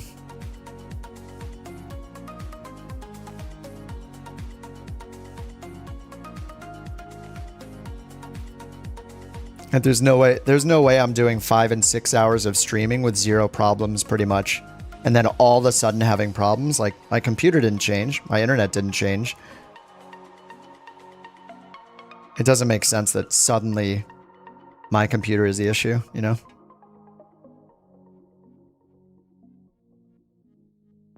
These problems have been more and more since Thursday. Like, I remember on Thursday's stream, the 777 came out on the marketplace, and for hours, Bing Maps were having problems. And I don't think it's a coincidence that it's the day that the 777 came out and probably, you know, thousands and thousands of people are downloading it and just wrecks their servers. And the same thing happens every time there's a huge update, right? Almost every sim update, there's problems because of their servers. Not just the download speed, but they can't keep things online. And so now we all have to trust that in a few months, even more is going to be reliant on the servers. It's kind of worrying me a little bit. Maybe I won't uninstall 2020. Maybe I'll get like a second drive going and get 2024 on that drive. So when it doesn't work, I still have this one installed. Oh, man.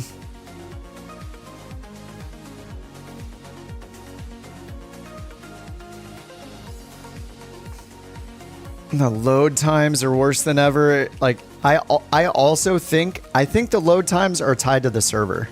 Like, I think right now, like, when it takes longer sometimes than other times without changing, like, what's installed, what major things I have installed, I just think it all comes down to their like cloud infrastructure.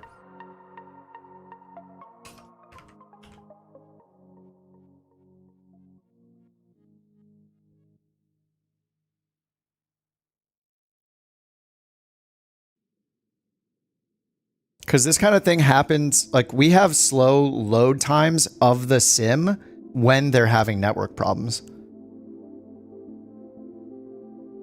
Oh, yeah, where are we flying next? if I can see the world, I can fly somewhere else.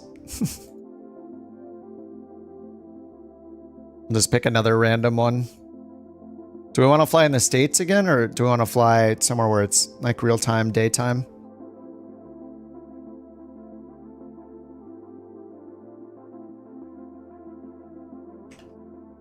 Actually, let me see how many miles was that? 540. I feel like under 500 miles is good. Maybe even under 450. I kind of want to find a sweet spot in miles so I know what to filter by. Where we're not in cruise too long, where we don't need time acceleration. You're doing night anyway, yeah. Oh, the shooting stars, nice. From SimFX. I caught one of those one time. It's pretty cool. I just don't think nighttime just doesn't look good on the stream, I don't think, and it's just kind of boring. So for the stream's sake, I pretty much always have daytime so we can enjoy the beauty of the blurry Bing maps.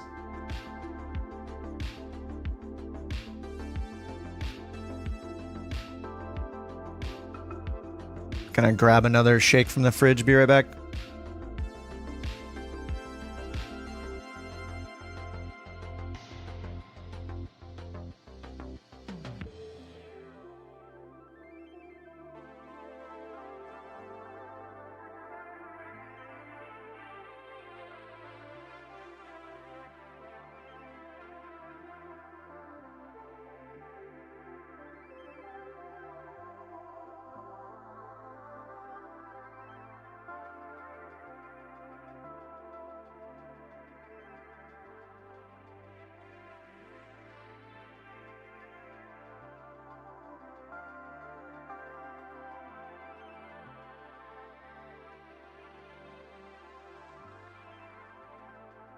Oh, we're back.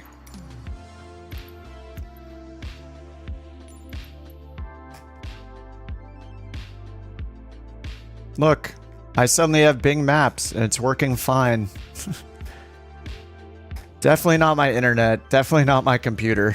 Like, if you restart the sim and it works, like, it's a sim problem. It's just, man, that is so frustrating. YSSY with the 800. Arrival. YSS. Y. Yeah, the turn it off and on again meme. I'm looking forward to more freezes in midair. Let's do it.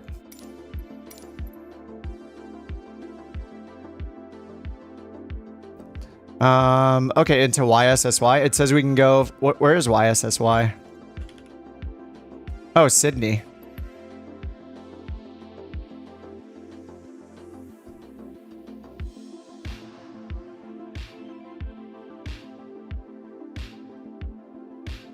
Okay, Cleveland. Why? Cleveland and Sydney. I can do a poll if we have other places people want to fly into. So do we want to fly into Cleveland, Sydney, or I can... I mean, if Sydney's got a cool approach, I don't know, whatever. I'll fly anywhere. I don't really have a preference. It's fun flying all over the place. Is it nighttime though? Yeah, it's... I mean, we can't do... Oh wait, no, it's not. It's not going to be nighttime. There we go. Turning it off and on again fixes it. Problem is, I don't want to turn it off and on every flight because it takes 20 minutes every single time. I could do every 2 times I restart it, I could probably do another whole flight. It's just like...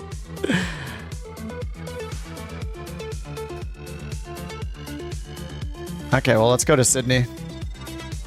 Missoula.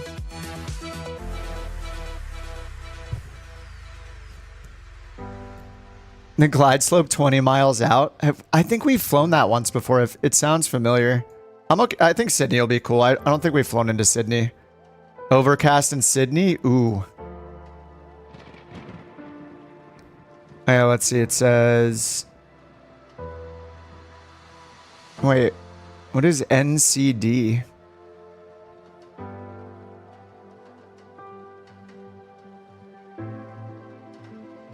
Sydney's way better than Cleveland. And I suggested Cleveland. Okay, so for Sydney, do we start at YMML or YBBN? What is that? Oh, it's Melbourne. Melbourne or Brisbane? We break beyond ATC every time? Yes. That's what I want. Brizzy? Okay, YBBN to YSSY.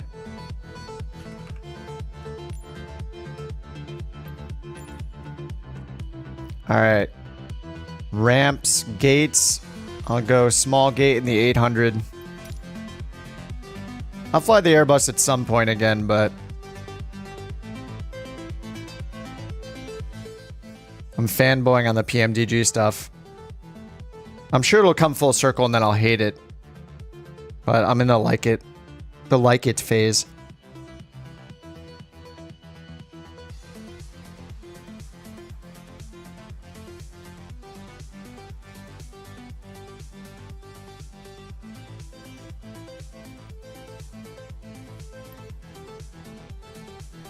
I'll give it a second to load. I feel like I was scared to touch it now.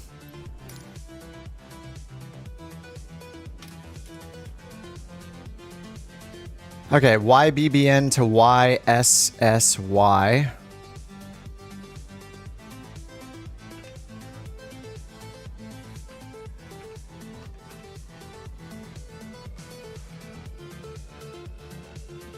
Knox Harrington, all first class passengers. 403, 420. Let's pick 425. Alright, generate sim brief.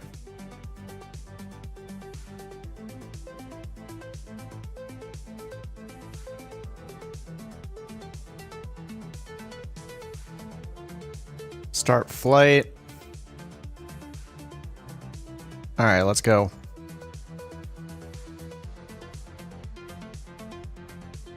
Alright, battery, emergency exits, seat belts, ground power on.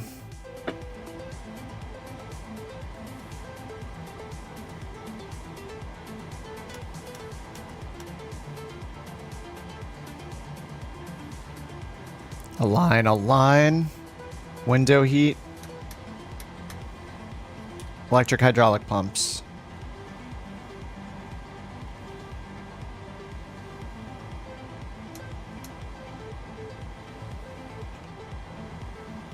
Alright, beyond ATC, let's go.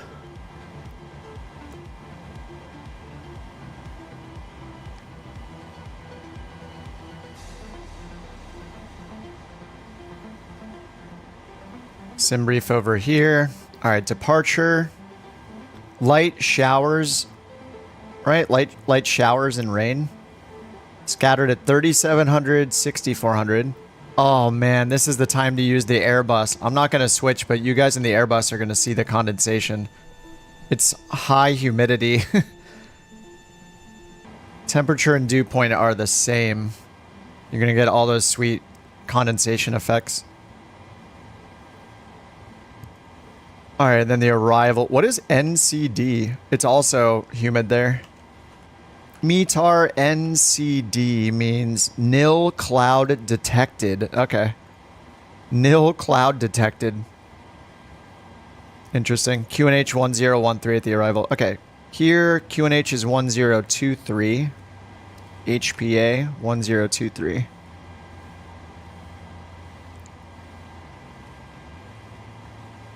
You looked at the METAR, chose the 777, yeah. Man, I can't, I am gonna, like, take my money. Every plane they release that I fly, I'm buying the sim effects, I don't care. $15 a pop. I'm sure they'll eventually make packs of them, like, just all the... Come on. Everything. Please, beyond ATC. Please.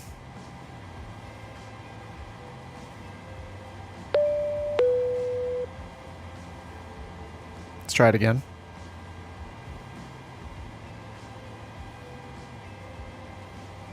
Alright, I think because we're coming for British AvGeek's rank in NewSky, we're going to have to use British AvGeek as the co-pilot for this flight.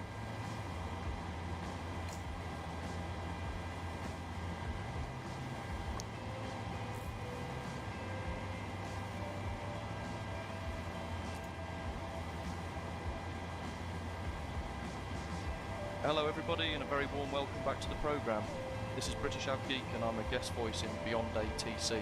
Alright, British AvGeek's our co-pilot. He's helping the enemy. He's helping couch captains rise through the ranks.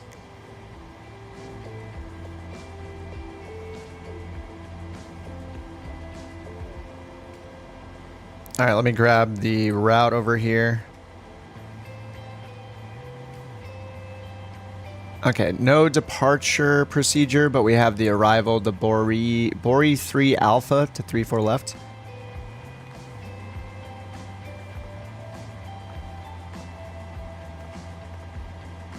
Alright, position.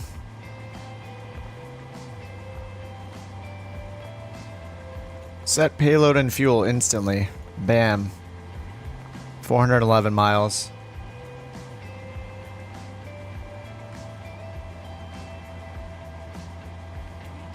YBBN, YSSY, correct.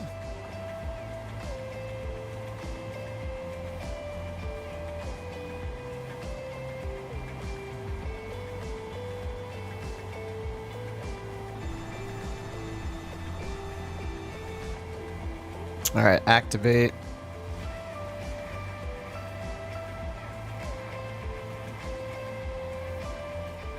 All right, departure and arrival. We're doing runway 01 left. And no departure or no SID. And then on the arrival side, we got 34 left. The Bori 3 Alpha via Bori. Okay. Done. 183 is the initial heading.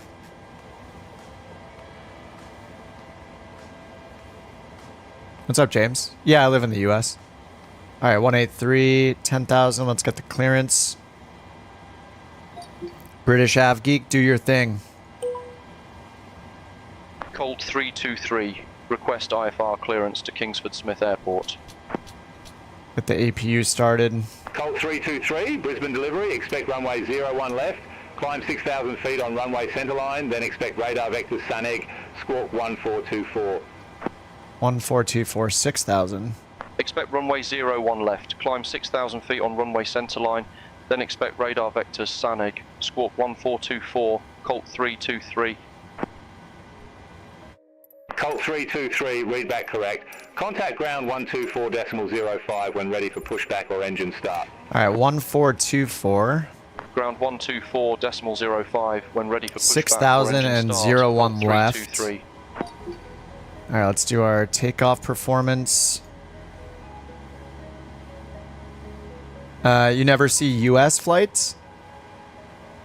We just did one in the U.S. We did Atlanta to Dulles, and now we hopped over to Australia.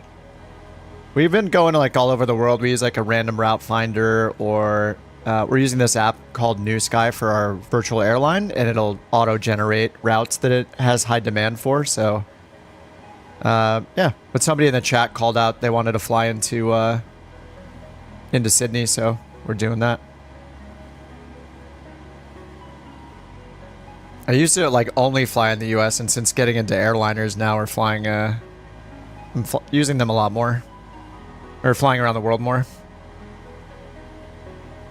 Okay, runway 1 left, dry. It's humid but dry, I guess. Import weather. All right, derated takeoff 1, flaps 5, temperature 5-1.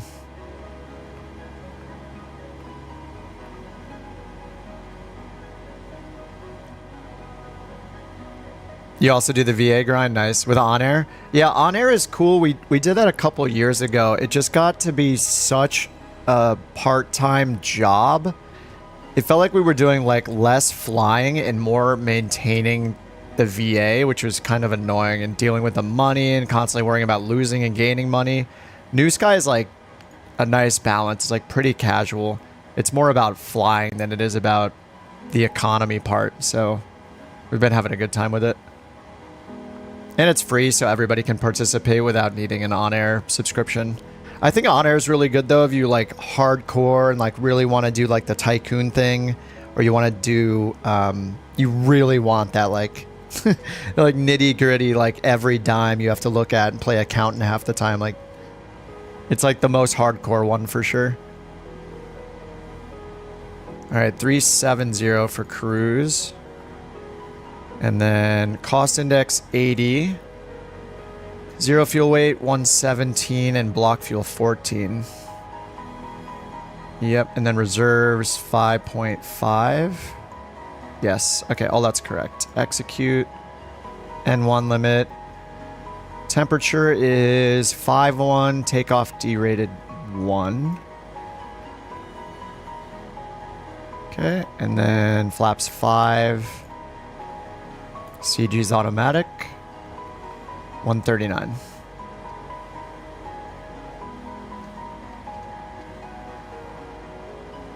All right, APU is good to go. APU gen's on. Packs and APU bleed. ISO valve auto. And then ground power is off, so we can get rid of that. Menu, ground, chocks removed. Alright, let's make sure the doors are closed.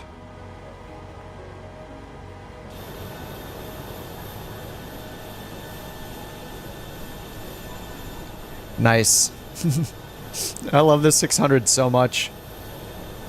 Oh, it's like you know, it's like the parents and the kid.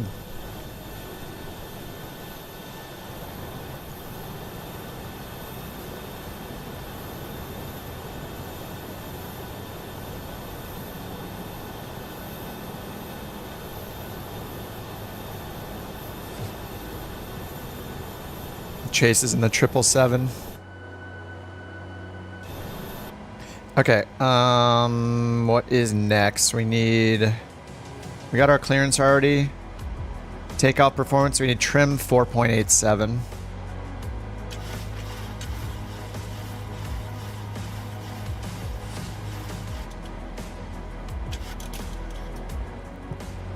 You felt the same when you had a large fleet of jets? Yeah. AI pilots make the money. Yeah, we were doing the VA on Thunder because you can't do a VA on Cumulus or Stratus with more than 10 people. So we're kind of forced to do Thunder, and then it just becomes it was kind of a management nightmare. And yeah, it's just nice with NewSky because everybody can join. Like they just download the app, they do one test flight with the NewSky Academy to like prove themselves that they, you know the rules and like use the lights and stuff like that and have a decent landing, takeoff. But yeah, we've done, does it say how many flights we've done? I'm not sure we can quickly get a count, but yeah, we've been doing a lot. It's been fun. SimBrief calculate performance says wet. I think you have to choose it. Did it import it from your flight plan? I mean, if you do wet, it's gonna give you what it's gonna give you a lower V1 speed, right? Yeah, 3 knot lower V1 speed. Oh, it imported it, huh? Oh yeah, that's right. Wait, yeah, it says. What is resh? What does that mean? Yeah, it says light showers and rain, so it should be wet, but the sim isn't showing. The METAR says that it's showering, but... Alright, I'll choose wet just to be safe in case it starts raining. That'll be fine. It's just 3 knot difference. So we're doing 51, takeoff 130. 51, takeoff... Oh, how do I guess I would just overwrite them myself, huh? So 130, 134, 139. Right, so just the V1 speed changes, so we have to abort the takeoff earlier because of wet ground. All right, next. Oh, runway and wind. Oh, have I never used this? Runway, wind, and slope. Does it show that over here? Slope is 0. I forget if I don't know if it imports this. This page 2. I've never looked at page 2 until now. Okay, it's got the heading, and then runway wind is not entered though, even though it's 040, it's 6. Takeoff speed's deleted. Right, so now what do we have? 34, 34, 39, but we don't want 34, we want 130. So they're the same, except for we'll override the V1 speed. Alright, V2 still 139 up here. Alright, let's request push and start. Colt 323 at ramp 5, request pushback. Colt 323, Brisbane ground, pushback and engine start approved. Face southeast. Pushback approved, face southeast, Colt 323.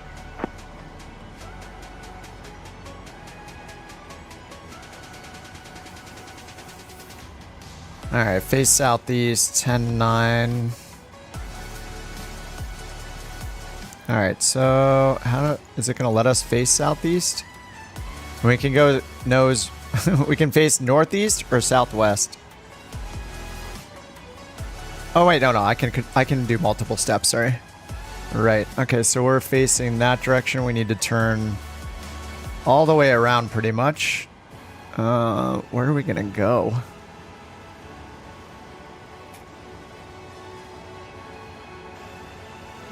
Oh, we'll just go all the way back there. Alright, there's no SID. And then we're expecting 0-1 left, right up here. Alright, let's get the anti-collision light on. Fuel pumps are on. We don't have any center fuel. Nope. Alright, release parking brake.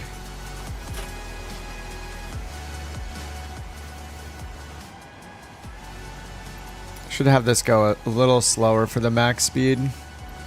It's just a little intense. All right, let's get the engine started.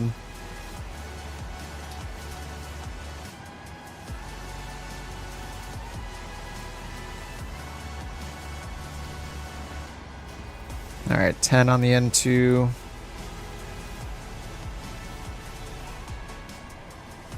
$20. 25.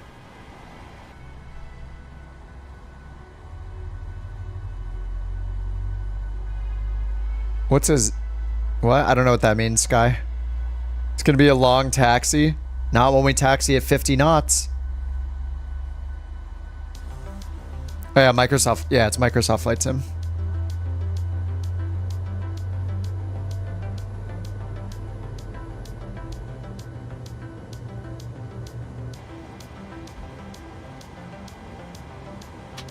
Alright, there's one, or there's two, I guess.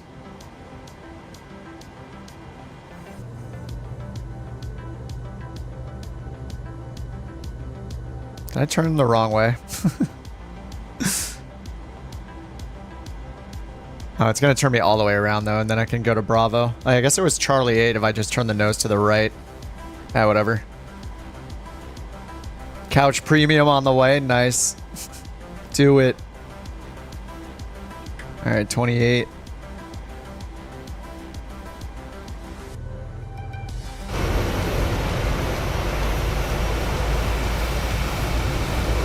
Archer's just hovering in the lightning. And I forgot you could do VTOL on the lightning. Can you? I guess.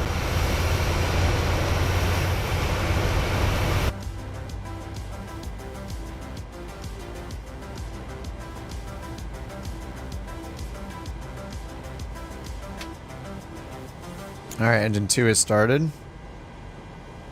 Gen 2. Gen 1. Alright, Gen 1 on. Gen 2 on. Packs back on. Probe heat on. Auto. APU bleed off. APU off. Taxi light on.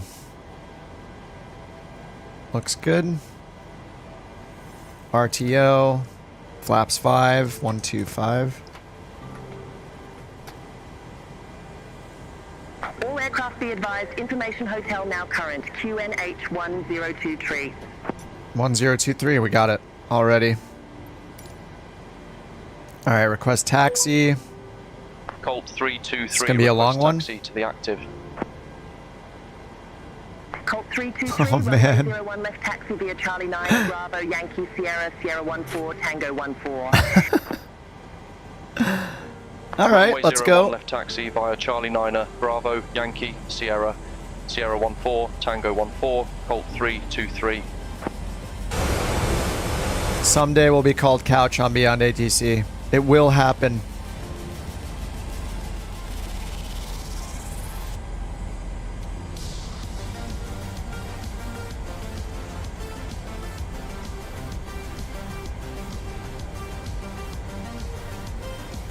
Taxi map? It's just part of it. Just click the little pin in the bottom right. They added it in the last major update. Supposedly they're working on I mean they showed off some new stuff with traffic injection. But the map is critical because Beyond ATC uses whatever your sim scenery for the airport thinks the taxiways are. So it often doesn't match the real world unless you have custom airport that happens to have correct taxiway data. So it's really useful because it might call it different things than your Jeppesen charts or real world charts. Yeah. So you can just hit the little pin and follow it. It's great. It's a good solution to the problem. Whereas Say Intention's solution was pretty nuts and great at the same time. They like crowdsourced it they made a taxiway editor. So you can just go in and edit all the taxiway data that Say Intentions has and just fix it, and it fixes it for everybody on the network. It's pretty nuts.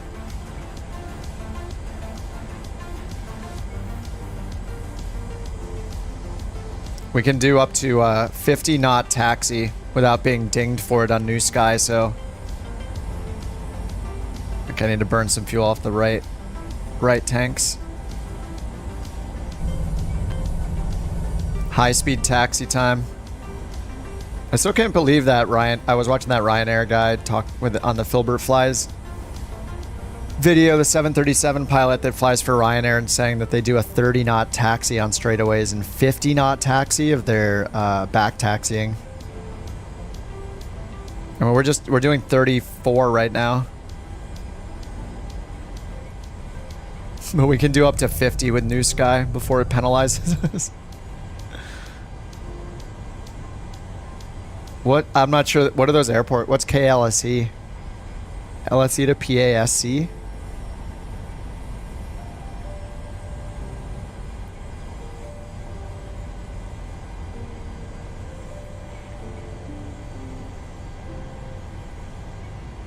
I don't know all the airport codes in the US, so is that to Alaska?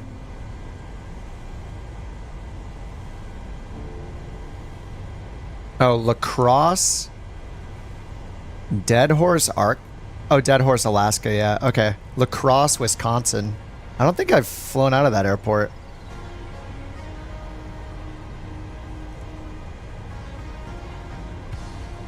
What are you flying? What plane are you flying, James?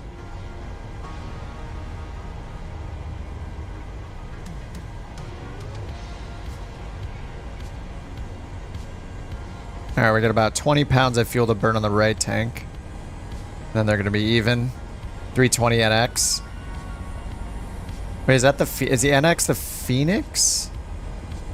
Because the Neo is the fly-by-wire, right? I've just gotten into airliners like literally 7... Has it been 7 weeks? 6, 7 weeks? Surprisingly, I like the Boeing 737. At least so far. I haven't put the time into the Airbus yet, but...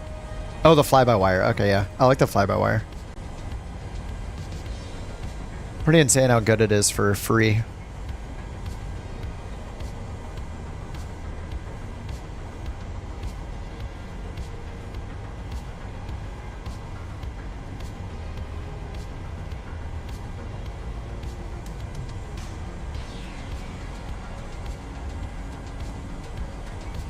It's funny, even though we can go 50 knots, like none of us really want to. It's just not, it's allowed, but it's just, it's not comfortable. Hey Zach, what's up? The first like 80% of the day has been great, and then I ran into a bunch of bugs, a bunch of crashes, then Bing Maps died and I had to restart the sim for the 4th time.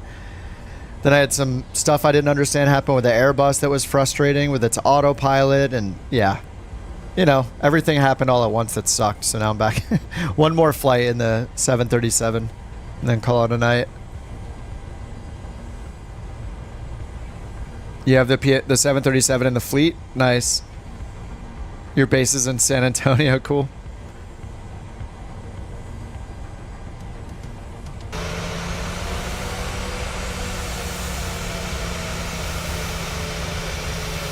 Look at the variety in all of the liveries. It's great.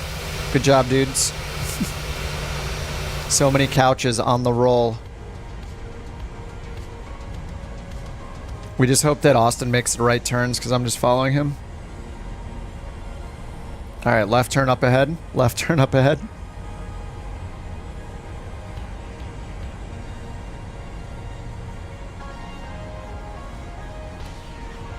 All right, heading select in VNAV. Auto brakes on RTO. We got our heading, altitude, and V2 speed set. And bring this up here. Flaps are set to 5. Already set the takeoff trim.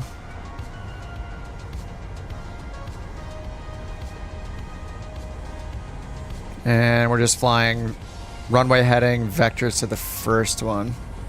Public comms for the stream? No, no. Can't risk that. We're just talking in the main chat stream. You're on like the YouTube Shorts version. But no, we will when I use say intentions for ATC, that has multiplayer, so a few other people that fly along in the VA have say intentions, and we hear each other on that. Yeah, how to get banned in 0.2 seconds. Yeah. I've done like a shared cockpit once with, did I do it on stream with Delta? I'm not sure if I did it on stream with Delta or not, but I did one with Skytation, like, I don't know, it was probably like over a year ago at this point. Mini, what's going on? One more flight for the night. Alright, they should pass us off to tower right about now. And they have us full Colt length. 323, contact Brisbane Tower 120.5. Contact tower 120.5, Colt 323.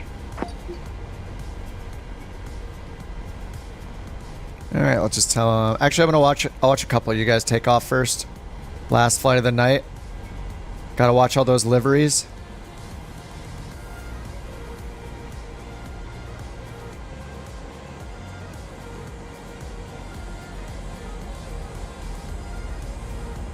All right, auto throttle's on. I'll leave the lights for now. Ever flown to Iceland? I don't know. Probably not. Iceland would be awesome. The 737-800. All right, we'll just turn this to TA only for now. All right, look at all these beautiful liveries.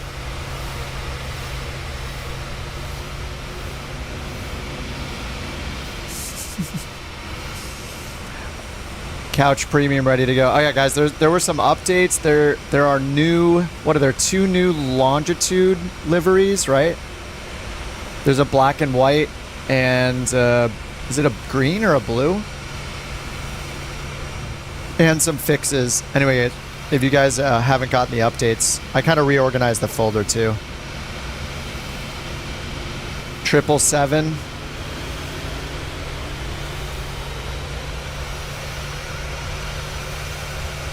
Two 777s.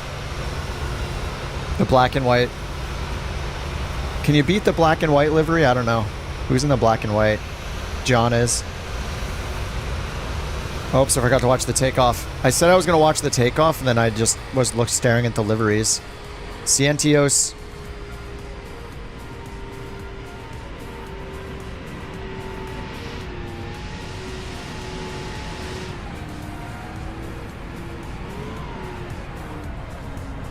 The big boy is off.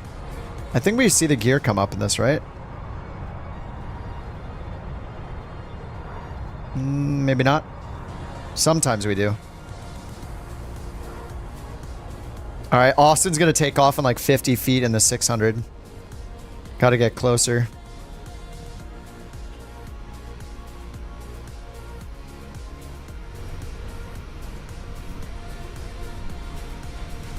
The pocket rocket. There's still like it still holds like 110 people or something, right? Pretty sure the 600 holds over 100 people.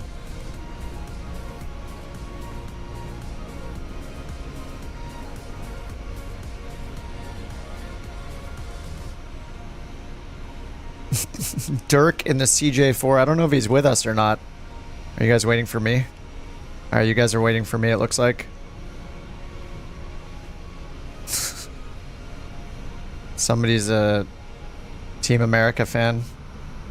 What's up, Philippe? Download the liveries. Copy in the community folder. All of them go in the community folder. The PMDGs require the app, but the Phoenix does not. Yeah, all the ones that say community folder just go in the community folder. PMDG has its own installer, so if you use the PMDG planes, you have to use their app. All right, let's get the lights on. Runway turn off lights on. Taxi light off. Continuous, continuous. Strobe. And I should probably set the cruise altitude. That might be a good idea. 370 for pressurization. All right, 370. Packs are on and auto. Leads are on. Okay. Reset the fuel flow. RTO. Clock is on. TARA is set. Auto throttle's on. Flight directors are both on. We have main on our flight director. Auto throttle's on. 139, and we're climbing VNAV. Okay. USA had the most medals at the Olympics and tied for the most golds with China. Oh, today's the last day, wasn't it? Pro tip, you can go TARA in Australia as long as TCAS is in auto. Anyway, we don't have an auto in this TCAS though, right? I don't think. Directly in the community folder, it's not working.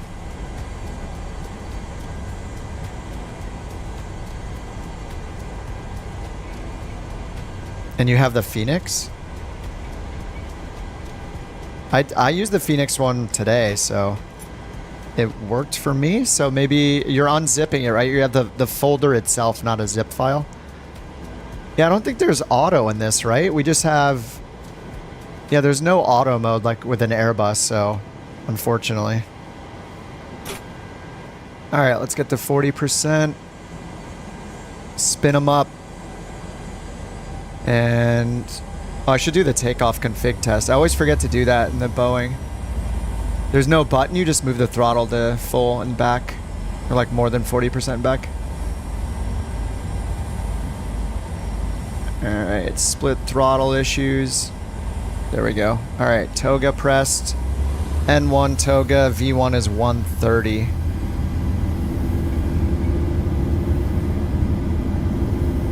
Airspeed alive. Colt 323, immediately stop your takeoff roll. You do not have takeoff clearance. What? Oh shit. Roger that. Colt 323. Whoa. I didn't get takeoff clearance. Oh no. Oh, we're gonna have hot brakes. I forgot to hit the button.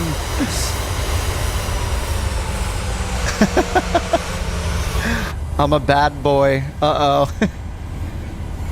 I don't think I've ever done that before. I forgot to hit the button for takeoff clearance. That kind of scared me. I was like, oh my god, what did I do?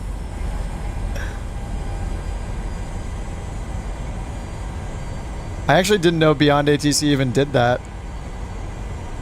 I don't know. They might. I don't know if they give you a number.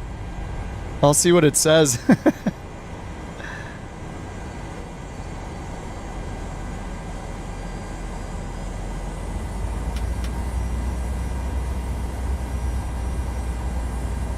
Yeah, I forgot to hit my button.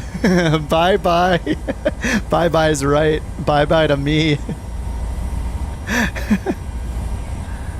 I can leave these on. I'll take them off continuous. Let's see what the options are. Okay, request departure is the option. Alright, I'm going back around.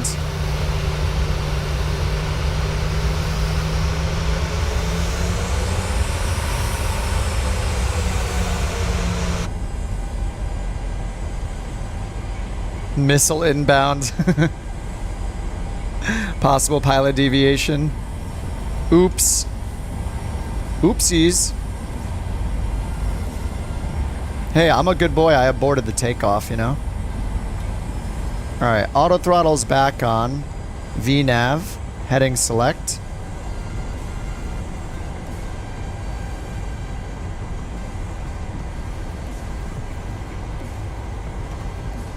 Okay.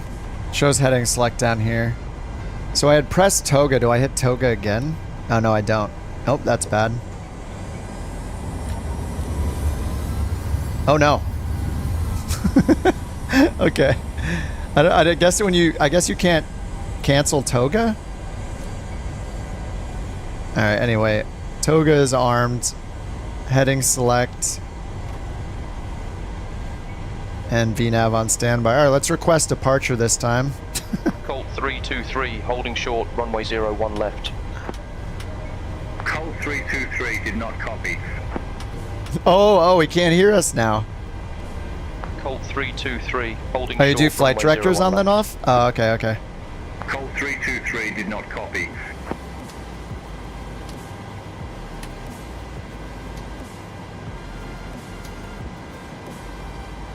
Oh yeah, that does reset it. Okay, nice. Thanks. This is a Beyond ATC bug. You hit the button and it takes 3 button presses until it actually works. Colt 323, you are nowhere near 01 left. Why in the world are you asking for departure clearance? What? We're here right now. Roger that, Colt 323. What? It's right in front of us. What is he talking about? Nowhere near? We're like 100 feet away. Let's try again. Colt 323 ready to go, runway 01 left. Colt 323 Brisbane Tower, wind 030 at 6, fly heading 010, runway 01 left, cleared for takeoff. Fly heading 010, runway 01 left. 010. Colt 323. Oh right, yeah. That is runway heading. The I didn't even have the right runway heading in, so that's actually good we didn't take off. I had our initial turn after runway heading in down here, right? Oh no, it's 177. Where'd I get 183 from? Alright, good thing. Yeah, auto brakes are on RTO. This is a good end to the stream. Not for me, it's not.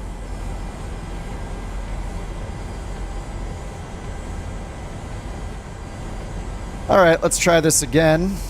This time with the flying part, hopefully.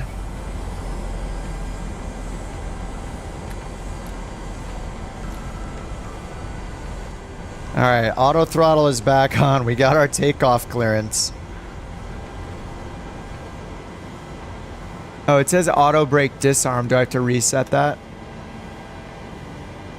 Yeah, I did. Okay, got it. Thanks, KFC. That's the first rejected takeoff I think I've ever had. It's all my fault.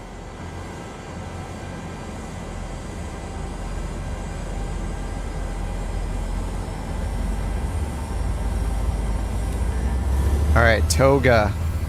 Oh, did I lose heading select? There we go, heading select. Airspeed alive. Alright, let's try again. Take 2. 80 knots.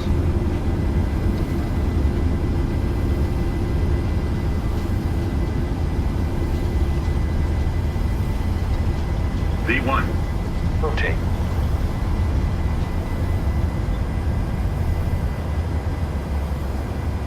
Positive rate of climb. Gear oop.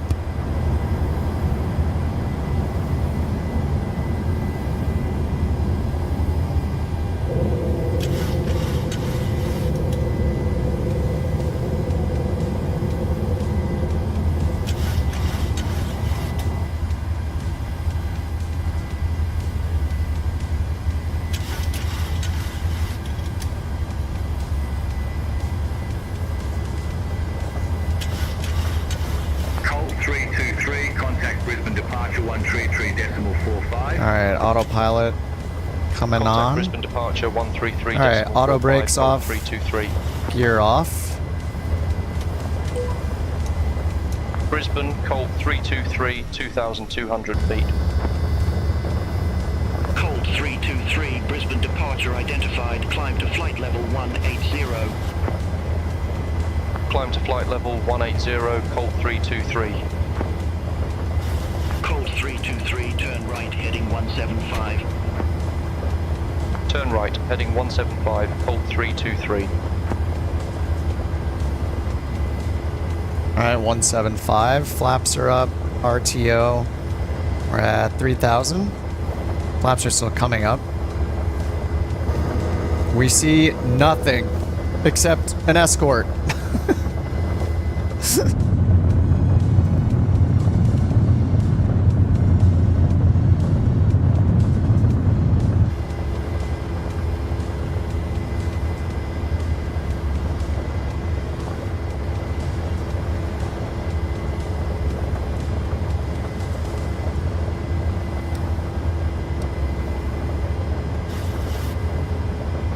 All right, 4,000.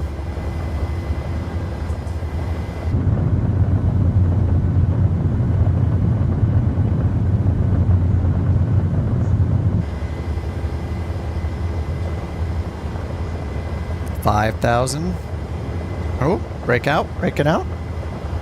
Let us out.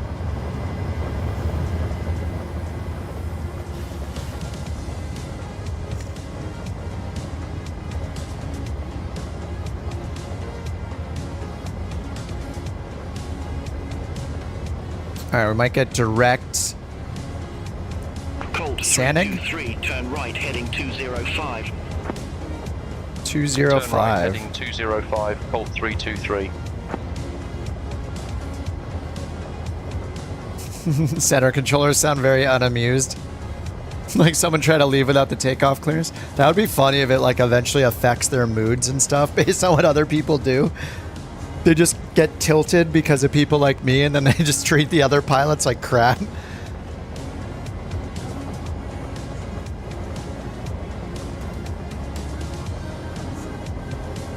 Let's check our pressurization. Climbing. All right, we got 37,000.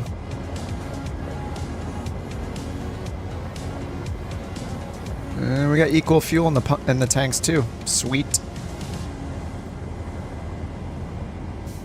How bad's the fog? All right, we're about to hit 10,000.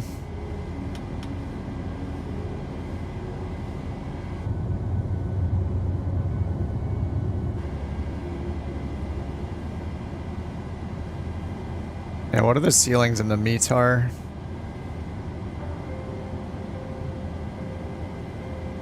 We should be breaking out. It says overcast at 9,000, so we should be breaking out soon, hopefully.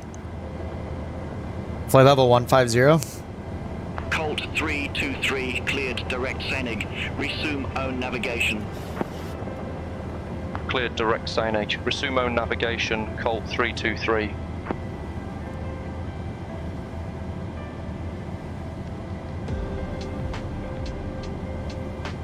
Alright, direct SANEG. 21 miles away.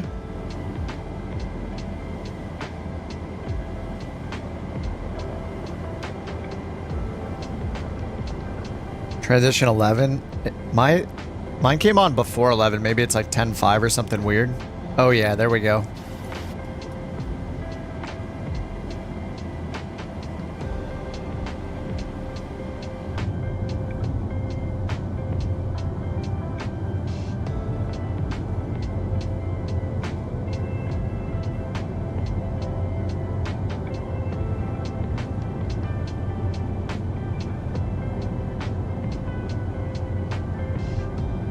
Oh, 10 going up and 11 going down.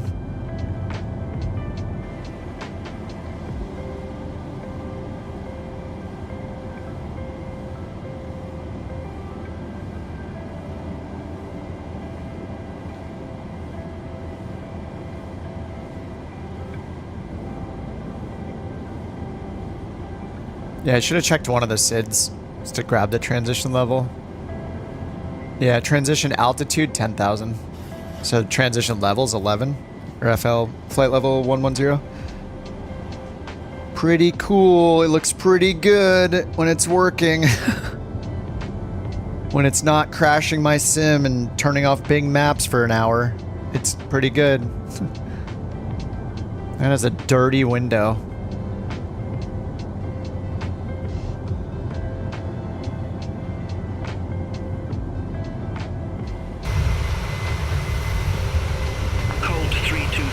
Contact Brisbane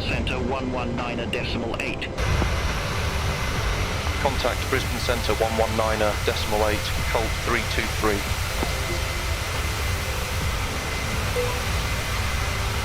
Brisbane Centre, Colt 323, passing flight level 157 for flight level 180. Colt 323, Brisbane Centre, good day, radar contact, climb to flight level 360. Nice. Just in time. Climb to flight level 360, Colt 323. Alright, 360, let's make sure. Alright, we might end up at 360 then.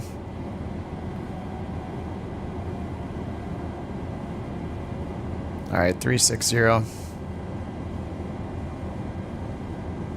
Rock is at 31,000 already. The longitude, man. I'm excited for the Citation X. I think that'll be cool because it carries more people, right? How many does the longitude carry? Like a dozen maybe, and the Citation X carries like 20? Colt 323, contact Brisbane Centre 121.2. Contact Brisbane Centre 121.2, Colt 323.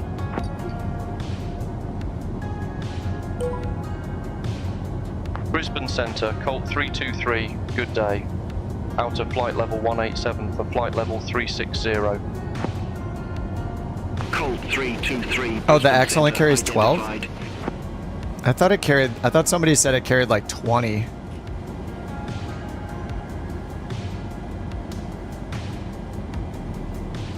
Longitude's 10 or 12.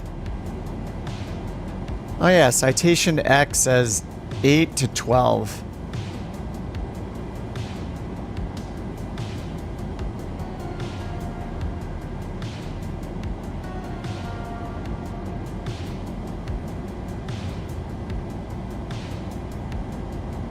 Oh, that was you researched after. Okay. Okay, so they're similar then. So the only reason I would fly the 12 is really, or sorry, the citation X is because what? It's a little, maybe it's a little faster. Faster, and if I don't want a G5000, if I want less modern avionics, probably. Oh man, what's our air temp? Whoops, +3. Oops. Yeah, something different, yeah. Contact Brisbane Centre 130.4, bye-bye. Contact Brisbane Centre 130.4. How's that wing look? 323. Brisbane Centre, Colt 323. Passing flight level 220 for flight level 360. I like how the Airbus has like the little, it's got like a little ice measurement, little stick that shows up here. I don't know how in depth the PMDG is with icing.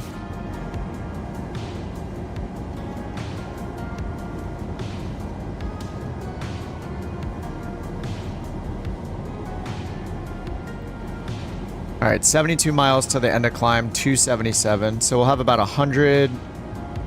We'll have 200 in cruise. Maybe I picked too long of a route.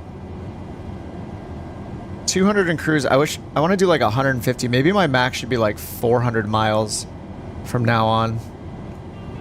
I don't want to use time acceleration. But then again, we can't always have short hops, I guess. So like if we actually want to get to certain locations, it's going to be limiting if I limit it to 400 miles. So I'll just have to get used to using time acceleration, not caring. So we can get to more variety of places.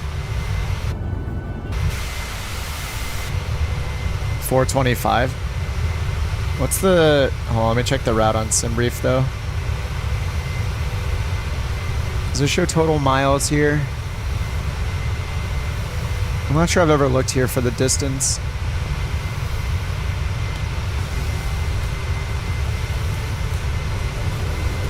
Oh, ground distance 469, air distance 454.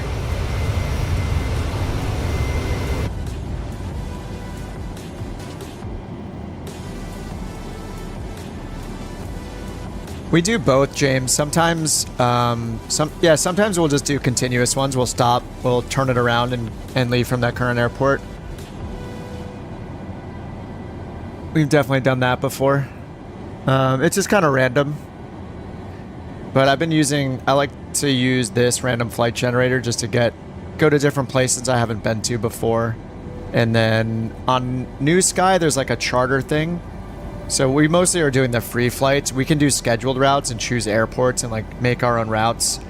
But there's also this charters thing that's dynamic and it has passenger demand from certain places in the world. So we've done this before too, which is cool. Yeah, sometimes we string them together.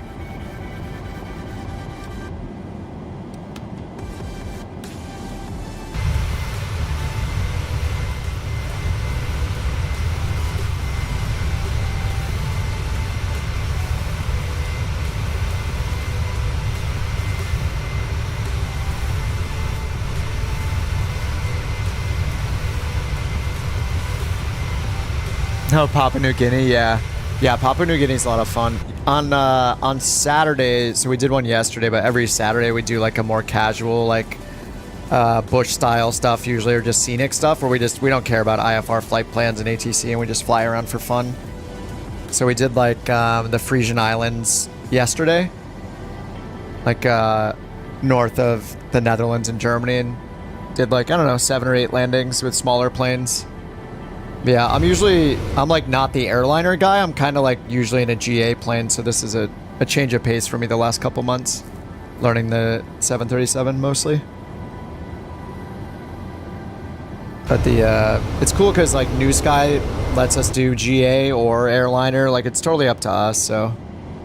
Fighter jet runs in the Grand Canyons, yeah. Yeah, I don't like. There's a few people that'll hop on and do like, yeah, like Archer here, like Archer and Rick and Nick all do, like a few of them will, and Omar too. Like there's a bunch of guys that like just doing the escorts the whole time. But yeah, we haven't done like fighter jets as a group. Maybe one time. Contact Brisbane Centre 120.3, Colt 323, bye-bye. Oh, he said bye-bye. Bye-bye.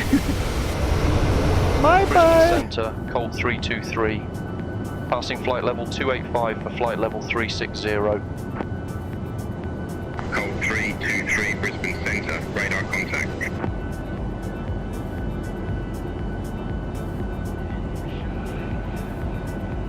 What's up, AEG? 26 minutes top of descent. Top of descent, we're in the climb. Show off. Leave the airliners alone, dude. We're still climbing, okay? Give us 20 minutes. We'll be there. Eventually.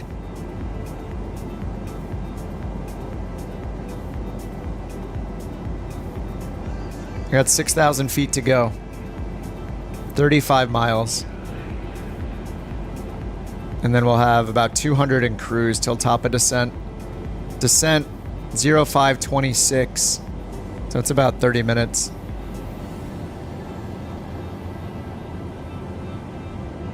Triple 7 gang's been at cruise for hours. Oh yeah, I see you guys up there.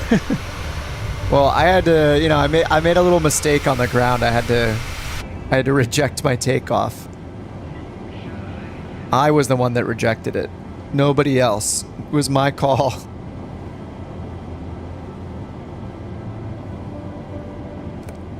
I really want them to enable visible co-pilot.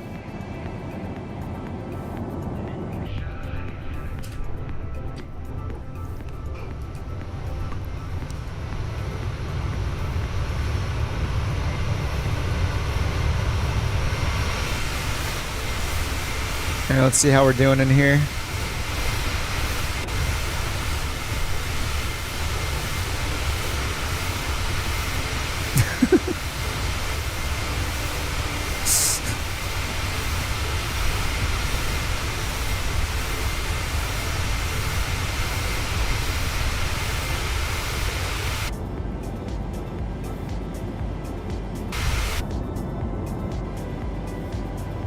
All right, 32,000.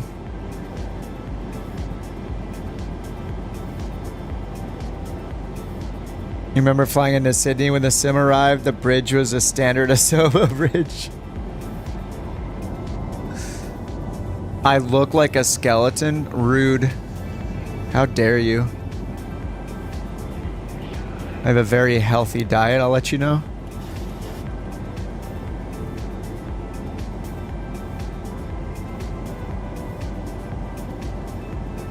All right, 3,000 feet to go.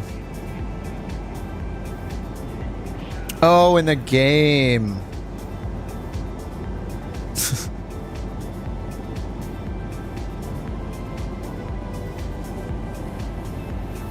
All right, what's our arrival? Borea 3 Alpha? The Bori 3 Alpha. And 3-4 left, potentially. Oh, it's only a Cat 2. Well, what's the difference between these two? This is a Cat 2, and this is a Cat 2 with special authorization.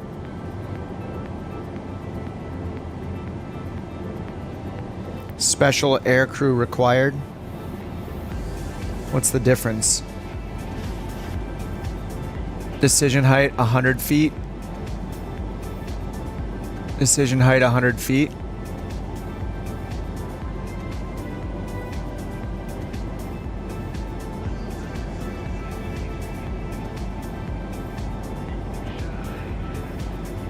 This one also says special aircrew and aircraft certification required, DME required. DME or GNSS required. All right. They look pretty much the same. One of them allows you to use GNSS, I guess.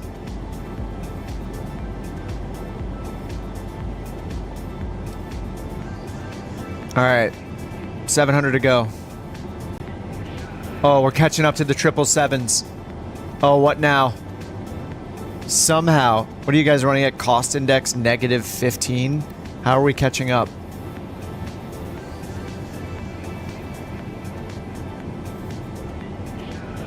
Are you guys slowing down on purpose? They must be slowing down on purpose. There's no way we're catching up to them at Mach 0.8.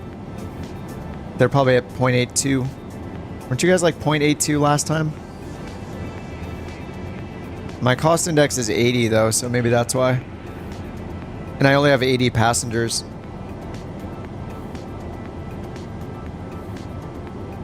We'll get them. Archer's going to intercept.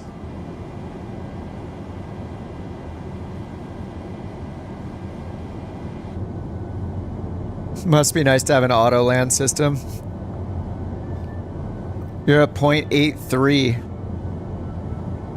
What are your winds up there? I got 35 from the side. Let me check what my headwind is. Maybe just... How much higher up are you? You're 2,000 feet higher up than me. Maybe the winds are just slightly different? I have an 8-knot tailwind. 7-knot tailwind and then 34 from the right. Ground speed's 472.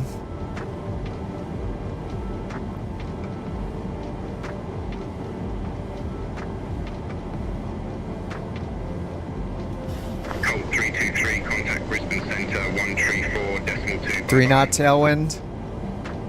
Contact Brisbane You're at Centre 43,000 feet. 134.2, Colt 323. Damn, the clouds look really good here. Brisbane Centre, Colt 323. Good day, flight level 360. Colt 323, Brisbane Centre, radar contact. Mohammed, if you're still there, thanks for the sub. Like an hour ago. Sorry, I'm the worst. Radar contact. All right. We got a good, what, 200 miles? Cruise 190.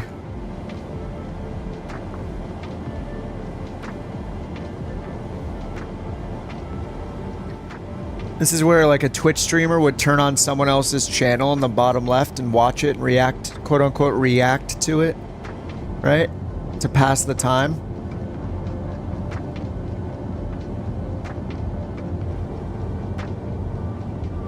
Fair use is crazy.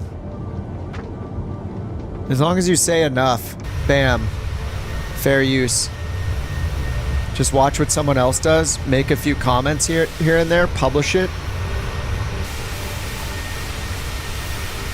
This is a cool camera.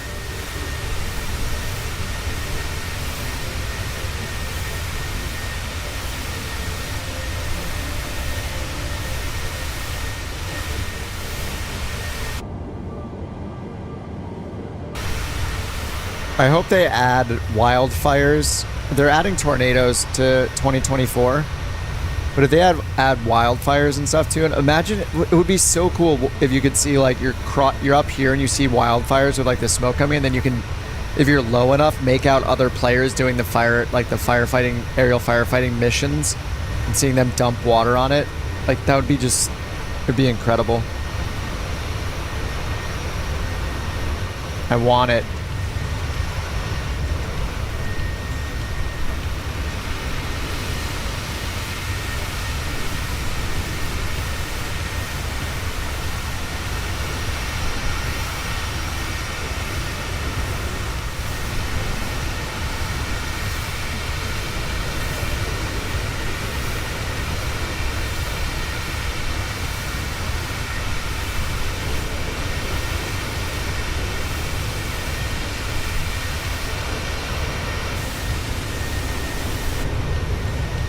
What do I call a healthy diet? I was just making a joke. You know, McDonald's, beer. Typical American diet. Quarter pounder with cheese, Big Mac, 20-piece chicken nugget, and a 6-pack of beer. The American way. I mean, what do you think? You know what country I live in. Do you think we know what broccoli is? No. Spinach? No. Plant-based alternatives? Get out of here. No.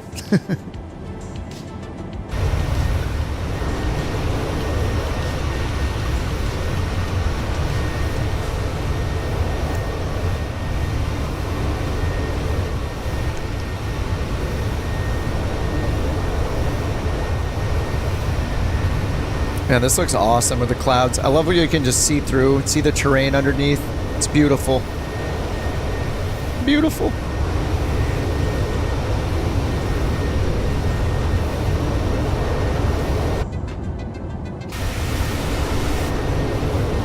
I hope the 727 makes it in, yeah. I just want to buy everything from the in-game market. I don't regret buying the 777 outside of the market. Like, I see the benefit. I feel like, yeah, it's not that bad to have to rebuy stuff, or not rebuy, but like open each developer's app and update it. You do get the apps instantaneously, which is cool, but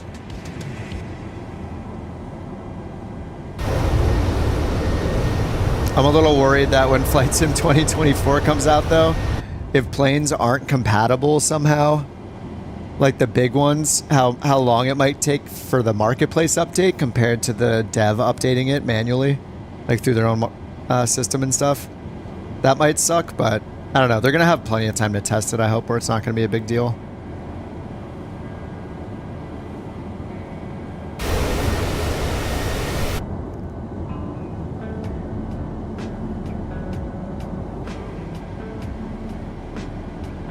We catch up to Austin again. Nice.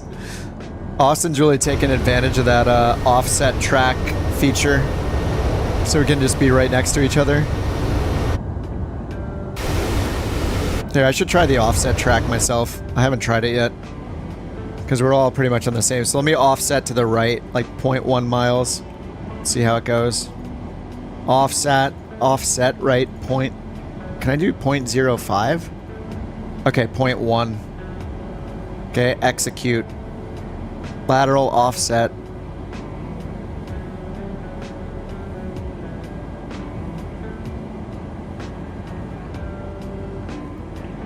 Yeah, and I see it showing on the ND. So we go down here, we can see 0.1. Oh no, it says 0.1. Is this it? 0.1 left? Is that the lateral offset right there? Maybe not.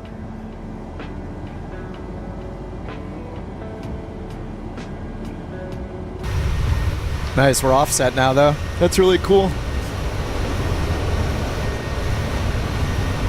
Oh, right. It is left of me. Oh no, now it says 0. Now it says 0.0. Colt 323. So maybe that's not it. Maybe it just doesn't care when it's so close. 127.2, Colt 323. Have a good day. Alright, we're negative 23 total air temp. Brisbane Center, Colt 323, flight level 360. Here we go again with the outside air temperature. 323, Brisbane Center, identified. What's the static air temp?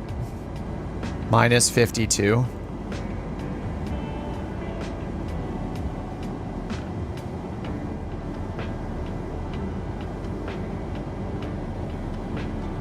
BBB&E, beef, bacon, butter, and eggs. Hell yeah. Oh man, I still don't know if I turn anti-icing on in this because it's so cold. It's negative 23 total air temp.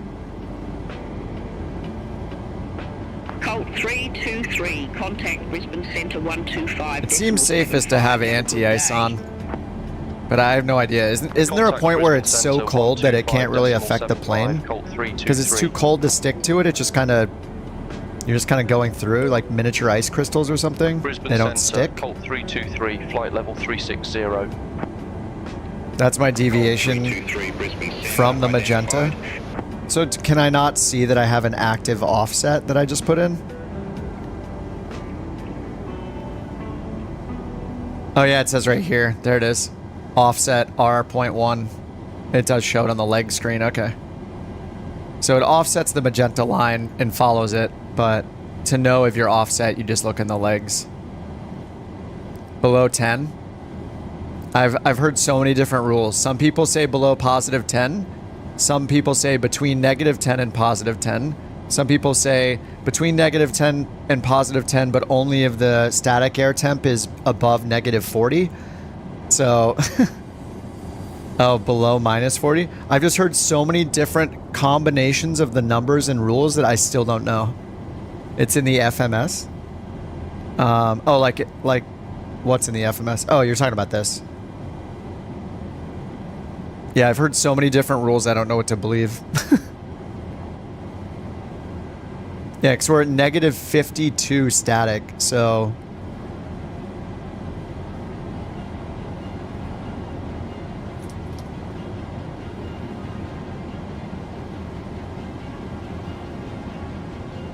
I have yet to have any visible icing on this plane yet.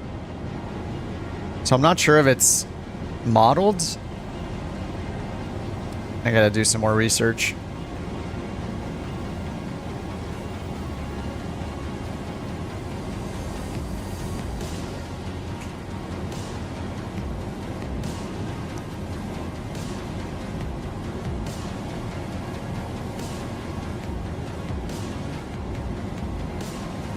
Here we go. Correct ice usage on the PMDG forums where only real names are allowed. Yeah, like here, right? Engine anti-ice. Always accompanied by engine start switches to continuous. Used in visible moisture. Anytime the TAT is less than or equal to 10 degrees positive. And static air temp is greater than or equal to negative 40. You can find your SAT in prog page 2. So this guy says in cruise, so my static air temp is below negative 40, so it's too cold. And then he says anytime during descents when the total air temp. So basically they say during cruise, your static air temp needs to be greater than or equal to negative 40 and total air temp less than positive 10. And then during descents, we ignore static air temperature and use it anytime total air temp is less than positive 10. Wing anti-ice during all ground operations when icing conditions exist or anticipated. OAT less than 10 and moisture, except when de-icing, blah, blah, blah. So it sounds like when you're in cruise, you don't need it if the static air temp is under negative 40. It's in the Boeing FCOM. Let me open it up.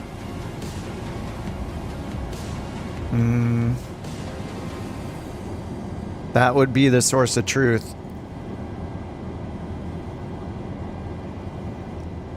737 FCOM 10 billion pages.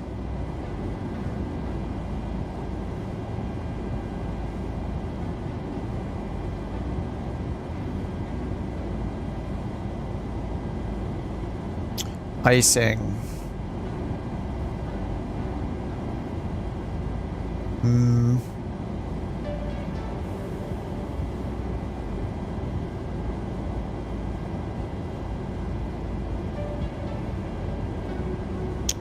Engine anti-operation in flight. I think engine anti-ice must be on during all flight operations when icing conditions exist, except during climb and cruise when temperature is below negative 40 SAT.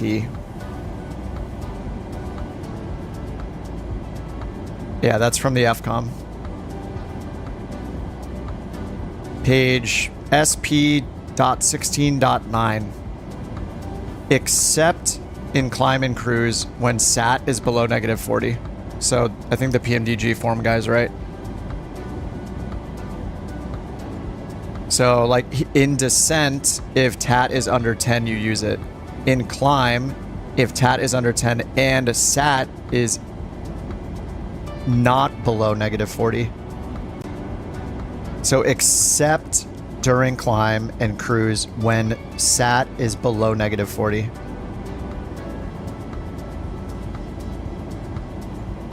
So we don't use it now because SAT's -51.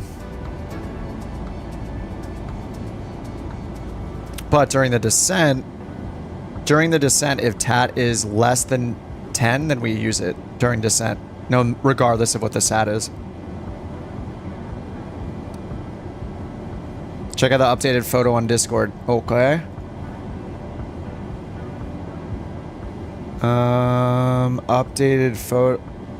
Updated photo.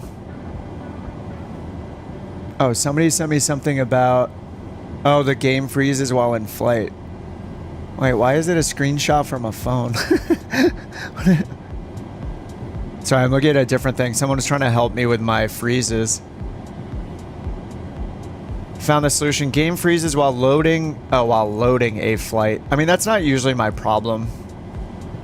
Remove the host file. Yeah, my file's blank. Okay, yeah, maybe that's from earlier. I did try that fix though, unfortunately.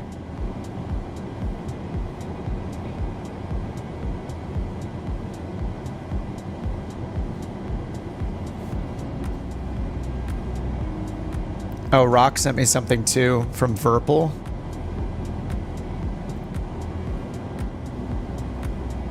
Oh, that's pretty neat. Verpal's announced on the Facebook page their next product, an all-new panel mount compatible with some of the existing products. The angled panel mount. Nice. Yeah, this is cool. This is what Rock sent me. I'm just catching up a little bit. This mount. I assume it can be put on a desktop or on an actual desk mount as well, like mounted to the desk on an arm. But that's pretty cool. I basically have this. This is the one I have, but I have the older one. This is like a newer one that's less, it doesn't have specific labels on it, but the 4-axis, so that's what I use. I don't have this top part, I just have this. And then I use these 4 red buttons here. I'm using those for gear up, gear down, flaps up, flap down. It's pretty compact is why I like it. Like, it's pretty much like if I hold my entire hand open, it's just like pretty much about the size of my fully like open, spread out fingered hand. I can almost touch it from end to end. Like corner to corner with my thumb to pinky. Contact Brisbane Centre from the bottom, yeah, from the far corner to the other far corner. It's pretty nice. And having it mounted to the desk so I reclaim the desk space is really nice. Really nice too. What's up, Tyler? Yeah, still going. Last flight of the night. Colt 323 Brisbane Centre identified.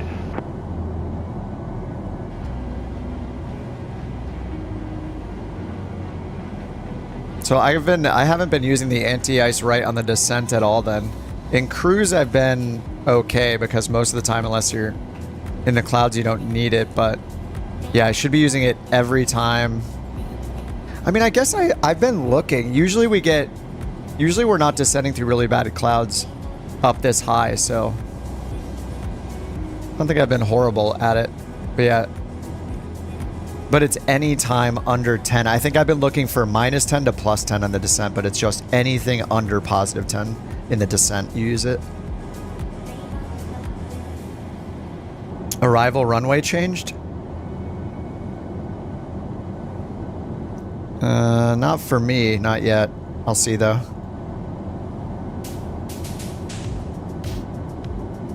Check the photo. Oh yeah, sorry, I didn't check the photo you told me to check the first time.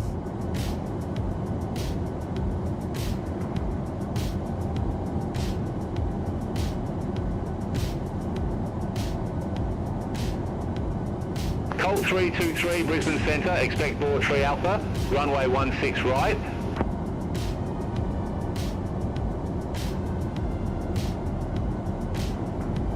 Which channel am I looking at? Screenshots?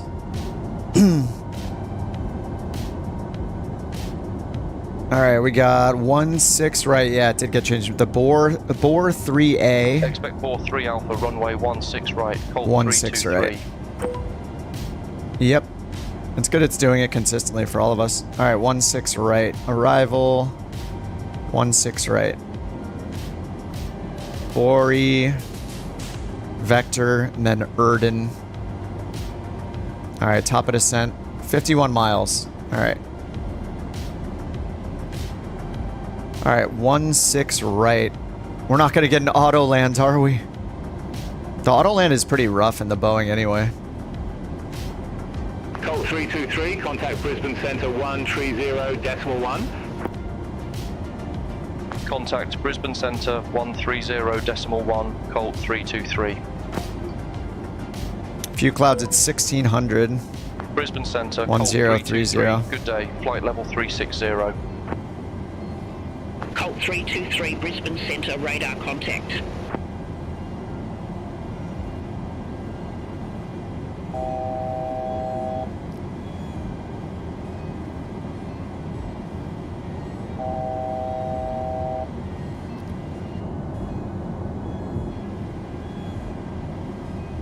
Oh, that's weird.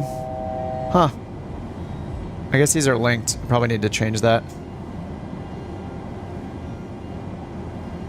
You can change your runway request, yeah, when they assign it to you, but I'm going to listen to them because they probably changed it for a reason. I don't know, winds are still calm, but that's fine. I'm going to listen to them. I usually just listen to ATC. Even the AI ATC. Colt 323, Bawtree Alpha, runway 16 right. Report ready for descent. Alright, we will report ready for descent. 43 Alpha, runway 16 right. Call when ready, Colt 323. Yeah, I'm not sure why they changed it. Alright, Bori, so our bottom altitude for runway... are we ending at Dippa? Which one are we ending at? Nasho or Jacqueline? We're ending at Nasho. Alright, so Nasho, they're both 6,000 or above. Star, 6,000. We can tell them we're ready for our descent soon. What do we got? 20. Arrival, not applicable for runway. Wait, did we have the Bori... Wait, it's the Bori 3A star. Yeah, Bor 3A. That's what I have. Bor 3A is active. ILS 16 right. It probably did that when I hit it because I didn't re-choose it. I think we're fine. Alright, let's tell them we're ready for descent. Oh. Descend to 8,000 feet, QNH 1030. 1030. 323. Colt 323, contact Brisbane Centre 124.8, bye-bye. Contact Brisbane Centre 124.8, Colt 323. Maybe when I change it, I have to choose this again. Bori 3, 16 right. Brisbane Centre, Colt 323, descending via Arrival, Alpha, not applicable or not authorized for runway. Colt 323. Yeah, it's got us exiting at Nasho. Nasho and then Vector. Yeah, runway 16 right. Yeah, you're right. It says cross vector. It's Ovils at the end. Ovils is here. Oh, that's why. Okay, we get to... Okay, yeah, we don't even make it all the way to Nasho. That's why. So after Ovils, we're expecting radar vectors when we get to Ovils. So track 158 and then track 158. So we're supposed to just pull off on a 158 track afterwards. So really... yeah, this is interesting. Cancel the offset. Route offset. I think it did cancel it. Yeah, I guess it canceled it automatically because it's not showing offset here anymore.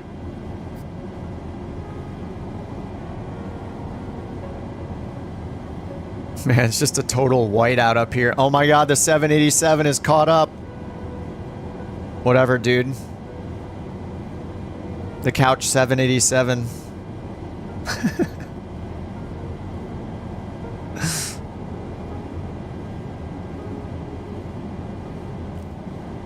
It's a big boy. Definitely a big boy. Alright, top of descent. 52 miles. Wait, wasn't it 40 or 30? Bori. Okay, so I don't know how to make it stop at Ovilles.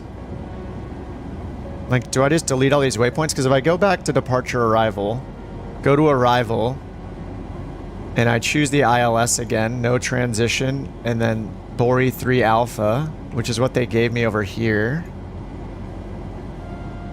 Yeah, it says the Bor 3 Alpha, no transition, and execute. It says arrival NA for runway. So I guess it's just warning me. Oh, it's leaving me off on vector now. Did I miss that? Was it doing that already? Anyway, okay, it's got Ovilles vector. Oh, no, yeah. Okay, it's working now. I don't know what I did wrong last time. Anyway, this is right now.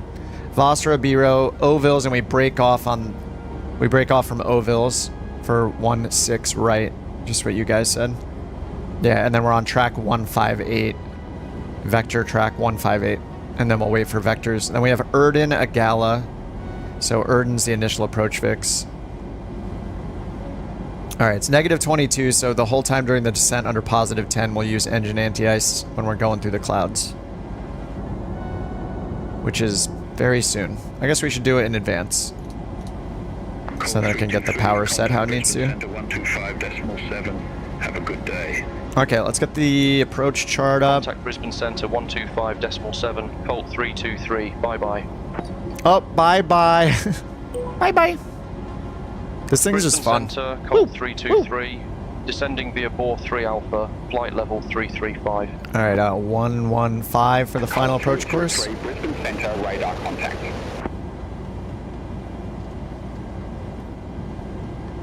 Oh no, 155. 155. Done. 109.5 for the localizer.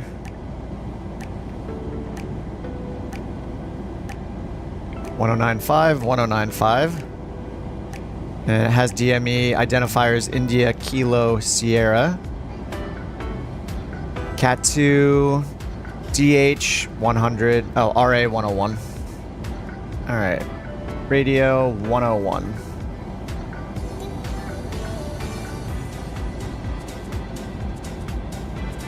Alright, radio 101, 1030 HPA. Go around, mandatory straight 600.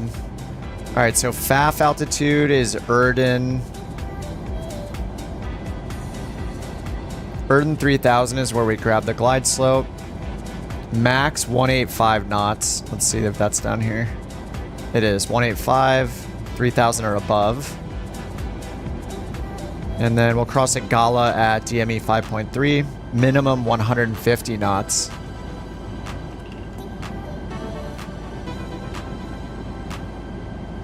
And then our go around is climbing right turn 170, heading 3000.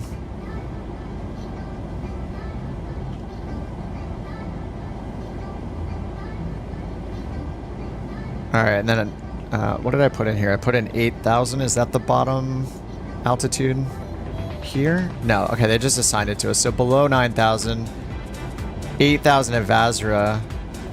Okay, so we're just going to get down to 8,000 here. Not below 8,000 and not above 9,000. That's interesting.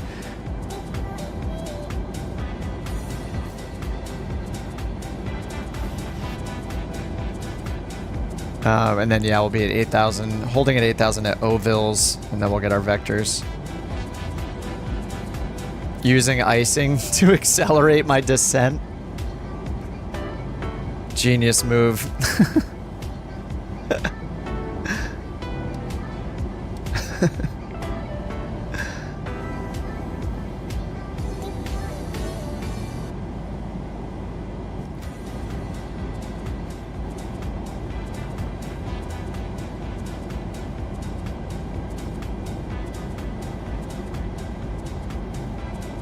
Nice 3,300 feet per minute descent. All right, -1 total air temp still. We'll just leave the anti-icing on through this. And then when we get to above 10, then we'll turn it off.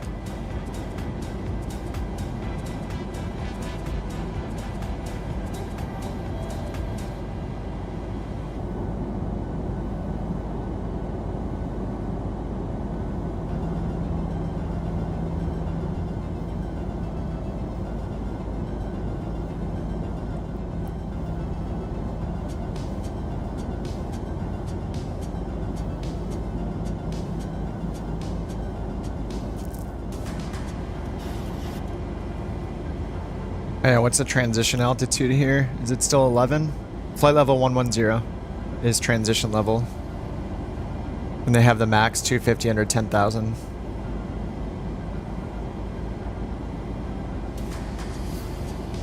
That's cool. They have ATC approach speeds.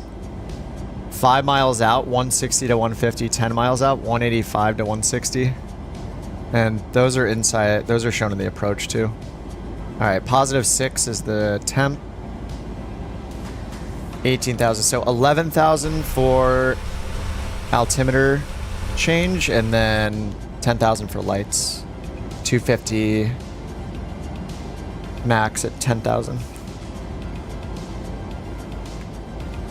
Okay, we should put in our flaps 30 speed, 138, and then check the landing performance. 16 right, dry, packs on, flaps 30, 143. Okay, little displace threshold, and then that's with auto brakes 3. Oops. Let's see where we want to land here. This is the wrong one.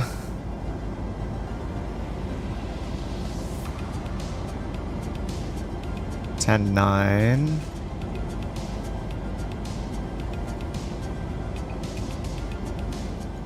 Alright, so 16 right. We're just going to be short, turn off to the left. Okay, so we'll just use auto brakes 3. And airport elevation's 21. I guess we'll do 50. Alright, total air temp's 11. 14,000.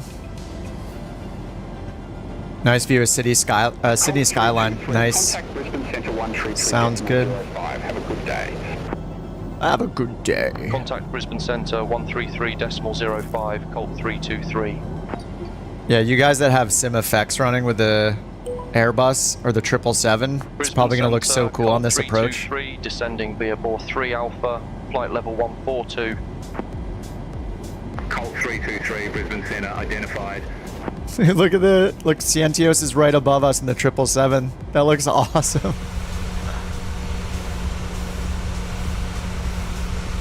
Rainbow. Whoa, that looks so cool over there with the showers. Super duper. Alright, 13,000. Left turn to Vazra. Colt 323, contact Melbourne Centre 133.8. Bye-bye.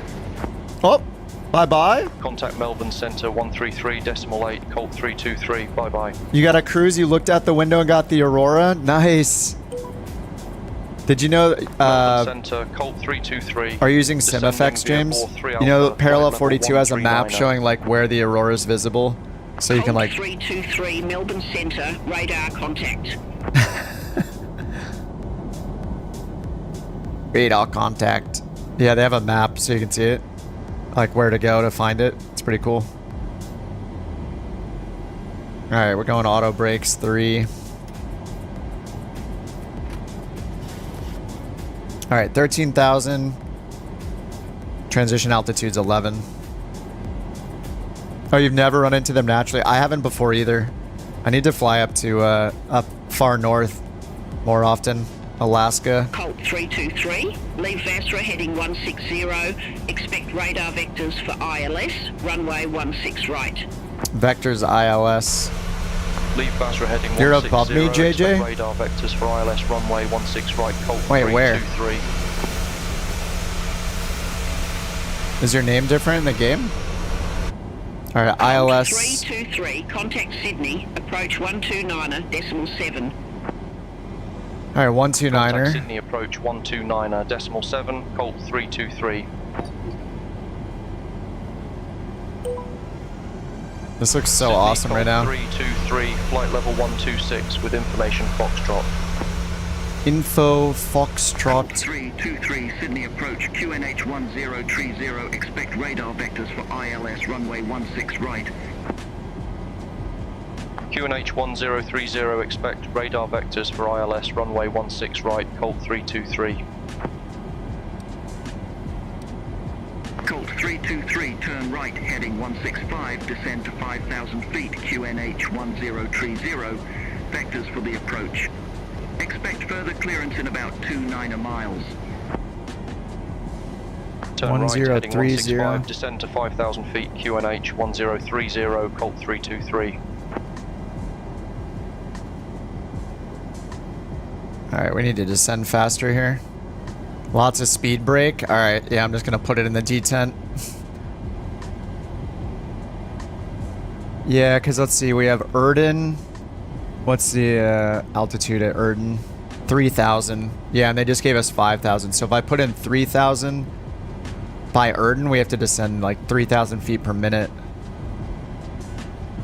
Yeah, watching the banana. There's transition altitude. Yeah, we pretty much need a little, almost 3,000 feet per minute to get there by Erden. Alright, and they have us going to 5,000 first.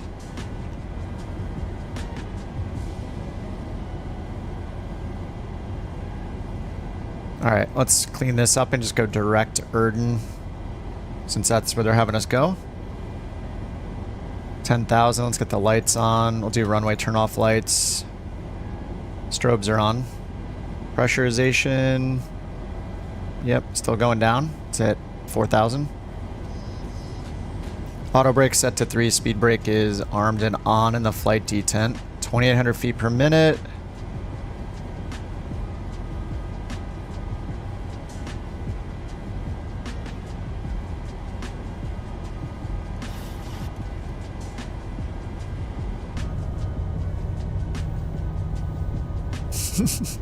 This is awesome seeing you guys off the wing and stuff in the distance. It looks so cool.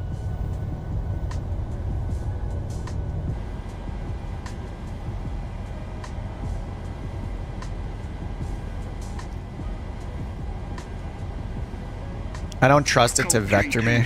8 miles from Okay. Vector, ILS 1. Turn left heading 155. Maintain 3,800 feet until established on the final approach course. Cleared ILS runway 16 Alright, cleared right. Vorlock.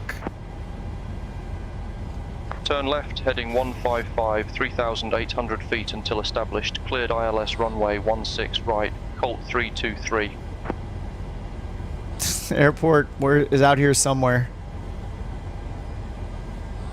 Is it out here?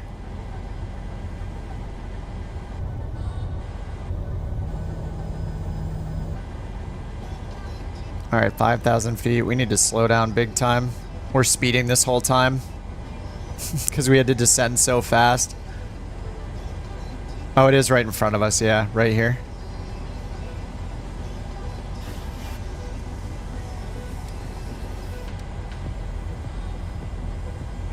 Alright, glide slope's above us at least.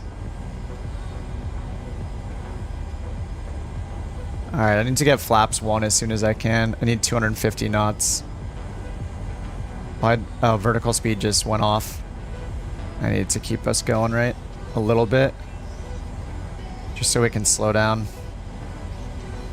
Alright, guess we'll just hit approach and grab the glide slope. Alright, 250. We're almost at 250. We're not on the localizer yet. Yeah, they gave us a bad vector for the localizer. We're going to go to the left. Alright, here comes 250 knots. I can get flaps 1. I can get gear down at 270. Flaps at 250. Flaps 1, there we go. I'm going to do flaps 5 at 250, so we're just doing all that. Slow down as much as we can.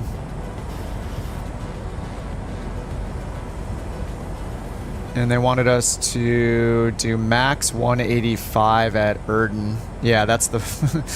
I couldn't do that because we had to descend too quickly. Minimum 150 at a Gala, which is DME 5 or DME 10. Alright, so we'll go 150. And then VREF 138. 323, contact Sydney Tower 133.95. 138, so 140, 143. Contact tower 133.95, Colt 323. Alright, let's slow the descent and capture the glide slope. Sydney Tower, Colt 323. Let's get ILS engines to runway 16 continuous. right. Runway turn-off lights are on. Strobes are on. Colt 323, Sydney Tower, wind calm, runway 16 right, cleared to land. Runway 16 right, cleared to land. Colt 323. Alright, there's Vorlok. So now we're gonna get glide slope. Go around is 170 on the heading. And 3,000 feet.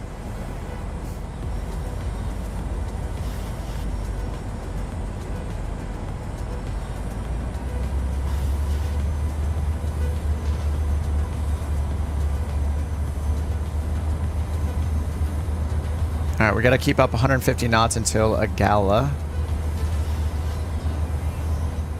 And then we'll do -10 to get down to 143 for VREF +5. Okay, we're good.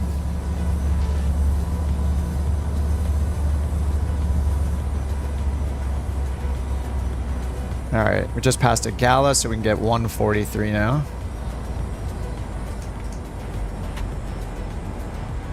Glide slope. Go around is 3,000. Okay, done.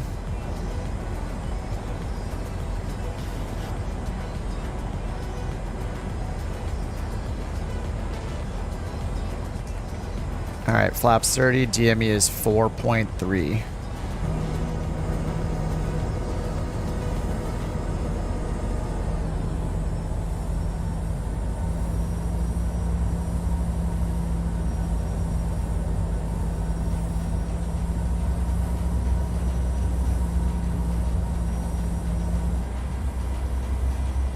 Alright, we can take this down 800 feet further. Let's get our throttles set. Flaps are 30. Auto brake set.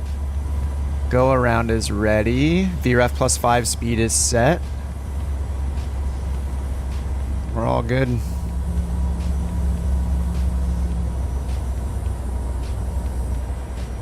Alright, let's sync our throttle levers here. Alright. Let's mess this landing up. Autopilot off. Auto throttle off.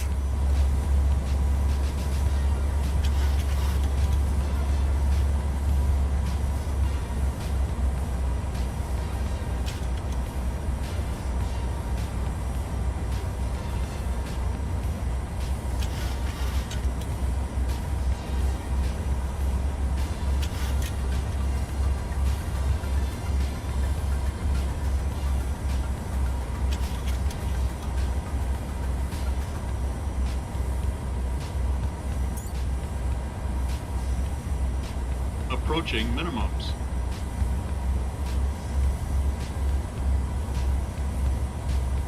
Minimums.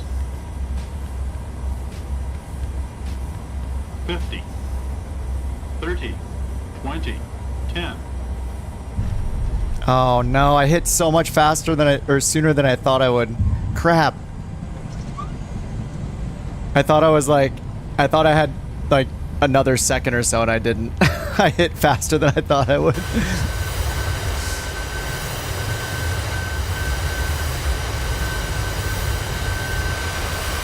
323, exit left at Bravo 7.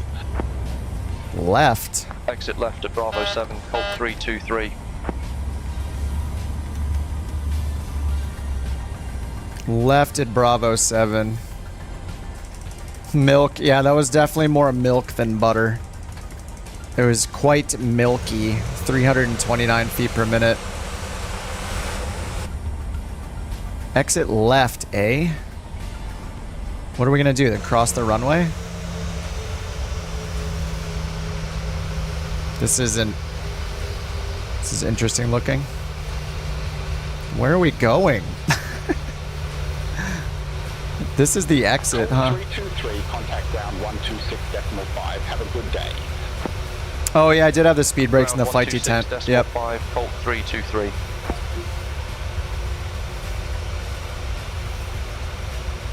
Who's doing a high-speed taxi over there? Yes. All right, there we go. Speed brake, or sorry, parking brake on. Flaps are up. Oh, lights off. Taxi light on. Off, off, off, off. beep, beep, beep. Okay, beautiful.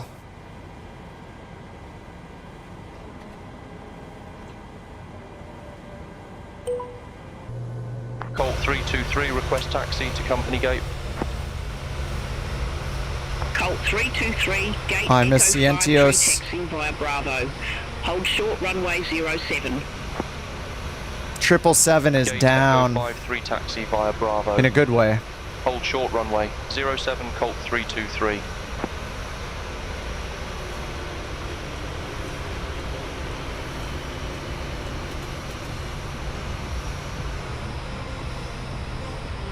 Here comes Austin and his copyrighted pocket rocket. Only he's allowed to fly it. He's perfected the 600 pocket rocket. What were my G's? 1.28. Oh, it said I got one bounce. Feels bad. Yeah, speed brake, rip. Speed brake, not great. Let's see what rating I got. Oh, I still got a 10. Yes. Is that 3 10s in a row? Oh my god, it is. 10, 10, 10. It's pretty generous with the G-forces. The landing rate monitor is part of Flow. It does the nameplates as well. The pocket rocket has arrived.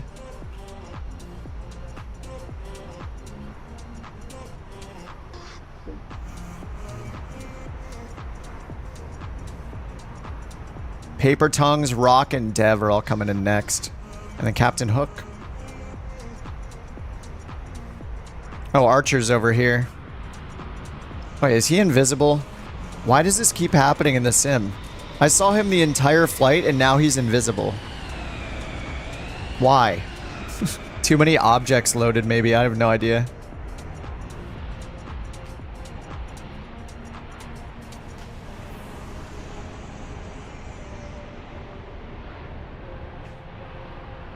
Alright, we got 2 longitudes lined up. And then Dev behind them in an 800. A harder plane to fly. Those landings are so bad, though. I got a bounce in 1.3 Gs. Yuck. Alright, Paper Tongues incoming. Couch Captain's Premium.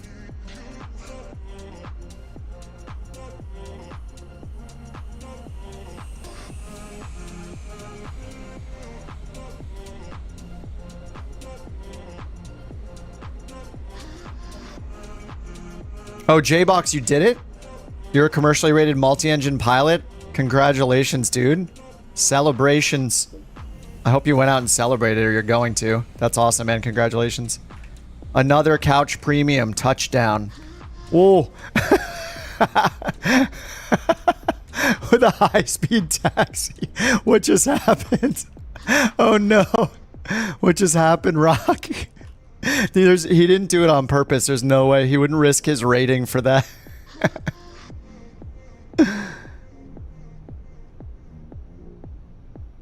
Oh, I'm at 9.4 in the 737 now. I just need 23 more flights to get type rated.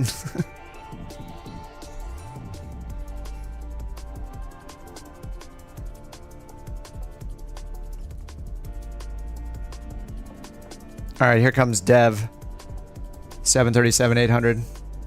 Rick, thanks for the sub, dude. Cranes in the vicinity.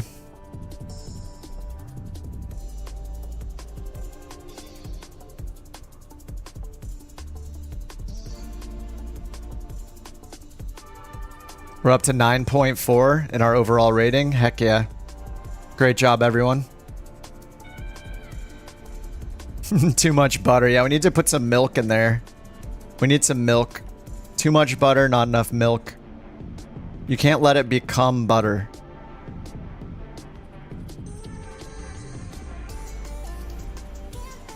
It's not a Couch Captain's livery, but we'll allow it.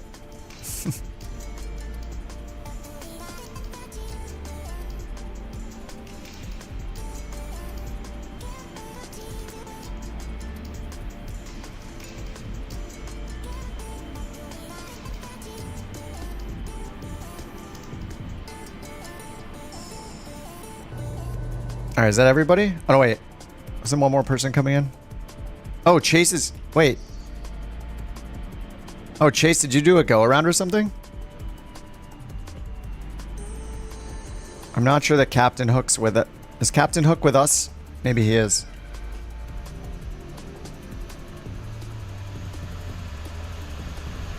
Alright. Chase is coming in from the other direction. He did not accept the new, Oh, you messed up the top of descent. I had to do a loop. You get to come in over the water. That's pretty cool.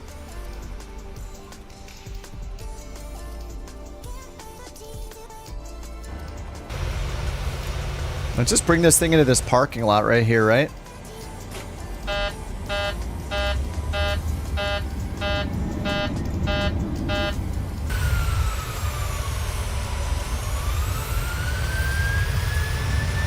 Time for a couch captain's taxi.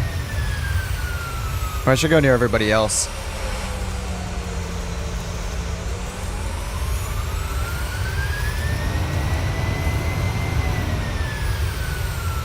We already stopped the rating, so I can do whatever I want. Are you going to 3-4 left? Colt 323, cross runway 07 at Bravo. Continue taxi via Bravo, Bravo 4, Charlie. Cross runway 07 at Bravo. Continue taxi via Bravo, Bravo 4, Charlie, Colt 323. Ryanair, eat your heart out. Southwest, what now? You got nothing. No, we're the worst at taxiing. And shutdown procedures.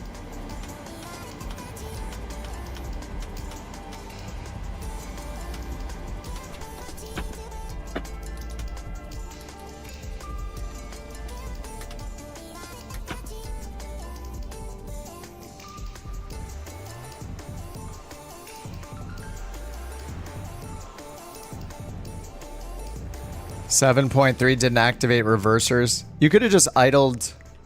You could have just idled down the. Did you go off the end of the runway or something? Is that what happened? APU? Nah, we're done for the night. I already ended the. You know, we're not doing another one.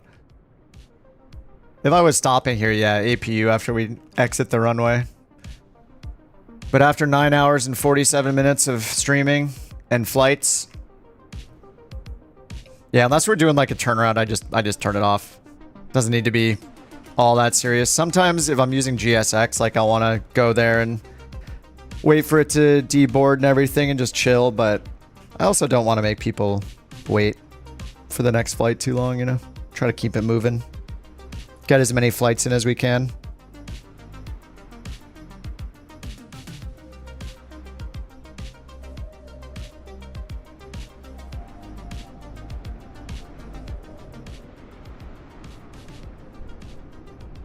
Incoming big boy.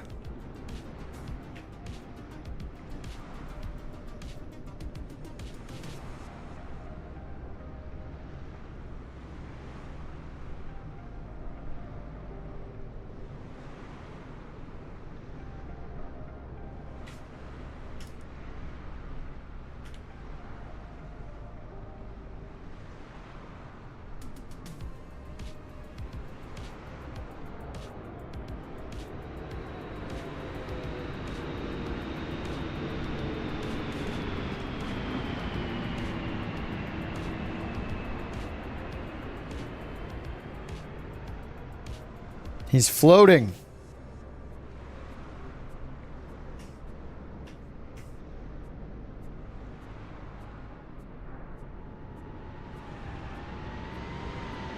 Oh, you push the throttle. Oh, like it had reversers on, yeah. Are you, hey Nick, are you using a toggle button for toggle reversers on or off? Because I used to have that problem all the time, and I switched to use an up-down switch for my reversers, which forces them on. So you don't have to worry about the toggle not working. Even though I would hit the toggle, sometimes it just wouldn't work, and I'd still be in forward thrust. And then I switched to use it. I have a little, like, kind of like a trigger guard switch on my finger. But I mean, if you have any switch you can use, anywhere, like whether it's on your stick or your throttle, like preferably it'd be on your throttle, I guess, like a real reverser, somewhere near your throttle levers. I would recommend using... We caused a charter to spawn to YBBN. Yeah, it is on. It does work, right? Yeah, I'm pretty sure the charters are not just based on scheduled flights. Because we flew... There were none in the United States. And then we did a few flights into Reading. And then all of a sudden there were like 3 or 4 charter flights out of Reading. It does base it on wherever you fly. So I think the passengers are permanent and they are always accounted for no matter where you fly. And it's just based on where people are flying to where it generates demand for contract flights. Because we haven't done scheduled flights forever. We tried them briefly and that's it, right? Yeah, so now you go down here and look. All of a sudden there are 3 charter flights spawned that just happened.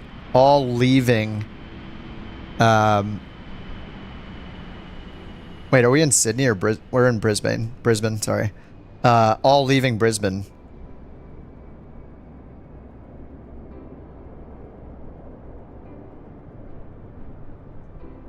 So, yeah, it's definitely based on where we're flying, even in free flight. Slurped all the passengers. Wait, are they all going... Oh, yeah, they're all going there, right? Yeah, because we went from Brisbane to Sydney. So, yeah, now there's a big demand to get passengers to Brisbane because there's nobody to take from there. Look at that. 420, 580, 720. Like 17, 1800. Does that match up? Did somebody earlier say we were taking like 17, 1800 passengers?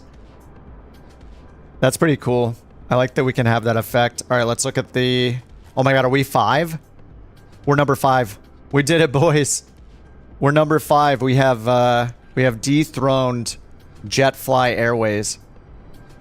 We are now number 5. I changed the description to all the seats are couches to prevent the ouches. I kind of like we put the ouch in couch as well. We don't count NewSky because everybody uses that. It's the fake. It's the default one. We're coming for British AvGeek. Look. It's right there. Right there for the taking. We've done 714 flights in like... Has it been 3 weeks? Or 4 weeks? I think this might be our 3-week number. They have 856 pilots. We have 77.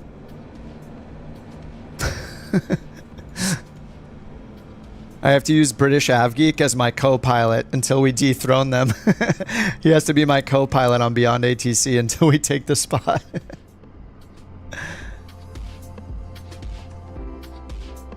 That was pretty fun. Man, we got so many flights in.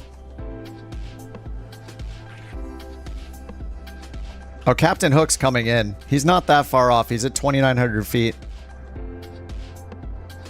Highest flight rate? Yeah, it could be.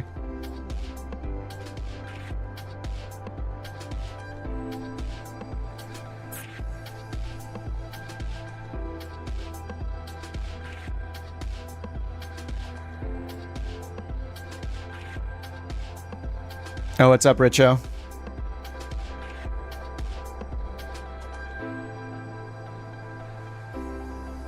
YSHL. Oh, a good GA and business flight. YSHL Aviation Museum. Where's YSHL? We start on August 3rd.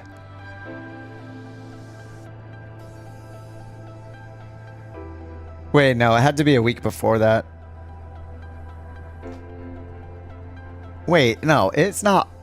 No, it can't be August 3rd. No, there's multiple pages. Yeah, we have to go through the pages, like week 32, week 31. We started in July. Yeah, this is the 22nd of July. No, there's this. Here it is. This is the first one. I went from Midway to Nashville and got a 9.71 on July 28th. Yeah, there's a lot of pages. July 28th. So I think that's 3 weeks, right?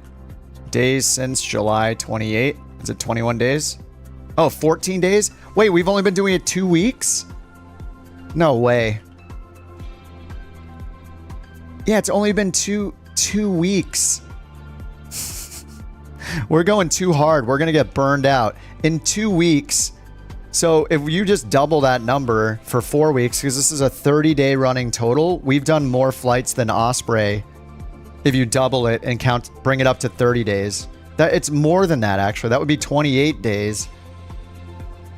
Plus 2 more days. We've done more. We probably did 15. Yeah, wait. 714 divided by 14 gives us 51 flights a day. 51 times 30 would give us 1530, and they've done 1331 in that time. We would almost do more than NewSky. We could beat NewSky. NewSky is 1584. If we each do like one more flight on top of that, we would be actually #1. Oh no. We're gonna dethrone NewSky. We just have to do it just for the memes. Okay, it's gonna be like everybody's taking 50-mile flights. They would look at that and ding us though. They wouldn't count it. They would look at it and be like, wait a minute, how did they do that? They'd be like, oh, they took a bunch of 10-mile flights in Tomahawks. You think it's pinned to the top? I don't think so. They have the most flights. Look, it's descending by number of flights in the last 30 days. It's sorted by this column. So maybe we'll have to find out, because Osprey doesn't have more than they do. Who's NewSky? NewSky is the software. NewSky is this virtual airline software where you can run your virtual airline. And when you go to the virtual airline list, NewSky Academy is their like internal one that you start with when you first use the software. So if you don't have a VA, you can fly for NewSky Academy. So you can see it's got 10,000 pilots that have flown for it. So our requirement is you have to do one flight with NewSky at an 8.0 rating for your just one flight, and then you can auto join Couch Captains, just so you learn the software.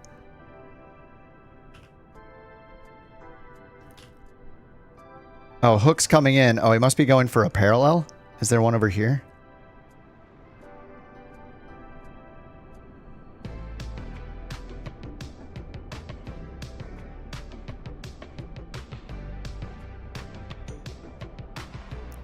Wait, what is he lined up for?